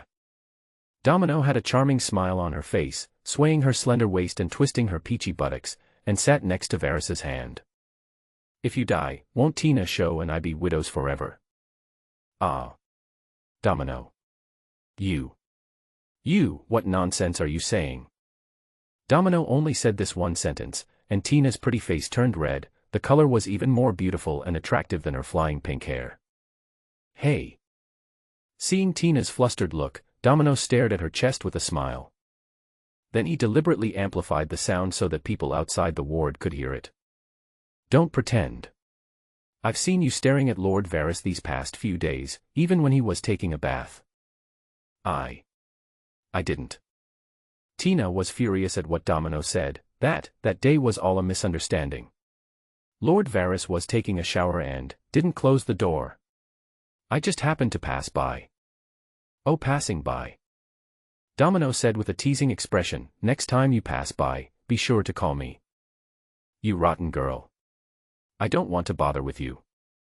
Tina knew she couldn't win the argument with that bitch Domino, so she got up and left angrily with gritted teeth. Anyway, Varys has woken up now. But as soon as she came out of the medical room, she saw the teasing looks from the Marines around her, and some brave Marines were even shouting. Sister Tina. You must seize the opportunity. Lord Varys is the best man. Yes. Sister Tina. In the entire North Sea, only a hero like Lord Wireless is worthy of you. Come on, Sister Tina. Try to become the governor's wife as soon as possible. Big Sister Tina. The North Sea Navy supports you. Come on. Bang, bang, bang. But when only a few people came, Tina used the power of her fruit to freeze them all in the corridor, and then beat them all into pig heads. Just as she left, Varys received a call from Trafalgar Law. Trafalgar Law asked anxiously, Vyros. Where are you? I am resting on Baluk Island. Varys just sat up and responded calmly. Barak Island. Upon hearing that this was the island where Crayson died, Trafalgar Law's heart sank and he shouted. Vyros. Get out of there. Run away. Doflamingo knows you're injured, and he's already sent people to kill you. Thanks for your concern, but he can't kill me. What? Weren't you seriously injured? Is this fake news? Of course it's not fake news, but I have my own trump card. Don't worry, I won't kill him today. Doflamingo's life is yours. After saying this, Varys hung up the phone. His expression was very calm and composed, and he even hooked his finger at Domino, who handed him a cigar. After the life is restored, as long as there is enough food, the fatal injury can be recovered quickly. Of course, if there were to be consecutive battles of that level with Hawkeye Mhawk, his lifespan would definitely be affected. Moreover, he had another reason not to fight, which was that he did not want to alert the enemy. If we ruin tomorrow's good show, it would be more trouble than gain. You have to know that the captain of the flying pirates, Shiki the Golden Lion, once launched an air raid on Marineford. His bounty is a whopping 1.7 billion berries. And what's even more wonderful is that this guy's strength has deteriorated, but he is still an arrogant idiot. So he had to do something interesting to make Doflamingo's trip go in vain. 2 hours later. After eating and drinking, Varys convened a meeting of the North Sea Fleet. There was only one topic for the meeting, which was the tactics to annihilate the Don Quixote family tomorrow. As expected, the news reached Doflamingo less than 3 minutes after the meeting ended. At this time, Doflamingo and his family's elite were less than 100 nautical miles away from Varys. Phew. Varys. You bastard, I don't believe you can recover so quickly. Doflamingo, who is suspicious by nature, wears a pink haori with his chest open and patterned cropped trousers. At this time, he had one foot on the bow of the boat, looking into the distance with gloomy eyes. But even though he said this, he also told all family members not to act rashly. After all, Varys's ability is very restrained. If we can't take down Varys in one fell swoop today, it will definitely alert the enemy, and given Varys's character, there will definitely be endless troubles. Young master, why don't you send someone to test it again? Seeing that Doflamingo was hesitant, Rao-Ji, the eldest of the family, offered some advice. Diamante, you have the strongest observation Haki. Let Xuena take you to Baluk Island first, and then you can sneak in to see the specific situation and make a decision. Okay Dover. Diamante, a tall man dressed in clown costume, stepped out with a dagger in his hand. But just before leaving, Diamante let out another sinister and hateful laugh. Dover, if there is a chance, do you mind if I kill Varys for you? Fufufu, of course I don't mind. Doflamingo smiled wildly, with the corners of his mouth almost splitting to his ears. An hour later. Diamante set out from the center of Baluk Island and, relying on his observation Haki and stealth skills as a killer, arrived at the port quietly. TSK, just as the spy said, the security hasn't increased much. After a brief observation, Diamante finally arrived at Varys's ship. But before he got close to the cabin, he heard a creaking sound and the moans of women, and they were 3 different women. Domino, my lord, you are so great, kill me. Tina, Lord Varys, you are so strong, so powerful. Tina's waist is going to break. Tashiji, ah. It hurts. Lord Varys. Please. Tashiji's legs are going to break. AA. This bastard. Did he really go through a big battle? He still has the energy to play with 1 dragon and 3 phoenixes. Diamante couldn't help cursing in his heart when he heard these words, and he touched his weak waist at the same time. But in a flash, his observation Haki brought him a creepy feeling of oppression. My body was no longer under my control. It was difficult for me to even breathe, let alone make any sound. It's over. Diamante knew that he had been hit by Varys's ability, but he realized it too late. Click. A Z-shaped silver-white knife light flashed across his neck. Diamante, a great pirate worth 97 million berries and the 3rd highest-ranking official of the Don Quixote family, died at the hands of Varys. Galululu. The round head oozing with bright red blood fell right at Varys' feet. Tread. With his foot on Diamante's head, Varys inserted the long knife in his hand into the deck, took out the den mushi and made a call. Hello, Mr. Doflamingo, I am the Admiral of the North Sea, Caesar Varys, and wish you a good night. Fuff. Hello. Respected Admiral of the North Sea, Colonel Caesar Varys. Doflamingo, who was obviously extremely angry, still had a bright smile on his face when he heard Varys's sudden call. You're calling me so late, you just want to wish me good night, right? Of course not. Varys' smile was playful, and he comfortably exhaled a wave of dragon-like air, then spoke again slowly. Dover. I just helped you a lot. I think you should thank me. Oh. What favor did Lord Varys help me with? I helped you to eliminate a traitor, a guy named Diamante. He said that he was assigned by you to kill me. It is absolutely ridiculous. I knew that he wanted to frame you, so I helped you execute him. FFFFFFF. Cough. When he heard Diamante's name and the word executed, Doflamingo laughed like a devil from hell.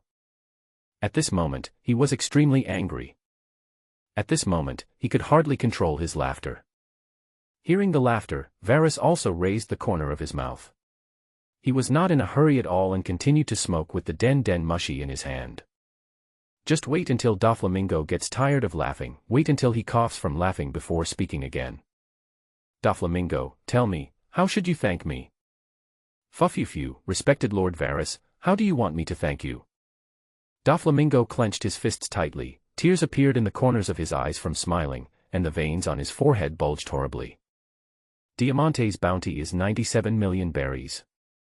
I'll give you a discount and make it 100 million berries. Send the money to my ship and I'll return the body of this villain to you. Varys slowly explained the business and exhaled a stream of swirling smoke again. Call. Okay, I will definitely deliver the money myself.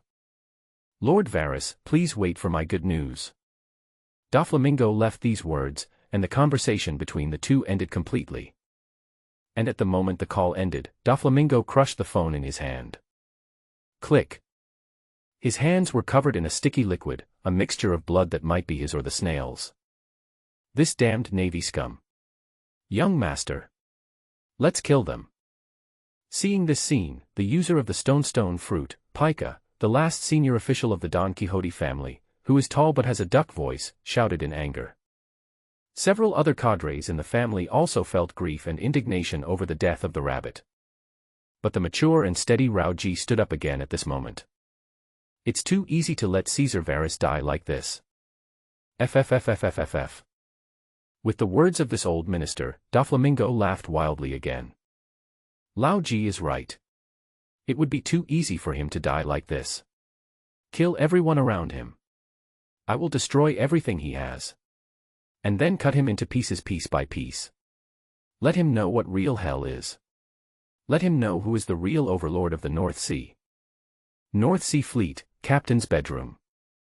Tina, Dashiji, Domino, you can go now.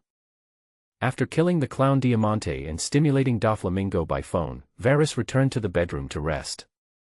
Tonight, he was really ready to have a good sleep. But he didn't expect that the first person who jumped out to oppose was the domineering sister Tina. No, you're so badly injured, Doflamingo might attack you by surprise, we have to watch over you tonight. Yes, yes, yes. Tashiji nodded her little head hurriedly, and her big furry tail was wagging behind her. Tashiji has to protect Lord Varys too. My hearing and sense of smell are extremely sharp. If someone approaches, I will notice it immediately, even if they have observation Haki, it will be useless. Hey, now that you guys have said that, I naturally can't leave. Hearing the words of the two beauties, one big and one small, Domino smiled seductively and fell directly on the big bed. What if you two lose control and steal? I'll be at a big loss. I'm sleeping here tonight. Don't snatch it from me. You bitch. Can't you be a bit decent? After spending a few days together, although Tina knew that Domino was just like that, being somewhat traditional, she still found it a little hard to accept it. Normal. Is that something edible? Domino leaned sideways with his chin on his hand, smiled, took off his military cap and threw it at Varys. Varys took it and put it on the table, glanced at Tina and Tashiji and said, I'm going to take a shower. You guys can do whatever you want. Shiki first nodded with a red face, then quickly moved her short legs and landed on the big bed to take a seat. He looked like he was afraid that his position would be taken away by Tina. Tina, who was originally blushing, looked a little strange when she saw this scene, and a feeling of depression arose in her heart. But seeing Domino staring at her big breasts in a nasty way, Tina gritted her teeth and put away her worthless emotions. He sat on the sofa, crossed his legs, and unbuttoned a button of his tight military uniform, making the mountain, which was already looming, even more dazzling and impressive. But after seeing this scene, Domino couldn't help but curl his lips. Tsk tisk, it's even bigger than mine. And you're still a slutty little bitch. You must have rubbed it secretly yourself a lot, right? Huh, do you think everyone is as shameless as you? Tina knew that Domino was deliberately trying to make her angry, so she would not be easily fooled, and even retorted sarcastically. Some things are innate. Even if you want to force them, you can't force them. But her words did not attack Domino, but instead splashed on Shiki, hurting Shiki's young heart. Humph. Shiki will definitely grow up. Bigger than the two of you put together. Ha ha ha. Hearing Shiki's ridiculous declaration in anger, Domino burst into laughter, then unbuttoned his shirt and threw it at Tina. Ah. Seeing that Domino had provoked her again, Tina angrily lifted up her cloak and stood up. Domino, you bitch. I'll skin you alive today. I'll teach you a lesson. Come on. Let's see who peeled your skin first. Or you peeled my skin first. Domino was not willing to be outdone and hooked his finger at Tina provocatively. Two stunning beauties with big breasts and thick buttocks started to fight on the big bed. Hey Lord Varys, why are you taking a bath without wearing clothes? Domino and Tina, the two beautiful girls, were still tearing their clothes off, with only a few left on them. Shiki accidentally passed by the bathroom door. I'm really sorry. Hearing these words coming from little Shiki's mouth, Varys smiled brightly at the little vixen. Ever since this little girl ate the mythical beast nine-tailed fox fruit, and got along with Domino, her enchanting and charming temperament has become more and more intense. Can you help me close the door? Yes, Lord Varys. Shiki pursed her lips, blushed, and rolled her big black eyes around as she closed the bathroom door reluctantly. 10 minutes later. Bang, bang, bang. The two big girls, Domino and Tina, fought for a long time and had very little clothes left on them. After taking a shower, Varys saw his messed bed and angrily punished the two men on their buttocks. Ah. Feeling a burning pain in her back, Tina couldn't help but scream. She turned her head and stared at Varys with shame, embarrassment and anger. But Varys stretched out a finger and gently touched the tip of her nose. You have to follow my rules in my room. No playing around on my bed, especially not with clothes on. Do you understand? You. Hearing these strange words and seeing these strange actions, Tina's mind was in a mess and her heart was pounding. But at this moment, the light in the room suddenly darkened. Click. It was the little girl Shiki who turned off the lights in the room. Before Tina could react, she felt herself being pressed down on the bed. Gulp. She swallowed nervously, clamped her beautiful legs together, and her heart beat rapidly. Bang, bang, bang. Could it be that? Could it be that this guy from Varys, he is going to kill me today? But just as Tina had this thought, the hot and strong body on her body moved away. He lay beside her, with his arm under her neck. This bastard. He just lay down. Tina couldn't believe it. Was this guy still the same lecherous Navy scum? But then, she suddenly felt like she was punched in the stomach. No. To be precise, it should be Shiki's cold little feet. This little girl stepped on me so hard, she must have done it on purpose. Thump. The girl passed by her and fell directly into Varys' arms. In the moonlight, Tina turned her head slightly and took a look. Shiki's body suddenly shrank 4 or 5 times and turned into a snow-white little fox, lying obediently on Varys' chest. The furry snow-white tail and the soft pure white fur emit crystal white light under the moonlight. So beautiful. When Tina saw Shiki in this form, she immediately forgot about the kick she had just received. Even my inexplicable state of mind became peaceful. It's just that Shiki's state is too cute and beautiful. Tina couldn't help but stretch out her little hand and wanted to touch Shiki's fur. But before her little hand could touch Shiki bared his teeth at her fiercely, making a sound like a wild cat's fur standing on end. Hiss, hiss, hiss. Humph. Tina doesn't care. Tina snorted arrogantly at being scolded by Shiki. Okay, be good. When Varys heard the voice, he raised his other hand and touched Shiki's furry little head and back. Don't make any more noise, or you will be punished by the family rules. Squeak. The little white fox Shiki made cute sounds, but her animal eyes glanced at Tina with disdain before she lay down. Snort. Being despised by the little girl, Tina gritted her teeth in anger but dared not move. Now that she reacted, the burning pain in her back came back. But soon, inexplicably, with a mess of thoughts and a tingling sensation, she, who often suffered from insomnia, fell asleep very quickly. Whoosh whoosh. When I woke up, Varys was gone from the big bed. Lying beside him were Shiki with her belly exposed and Domino, who was shamelessly naked. She had no interest in Domino, but was looking at the belly of the little white fox Shiki. She really couldn't help it and secretly stretched out her little hand to Rua. Oh. Fluffy, soft and warm. It feels so good. Moreover, after being gently rubbed by her for a few times, Shiki let out another comfortable cry. Squeak, squeak, squeak. Oh. So cute, I really want to have a pet like this. Although Tina looks like a domineering queen, she is just a girl of 25 or 26 years old. There is no resistance to this cute furry little creature, especially one so pretty and adorable. However, just as she finished her words, she was awakened by the rhythmic sound of beating. This guy, is he doing it again? He was seriously injured yesterday. This is ridiculous. The Admiral is on the ship's deck. Bang bang bang. The huge iron block that was originally fixed in midair by iron chains has now been untied and flown into the sky. The reason why it flew was naturally because of Varys' fist.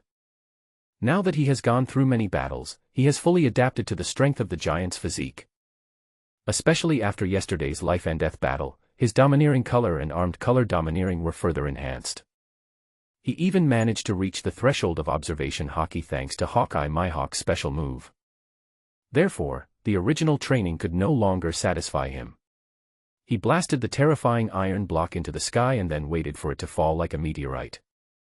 This can not only effectively train his strength and control, but also train his reaction and predictive abilities, and can also properly train his devil fruit. Because he could withstand the impact of this terrifying force, but the deck was not that strong, and all this required skill.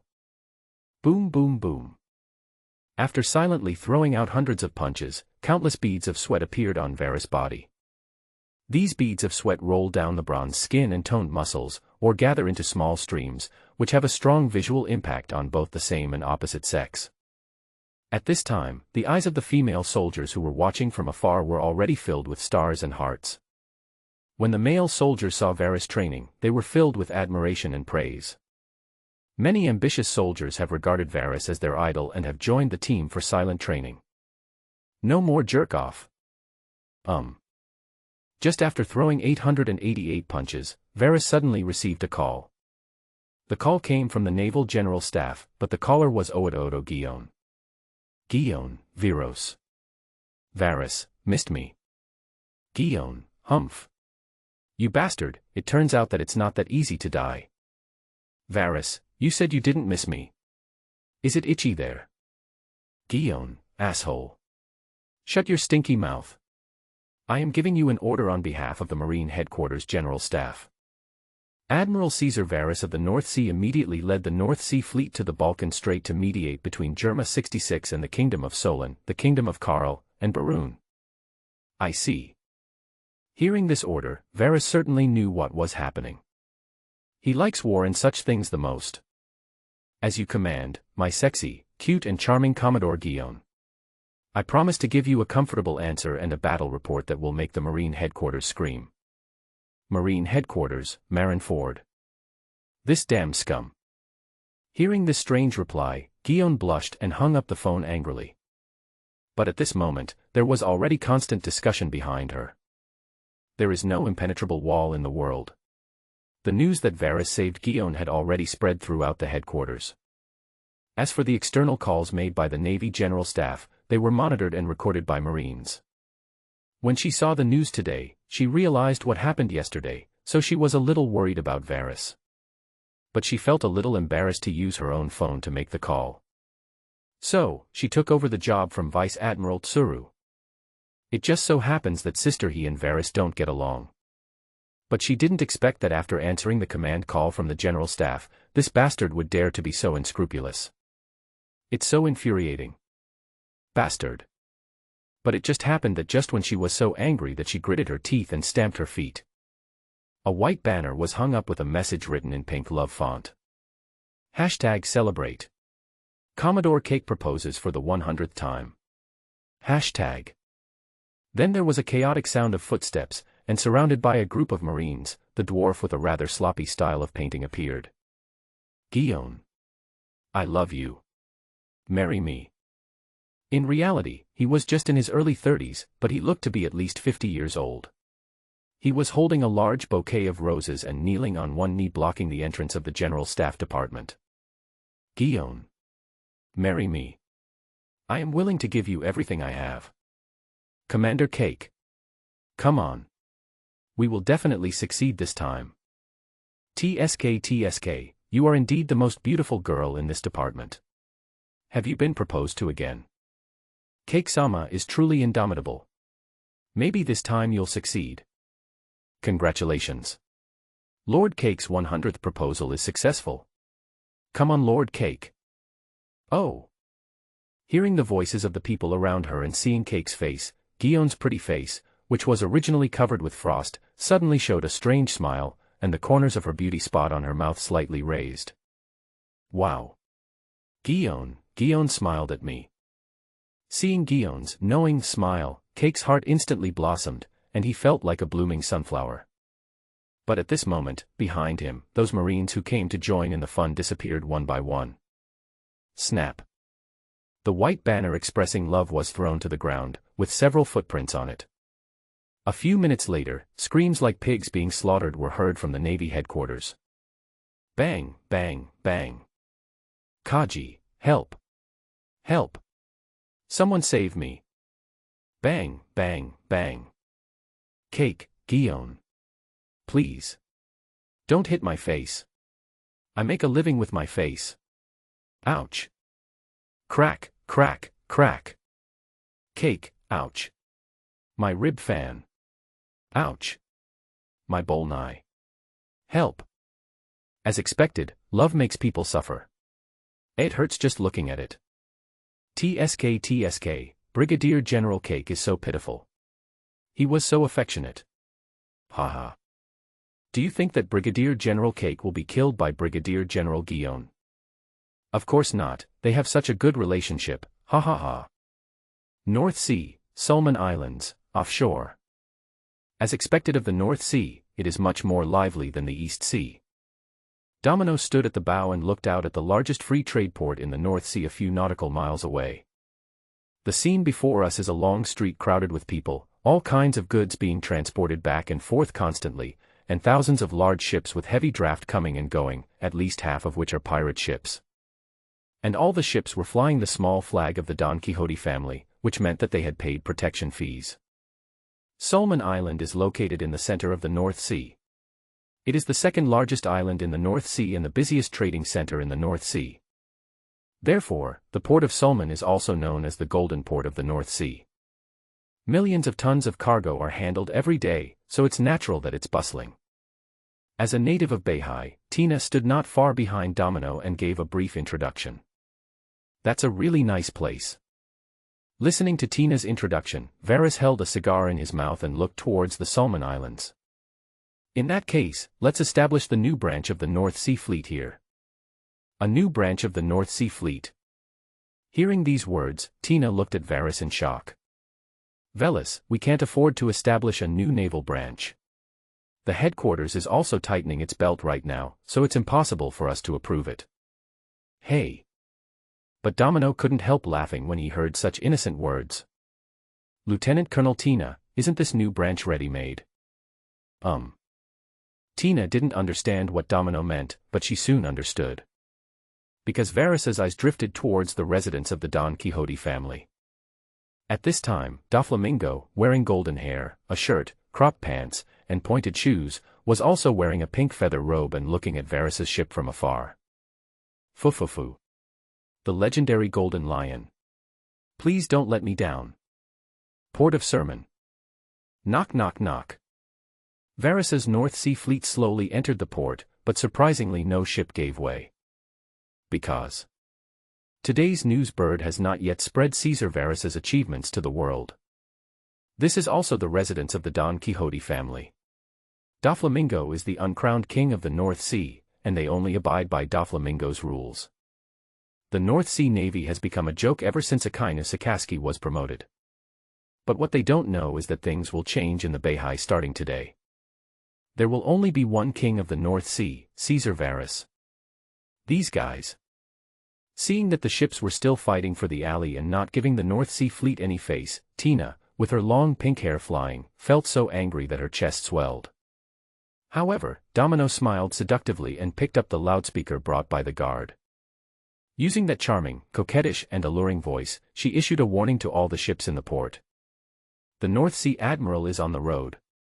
Anyone who blocks the way will die. But when the surrounding pirates, ship merchants, and even workers heard this charming voice, they all laughed at it with disdain. North Sea Fleet. How dare a bunch of useless Navy men touch so many of us? We are doing serious business. I don't care about your Navy's trip. You are so brave to come to the Solomon Islands to cause trouble. The scar has healed and the pain has been forgotten. Don't you know how the previous North Sea Admiral died? North Sea Fleet, deck. You are really stubborn. Seeing that no one gave way and even various mocking voices were heard, Domino turned his teasing eyes to Varys. Call.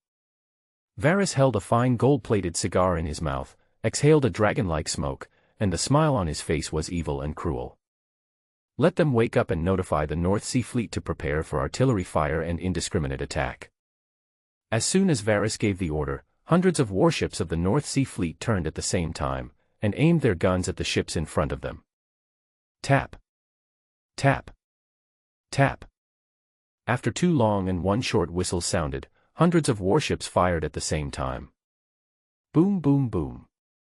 Thousands of black shells rushed towards the fleet almost at the same time, and the scene was quite spectacular and terrifying.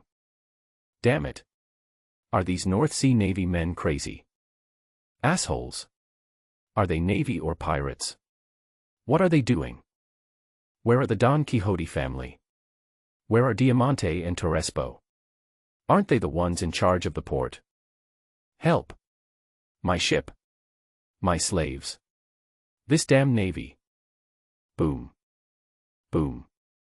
Boom. As explosions rang out, pirate ships and merchant ships exploded and sank, causing countless casualties among the pirates and merchants on the scene. The pirates, merchants, laborers, and Don Quixote family's henchmen in the port were all shocked by this scene. This is the base camp of the Don Quixote family. This is the territory of Doflamingo, the former celestial dragon, one of the 7 warlords of the sea, and the underground king of the North Sea. How dare these stinking Navy men? Aren't they afraid of revenge from the Don Quixote family? Aren't they afraid of accountability from the Navy headquarters and the world government? However, they had many questions, but the only responses they got were the artillery fire, the splashes of sand, gravel, broken arms and limbs, as well as the wailing and screaming that the artillery fire brought. And after the first round of artillery fire ended, the second round of artillery fire followed. Without the order from the North Sea Admiral Caesar Verus, the North Sea Fleet would have used up all its shells. Boom boom boom. Don Quixote family residence. Master. Varys is such a bastard. He's gone too far. Let's go kill him. Seeing the family port that he had worked so hard to build being destroyed, Pika, a burly man with a hoarse voice, roared with gritted teeth. FFFFFFF. Doflamingo laughed wildly again, and the young maid baby 5 handed him a glass of fine wine, the color of which was like blood. Sigh. Doflamingo swallowed the red wine happily and looked up at the sky. Don't worry, it's not our turn yet. Let's watch the show first. North Sea Fleet, deck. Viros, isn't this a bit too noisy? Seeing hundreds of merchant ships destroyed and the once prosperous port of Solomon turned into ruins of blood and fire, Tina frowned and spoke.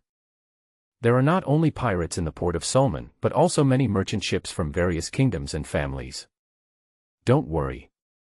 Gazing at the tragic world filled with blood and death, Varys's deep black and white eyes revealed an icy indifference to life. Someone will clean up the mess for us. No, it should be said that someone will take the blame and die.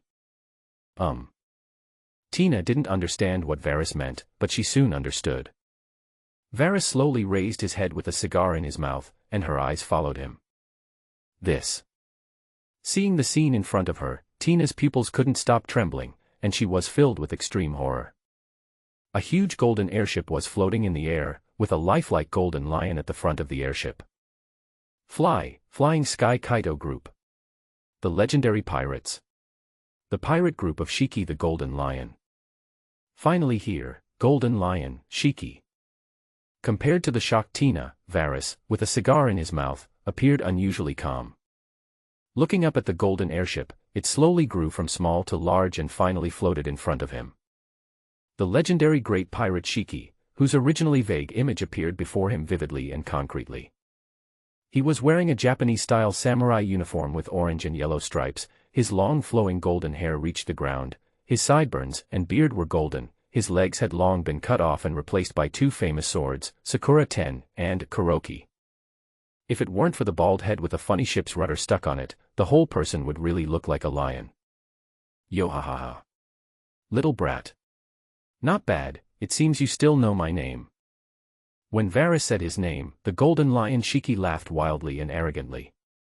But seeing that there was no fear in Varys' eyes, Shiki's expression turned gloomy again, and he spoke in a defiant manner.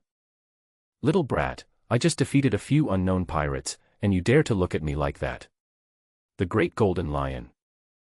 As he spoke, the power of his floating fruit suddenly activated, and everything within a 10-mile radius began to float. Whether it was sand or goods, whether it was the dead or the living, whether it was ships or land, even the sea water was flying. This is the legendary pirate, Golden Lion, who possesses the ability of the Shiki Piao Piao fruit. A demon of natural disaster level. Having experienced this disaster firsthand, pirates, merchants, navy, and even the Don Quixote family's headquarters all had expressions of fear and terror. Ah! This is so scary. What a terrifying ability. Help! He's a fruit user, but he can even control seawater. What a scary pirate. This is the legendary pirate who is as famous as the Pirate King, Roger, and Whitebeard Edward. He is so terrifying. It's over, it's over. We're dead this time. We'll definitely fall to death if we fall from this height. Help, help, someone please save me, I'm afraid of heights and I can't swim. Yo ha ha ha. Listening to the screams coming from all around, the golden lion Shiki laughed wildly again. But before his laughter reached its climax, his pupils suddenly shrank and it stopped. Because the little navy brat who ignored him, the legendary pirate, Admiral Caesar Varys of the North Sea, has come to him. Snort. Shiki, the golden lion who was a three-color domineering warrior, felt Varys coming and smiled coldly, then kicked the Sakurajukan that was stuck in his leg. Chopping. A terrifying white flying slash flew straight towards Caesar Varys' face. Power. He is actually not weaker than Hawkeye Mhawk, and is even faster. What a strong old fellow. Looking at the terrifying sword in front of him, Varys realized that he had underestimated this great pirate. He was not as weak as he was 10 years later, and was beaten by Prince Wang Luffy. He is still the legendary pirate who once attacked the Marine headquarters alone, challenged the Buddha Sengoku and the legendary Vice Admiral Garp, and still destroyed half of Marineford. But underestimating does not mean despising. It doesn't mean that Caesar Varys will lose. He has made all the preparations and is confident of winning this battle. Must win. Whoosh whoosh. When the terrifying flying slash came, Varys chose the most energy-saving way to deal with it. Use the 6 styles of the Navy in succession, shave plus moon step. He dodged the sword seemingly with great difficulty, but the terrifying sword energy brushed past his shoulder, causing the white cloak of justice to flutter. Immediately, the rumbling sound of waves cutting through was heard behind him. Wow! The azure sea surface was instantly cut open, forming a terrifying trench hundreds of meters long. Yo ha ha ha! You have some skills. Then try this trick of mine. Although Varys dodged his move, the golden lion was not angry. Instead, he looked like he had seen an interesting prey. At this time, he had already calculated Varys's landing point. With a sly smile on his face, he once again used the chopping wave, which has a stronger killing range than the chopping wave plus. The lion Chikiriya. In the blink of an eye, hundreds of invisible wind blades powerful enough to split mountains and rocks shot towards Varys. Whoosh, whoosh, whoosh. And this time, Varys really had no way to avoid it. But his body seemed to have turned into a light black sculpture, which was Varys's armed color domineering. Although his armament color was not strong enough, combined with the defense of the iron block, it was enough for him to withstand the wind blades and come in front of the golden lion Shiki. Ha ha ha. Little brat. You're quite capable to be able to come in front of me. Seeing the powerful and handsome Varys, the legendary pirate Shiki the golden lion showed a hint of appreciation in his eyes. Boy, join my pirate group. I'll give you the position of vice captain. Follow me and dominate the entire. Crackling. But before he could finish his words, the supreme sword ace in Varys's hand was already wrapped with black and red lightning. Thunderbolt slash. The silver Z-shaped blade light, Varys' fastest move, had already wiped towards the golden lion's neck. Conqueror's Haki. Roger's ace. What a fast sword. The moment he saw the sword, Shiki's pupils shrank and he flew backwards, but at the same time, his domineering aura was instantly fully activated. Crack, crack, crack. The domineering aura of the two men collided violently in midair. A thick and majestic red and black lightning, with a power that seemed to be able to destroy the world, exploded towards the sky above the harbor, which was originally clear.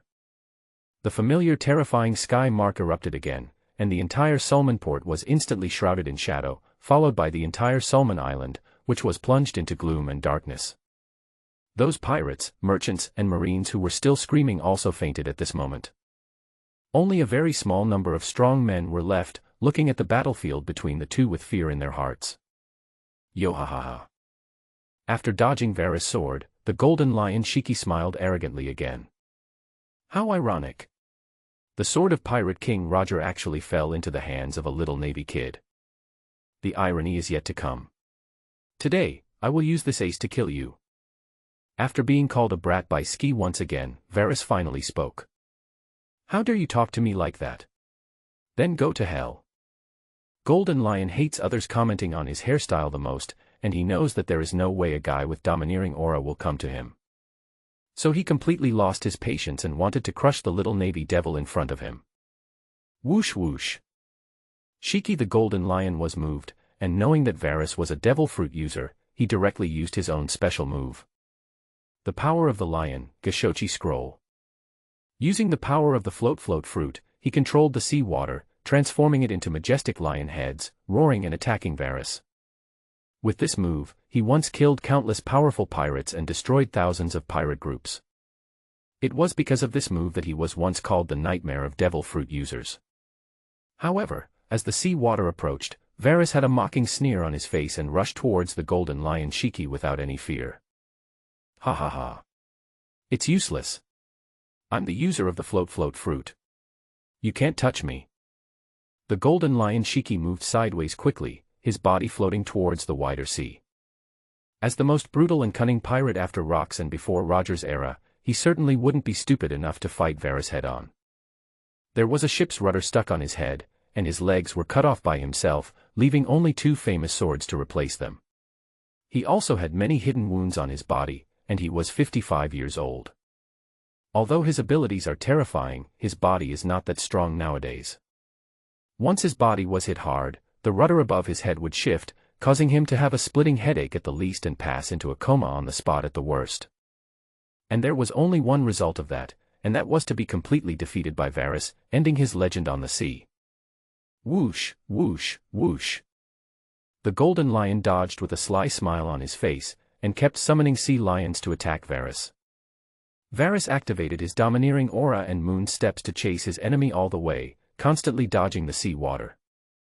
Ha ha. Stupid little brat. Do you want to consume me to death? Seeing that Varys had been attacking him with his domineering aura, the golden lion Shiki suddenly realized something. But Varys did not answer him, but the golden lion Shiki smiled smartly. Stupid brat. I'm tired of playing with you. Let me show you what true Conqueror Haki is. A wild and evil red light flashed in the eyes of the golden lion Shiki, and his terrifying domineering aura completely erupted. Thick red and black lightning gathered behind him to form a terrifying lion. At this moment, Varys finally felt a terrifying pressure, which was no less than facing Garp in Goa port. Only Things are different now, Varys is no longer the same as before. Moment. Varys burst out with all his domineering aura, roared with red eyes and clenched teeth. Die. And at this moment, the entire Sulman Island was empty except for the Golden Lion and Varys.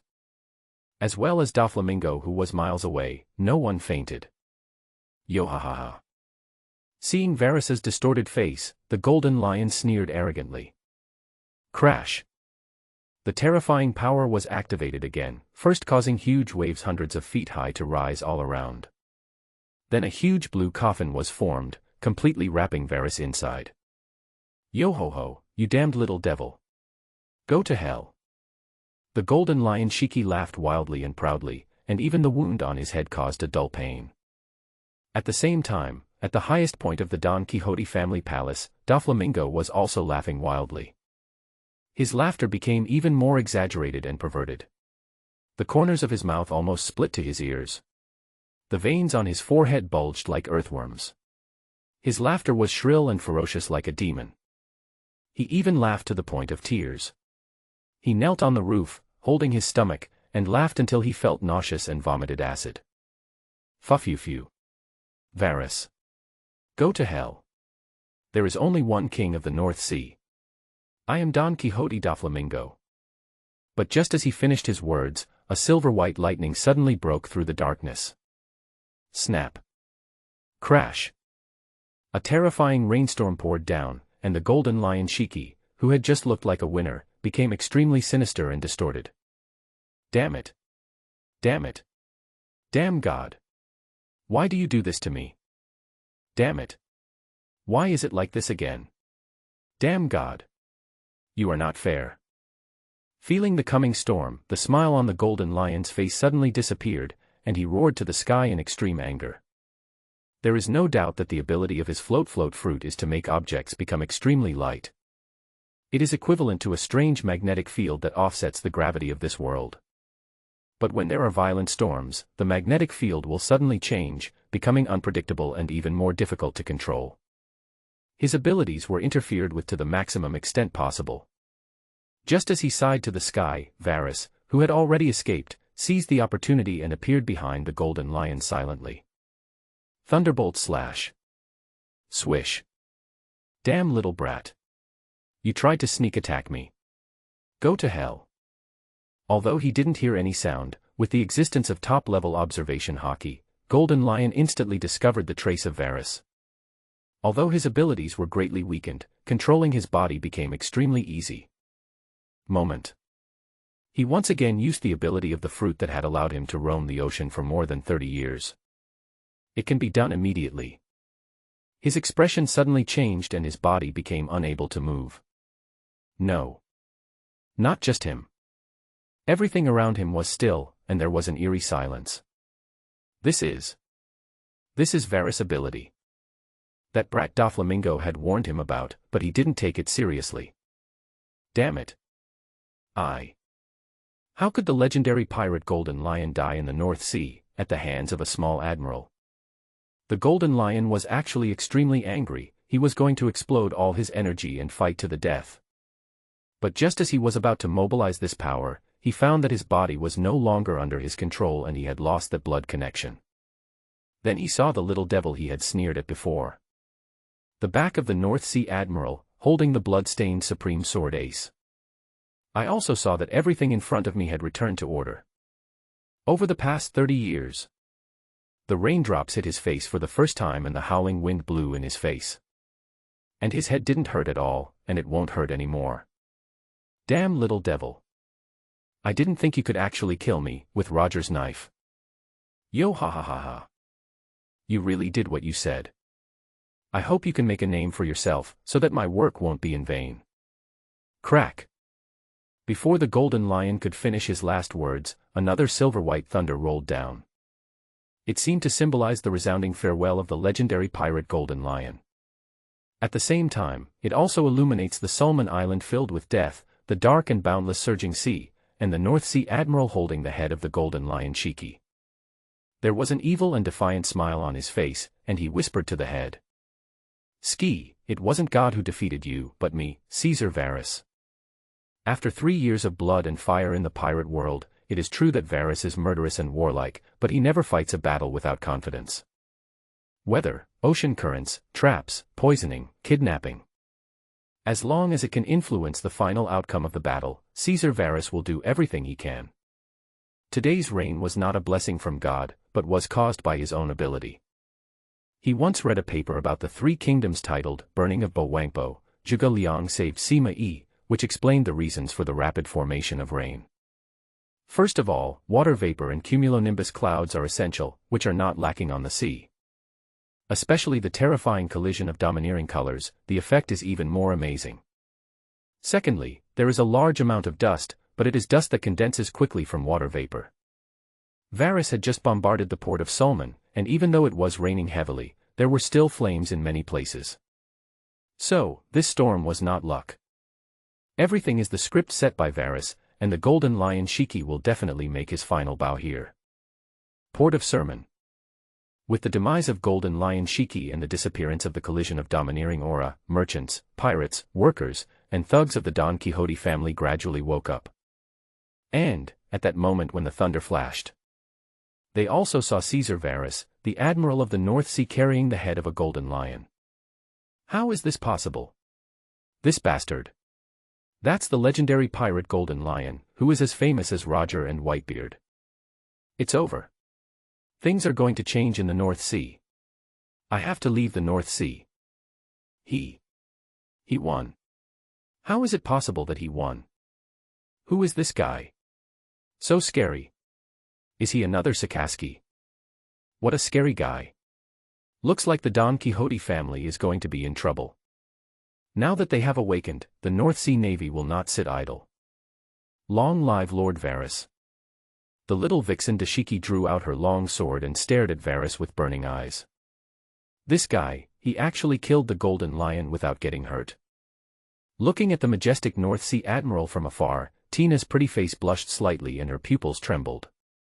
She didn't notice at all that after waking up, what she cared about was not the outcome of the battle, but whether Varys was injured. And at this moment, Domino just smiled charmingly, as if everything was within her expectations. Send the order from the North Sea Admiral. The flying pirates are attacking Sulman Harbor. North Sea Fleet. The rear troops are covering. The front troops are charging. Kill. At Domino's command, the rear troops of the North Sea Fleet fired another salvo, and the front troops roared and charged, with Dashiji and Tina among them. Lord Varys. Long live. Admiral of the North Sea. Long live. Kill these pirates. Destroy the flying pirates. Justice will prevail. The North Sea Fleet will prevail. Lord Varys will prevail. Don Quixote family residence, on the roof. Golden Lion, you idiot. You idiot. You damn idiot. Seeing Caesar Varys kill the Golden Lion, the smile on Doflamingo's face disappeared for the first time in 10 years. Master, Caesar Varys is a monster. I'm afraid we can't defeat him. Rao Ji, who had the most seniority, was also frightened and looked gloomy. Pika, the former top brass of the pro-war faction and the user of the stone fruit, now looked pale. Young master. What should we do now? Fufufu. Of course we will welcome the great North Sea Admiral and hold a grand banquet. Doflamingo put on a sly smile again and walked into the rain with his hands in his pockets. At this time, the North Sea Admiral who had just killed the Golden Lion. But Lord Caesar Varys happened to be answering the phone, and the topic was being scolded. Marshal of the Warring States, Velis. You bastard. Where are you? Didn't I ask you to stop the rebellion of the 4 countries? You actually bombarded the Sulman Islands. Don't you know that Doflamingo is one of the 7 warlords of the sea? Don't you know that he was once a celestial dragon? Varys, don't worry, Marshal Sengoku will be fine in the Sulman Islands. I have also arranged for people to go to the Germa Kingdom. Marshal Sengoku, asshole. You're still trying to deceive me. Don't I know the people under you? Who did you send to stop Germa 66? Varys, General Kizaru Borsellino. Marshal Jean Gua, what? What? Could it be that the reason why that bastard Borsellino took annual leave was because of you? When Sengoku heard it was Kizaru Borsellino, his eyes widened and his hair stood on end. For a moment, he really found it hard to believe. After all, this yellow monkey Borsellino is notoriously lazy. Even he and the 5 elders have a hard time commanding and mobilizing them, and they are always slacking off. He found it unbelievable that he would make a trip to the North Sea just for Caesar Varus. However, he also knew that Caesar Varus would not lie, and would not lie about Kizaru. Could it be that Varus has some leverage over this bastard? For example, when I went to the Sabaeity archipelago to solicit prostitution, was I recorded by Varus? Viros. Don't be ridiculous. The world government takes the 4 Nations rebellion very seriously. Borsellino is a notorious jerk for his laziness. Are you sure he can help you handle it? You can rest assured about this. General Kizaru is just helping me to pass on a letter. Although I, Varus, have just arrived in the North Sea, I still have some faith. The head of the Vinsmoke family will definitely stop the war. Varus said this with great confidence, saying that Kizaru could definitely handle this small matter. It's just a pity that Kizaru Borsellino's favor to others was used here. However, he has been hiding on the ship as a bodyguard for the past few days, which is better than making a deal. North Sea, Balkan Seas. On the gigantic battleship of the Evil Kingdom, Germa 66, Vinsmoke Judge, with his mane like a golden lion, stood proudly. Behind him are Vinsmoke Reiju and his 3 sons, who were transformed with the demon bloodline factor and shined in the Shikoku Rebellion. In front of him were the kings of the Kingdom of Soren, the Kingdom of Koen, the Kingdom of Karl and the Kingdom of Baron. They looked powerful on the outside but were weak on the inside and were trembling in fear. Vinsmoke Judge.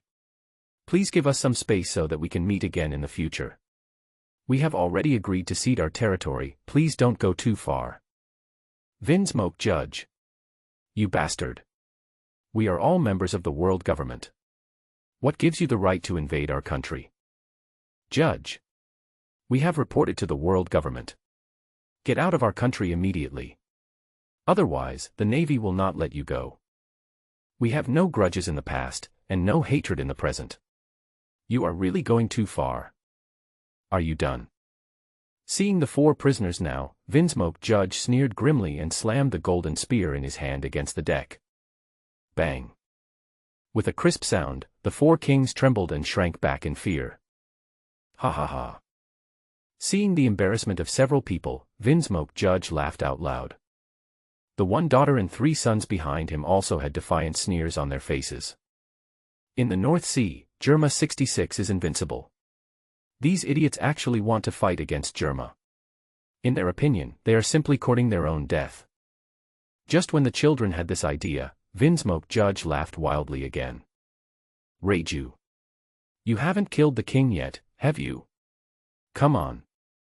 It's just right for you 2 to kill 1 each. Ha ha. Thank you, father.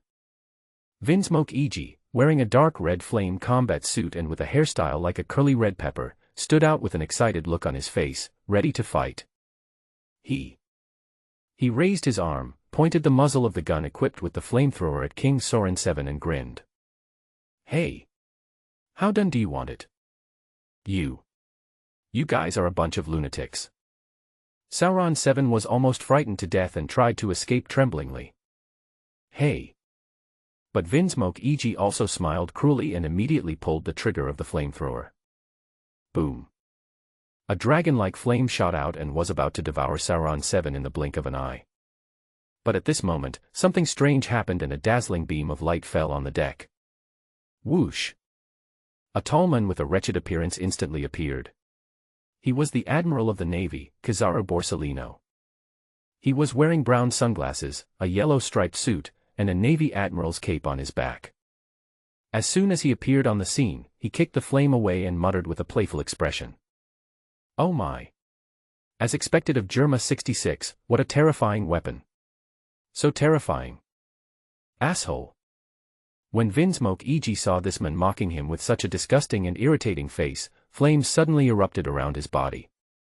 But when he saw the yellow monkey, Vinsmoke Reiju recognized his identity at a glance and couldn't help but frowned. Vin's Mhawk judge also stopped the angry Iji. He also knew the weight of the Navy Admiral. Kizaru Borsellino, what are you doing here? The world government has no right to interfere in the war between our kingdoms, right? Ouch. What a scary look. Upon hearing this, Borsellino raised his hands in surrender. King Vin's Mhawk judge, I know you may be angry, but please don't be angry, I'm just here to deliver a letter. Sending a letter? Whose letter? Vin's Mhawk judge was a little suspicious. He could only think of a few people who could have the Admiral of the Navy headquarters deliver letters. Navy Marshal Sengoku, the World Commander-in-Chief, the 5 Elder Stars, or those world nobles, the Celestial Dragons. However, as he said, the world government cannot directly intervene in wars between countries. Especially. This is the consensus and agreement between the Celestial Dragons and all the kingdoms that form part of the world government. Hey, of course it's the North Sea Admiral. Borsellino's smile became more and more obscene and he took out a piece of paper from his pocket. He had taken annual leave and had been hiding on Varys's ship for a few days. He was a comfortable stay-at-home every day, eating delicious meals and drinking fine wine. Apart from sleeping, he read books and newspapers. Occasionally, he would see reports of beautiful female slaves. His life was quite beautiful. Because when he came, Varys told him on the phone that as long as he came this time, whether he helped or not, he would have repaid the favor he owed Varys. But he didn't expect it. Varys killed Torrespo, Virgo, and scared away Doflamingo. Even in the battles against Hawkeye Mihawk and Golden Lion Shiki, he was not used. But in the end, on the last day of the annual leave, he was assigned a job as a letter deliverman. Oh, and it's not just about delivering letters. He wrote this letter on the way and it really wasted a lot of his time. This will definitely cost extra. Asking Varys for a few boxes of fine cigars and a dozen boxes of West Sea wine should not be too much, right? Hee. After a brief recollection, Borsellino smiled and spread out the letter to Vin's Mhawk judge, which had only a few simple words written on it. Get out, or I'll kill your whole family. Marin Fodor, Marshal's office. Is your face so valuable? Jean Guo was devastated when he heard this, and had a bad feeling in his heart. But at this moment, another Den Mushi rang. The call came from the Naval General Staff, and the caller was his old comrade in arms, Vice Admiral Tsuru. Viros. I'll contact you later. Tsurugi is calling. Okay, Marshal. Varys hung up the phone with a smile in his voice. This bastard. He hung up on me again. Seeing that Den Mushi had fallen silent, Sengoku muttered in annoyance and picked up the phone again. Hey, Xiaohe, what's the emergency? The war in the 4 northern sea countries has ended, and Vin's Mhawk Gage has withdrawn his troops. Oh, I see. You know. Is this your arrangement? No, it was that little bastard Varys who sent him. No, this marshal assigned Varys and Borsellino to do it together. I see. Vice Admiral, he sounded as if he had suddenly realized something, but then his voice suddenly rose an octave. Jean Guo. I just received some extremely bad news. What's the extremely bad news? Hearing Xiaohe use this tone, Jean Guo frowned and his face turned cold. He suddenly remembered that several years ago, Shiki, the Golden Lion, who turned the entire Marineford into a hell on earth, escaped from the deep-sea prison. But Lieutenant General He's next words made him suddenly stunned. That bastard Shiki the Golden Lion is dead. What? Isn't this great news? Hearing these words, Jean Guo almost sprained his kidneys. But Vice Admiral Tsuru's next words did indeed silence him. Do you know where Shiki the Golden Lion died? Who killed him? Where? Who is it? North Sea, Caesar Virus. Nanny. How is it possible? Jean Guo suddenly felt that his kidneys and brain were pierced by steel needles at the same time. Just yesterday we received news that Caesar Varys fought against the world's greatest swordsman and broke Hawkeye Mihawk's arm. Today Caesar Varys killed the Golden Lion Shiki. This is really shocking. In particular, the 5 elders also issued an order, asking the Navy headquarters to give orders.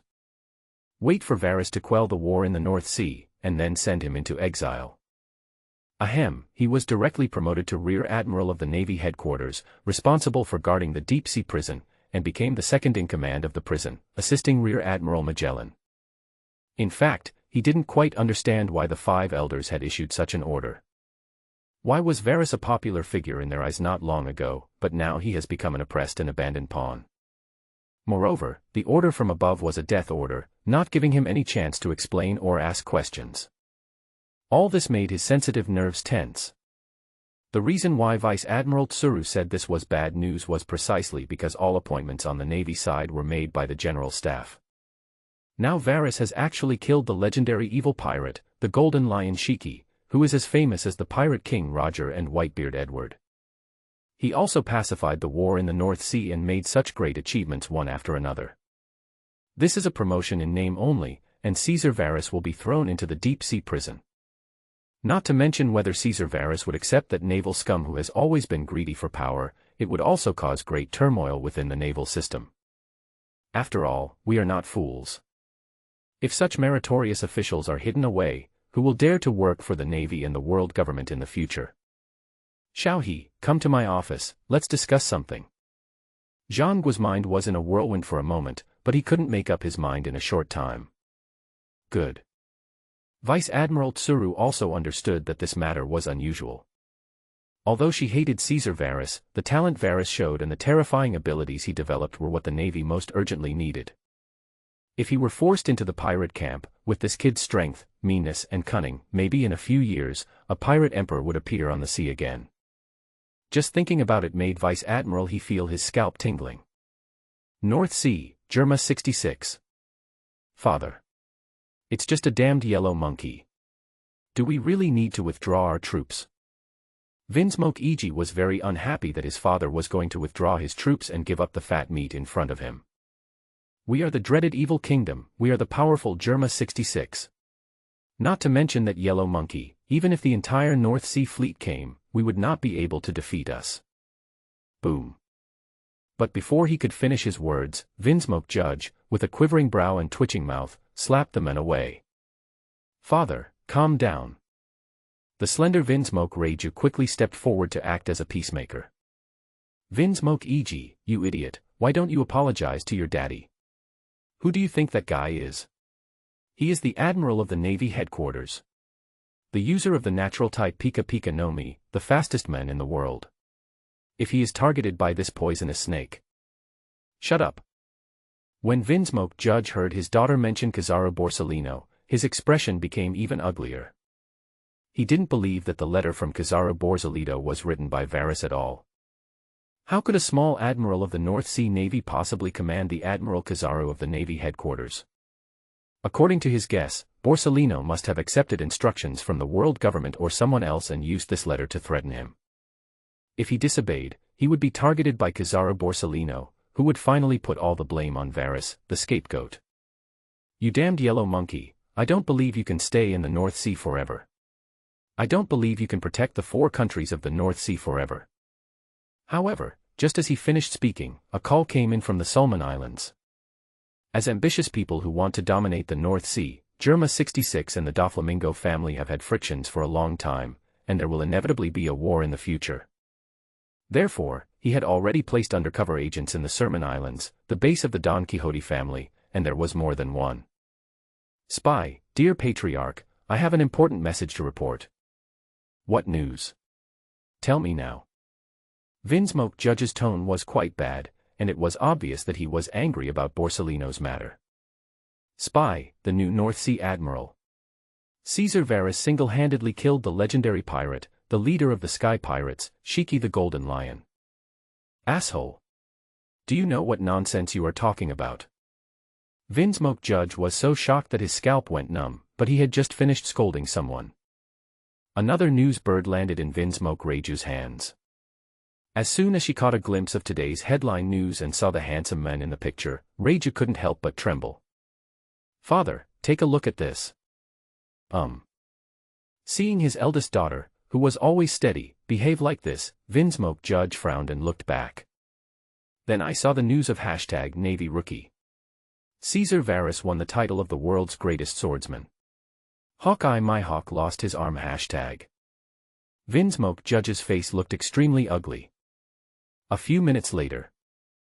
The so-called evil kingdom of the North Sea, Gilma 66, the extremely evil fleet completely left the 4 countries of the North Sea. At the same time, the news that Golden Lion was killed by Varys had not spread throughout the world. But the mere fact that Hawkeye Mhawk's broken arm was spread wildly by newsbirds around the world was enough to shock the whole world. The well-informed major forces had already received the news that Varys had killed the Golden Lion, and had obtained very detailed battle reports. They were shocked by the result. Edward Whitebeard, what an amazing kid! Is the Navy going to have another Garp? This is really an interesting thing. Big Mom, TSK Tisk, such a strong and handsome man is really what I like.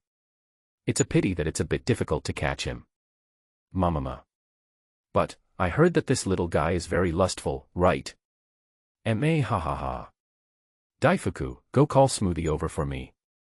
Kaido of Beasts, woo woo. I really want such powerful subordinates. Wang Ji, sure enough, I was right. This guy must be the protagonist of the future world. Someone, go and invite the lady over. I have something to say to her.